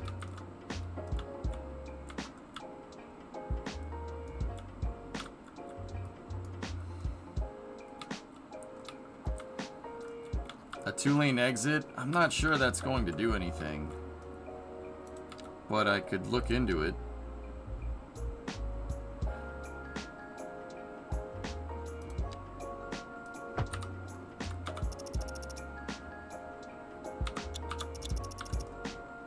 But yeah, you got to remember that this is only because the whole system is not hooked up yet. We haven't even tackled the complicated stuff, dudes. Haven't even tackled it. You might be right, Cosmic. Sometimes I make them backwards because sometimes you have to actually make the road backwards. The frontage changes look all right. It'll clear it faster for sure, yeah.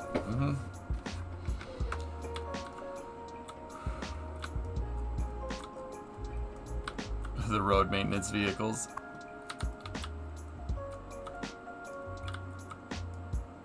That's really funny.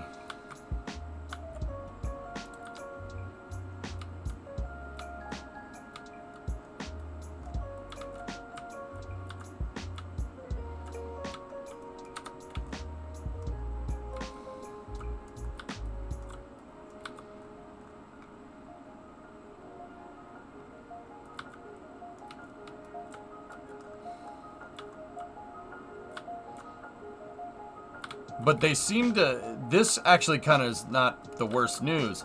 That proves that... That proves that they understand what a frontage road does. So, that's actually pretty sick. And they already started to use my new highways here, so that's good. We'll just wait for the rest of this traffic to unclog here.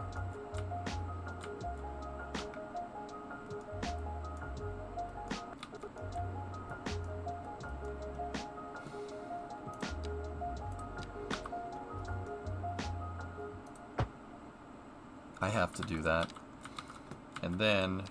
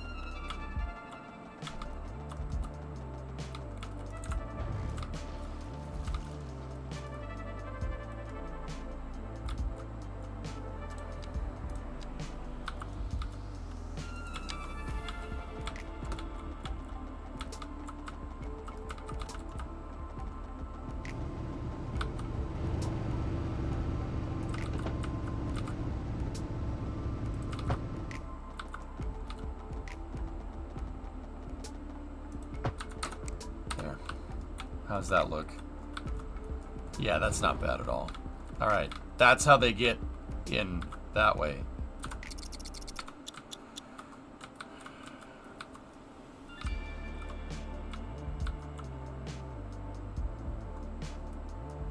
Starship to launch you, that's right. I wonder how many unique vehicle models there are in the game. I've seen a bunch, dude.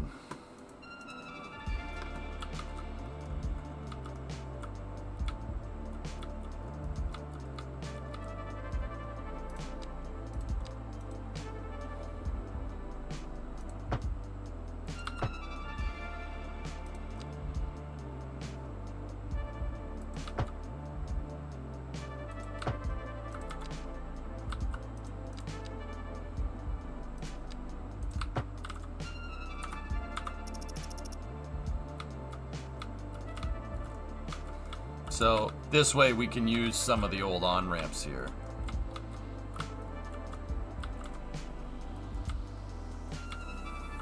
This intersection's gonna look amazing. It's gonna look ridiculous when it's done. Dude, even the frontage road right now is still fixing a lot of the traffic, which is pretty damn cool.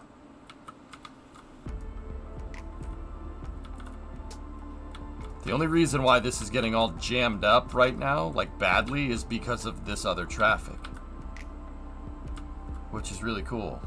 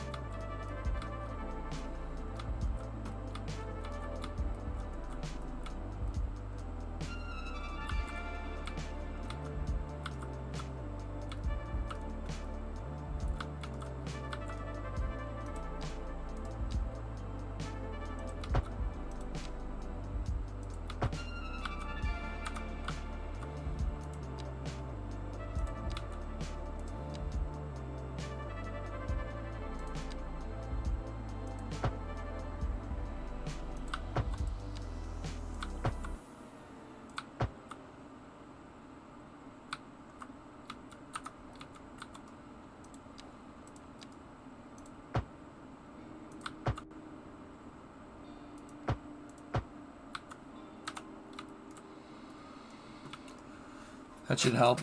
So we ready for tomorrow? I'm ready, dude. I'm gonna be here. I'm building out some gnarly lane action right now, dude. And I think, you know, what we'll do here, just because we need more people.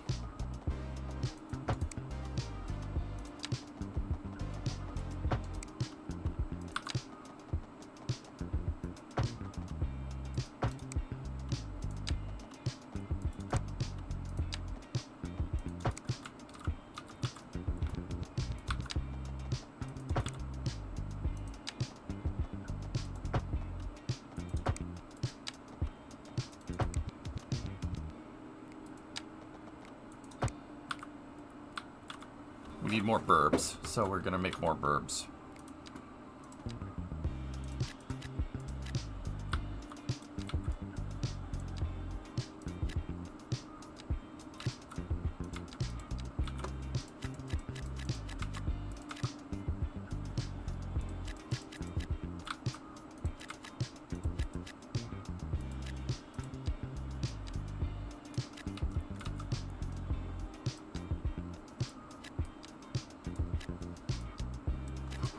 Burbs.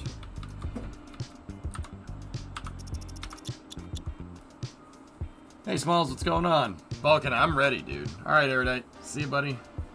Burbs are just government surveillance drones. Shh. Don't tell them that.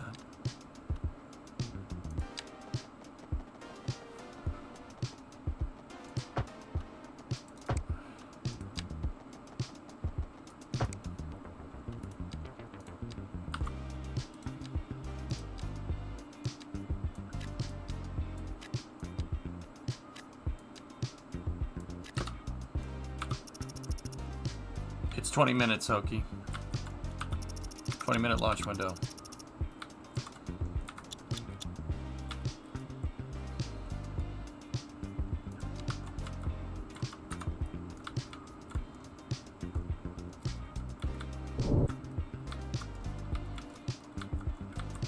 Well, at least we won't be waiting too long. That's one of the reasons why I can actually cover it, dude.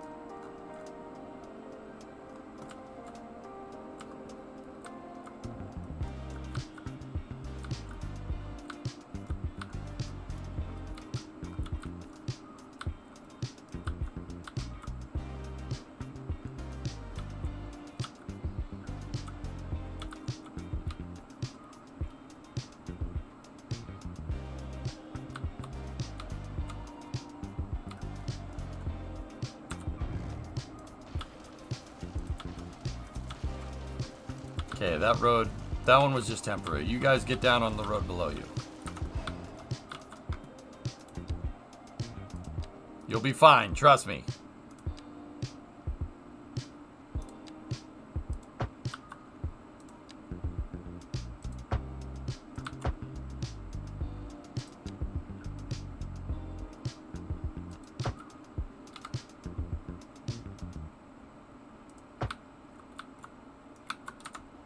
There you go. Asbestos in the asphalt. Yeah, they're crazy. Why would you do that? They'll just all merge onto that road. We should be fine. And by should, I know we will be. Dude, what a beast mode of a freaking highway. I'm still happy with this. This thing's gonna be sick when it's done.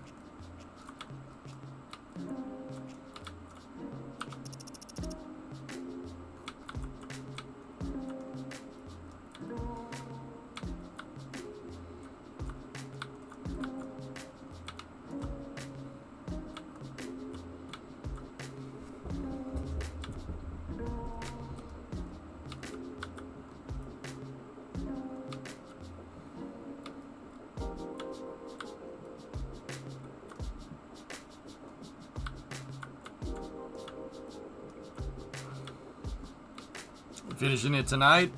I'm gonna try to get, yeah, hi, I'm gonna try to get as much as I can done, dude.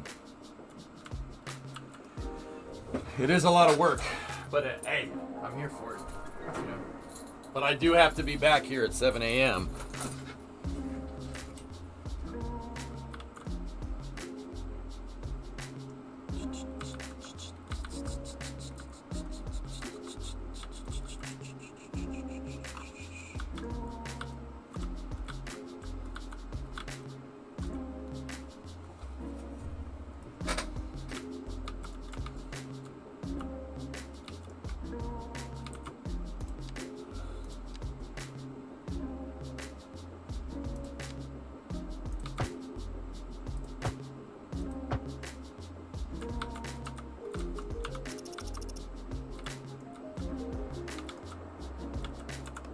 Okay, we can finally dump that.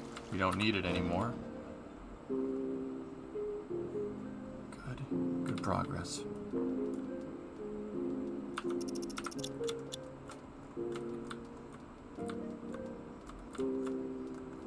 I'm not sure what we're gonna do with that interchange, dude.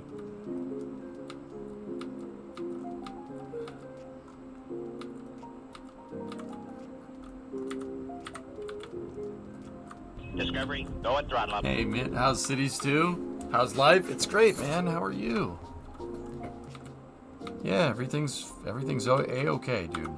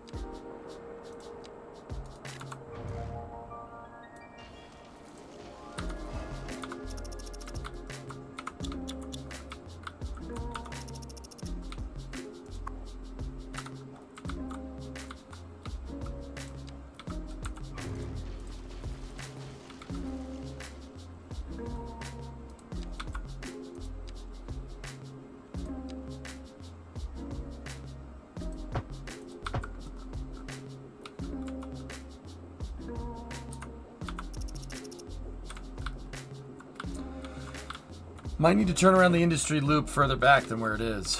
I see Silver Salt. Now I'm wondering now is that I noticed that the traffic is subsiding. Now I'm wondering if that's because of the flux that you get in game, right, from traffic, or is it another reason?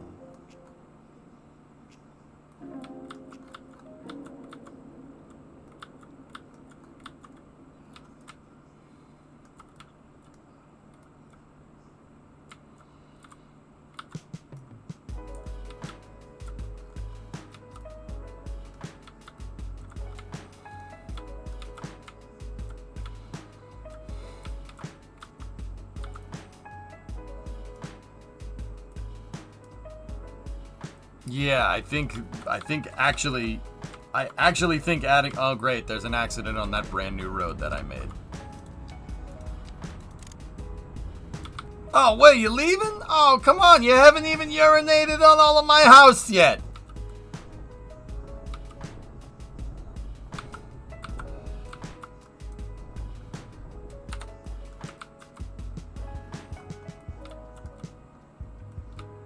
Are you sure high-speed highways is off? That increases accidents.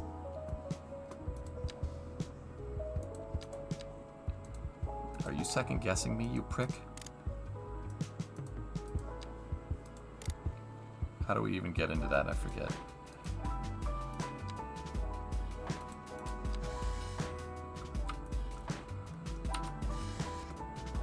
Who wrote the moon rules #1 on my frickin' car?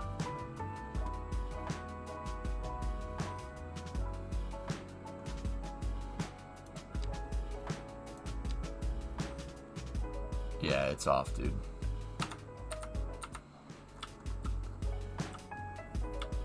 See, it unclogged. That was just an influx of traffic because the road just open. I'm pretty sure that, from what I saw, that this should work. Like, the influx should... We should be giving a lot of influx. That's what I'm trying to say.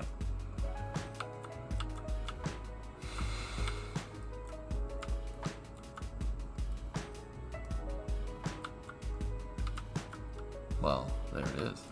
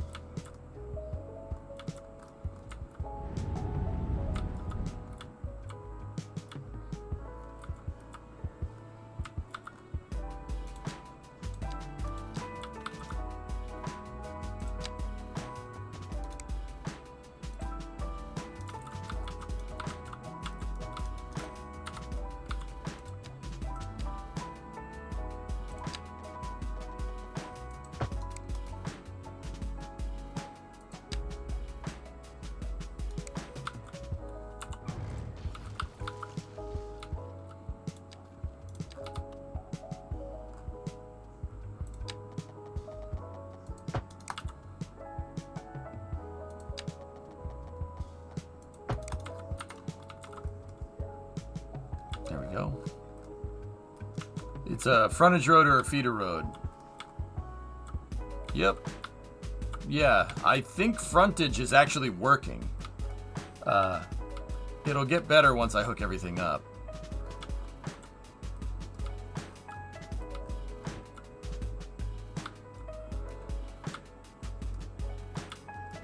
So, long story short, big thumbnail, you have your main throughway. That's your main highway. And between your exits, right? Between each intersection, so 1 and 2, you have changes. So you can get off the throughway and get onto a smaller highway or a feeder road, right? The idea is so you don't have a gigantic freaking interstate highway that connects just via a regular intersection into a small road, right? You have big highway and then a little highway next to it, and the little highway connects into the smaller road. Hey, Hibbit. Where do you change the city policy on speeding on the highway? Click on this one, city information, city policies.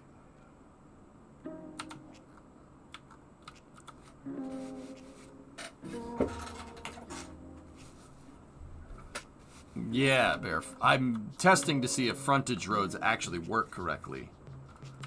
Yeah, it's a buffer. Yeah, buffer on-ramp. You don't have a big highway going into a smaller road. You have a big highway going into a smaller highway going into a smaller road. Does that make sense?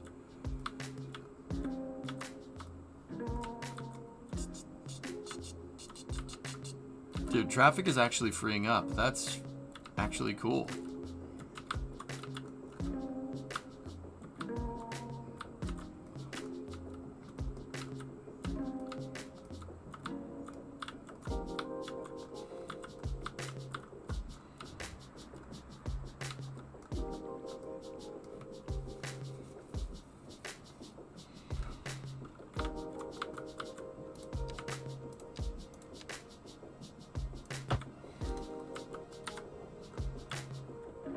See, that is happening because influx of traffic, because this is only connected to an outside connection.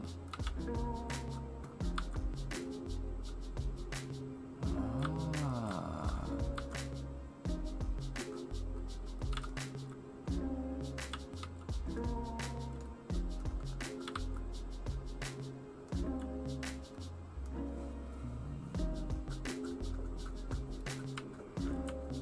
Whew.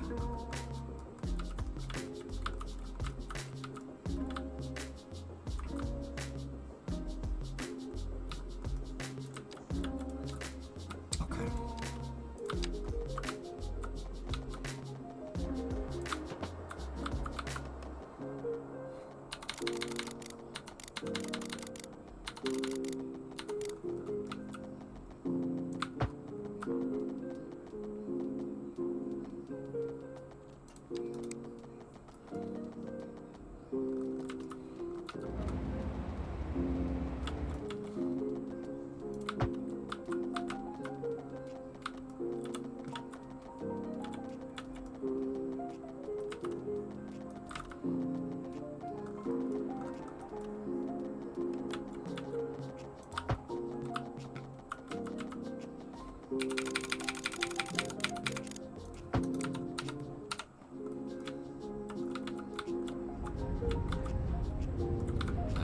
There's a little bit of a shift there because of the snapping.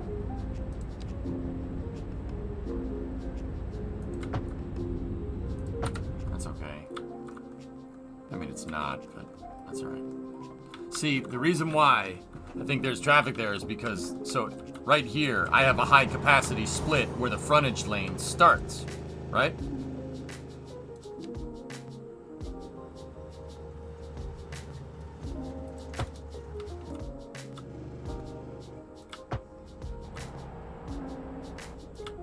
And that high capacity split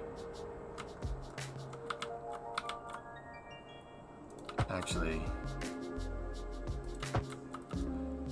that high capacity split is where the traffic should be going.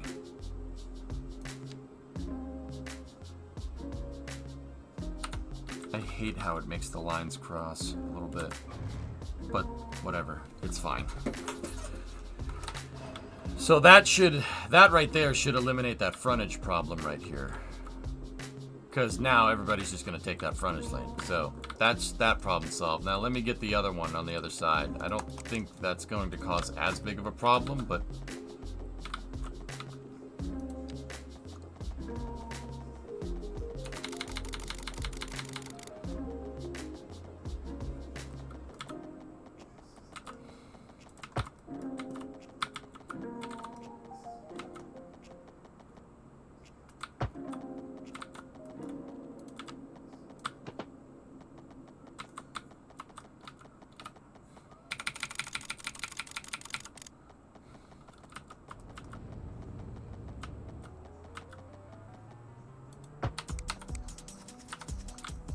Booyah.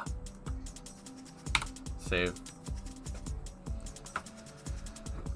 Hi, 3-1 lane. 3-1 lane is killing your traffic. No, well, yes, KC, but you're looking at one thing. That's one symptom of a much bigger problem. See, I hooked up my frontage road up here because traffic's trying to get onto the frontage road. With this interchange now, they'll use this. They should prioritize this. So let's wait for that all to clear up, and we should see cars using that road that I just made. Trust me, dude. Thanks, Falcon. I want to see how hardcore cities can get, dude. That's why I did this. I want to see how crazy can we actually go with this.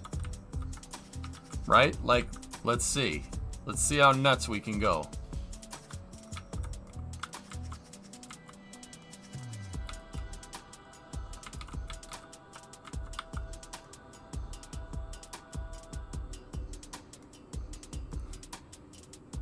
Hang on. I think I see something.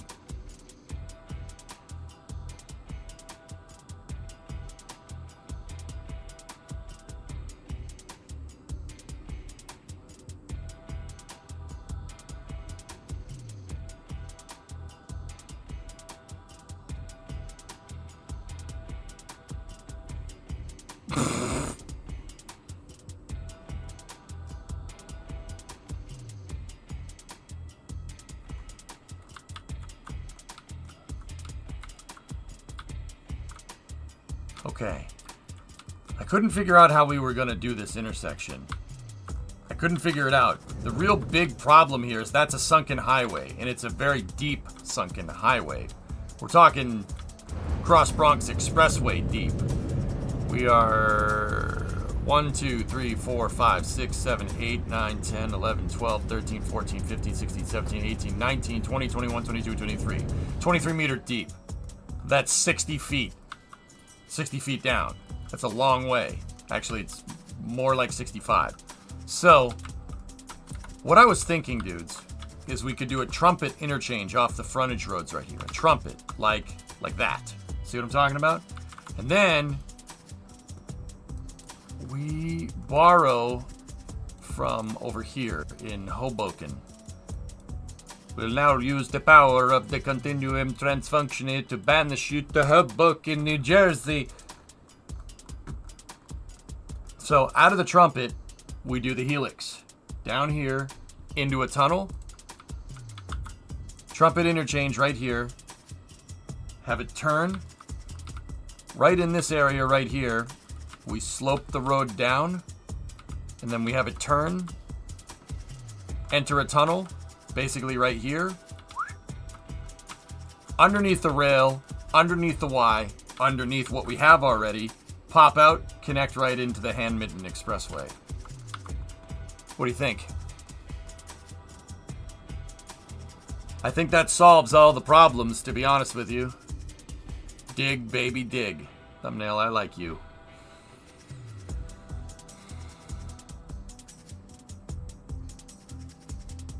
Can you dig it, sucker?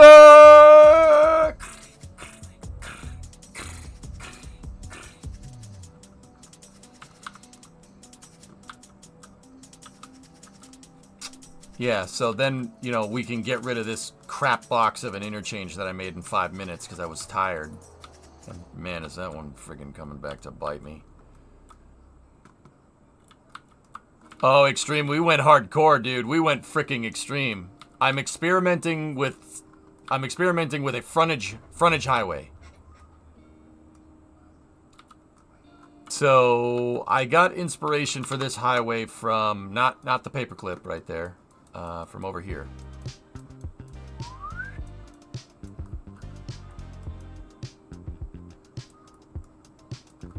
From right here. Yeah? Yeah? Yeah?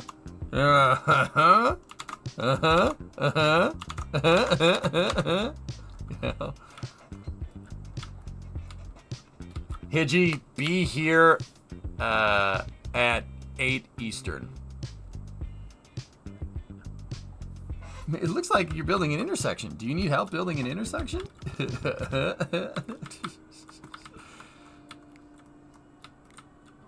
Yeah, I think the tunnel is a good idea, dudes. So here's what we're gonna do. I think we're carrying some electrical lines under here. So here's what we do.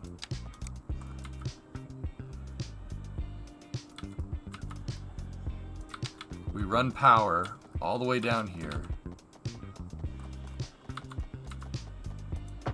We run it like that. And then we get rid of this.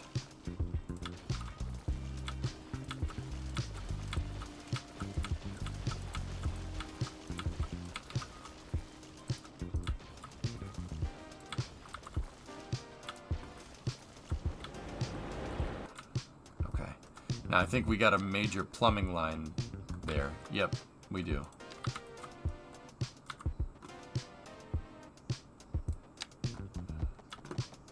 We'll relocate that up here. Like that. And then delete Laurel Highway. We don't need that. We can get rid of that roundabout. We don't need it there anymore, bud. And then go in here like this. How do you know so much about public infrastructure? Do you want a technical explanation, Bear, or do you want the short answer?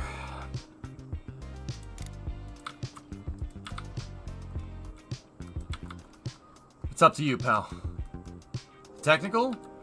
Okay, so what I do well, I drive a lot. Well, not so much anymore. I used to, I don't know, deliver pizzas once upon a time. And I used to do a lot of driving in Boston, in the city, for whatever reason, right? So I was fascinated by road design. Infrastructure always makes me happy. I like infrastructure. It's weird. So, I started reading about traffic flow and, how that works. Why traffic flow works the way that it does. So basically, traffic flow theorem and stuff like that. It's actually similar to hydraulic fluid, because cars are incompressible.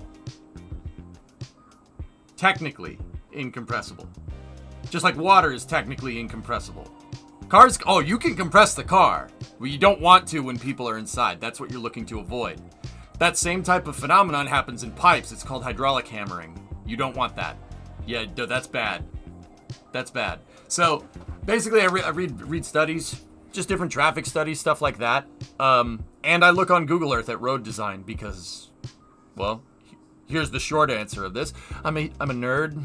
Yeah, big nerd. I love this stuff, dude. I could do this all day. I do this all day. It's my favorite. I love designing highways in cities. But I also, my number one thing is spaceflight. Space infrastructure is my favorite. That's kind of what I'm known for. But we are making a name for ourselves here with cities, huh?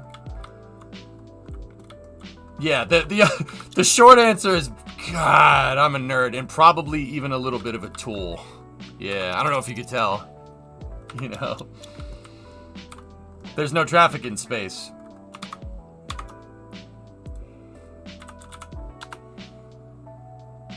Oh yeah? What's that then? Believe me, you do not want traffic jams in space. That's a bad idea. And yes, I could tell you precisely why. That's every Starlink satellite right now. Not live coverage. This is not real time. It's just an approximation of where all the Starlink satellites are. It's off by maybe a day or two. Yeah. You don't want that because you don't want traffic jams in space because satellites too are incompressible. You do not want to hydraulic hammer your satellite. So check this out. In the 90s, an Iridium satellite, Iridium is a satellite phone satellite. In the 90s, it collided with Cosmos 2251, which is a Russian communication satellite. They collided. You think the Starlink was bad? That's all the tracked debris from those two satellites actually hitting each other. That's bad. Because what happens is that debris just keeps going. Object in motion stays in motion, at rest stays at rest, right? Unless acted upon by an outside force. It's basic physics, right? Basically, that's a shotgun blast of debris, and if that debris hits other things, it turns the satellite that it hits into another shotgun blast of debris. And you can create a cascading failure, just like you can get gridlock in a traffic jam. Space traffic is actually super serious. Yeah, you really don't want to screw that up. Or else you'll get this in space.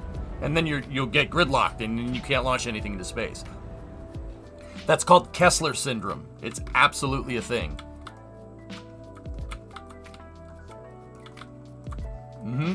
Oh yeah? Oh dude, space flight is my number one. You think I know a lot about roads? It pales into comparison to orbital mechanics. I played way too much Kerbal Space Program, man. Well, it worked in Kerbal Space Program. Obviously, it's going to work in real life. No, you guys want to see what books I read for fun? Here, I'll show you.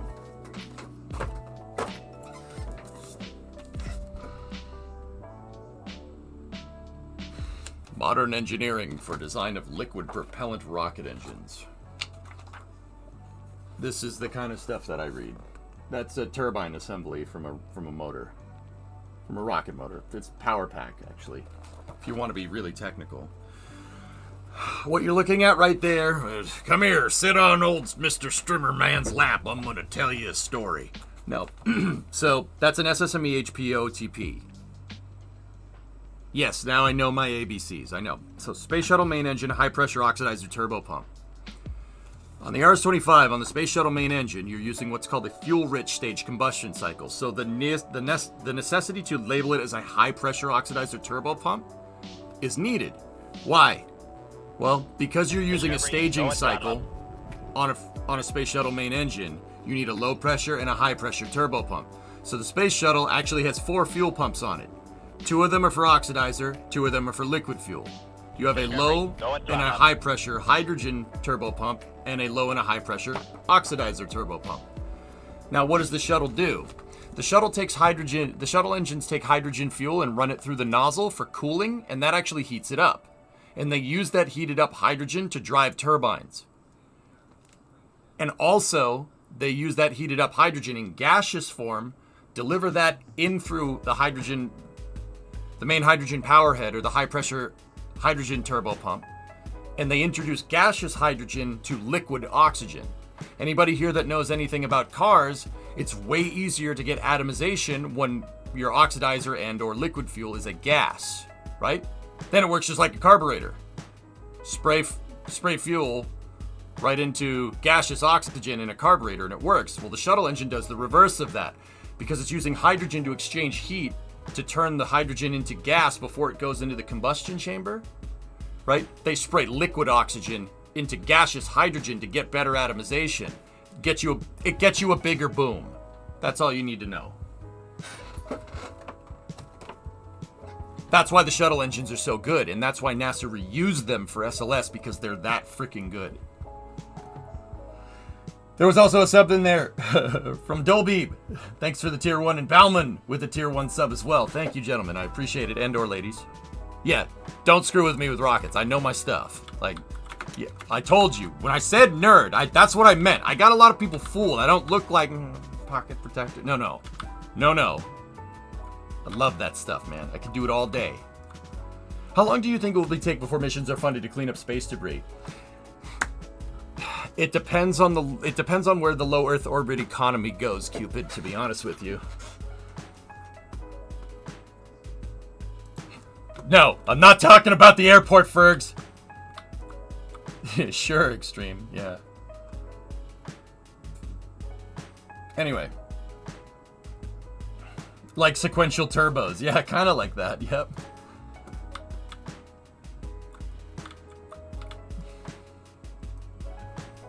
I'm more into the space science thing. Deep space, planet, stars, dark matter, all that stuff. And man, I love learning new stuff. Hell yeah, pennies. Yeah, that's 2 sides of the same coin here, of course. A James Webb launch, dude. I covered that damn launch Christmas Eve at my in-laws' house in freaking Detroit. We don't live in Michigan, man. I was here with Stream covering the damn launch. Go Webb, go! Maximus 5 with the prime sub. Thank you. Anyway, yeah. Dude, this is what I mean about being a tool, alright? Civil engineering is actually a hobby of mine. Space flight is the thing that I like the most. No, I like... If I didn't like space flight so much, building highways and stuff, that's what we'd do all the time. I love playing cities, and I love urban design, and I love the, like, dude, okay, I'm one of those... This is what I mean about, like I said, this is what I mean about being a tool. I look at this and I don't, frickin', it's another freaking highway. Dude, you know what it took to build that? That's pretty cool, man. You know what it took to make this? Look at that freaking bridge, dude. This freaking bridge is like 20 lanes wide. Who just decides we're just gonna build a 20 lane wide freaking bridge? Well, clearly it was needed. That's cool. I think that's really neat. I don't know, that's freaking cool. How many lanes you want? Yes. And don't forget wrenching on cars. Oh yeah, I do wrench on cars too. I'm currently fixing my, I painted the door on this 97 today, see? It's just primer right now, but I got it down to bare metal and I had to block, etc., etc. If you know body work, it's just primed. I need to block it again, paint it, block it again, clear coat, block it again. You know where I'm at. It's not a Lariat, Globby. That's a 97 F250 HD. It's got a 351 in it with a 5-speed from the factory. 1025 rear end running 410s. Yes, I like cars too. I speak car. I'm fluent in car. I told you.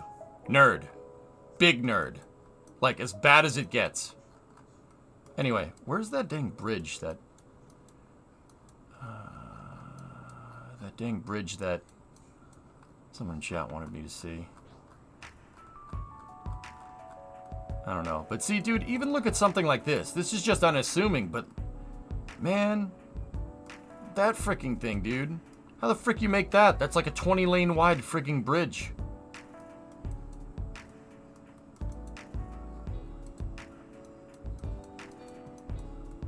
Like, I see infrastructure around our world and it blows my freaking mind, dude.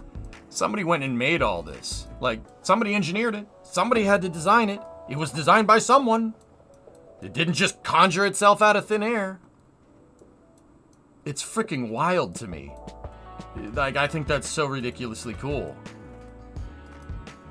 Like, even, dude, who likes tolls? Frick toll booths. But look at that. Look at that thing. It's a beast. Like, that's crazy. And this road is where I'm getting the inspiration for my road in cities. Like, I'm taking a couple pages out of Jersey's book right here. I'm changing the fuel sending unit on your 64.5 Mustang tomorrow. Good luck. The sender, Houdini? Yeah, you gotta drop the tank, man. You gotta drop the tank. That 59 on the other side, the dark red one, I built that thing. It's got a 302 in it, so... yeah, know all about that. I did the sender unit on that truck, but my gas tank's in the cab. Yours is in the trunk. Actually, no. First gen Mustangs, dude. All you gotta do is pop the trunk. That's... oh, dude, you're fine. That's easy. Easy peasy. You got that in a bag. You got that in the bag.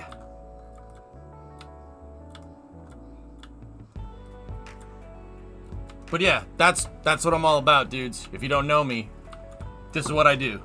I am the nerdiest of the nerd, but I try to make it fun. You know what I mean? I try to make it fun.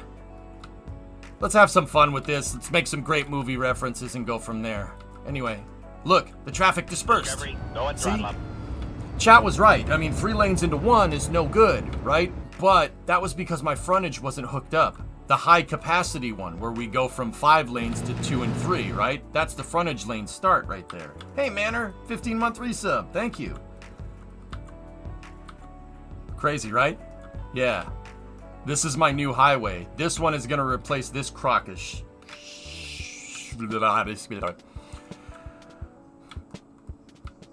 I'm already a fan? Hell yeah, pennies. I do cover, like, astronomy news from now and then. Like, James Webb was the hotness, man. That's all I talked about for a little while. But I'm happy it's doing its thing. It really is freaking cool. Anyway, should we work on that trumpet? The gnarly trumpet interchange that we're trying to do here?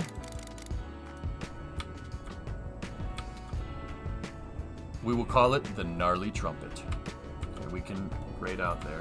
It's working! It's working! Kitster's right. It'll work this time. Alright, here we go. Ready? Let's grab... so, with the flattener tool, let's dig a hole, dig a hole, dig a hole, dig a hole. Alright. Grab this height right here, and we want to go straight back. So, where do we want our tunnel portal entrance to be? So I'm gonna take a page out of the Lincoln Tunnel. The Jersey side of the Lincoln Tunnel. And we're gonna use the helix here. So this thing is called the helix. It's the exit portal, exit and entrance portal for the Lincoln Tunnel. Lincoln Tunnel is, anybody over here on this side of the river needs to get to Midtown, like where all the big buildings are. You take the helix, or you take the Holland Tunnel. But the Holland Tunnel will take you downtown. Holland Tunnel will take you downtown. Let's show this prehistoric tunnel how we do things downtown. Anyway, so I want to do something pretty much like this. And the Lincoln Tunnel goes this way, and then it actually kind of curves. It takes a right. I know it takes a right, honestly, because you can hit the road thing. See, the tunnels take a 90-degree corner. But you can also tell where the 3 portals for the tunnel are, or the 3 tunnels in general, because the 3 ventilators right there. Making positive pressure inside of the tunnel is a big deal. Why? Because tunnels are lower than the rest of the atmosphere. Gases that aren't oxygen and nitrogen like to pool inside of a tunnel, especially if it's in a low point. You got to keep the air flowing. You have to basically turn it into a giant air duct.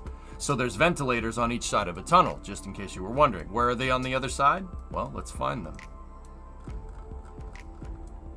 There's 2 of them right there, 1 and 2, and then there's the 3rd for the 3rd portal. See, 1, 2, and 3. Got to keep a draft going in a tunnel. Hey, Elko. Gnarly trumpet. So we need this part right here. From where it says 495, curving in right here. I want to put that right here. So the first thing we got to do is figure out our depth. So let's go right here and get that depth. Right, yeah. Okay. That's actually not bad. Not bad at all.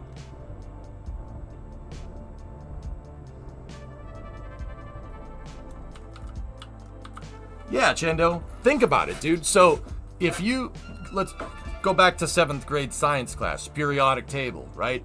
Oxygen has mass. An oxygen molecule has mass.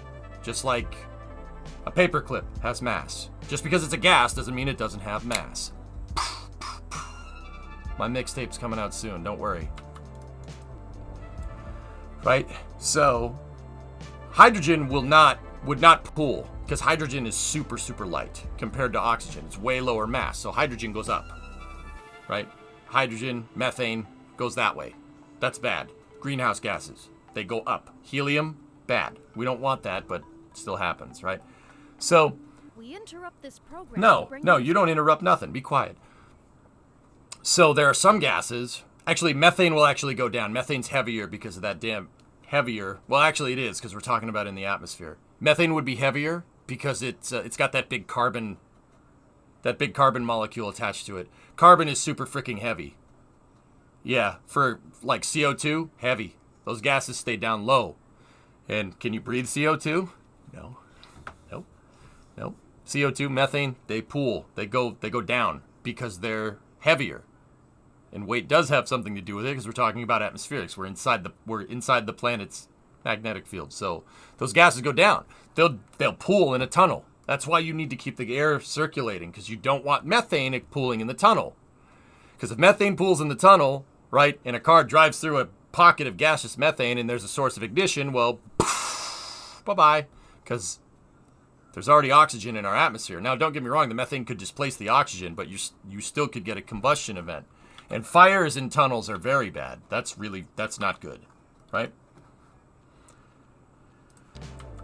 I mean, for other reasons. But yeah, ventilation in tunnels, huge. Next time you're driving through a tunnel, look. In the ceiling of the tunnel, they'll have gigantic fans. Huge turbo fans. Not turbo fans like a jet engine, but huge, well, they're ducted fans. And they're keeping the gases flowing through the tunnel. All right. That height actually is not too bad. Are we serious? Is that actually the height there? Let me just check it one more time. Yep. Oh. How about subway vent buildings? Veronica, you ever walk down the streets in New York? There's a reason why the subway grates in the road. When the subway goes through, if you're standing on one of those grates, the subway goes through, a bunch of air blows out, right? The subway, I mean, there is ventilation, right? But the subway actually displaces gas. Yeah, because the subway tube is so close compared to the subway, right? Subway takes up more of that tube. Subway tunnels are a lot smaller. So when the subway goes through the tunnel, it actually blows air out those vents. Crazy, right? Like a bullet down a gun barrel. Same idea. Pretty cool, huh?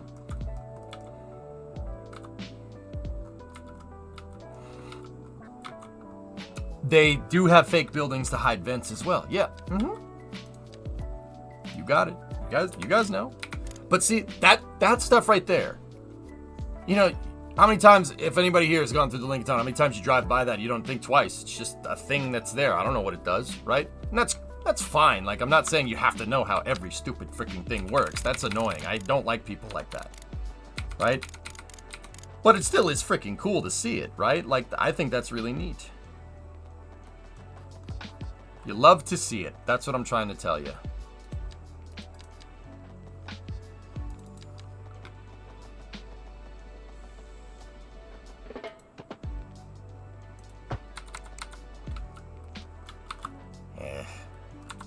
Yeah, we got to do this a different way.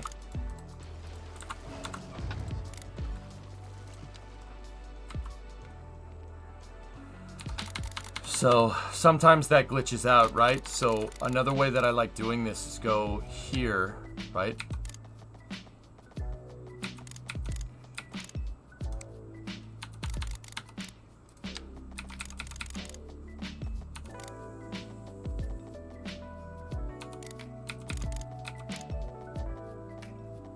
and basically put this right on the cusp of going into the tunnel like this.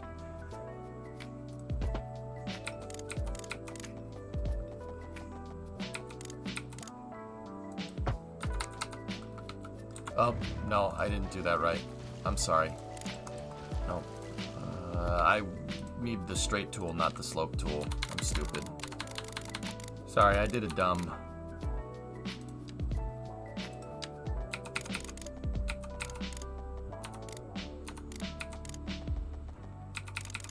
So you basically just want it to go just a little ways in. Okay.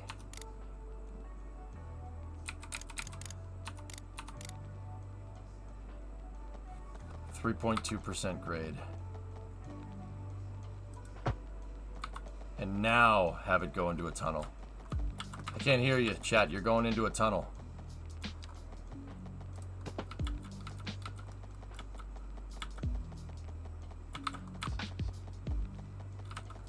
Now, keep in mind, this is going to try to hug the surface. So, you know, even though we went into a tunnel, it says we're +3 on the grade. We do not want to be +3 on the grade. We want this tunnel surface to be flat, because remember, we started digging in at a height that's the same height as the sunken highway, right? So we want it to be 0.1. Oh, that turn was no good. I'll make it backwards here.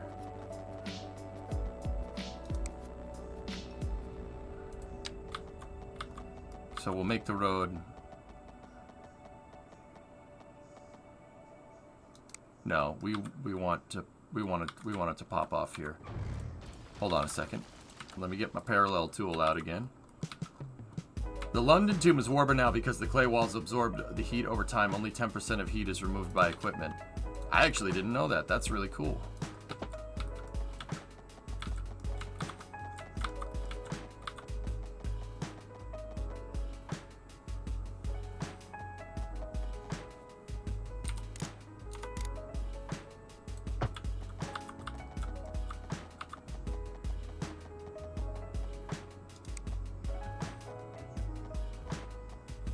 See, now it's reading -2.1. We don't want that.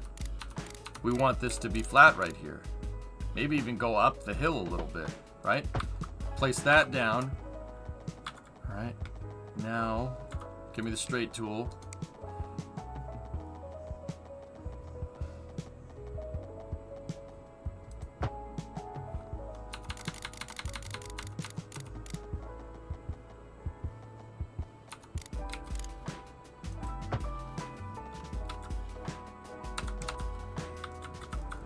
There we go. Oh, that's freaking killer, dude. That's cool. Freaking killer, that guy. Bet you can't guess where I'm from.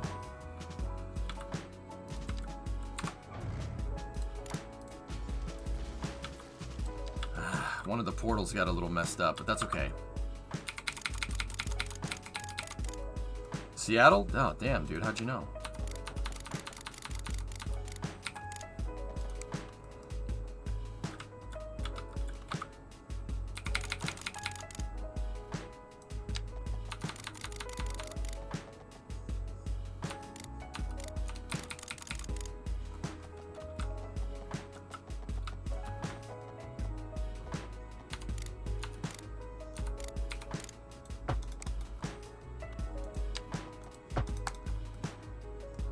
Good enough.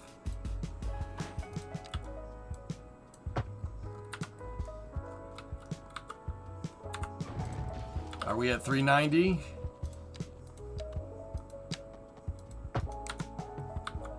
Oh, come on. Please don't mess this up. No. Just one more lane, bro. Bro, I swear. Just one more lane, bro. Bro, please. Come on, man. Just one more lane, bro. Please. Please, just one more lane. Come on, bro. Bro, seriously, this will fix the traffic, bro. I swear. Just one more lane, bro. Just one more node, bro. Bro, just one more node. I swear. I swear it'll fix it, bro. Bro, just one more lane. 2 more, actually. Shh. Mind your own business.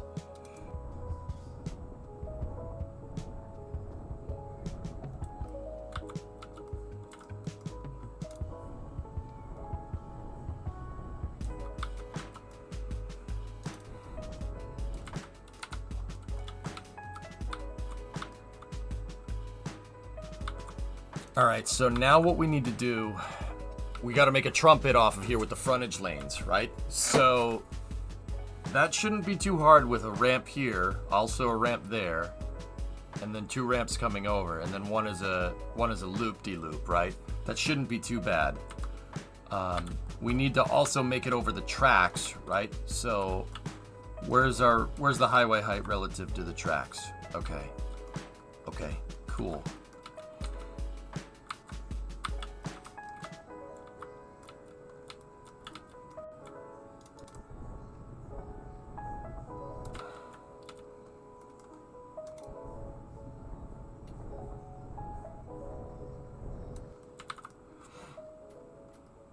We got 500 million at 390. Damn, dude.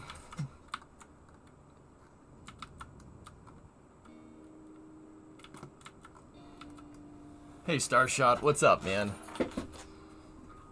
Okay.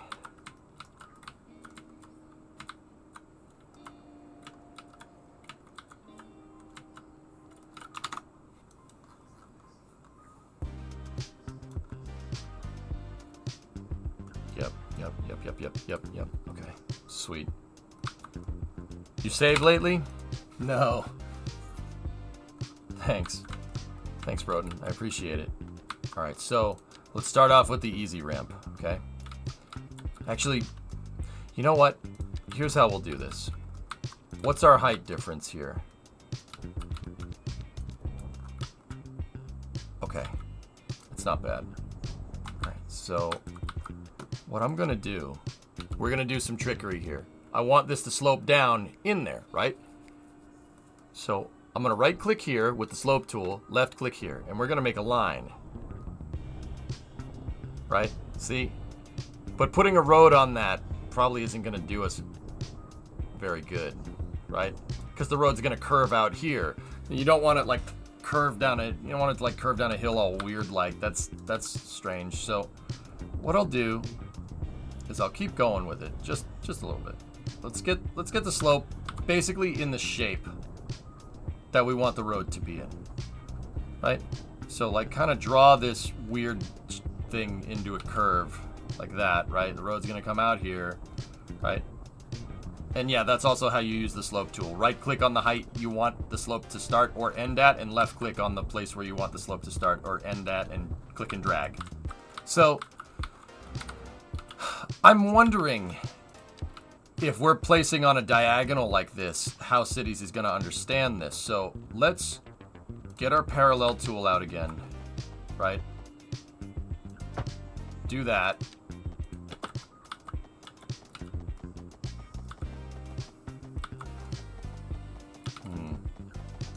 Nope. Corner radius has to be more. So we got to get a smaller brush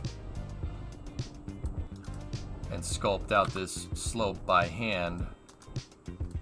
Or we could use the slope tool again, it doesn't matter. That's ground height.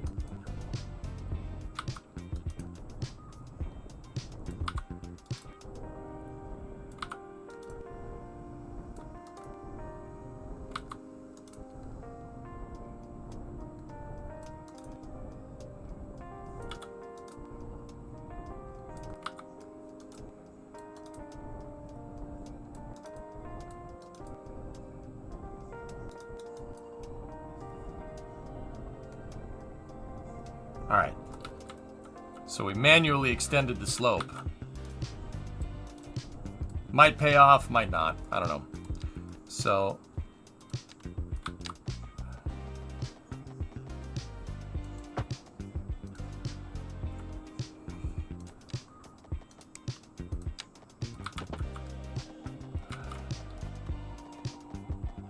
we want to more or less be perpendicular, pointing over here. Now, did it understand that? Actually, not bad. Actually, really not bad. That's okay. So the reason why it freaked out, why it was a little bumpy there, is raisins. No, it's because I built it in 2 spots. I built it in 2 pieces. So here, check this out. You want to see something cool? Watch this. Now we take the slope tool from here. Whoop. Ready? We might get some bumpiness right there, but we'll see. Actually, you know what? Let's key on that. Yeah, that's not gonna work. So, all right, let's go back to what we originally had. There we go. Go in here like this. Grab this. Should be a straight shot. How's that look? Oh, smooth as glass, baby. Smooth as glass. Oh yeah. Oh yeah. This is good. Very good. Smooth as glass fault. Glass fault? Glass knot? That's something different. That's sweet. Now, what we do, go over here, go back over here, and we're gonna make this look fly, right? Go to here, make it look like we dug a tunnel bore, right?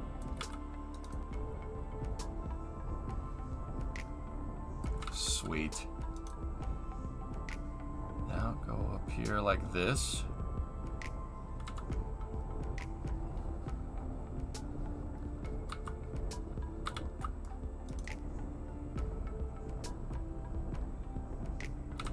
That is the sexiest thing I have ever seen.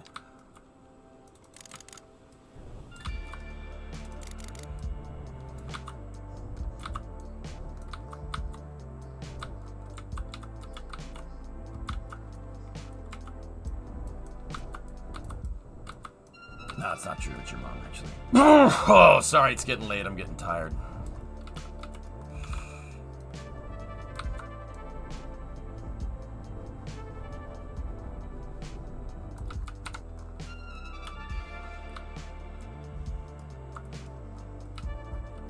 Dude, look at that. So I will tell you right now, running a road diagonally on a slope, so say your slope's going this way and you're running the road diagonal, you try to do that in Cities 1, the road just ends up turning into a weeble wobbly mess.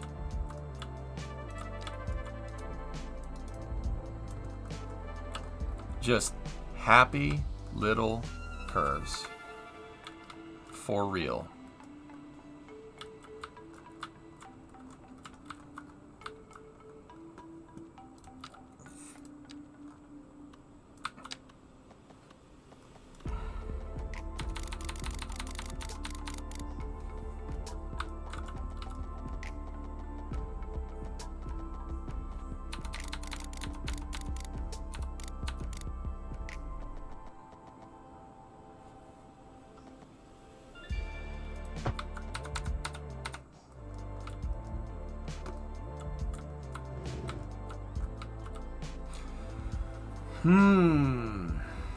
Maybe we should go a little bit higher with these.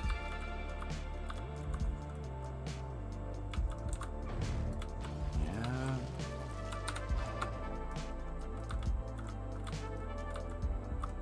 It's fine, element. Okay.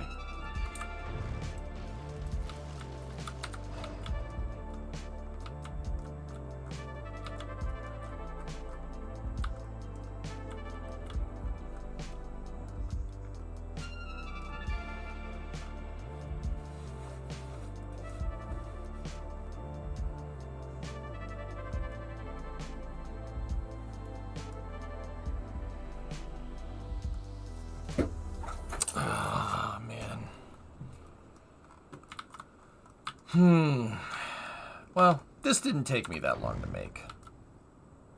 We can make it again. We'll make it again and we'll make it better. See, that was my problem. I screwed that up because I misjudged the height. I misunderestimated. Alright, so let's go.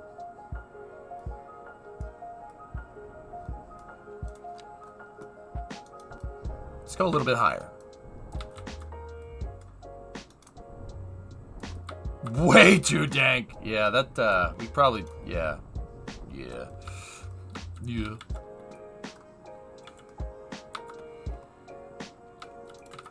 But it's okay. We'll make it better. Because now we know what we're doing. Now we know how to do this. So, same thing. Ready? Right click here, left click here. Run a slope. The slope will be on a diagonal, but that's okay. It's alright. Clearly Cities understands what's going on here, so... as long as you hold the mouse down, you're fine. So it's going to be a little bit steeper going into the tunnel. But that's okay.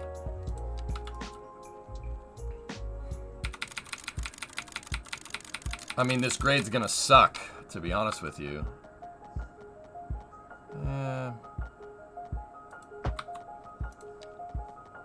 It's not too bad.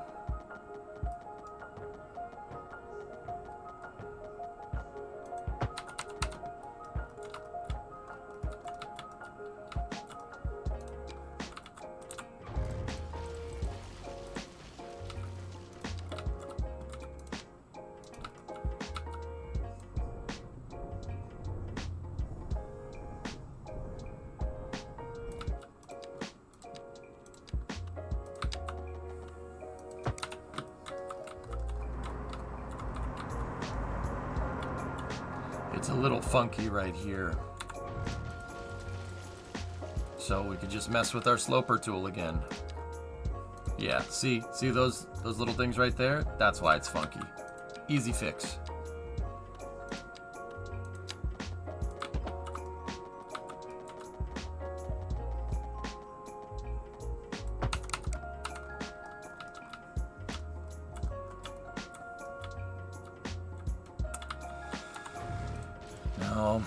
No, I screwed up the slope. It's not good this time because we have a huge open patch right there.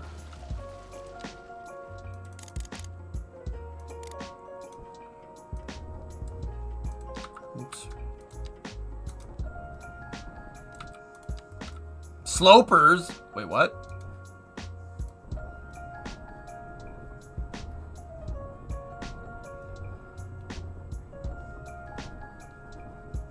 Alright, I was afraid I might have to do this, but yeah, we nailed it the first time, but we gotta get it right this time.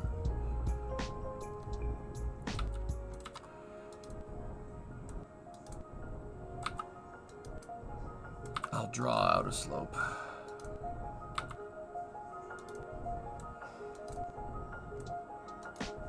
There. It's a little custom finagling. There. You can make whatever you want, it's your world.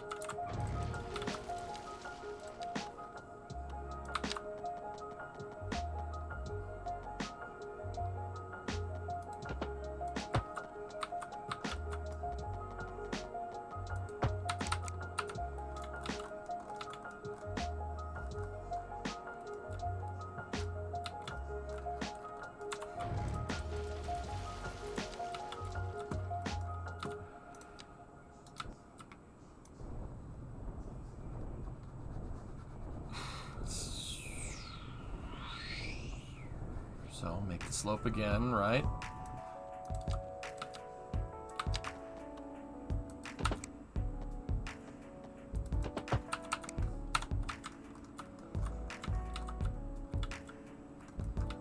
Why won't you be smooth as glass?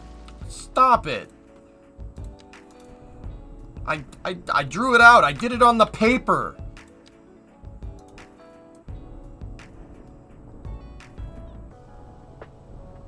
You didn't say it.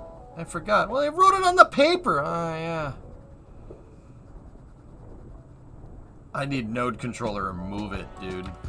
I was talking to the guy that worked on Move It the other day.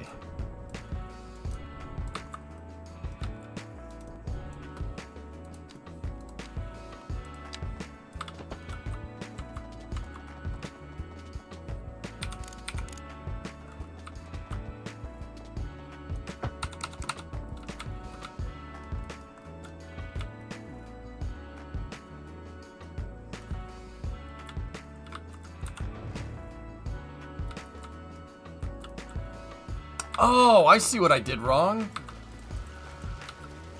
Wow. Okay, I did a dumb. I had this thing set to 2.5 elevation. That's why that wasn't coming in right. So if my math serves me left, this should come in correctly here. And now that I said something, it's not. And I'm going to screw something up because, you know, as is tradition.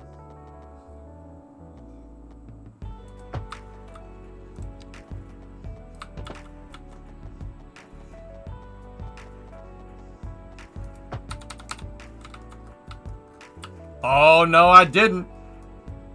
I didn't screw nothing up. We're good. See? Perfect. All right, now let's get in here with the flattener again. And cut this thing out and make it look like we graded the terrain for it because we're awesome. Yep, we're awesome.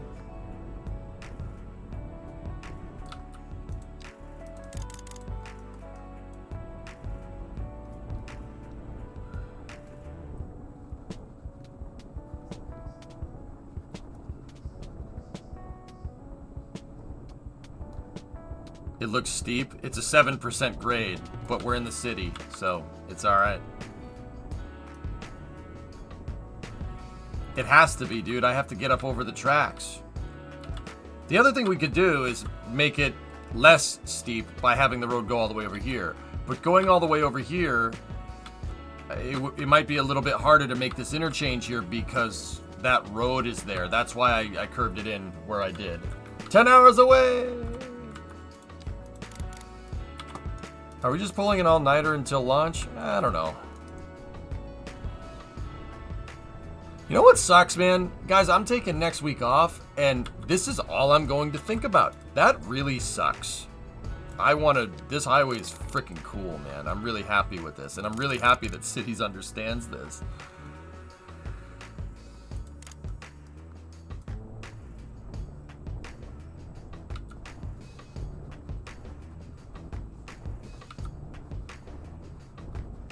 This is all I'm going to be freaking thinking about when I'm on vacation.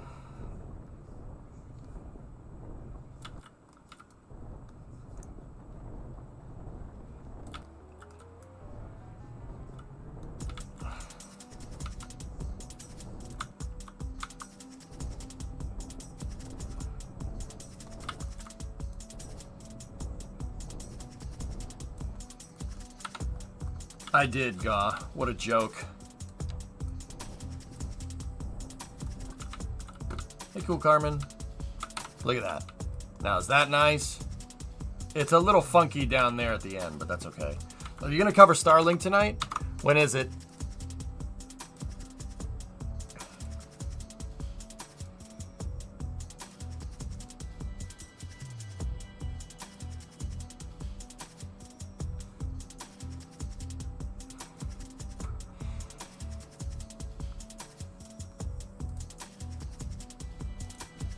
We'll go to Starlink.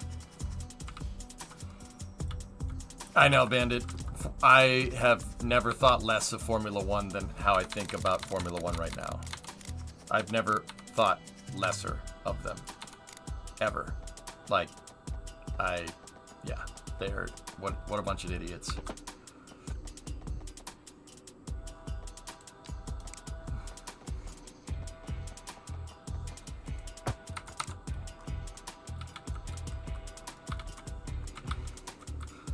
You know what? We probably didn't need to go that high. It probably would have been better to do the bridge, but that's okay. We need to get over the highway. Yeah, Small, it's so bad, dude. Like, what are you? And then they had the balls to give Carlos a penalty and then not refund people. Like, dude, what in the absolute balls are you doing? Like, what are you doing? I just, all right.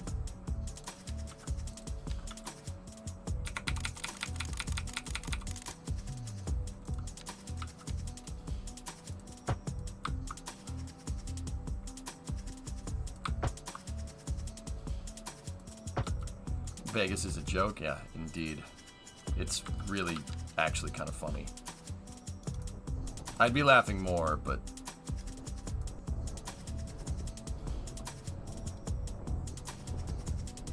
Alright, let's... Clearing this melon farmer out.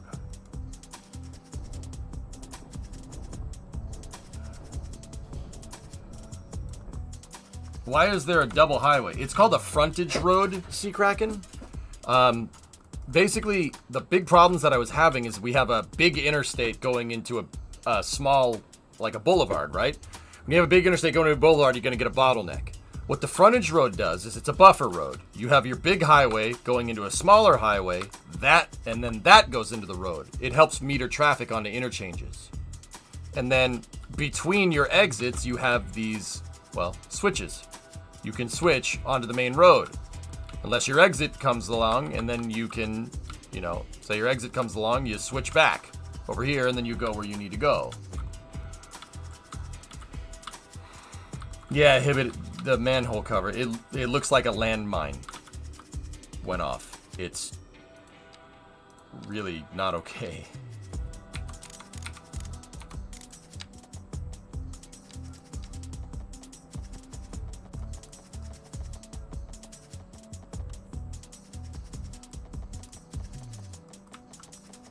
You have lots of those in Rochester? Yeah.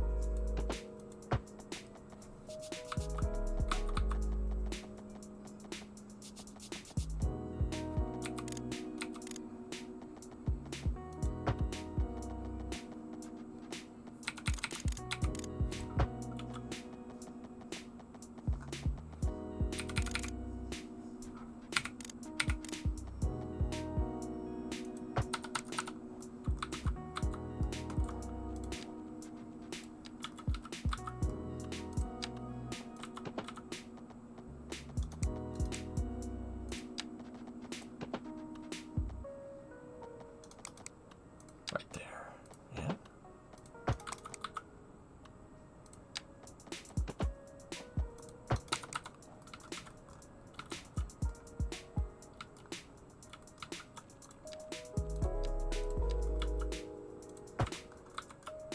Okay, that's half of the interchange. It does look good, man. That came out freaking sick, dude. It looks real good. I'm really, really happy with that. That looks good. It looks real good. Discovery, go at throttle up.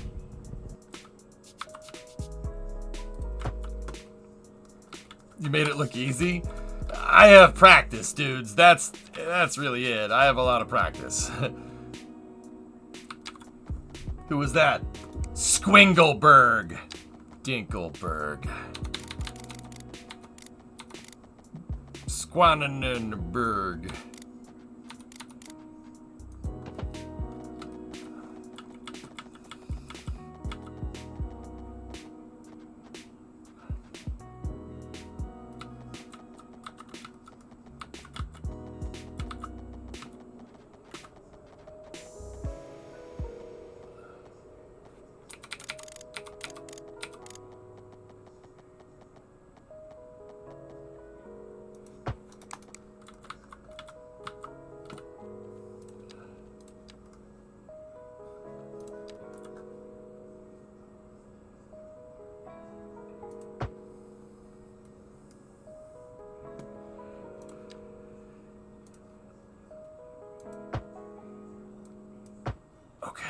Cool, go back over here. Yes, I was holding my breath because I'm weird. I know.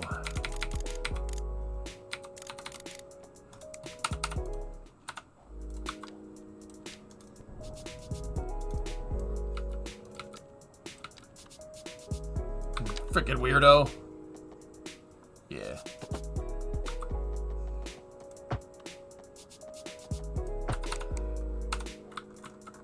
Oh, yeah. Oh, yeah. Oh, yeah. Look at that. That is a piece of engineering.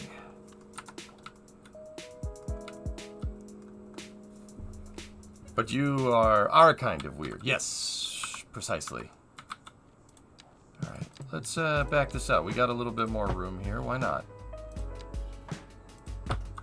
Wait, I can't make that. Friggin' train tracks. All right, here's how we do this. Ready? So this ramp I could kind of guesstimate, right? Or we could make the angle perfect if we just built it this way. Ready? So let's just make sure we're locked onto the right thing. We are locked in.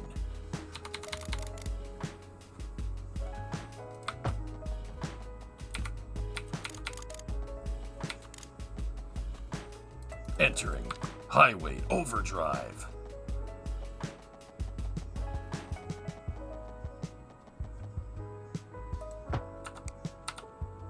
So watch.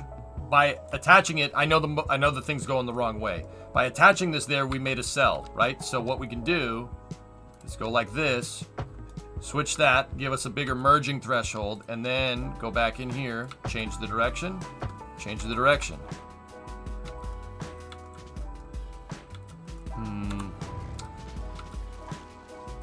Give me 1 second. Now that we have the threshold there, right?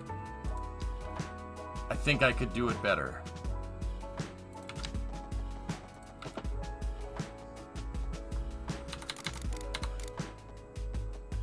I'd like to have, see the dotted line that's going that way? Have it point right here. Have it point at what you want. Use it as a sight, right? And then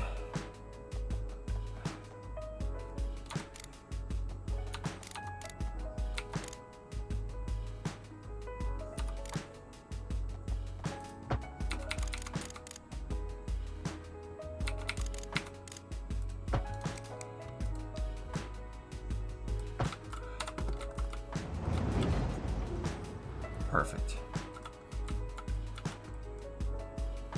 There we go, dudes. How's that look? That ain't bad. It's pretty good. Not bad for 10 hours in on the damn stream, huh? Too steep at the start. You think so? Hey, that's pretty good. Yeah, I'm with you. I agree. Screw that. It stepped it in a weird way. I saw it. So what I'll do is we'll set it, we'll get the straight tool, set the angle of the dangle, right?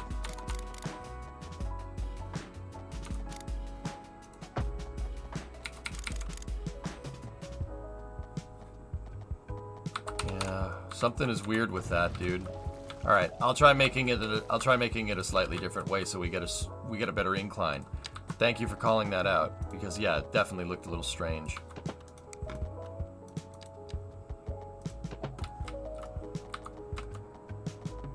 All right, set the step to 0.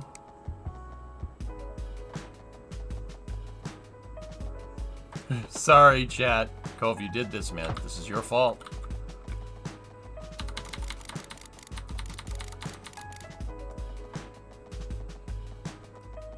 All right, so now we have the approach, right? So let's go over here.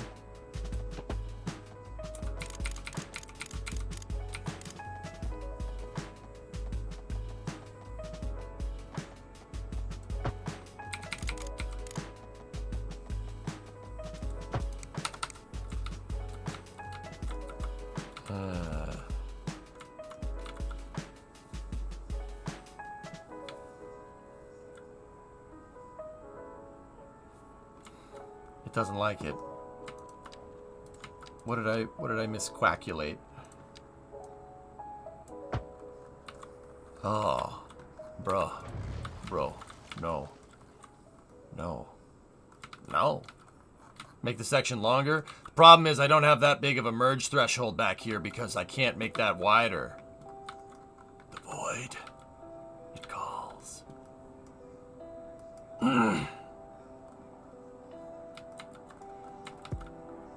Yeah.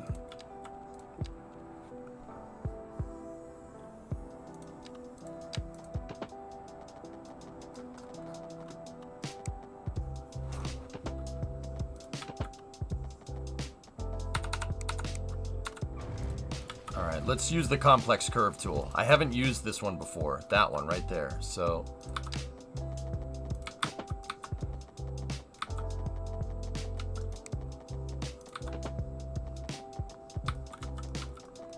that'll give us a more continuous curve down.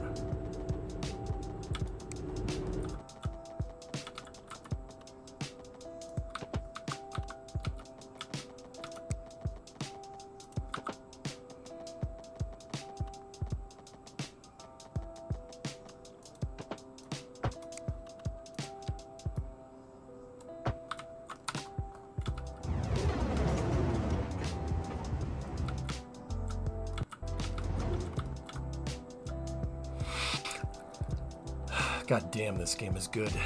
This game's real good. Real good. This game's real good. St. Patrick, yeah, that's kind of that complex curve tool did exactly what you said. I thought about it. I'm like, yeah, he's right. We got to do it all in one piece. What tool can do that? There you go, man. That's dope. It needs a pillar. Yeah, we should put one in. So go in here. If you just go to the straight tool and then you lock in, we are locked in. And just double click, it should put one down for you. Save check.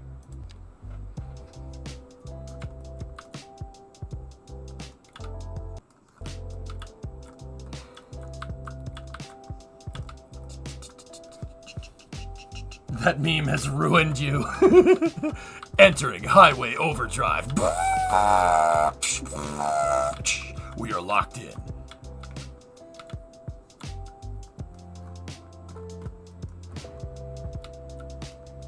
Discovery, go at throttle. Mayan, 59 months. Thanks. Flavabox with a 15er. Thank you very much. Discovery, go at throttle up. Oh, yeah. That's very nice.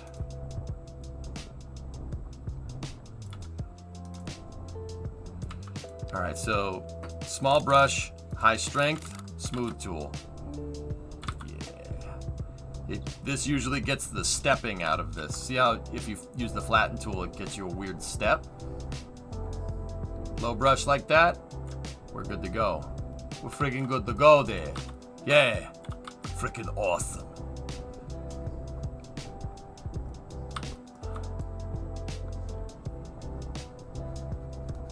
Look at that. Yeah. It's freaking sweet. Dude, that's cool. Hey Joe, what's going on? Freaking wicked awesome. Yep, we're almost near 400,000.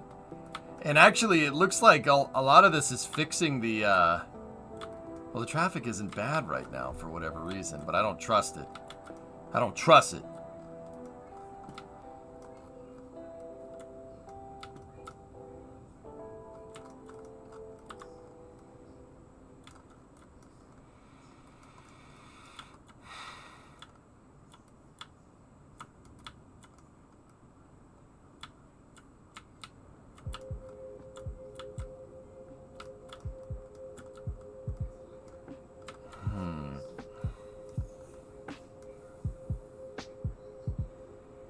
We need to find a way to remove this, but the thing is that this intersection is still feeding the other interchanges that I still have hooked up, namely that one right there.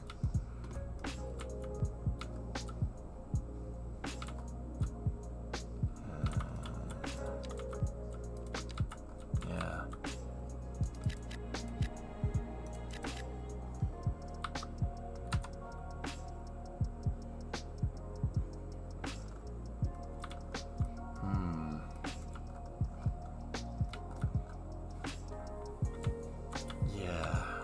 So let's think about this.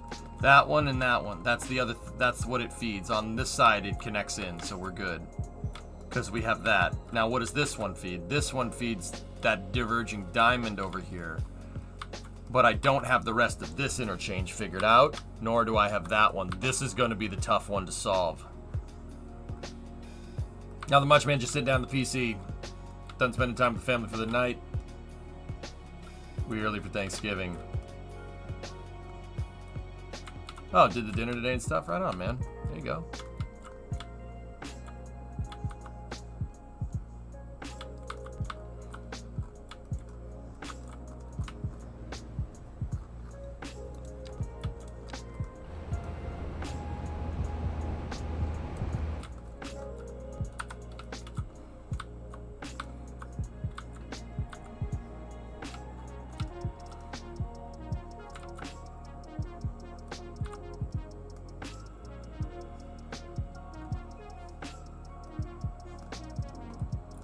Could Y them in, keep existing. Yeah, mutter. Yeah. Well, this one, the outbound, not gonna be difficult because what I can do is that for now. So that's one connection, right?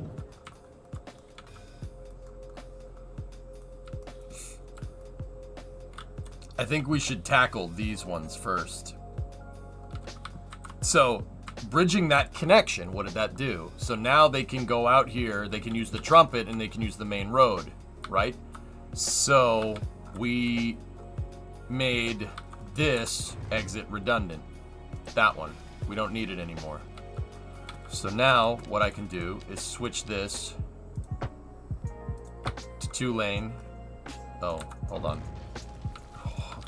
Hold on a second.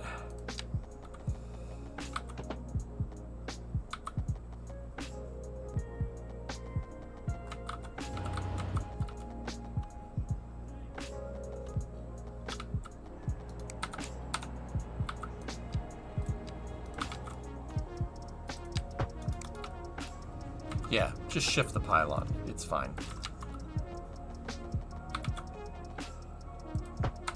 There we go. Cool. Now they still have that way, so they can get on that intersection and they can get on that interchange as well. So that's fine. Nice view from Elan. Can you elevate outbound and go under? Yeah, maybe. What is this?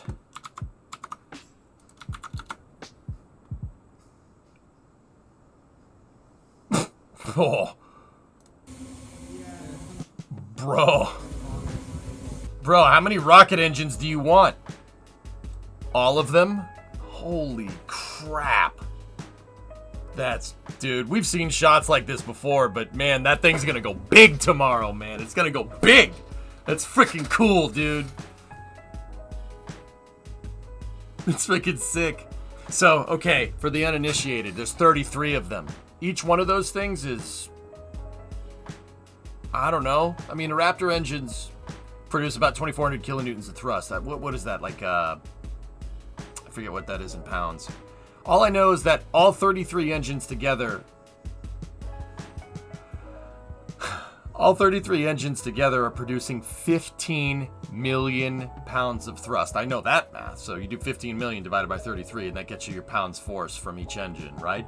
15 million pounds of thrust. So a little bit of perspective here. The space shuttle had about 6.7 million pounds. 6.8, 6.9, somewhere around. Nice, right? Somewhere in there. Probably about 7 million, I'd say. The Saturn V had 7.5 million pounds of thrust. This is double the Saturn V. Tomorrow, if everything works, this will be the most powerful vehicle ever launched. I mean, don't get me wrong, it's the second time, but most powerful vehicle ever launched that we've ever made, ever. And we're gonna be here for it, man. Think they could do it in a 20-minute window?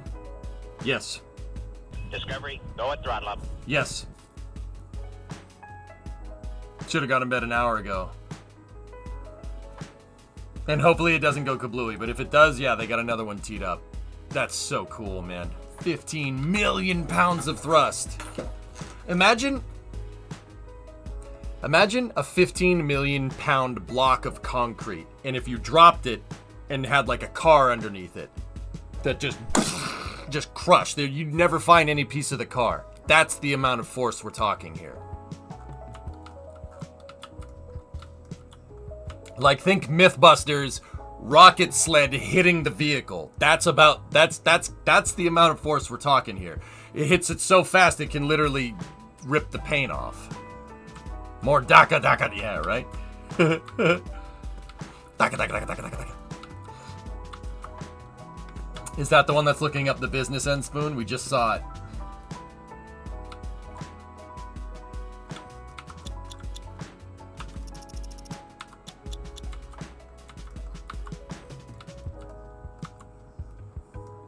Dude, she's got some chooch in there, you know what I'm saying? She got some chooch in there. Anyway, so now that road is hooked up, right? The inbound lane.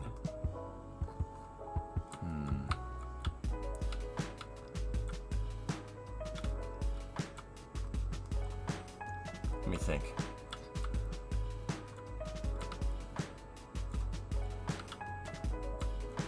Not saying he's gonna be sweet. Insert your mama joke here.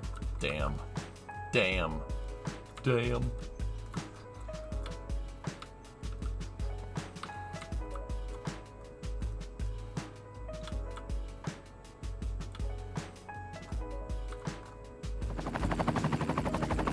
You! Yes, you behind the bike shed. Stand still, laddie. If you don't eat your meat, you can't have any pudding. How can you have any pudding if you can't eat your meat? Did you get the second subway depot today? Nah, I've been focusing on getting the highway figured out. See the highway that we made? Look at this chonker. I'm experimenting with frontage roads.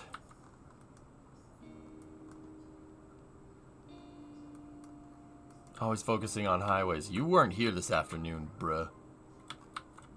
Actually, the traffic seems pretty decent, right? Oh, that's where it all went. Okay. Okay. All right. Fantastic. Okay.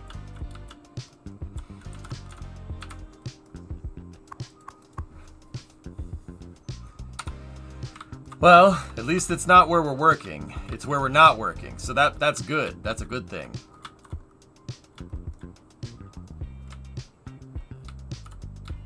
Bro, just one more lane, bro. Just one more lane, bro. That's all I need, bro. Come on, just one more lane. Hey, Slider, 14-month resub. Thank you.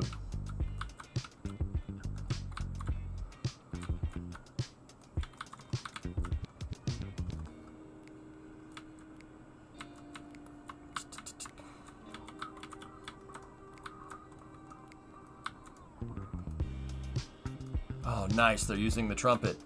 Cool.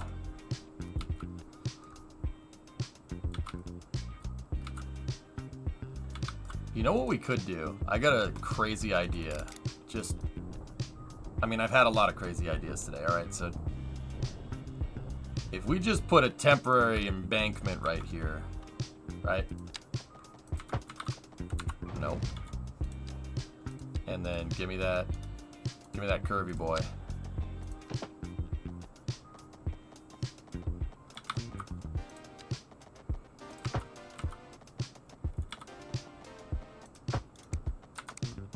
Oh, no, that looks awful.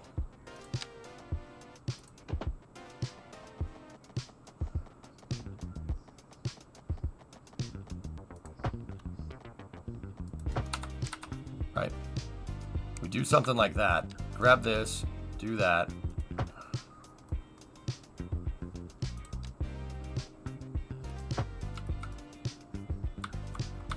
Right? That means we can dump this thing. Traffic coming out here will be able to go down here off the trumpet and then turn.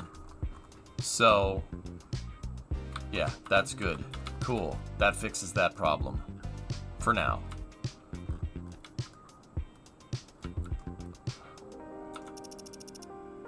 And now, the reason why I did that is so we can hook up the inbound.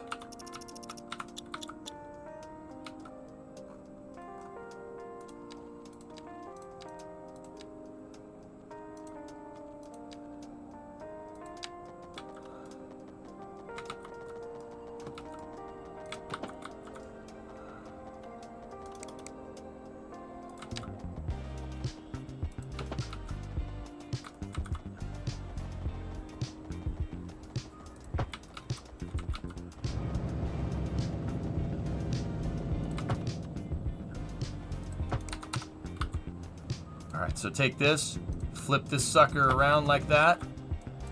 Oh, cool. Now we have one of the inbound lanes. Alright, so that means a car can take the frontage road, get down here, and get on that highway from both directions. But I don't want to get rid of that part, the Belmont extension right there. Don't want to get rid of that part because this way, coming from the south, that's still connected into my other interchanges. I don't want to change that just yet. However, this one we can get rid of. We don't need it anymore. And we also don't need this one as well.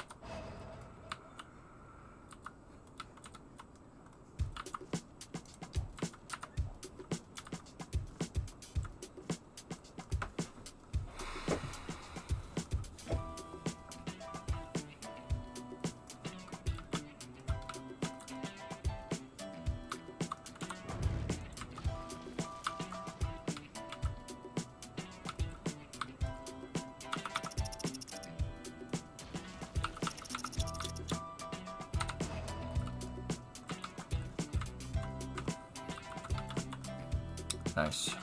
Nice, nice, nice, nice.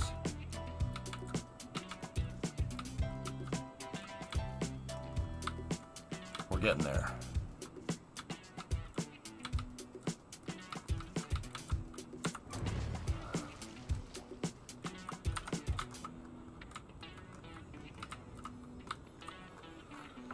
It's only complex Celtic right now because see this highway right here? I'm replacing it with this monolith over here.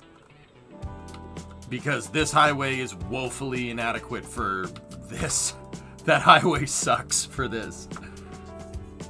I'm too... God damn it, it's satisfying. Yeah, bro, dude, look at this. No. Peep this. Light one up for me and look at the smooth.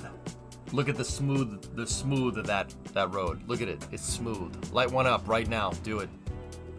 You won't. Look at that. Now that's a highway intersection, boy.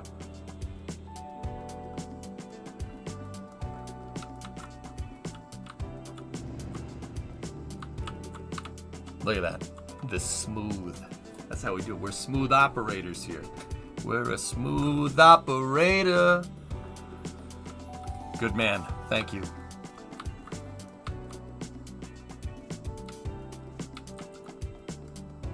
It's bitching, dude. Look at that. That road, that looks real. That looks real. It looks like a real road. That's cool, man. I dig it. I think it looks freaking sick. Brexit. All right, it's cool. So all the traffic's off of this road. So expressway extension. We can dump it. We don't need it no more. And then just send it. Boom, boom. Right there. Done. We don't need that one anymore. We don't need that anymore. All we have is that one. Everything else is redundant to the main highway.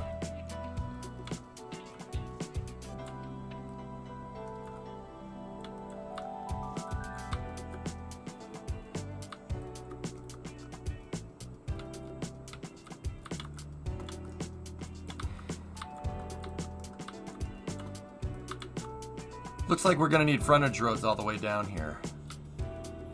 We do, yeah, we are getting some traffic.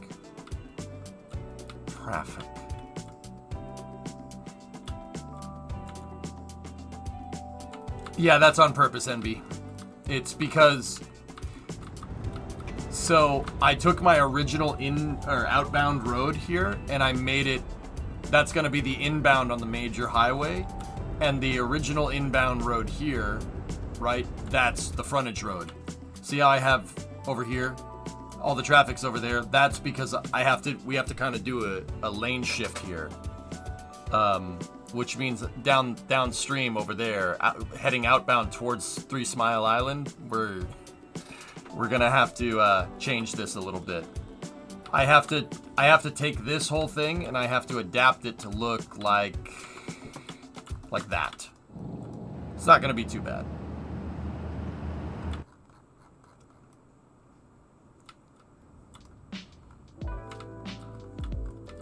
But seriously though, that's dope. That's one of the this hill is one of the cooler things we've made. It's pretty freaking sick, dude. Yeah, St. Patrick, that's how I play cities, dude. You can't just pause. You can't just destroy a major artery and just rebuild it. I mean, some cities you can do that, right? But no, dude, cities don't stop working. The wheels on the bus go round and round, round and round, round and round. The wheels on the bus go round and round all through the town, okay? It never stops. So I don't pause. So we don't pause, bro.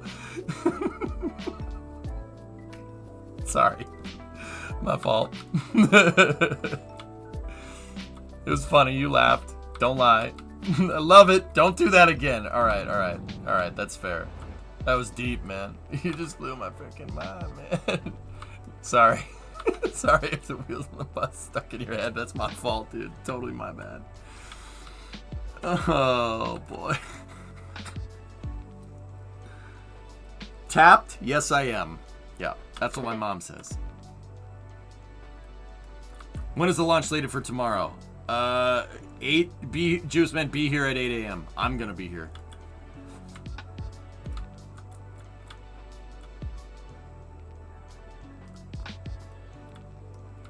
Oh, nice, Serge. There you go. What are the the icons? Labor shortage.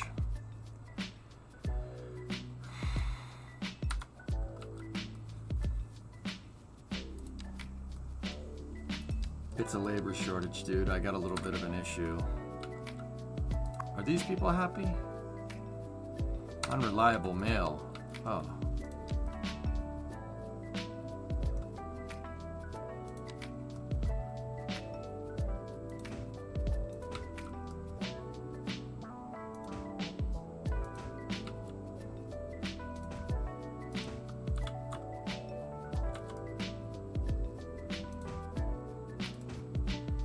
Well, we will add more mailboxes. More hot pockets.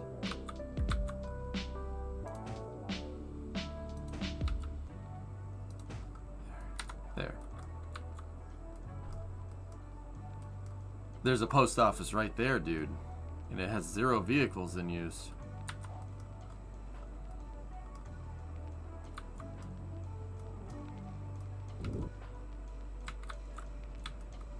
I'm not sure what's going on here. I think it's the type of worker. What's my unemployment rate? Hold on.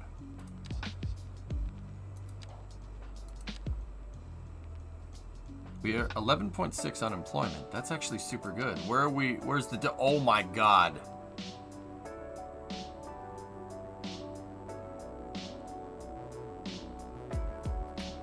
We have...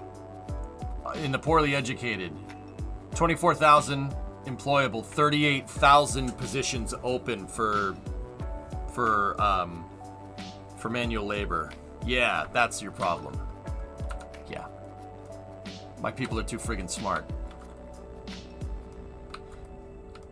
Look at well educated.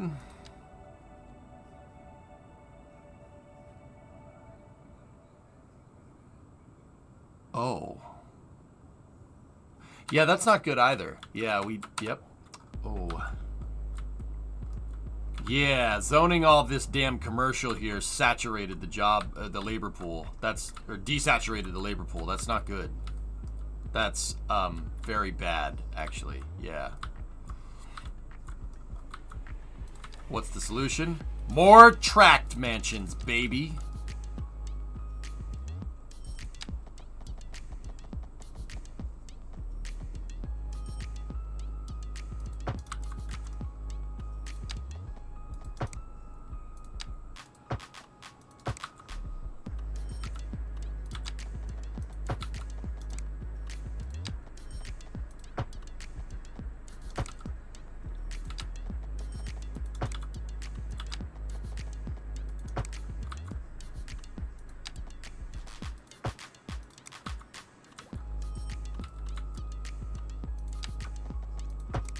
And yes, I'm purposely making the grids all crappy because I think the residential areas look better with certain patches of forest in them, like this. It ends up looking way more realistic than just that.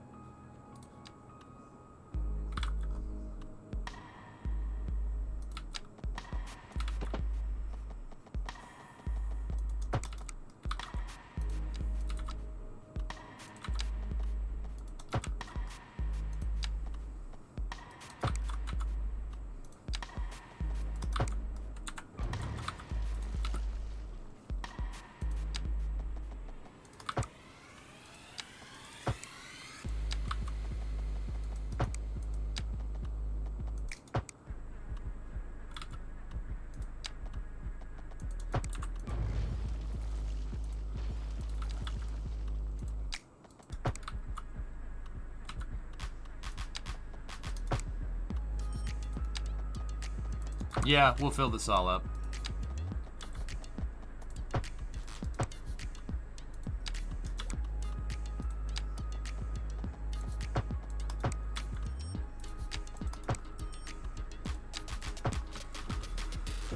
Okay, cool. Let's get to it.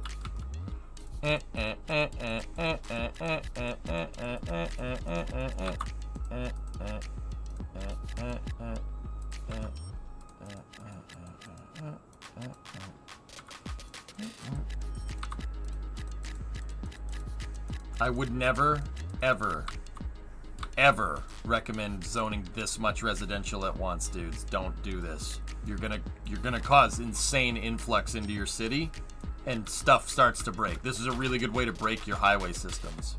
Just on a side note.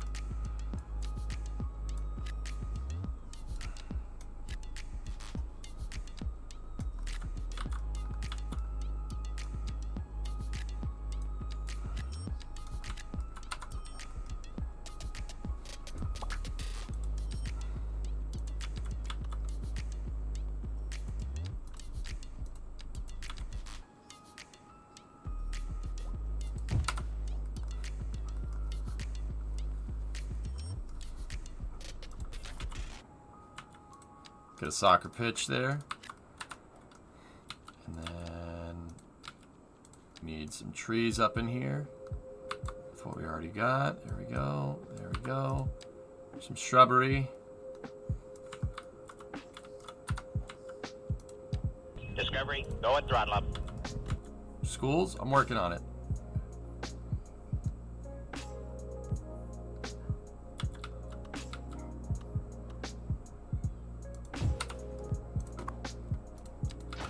Hey, Motor Kid.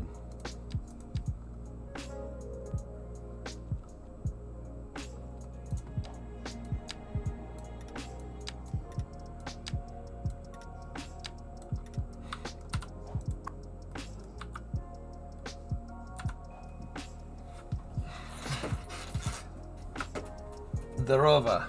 What's up, Enslaver? How are you?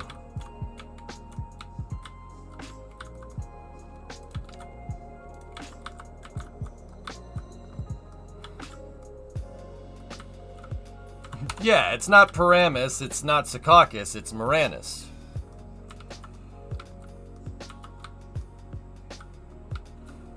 Cool, man. How's the traffic? Alex, I've been working on redoing a massive highway, and it seems to have subsided a little bit, but I can't tell if that's just rush hour. No, MJ, I don't know what you're talking about. I named it after Rick Moranis, dude. Yeah, see, this intersection is still a troublemaker.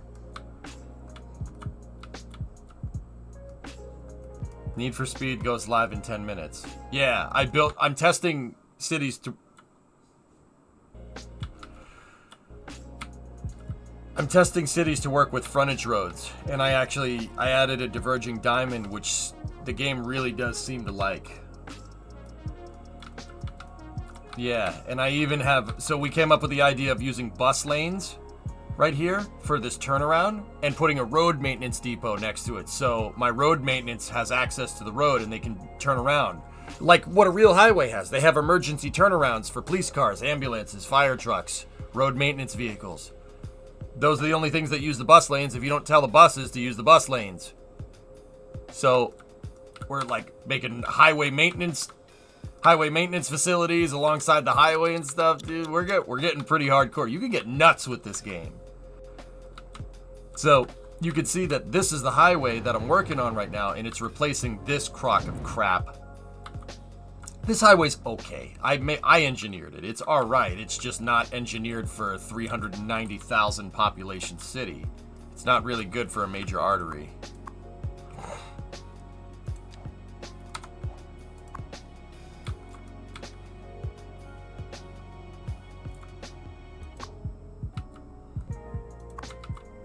I don't think we need that elementary school. I think they can just go to that one.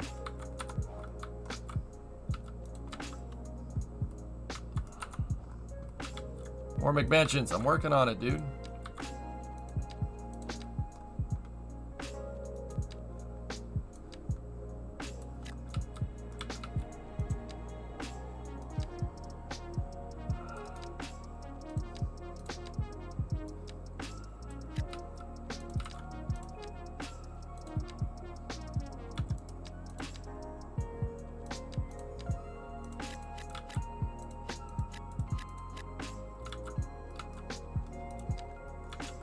Why are there four-lane highways? They're called frontage roads, Hanbab.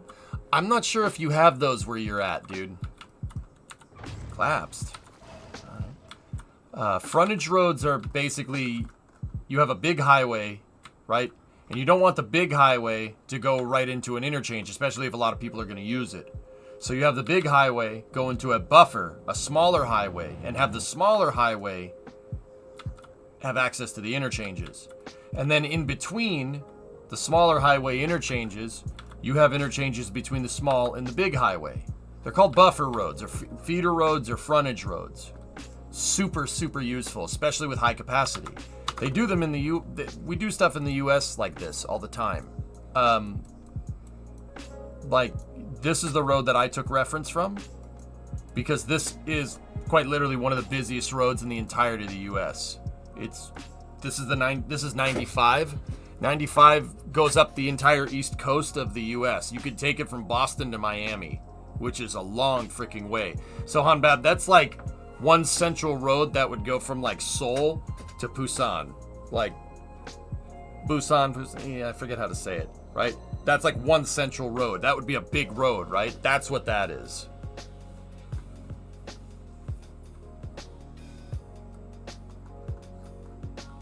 So think like Incheon, Seoul, down to Busan. Like that's a long way. And that would be a gigantic freaking road, right?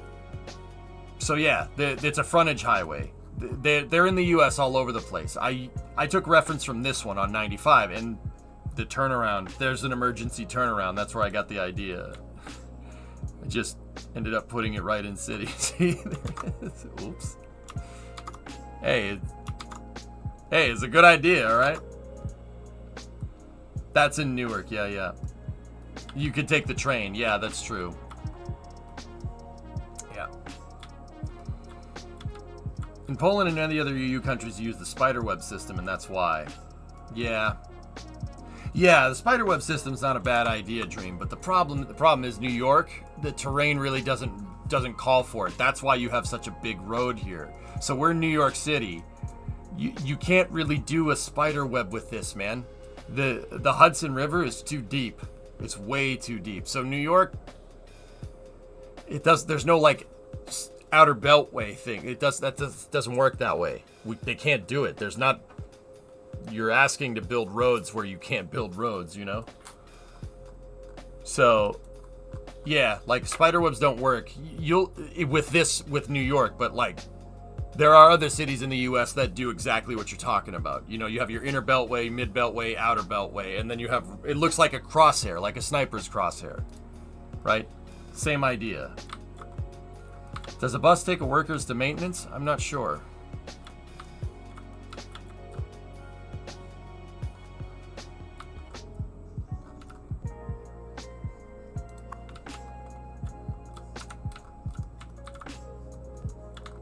We have a lot of new cities with spiderwebs. It's more efficient. Well, that's good, man. Houston does look like a crosshair, exactly. Yep. Yeah, you get out to newer cities in the U.S., right? Like Houston isn't a new city, but compared to New York, it's new. Like here, look. So, Dream, you're talking about something like this, right? Like it's a crosshair. You have roads that go east, west, north, south, and then go this way and that way, and then you have just loop roads. Yeah, we have cities that do that. It's just the style that I'm building in New York doesn't do it. It doesn't call for it. But there are cities that do that. Like Houston is a good example. I think Dallas does that too. Yep. See, look at Dallas. Pretty crazy, right? That's cool.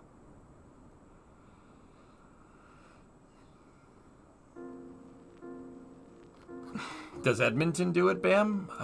Here, we can go look. Edmonton's all the way up here. Oh, yeah. Yeah, absolutely. Oh, yeah. Look at that thing. Oh, look at that thing there, bud. Oh, that's really nice. That's a really nice beltway. Oh, really good. Really, really good, man. Cool. Look at that thing. It's like almost perfect grids. Oh, yeah, nice crack you got there going through there, bud. Oh, yeah, bud. Really, really good. Oh, look at that. They decided to build a gigantic loop around the whole damn thing. Oh, that's pretty good. I can't keep doing that. Please don't make me keep doing that. Moscow does the same thing, Benoit. Yeah, absolutely. Moscow has spiderwebs. Sure. Yep, same idea. Omsk, okay, here, right here. Moscow does that. Yep. Moscow has huge 6-lane boulevards, but look, I don't even need to turn the roads on and you can see it. Why does your Canadian sound vaguely Irish? Because the type of Canadians that I'm around are from Nova Scotia and they do kind of sound like that. Yeah, wow. Yeah, dude, look at that. What a monster. That's pretty good, dude. Pretty good. Seoul does it too.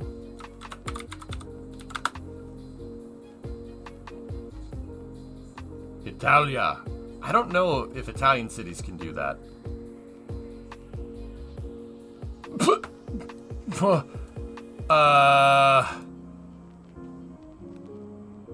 Hanbab, how do you... I think, like New York, the mountains make this a little bit difficult. Bro, what a chonker of a damn city. Look at this place. That's crazy, dude.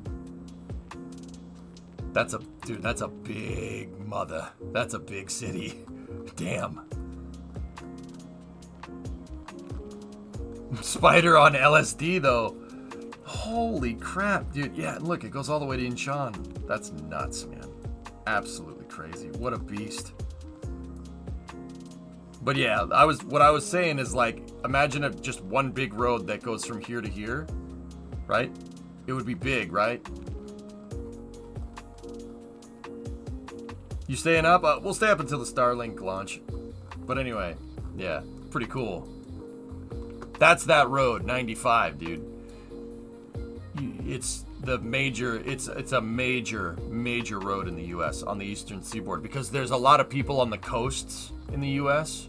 So now that's not to say that we don't have a lot of highways and infrastructure out here, but there's two. So how our road system works? So we have 95 over here, and then over on the west coast you have 5, right? So and in between you have 5. 15, 25, 35, 45, 55, 65, 75, 85, 95. The roads, the federal roads, like the US roads that go north-south end in a 5, right? And then the roads that go east-west, I bet you can guess.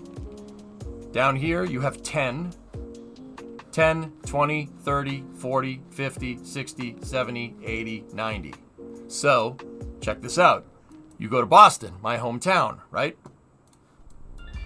95 is there. That same road that I was looking at in New York, see it right there? Well, it actually kind of stops here for a second, and it combines with 93 and goes north. 95 intersects up here with 90. See? That's the 90-95 terminus right there. That's a big interchange in the Boston area, right? Hey, yeah, Ferg, isn't that cool, right? See, 90-95 in Boston.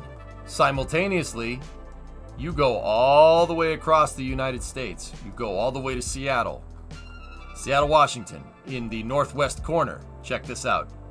Look, same road. Same road. You could drive it continuously from Boston to Seattle. And Seattle over here, by where the Seahawks and the Mariners play, you have 90 and 5. See? That's the West Coast Northwest terminus for federal roads. Isn't that cool? So let's go down to Los Angeles. Let's go down to the southwest or southwest corner, right? Go to Los Angeles. Check this out. We're following the 5, right? 5 and 10, right there. There it is. Now, take 10, take it back due east. 10 goes all the way across the entire motherfucker, right? All the way to here, to Jacksonville, right? Check this out. 10 intersects with, you guessed it, 95, same road. You could drive a loop around the entire U.S. Some people do that. It's insane. That's a long freaking way. Pretty cool, right? There's 10 and 95. Now, the thing is, Jacksonville, 95 goes all the way down basically to Key West. Like, you could take it all the way to the end of Florida if you really want to. Route 20 is the longest highway, Ecker. Yeah, Route 20 is right here, Boston Post Road. It goes right by that interchange that I just showed you. See it up there? It goes through Waltham, Weston, and Wayland, and in Watertown.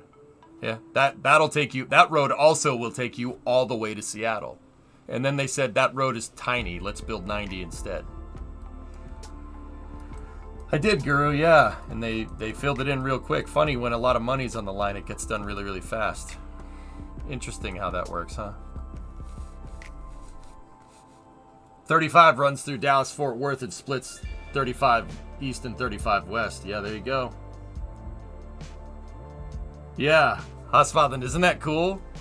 That's nuts, right? And then you think of this little dinky thing that we made in cities. That ain't nothing compared on the U.S. highway system. It's truly ridiculous. It's so cool. It makes me so happy. That's so cool that we built something like that. All roads lead to Rome? No. All roads lead to wherever the hell you want to go. Grids. The entire U.S. highway system. Dude, I just realized the entire U.S. highway system is a gigantic grid. Uh-oh. Cope and seethe, Euro bros. Cope and seethe. It's a freaking huge grid. All the Europeans are asleep anyway, man. Well, now some of you are here, but also, it's pretty funny, dude. We are the grid, digital frontier. Try to picture clusters of information as they move through the computer. Hey, I'm awake. It's only 5 a.m. Good man. Dobre.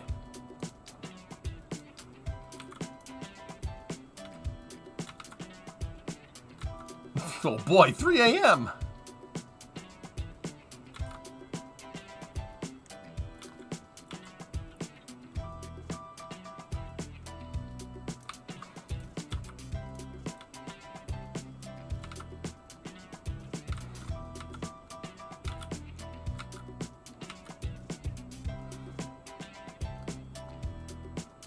Are there still troubles with optimization? The only thing that's killing me right now, Northern, is the fact that my computer is having trouble. My computer, not the game. It's having trouble with this. With a city this freaking big. That's the only problem I'm running into. It's supposed to do a belly flop in the ocean high. Yeah, they're going to dispose of this one. But if it even makes it to that point, it'll be pretty damn successful. Yeah, Northern, most of the stuff, dude, I don't know what people were talking about, man. I didn't really have any problems with optimization. I updated my drivers and disabled a couple of things here and there. The game runs great. The only problem is the simulation. The simulation, the traffic simulation and the AI simulation, when you get up to 400,000 people, is taking a dump on my CPU. My CPU has been at 100% utilization for about 11 hours straight. Cities knows how to get down, dude.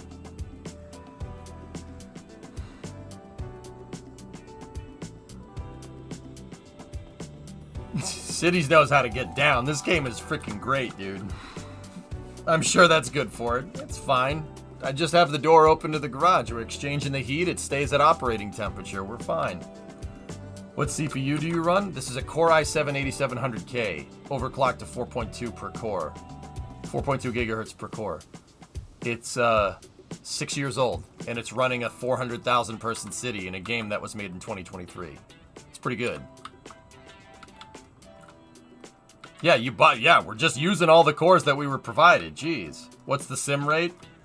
We don't talk about that, Starshot, okay? We don't talk about that. We're nice people here. It's a really good optimized simulation, Sneaky. Really, really well optimized. I'm super freaking impressed, man.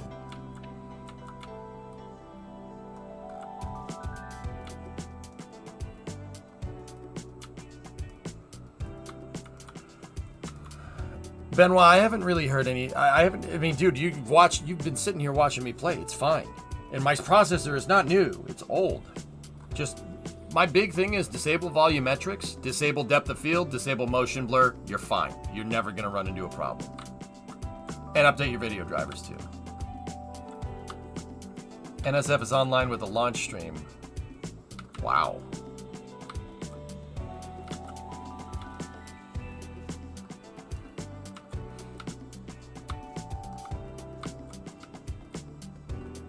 Yeah, turn off precipitation. I disabled the rain because the rain slows down the sim. Yeah, that's a good point.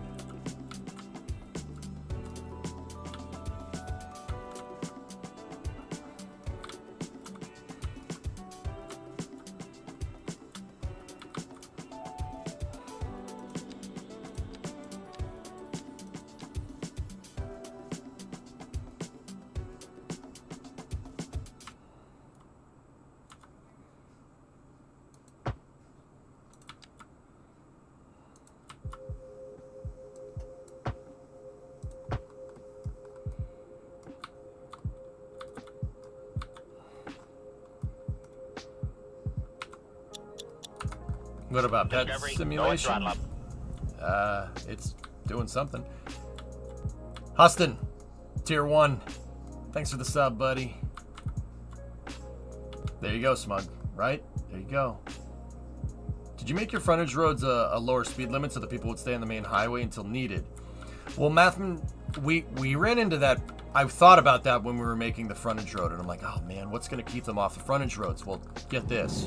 They're connected they're connected via on-ramps. See? The frontage, the actual frontage road is connected to the main highway via an on-ramp. So check this out. On-ramps actually have a different speed. Their speed limit's 55. The main highways are 70. See? 55 to 70. So I haven't fully simulated it yet because we're not finished with the road. However, if that's doing what I think it's doing, the logic making from the cars should, yeah, that should run fine, right? No problem. I love cities and my computer is struggling hard. Need to figure some stuff out, right? What's to keep them from staying on the side roads? Well, Mutter, my theory is that if traffic builds up on a frontage road, they'll prioritize taking this road. That's my theory. I don't know if it's true. We'll find out.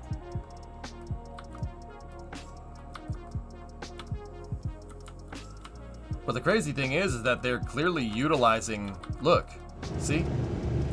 The traffic logic is clearly utilizing this road. And I think these guys stay in the frontage lane because they're trying to get over here. The side road should have a lower speed limit. Well, they do. Actually, you know what? Here, guys, we could fix this. We could make it register the frontage roads correctly at the entrance to the highway. If we put a differential speed limit right here, right? By doing something like that and doing something like that, right? That will make the frontage roads work correctly. But I don't know if I want to do that, you know? Like, I think the on-ramp prioritization is working just fine.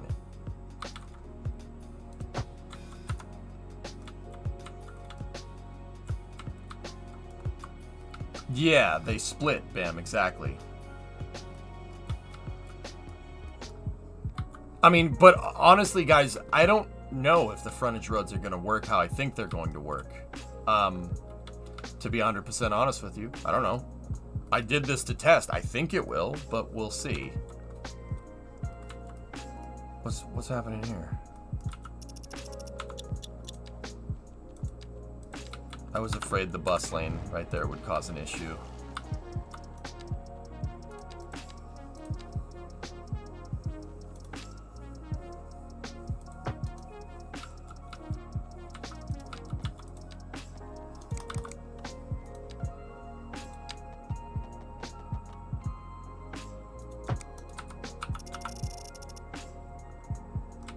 Thanks, Jay. I appreciate it, man.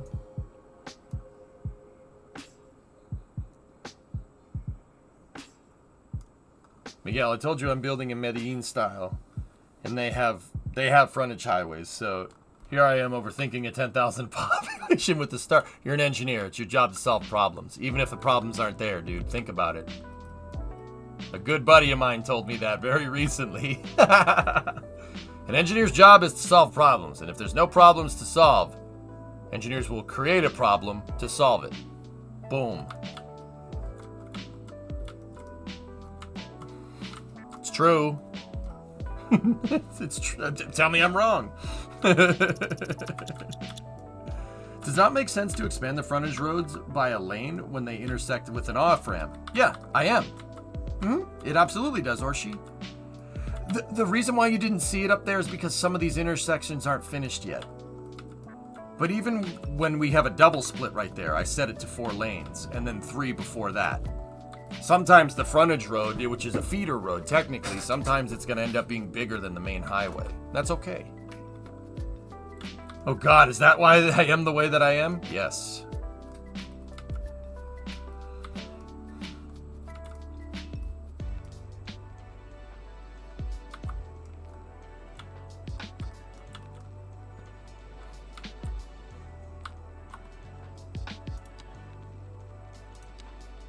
Discovery, go at throttle up. Hey, Benoit, thanks for the prime, dude. I appreciate you, man. That should fix that. To this day, I wish I would have pursued my desire to be an engineer. Do it. Do it. It's never too late, man. Don't make bull... No, Huz, I know what's coming. I know it's coming. A million frigging excuses is what's coming. Go and freaking do it. I'm serious. I went the route of information technology. It's not too bad, but I still want to do engineering. Bro, IT, you're always going to make money. Go to night school, dude. You can do it. Anybody can. You know, I know, people are like, oh, but EJ, it's difficult. Anything that's worthwhile in this universe, in our universe, is worth it. Anything in this universe that we want to do that's difficult is worthwhile, usually. That's what I'm trying to say. I didn't say it right, but you get the idea. Meaning, look, most of the stuff that we're doing is difficult. It's fine. It's fine. I'm getting a little tired, so my explanations aren't coming out right, but you get the idea.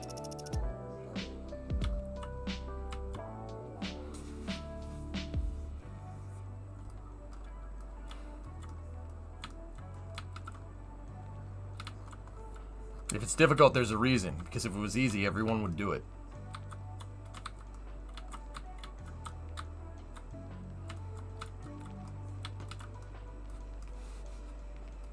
The most difficult thing is Mac Jones completing a pass. Why you gotta bring that up? Why you gotta bring that up, man? Why you gotta bring that up? Come on! That's low, dude. Just because your damn football team is doing good right now? Shut up. From the top rope! Give him the chair! It's so bad. Yeah, it's not, Gabe, it's not gonna happen. He's too stubborn to do that. You know it, I know it, everybody knows it.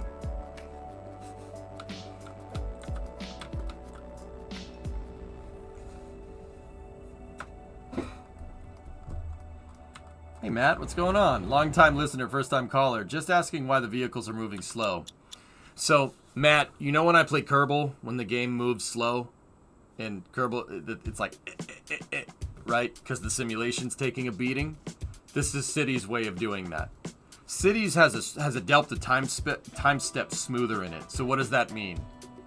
Right now, if we could look at the simulation without the smoother on, the cars would be going, They would be updating with the simulation's tick rate, right? So, but the city's developers put a smoother in there to basically take the animation and smooth it out with the tick rate, so it looks like they're going in slow motion. The reality is my computer is absolutely taking a beating from City's simulation work right now. That's the reality of that situation. Cities is kicking the snot out of my computer. My computer that's good at running KSP, right? The City's a freaking monster, dude. That's the problem.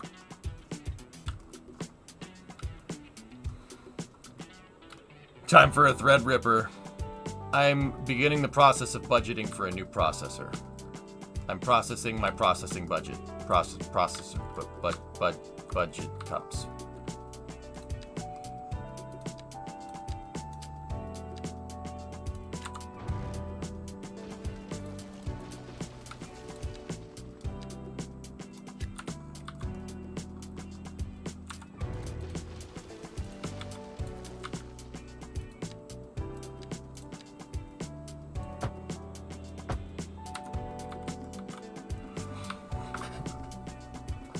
Imagine if the save file gets corrupted. Oh, asbestos!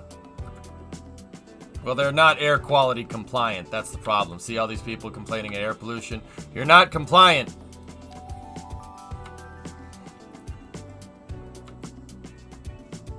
Eventually, fellas, we gotta move this whole industrial sector. We gotta move it somewhere else.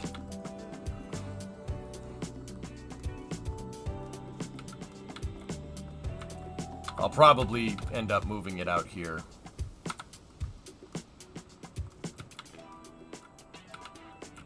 Is that how the port is supposed to be? I'm gonna get rid of this port, hon, and I'm putting it over here with my other ports. Why don't we just pick it up and move it somewhere else? Yeah, the reason why is my city expanded too far and now they're in a freaking toxic cloud. It's like Beijing up in here. No good. Can't have that. Or London in the 1800s. I mean, pick your polluted city.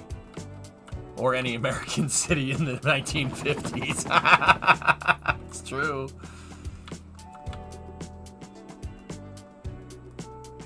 I don't know. Irish, maybe.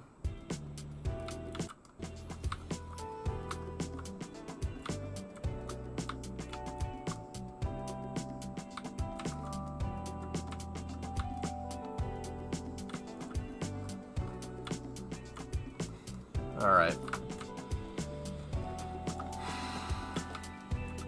How are we gonna redo these? Got them.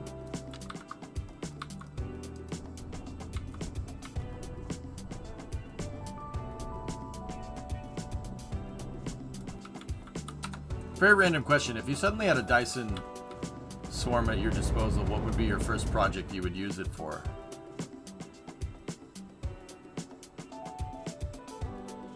Moonbase. Moonbase. Moonbase. I know it sounds ridiculous, but Moonbase. Your first build and flyout. It flies. Needs some tweaks. His yaw is unstable and need to build the canopy, but it works. It flies. Dude. That's cool, man. Nice, Twisted. Yeah, we'll play flyout when I get back after Thanksgiving. I think I figured out how you did the shuttle nose cone in Kerbal. That's close.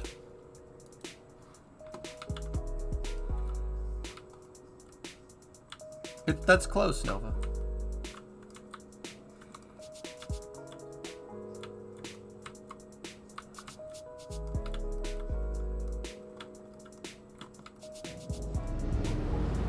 It's gonna suck you in like a Hoover on a dust bunny, bro. I believe that.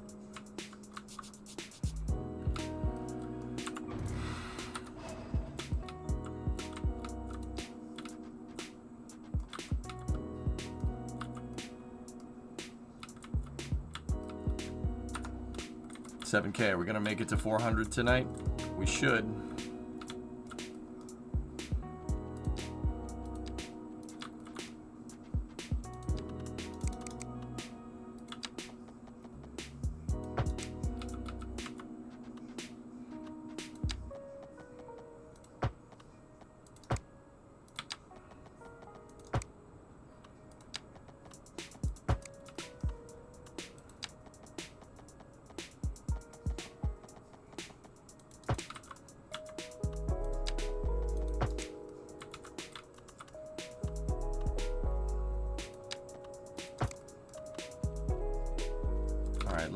We can make that push. Let's do it.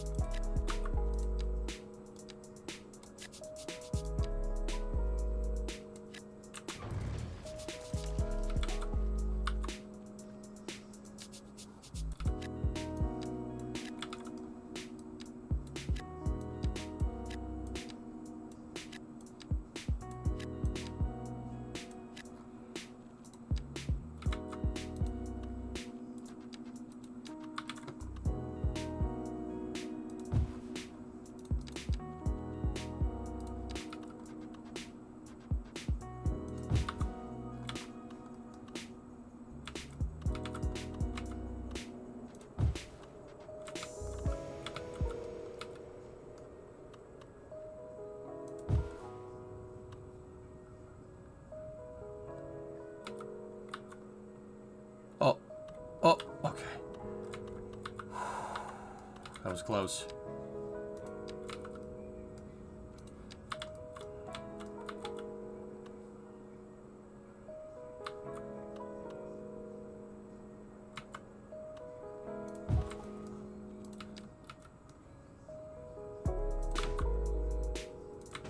Gotta put mailboxes and stuff down.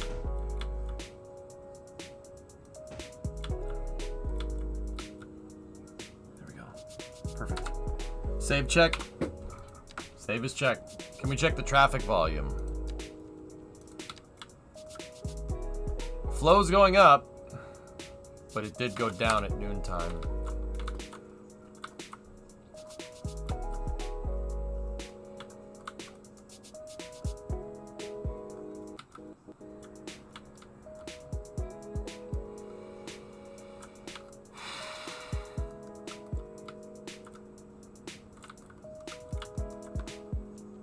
You know what? Fine. You got an employee problem? Call the freaking pool. Let's go.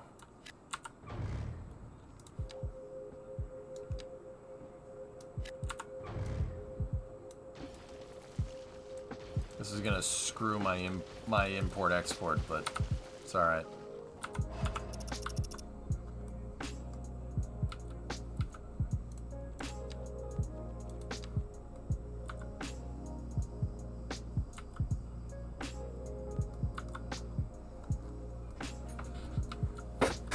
No, not volume, flow. I don't know what you mean. How do you check that?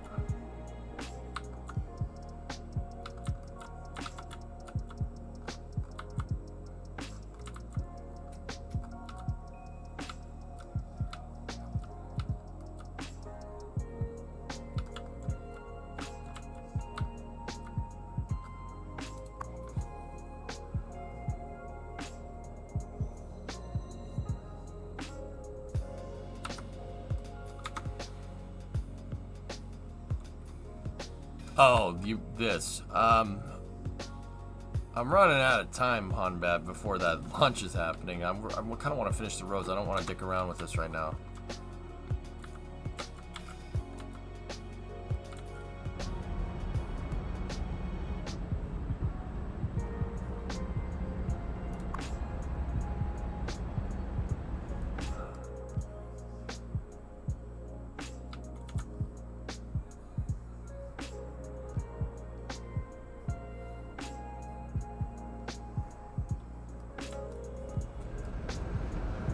I don't think that's how that works.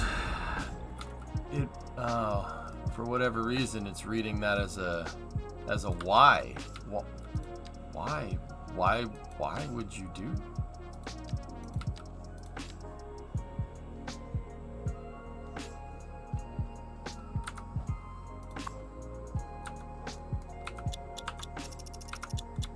Multi-track drifto! Anyway. Yeah, it's a little strange.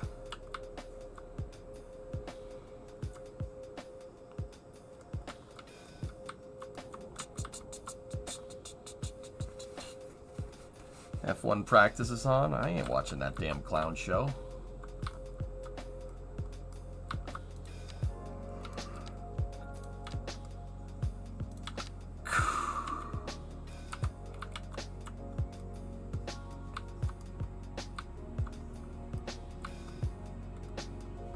Hey, Sweaty, what's up?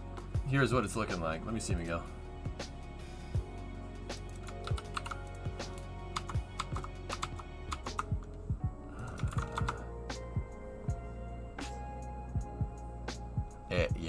Yeah, I see it. I see it for sure. The river. The highways along the river. Yeah. Yeah. Cool. Does it snow in Medellin? I don't know. I've never been there. Never even been to that continent.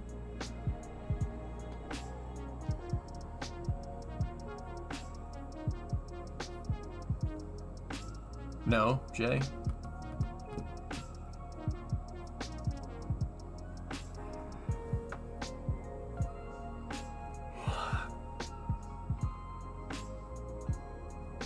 That's exactly how it is. Cool. See, today I learned. I never knew that. 7:29 liftoff, Big Beat. I'm gonna be here at 7.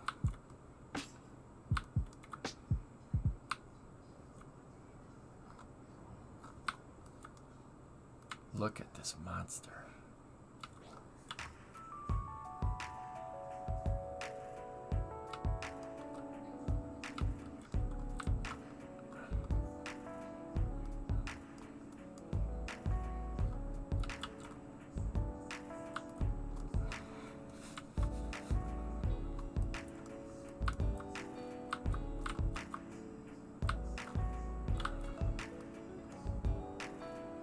don't understand why our labor pool is so bad.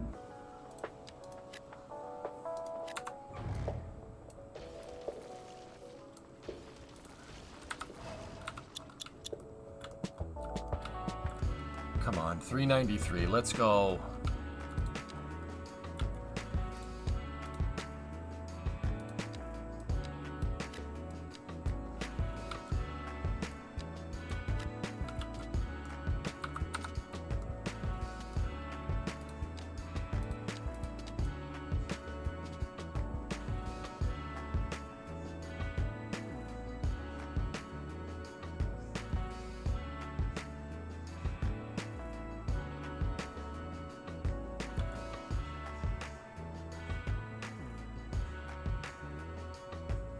Discovery, go at throttle up.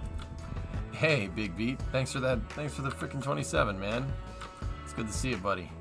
I'm ready for Starship, dude. I'm like too hyped for it. It's not good. It's not good because I'm not gonna sleep tonight. It's gonna be so freaking cool, man.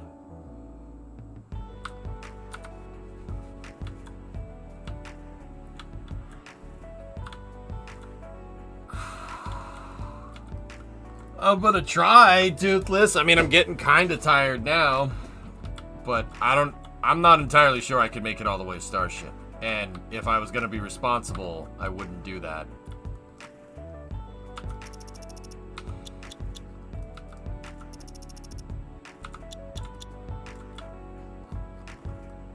Do we wake up in time? Oh, I'll be fine, Hugflux, yeah.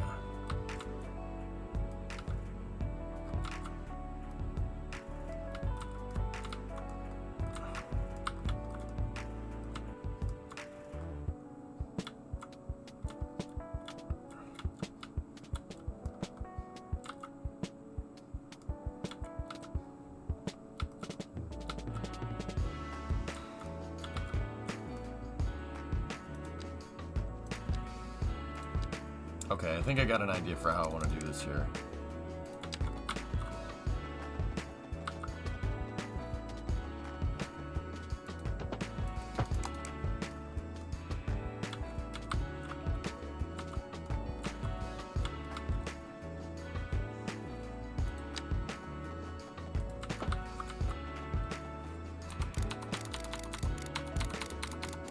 How high does this road need to be to get over that other road?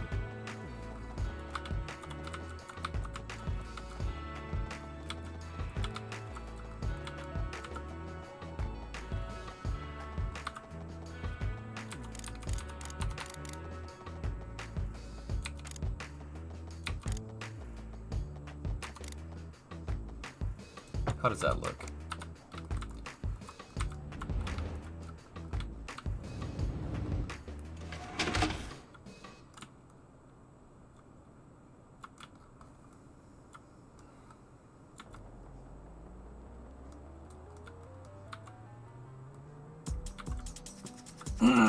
Yeah, we got a Falcon 9 in another couple of minutes.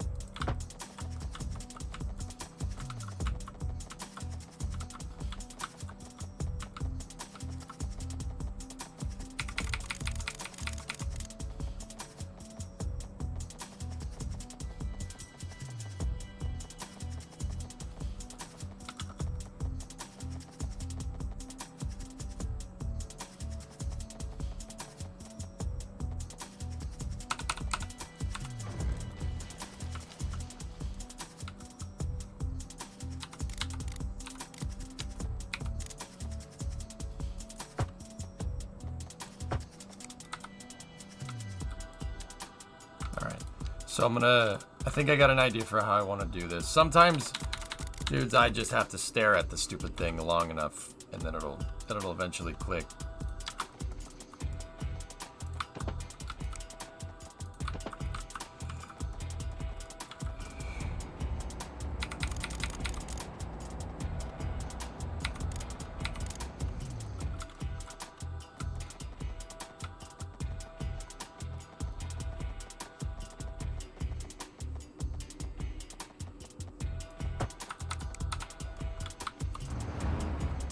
Very nice.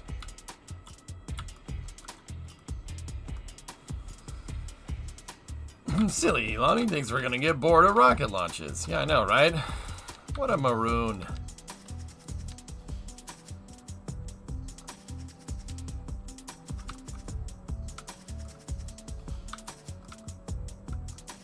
Yeah, very smooth. Yeah. Oh, and it came out alright, dude. It looks good. Alright, so what I gotta do here first of all is make a cell.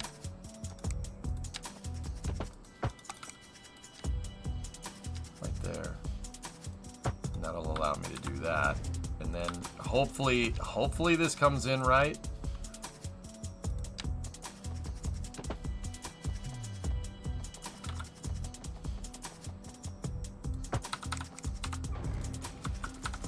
Is it still smooth?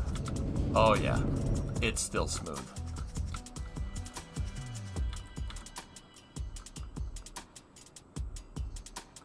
Don't worry about that. I'll fix that intersection later. We probably should fix the road though. So it's coming from the center lane. Like, no, not like that.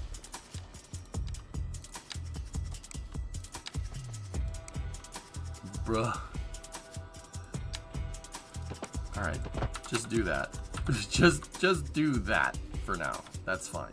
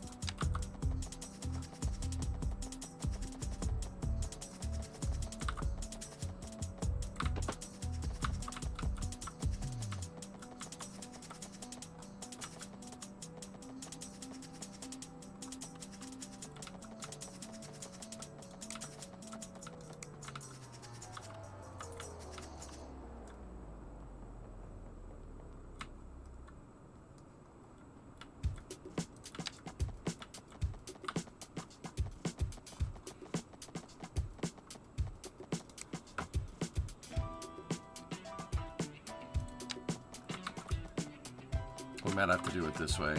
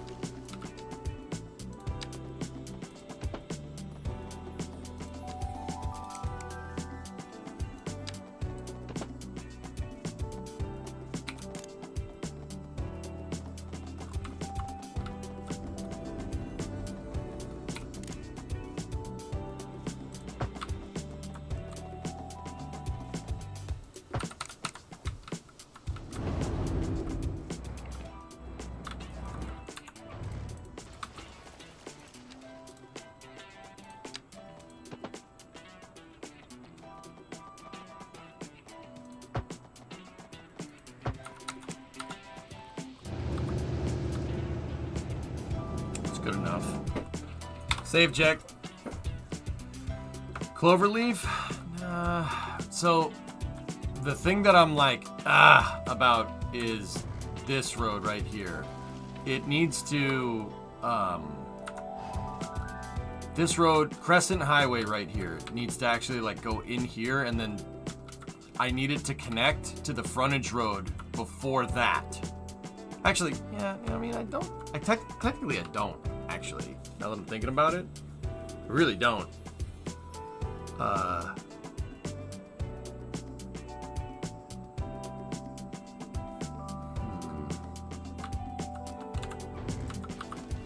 But it would be nice, so you don't have too many lane crosses all at once.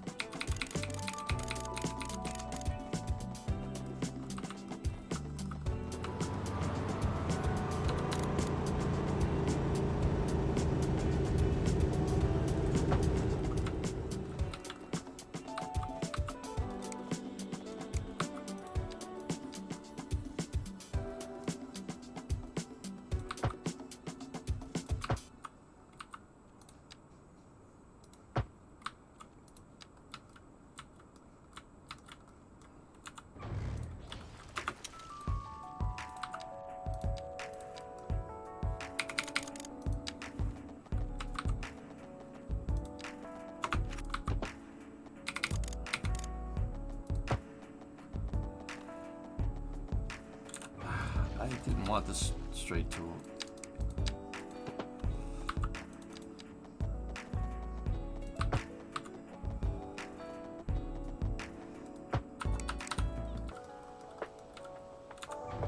Why did that come out all weird?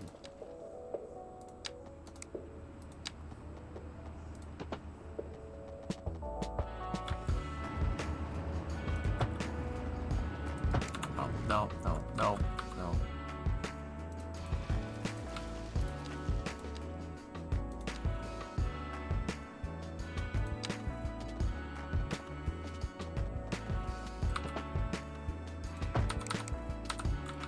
Snap 2, yeah, I fixed it. I just needed to get that little lane shift in there.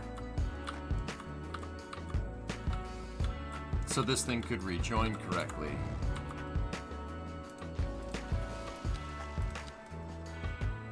Now let's try it.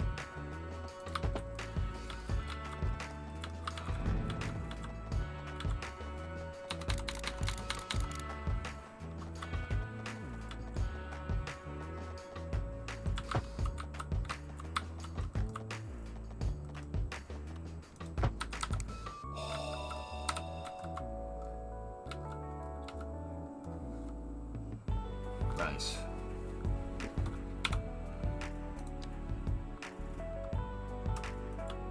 Are you gonna stream Falcon 9? Yeah, I think so. Very smooth. I could probably make that one more time, make it a little bit nicer, but it's okay. Truly alright.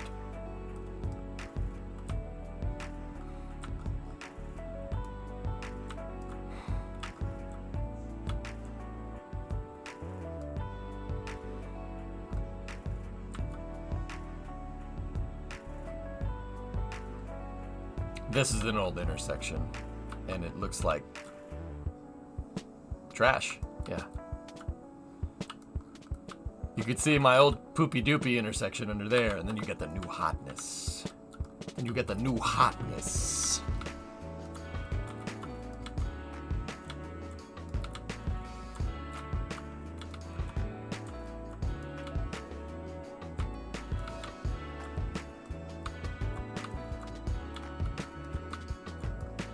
$394, 400K tonight. I don't know if the simulation will allow me to get there that fast, but we're definitely pushing for it.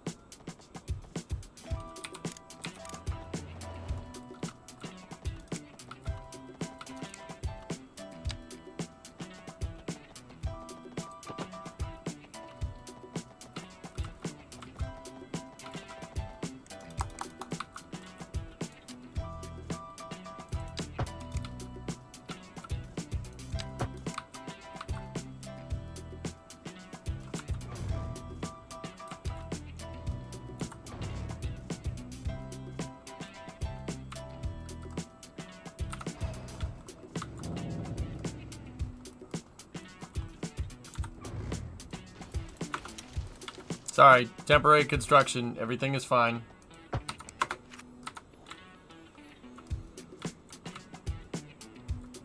Strange.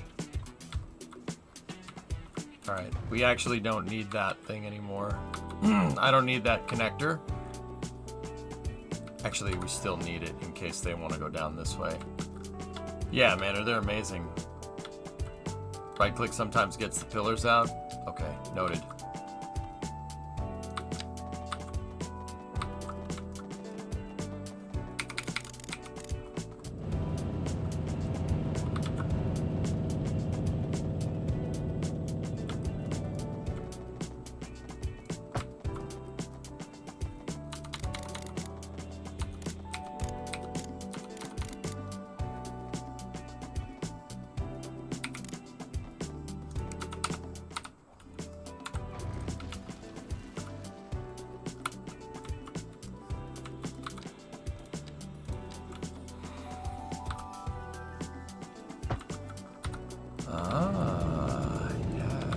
Yes, that's a good idea. All right, so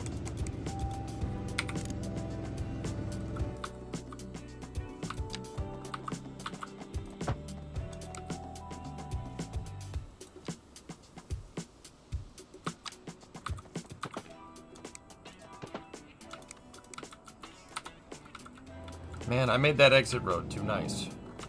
Crap. What's the T-minus on Falcon 9? 12:03, I think, is the launch.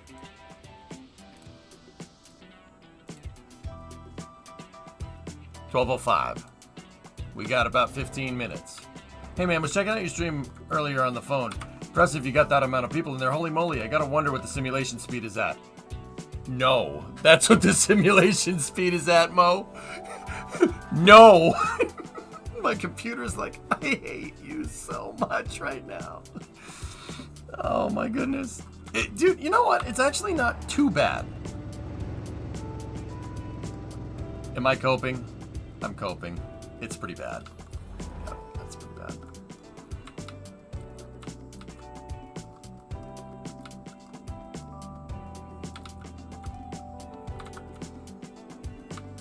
You're coping. It sucks. It sucks, doesn't it?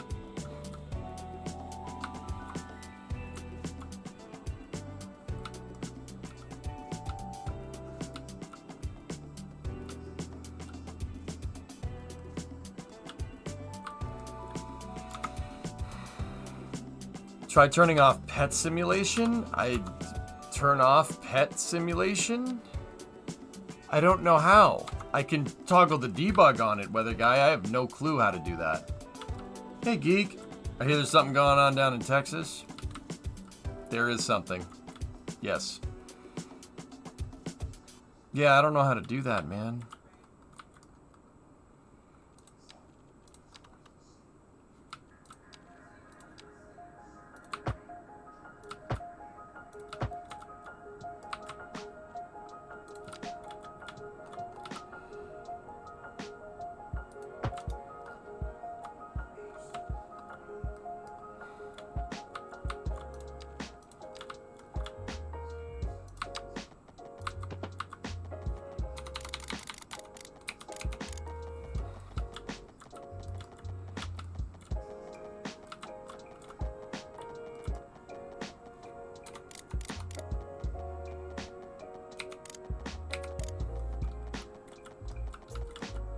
You're about to hit 12 hours? Well, that's good.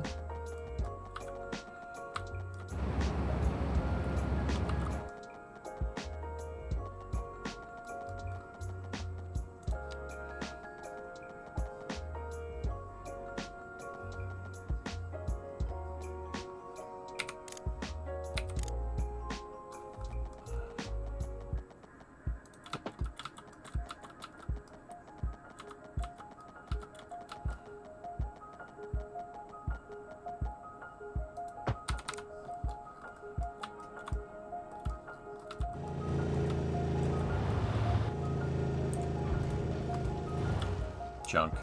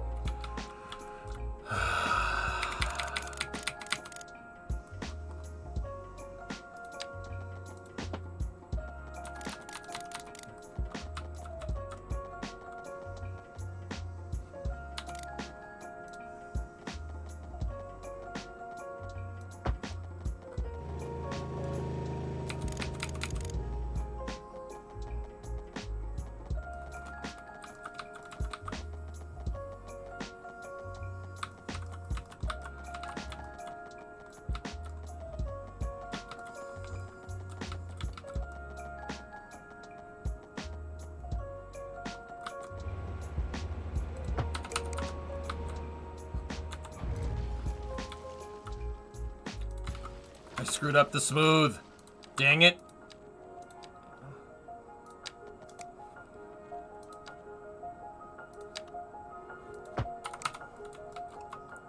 No, it must be green, okay? It must be smooth, okay? Okay?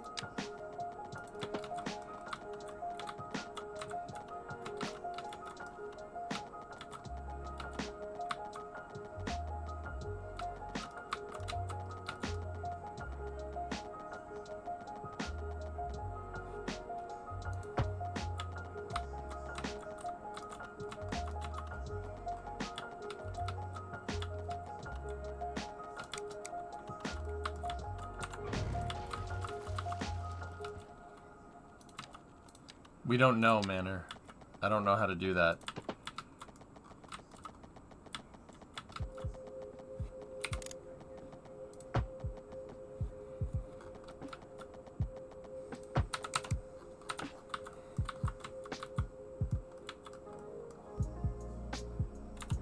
I don't like it. I don't like that. I like that connection. That looks good, but it's not the right radius. It doesn't look good.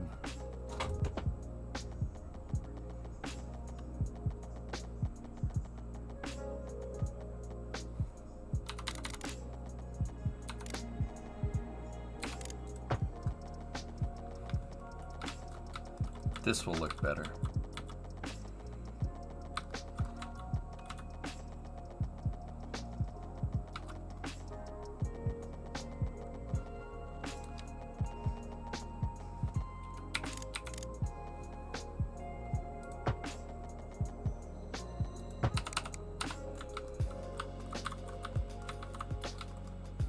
Very nice.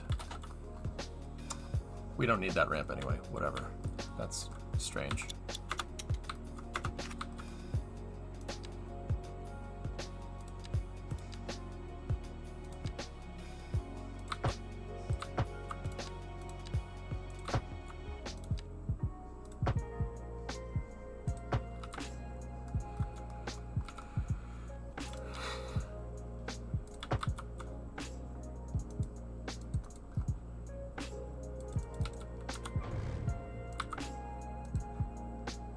No. No. Why does it do this? I hate it when this happens. Why can't I make this road? What are we overlapping with? Slope too steep.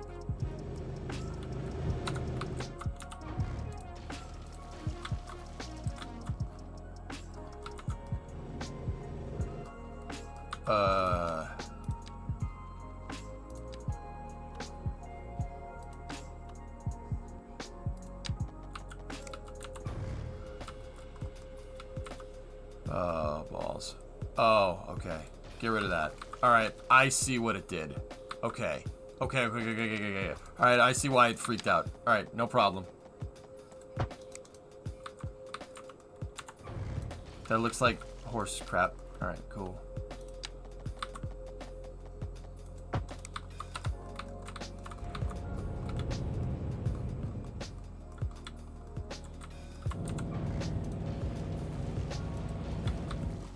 Alright, we'll make the road backwards so it matches the slope first so it doesn't look weird. Because we're going downhill. That's why this looks strange.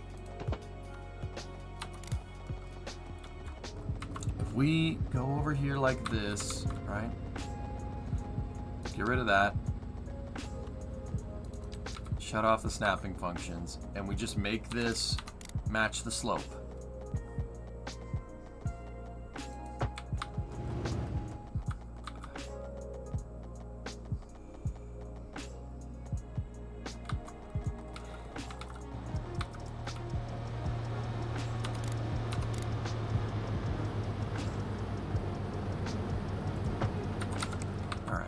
So now,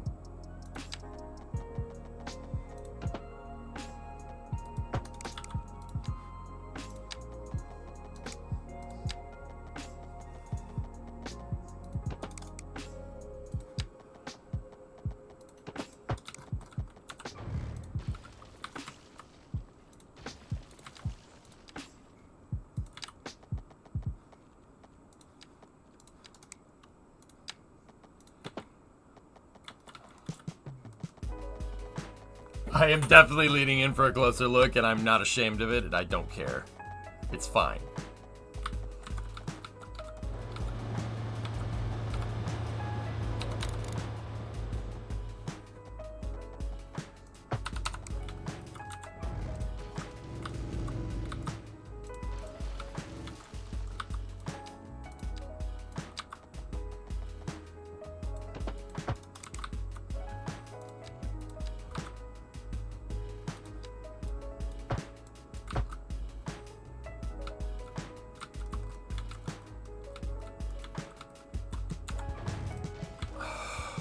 Come on.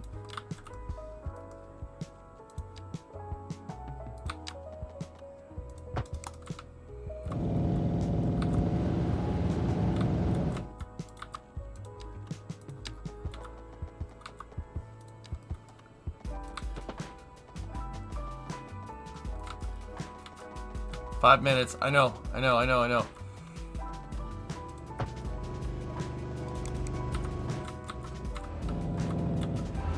Oh, yeah. Oh, yeah. Oh, yeah. Oh, that's good. Yes. Oh. That's very good. Now watch this drive. Boom.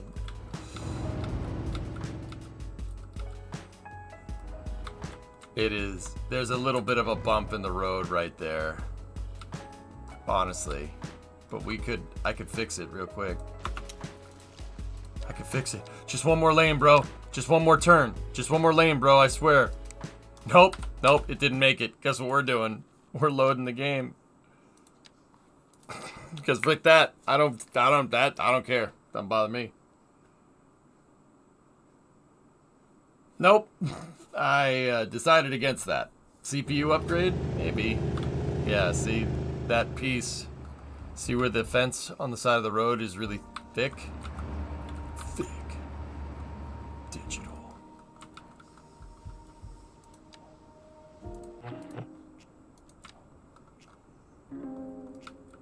Bro, let's go. Look at this mother. That's cool, man. I think that's really neat.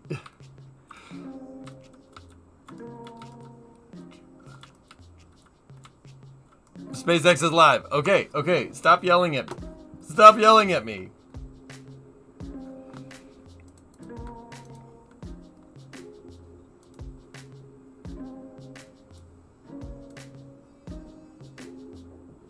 Word.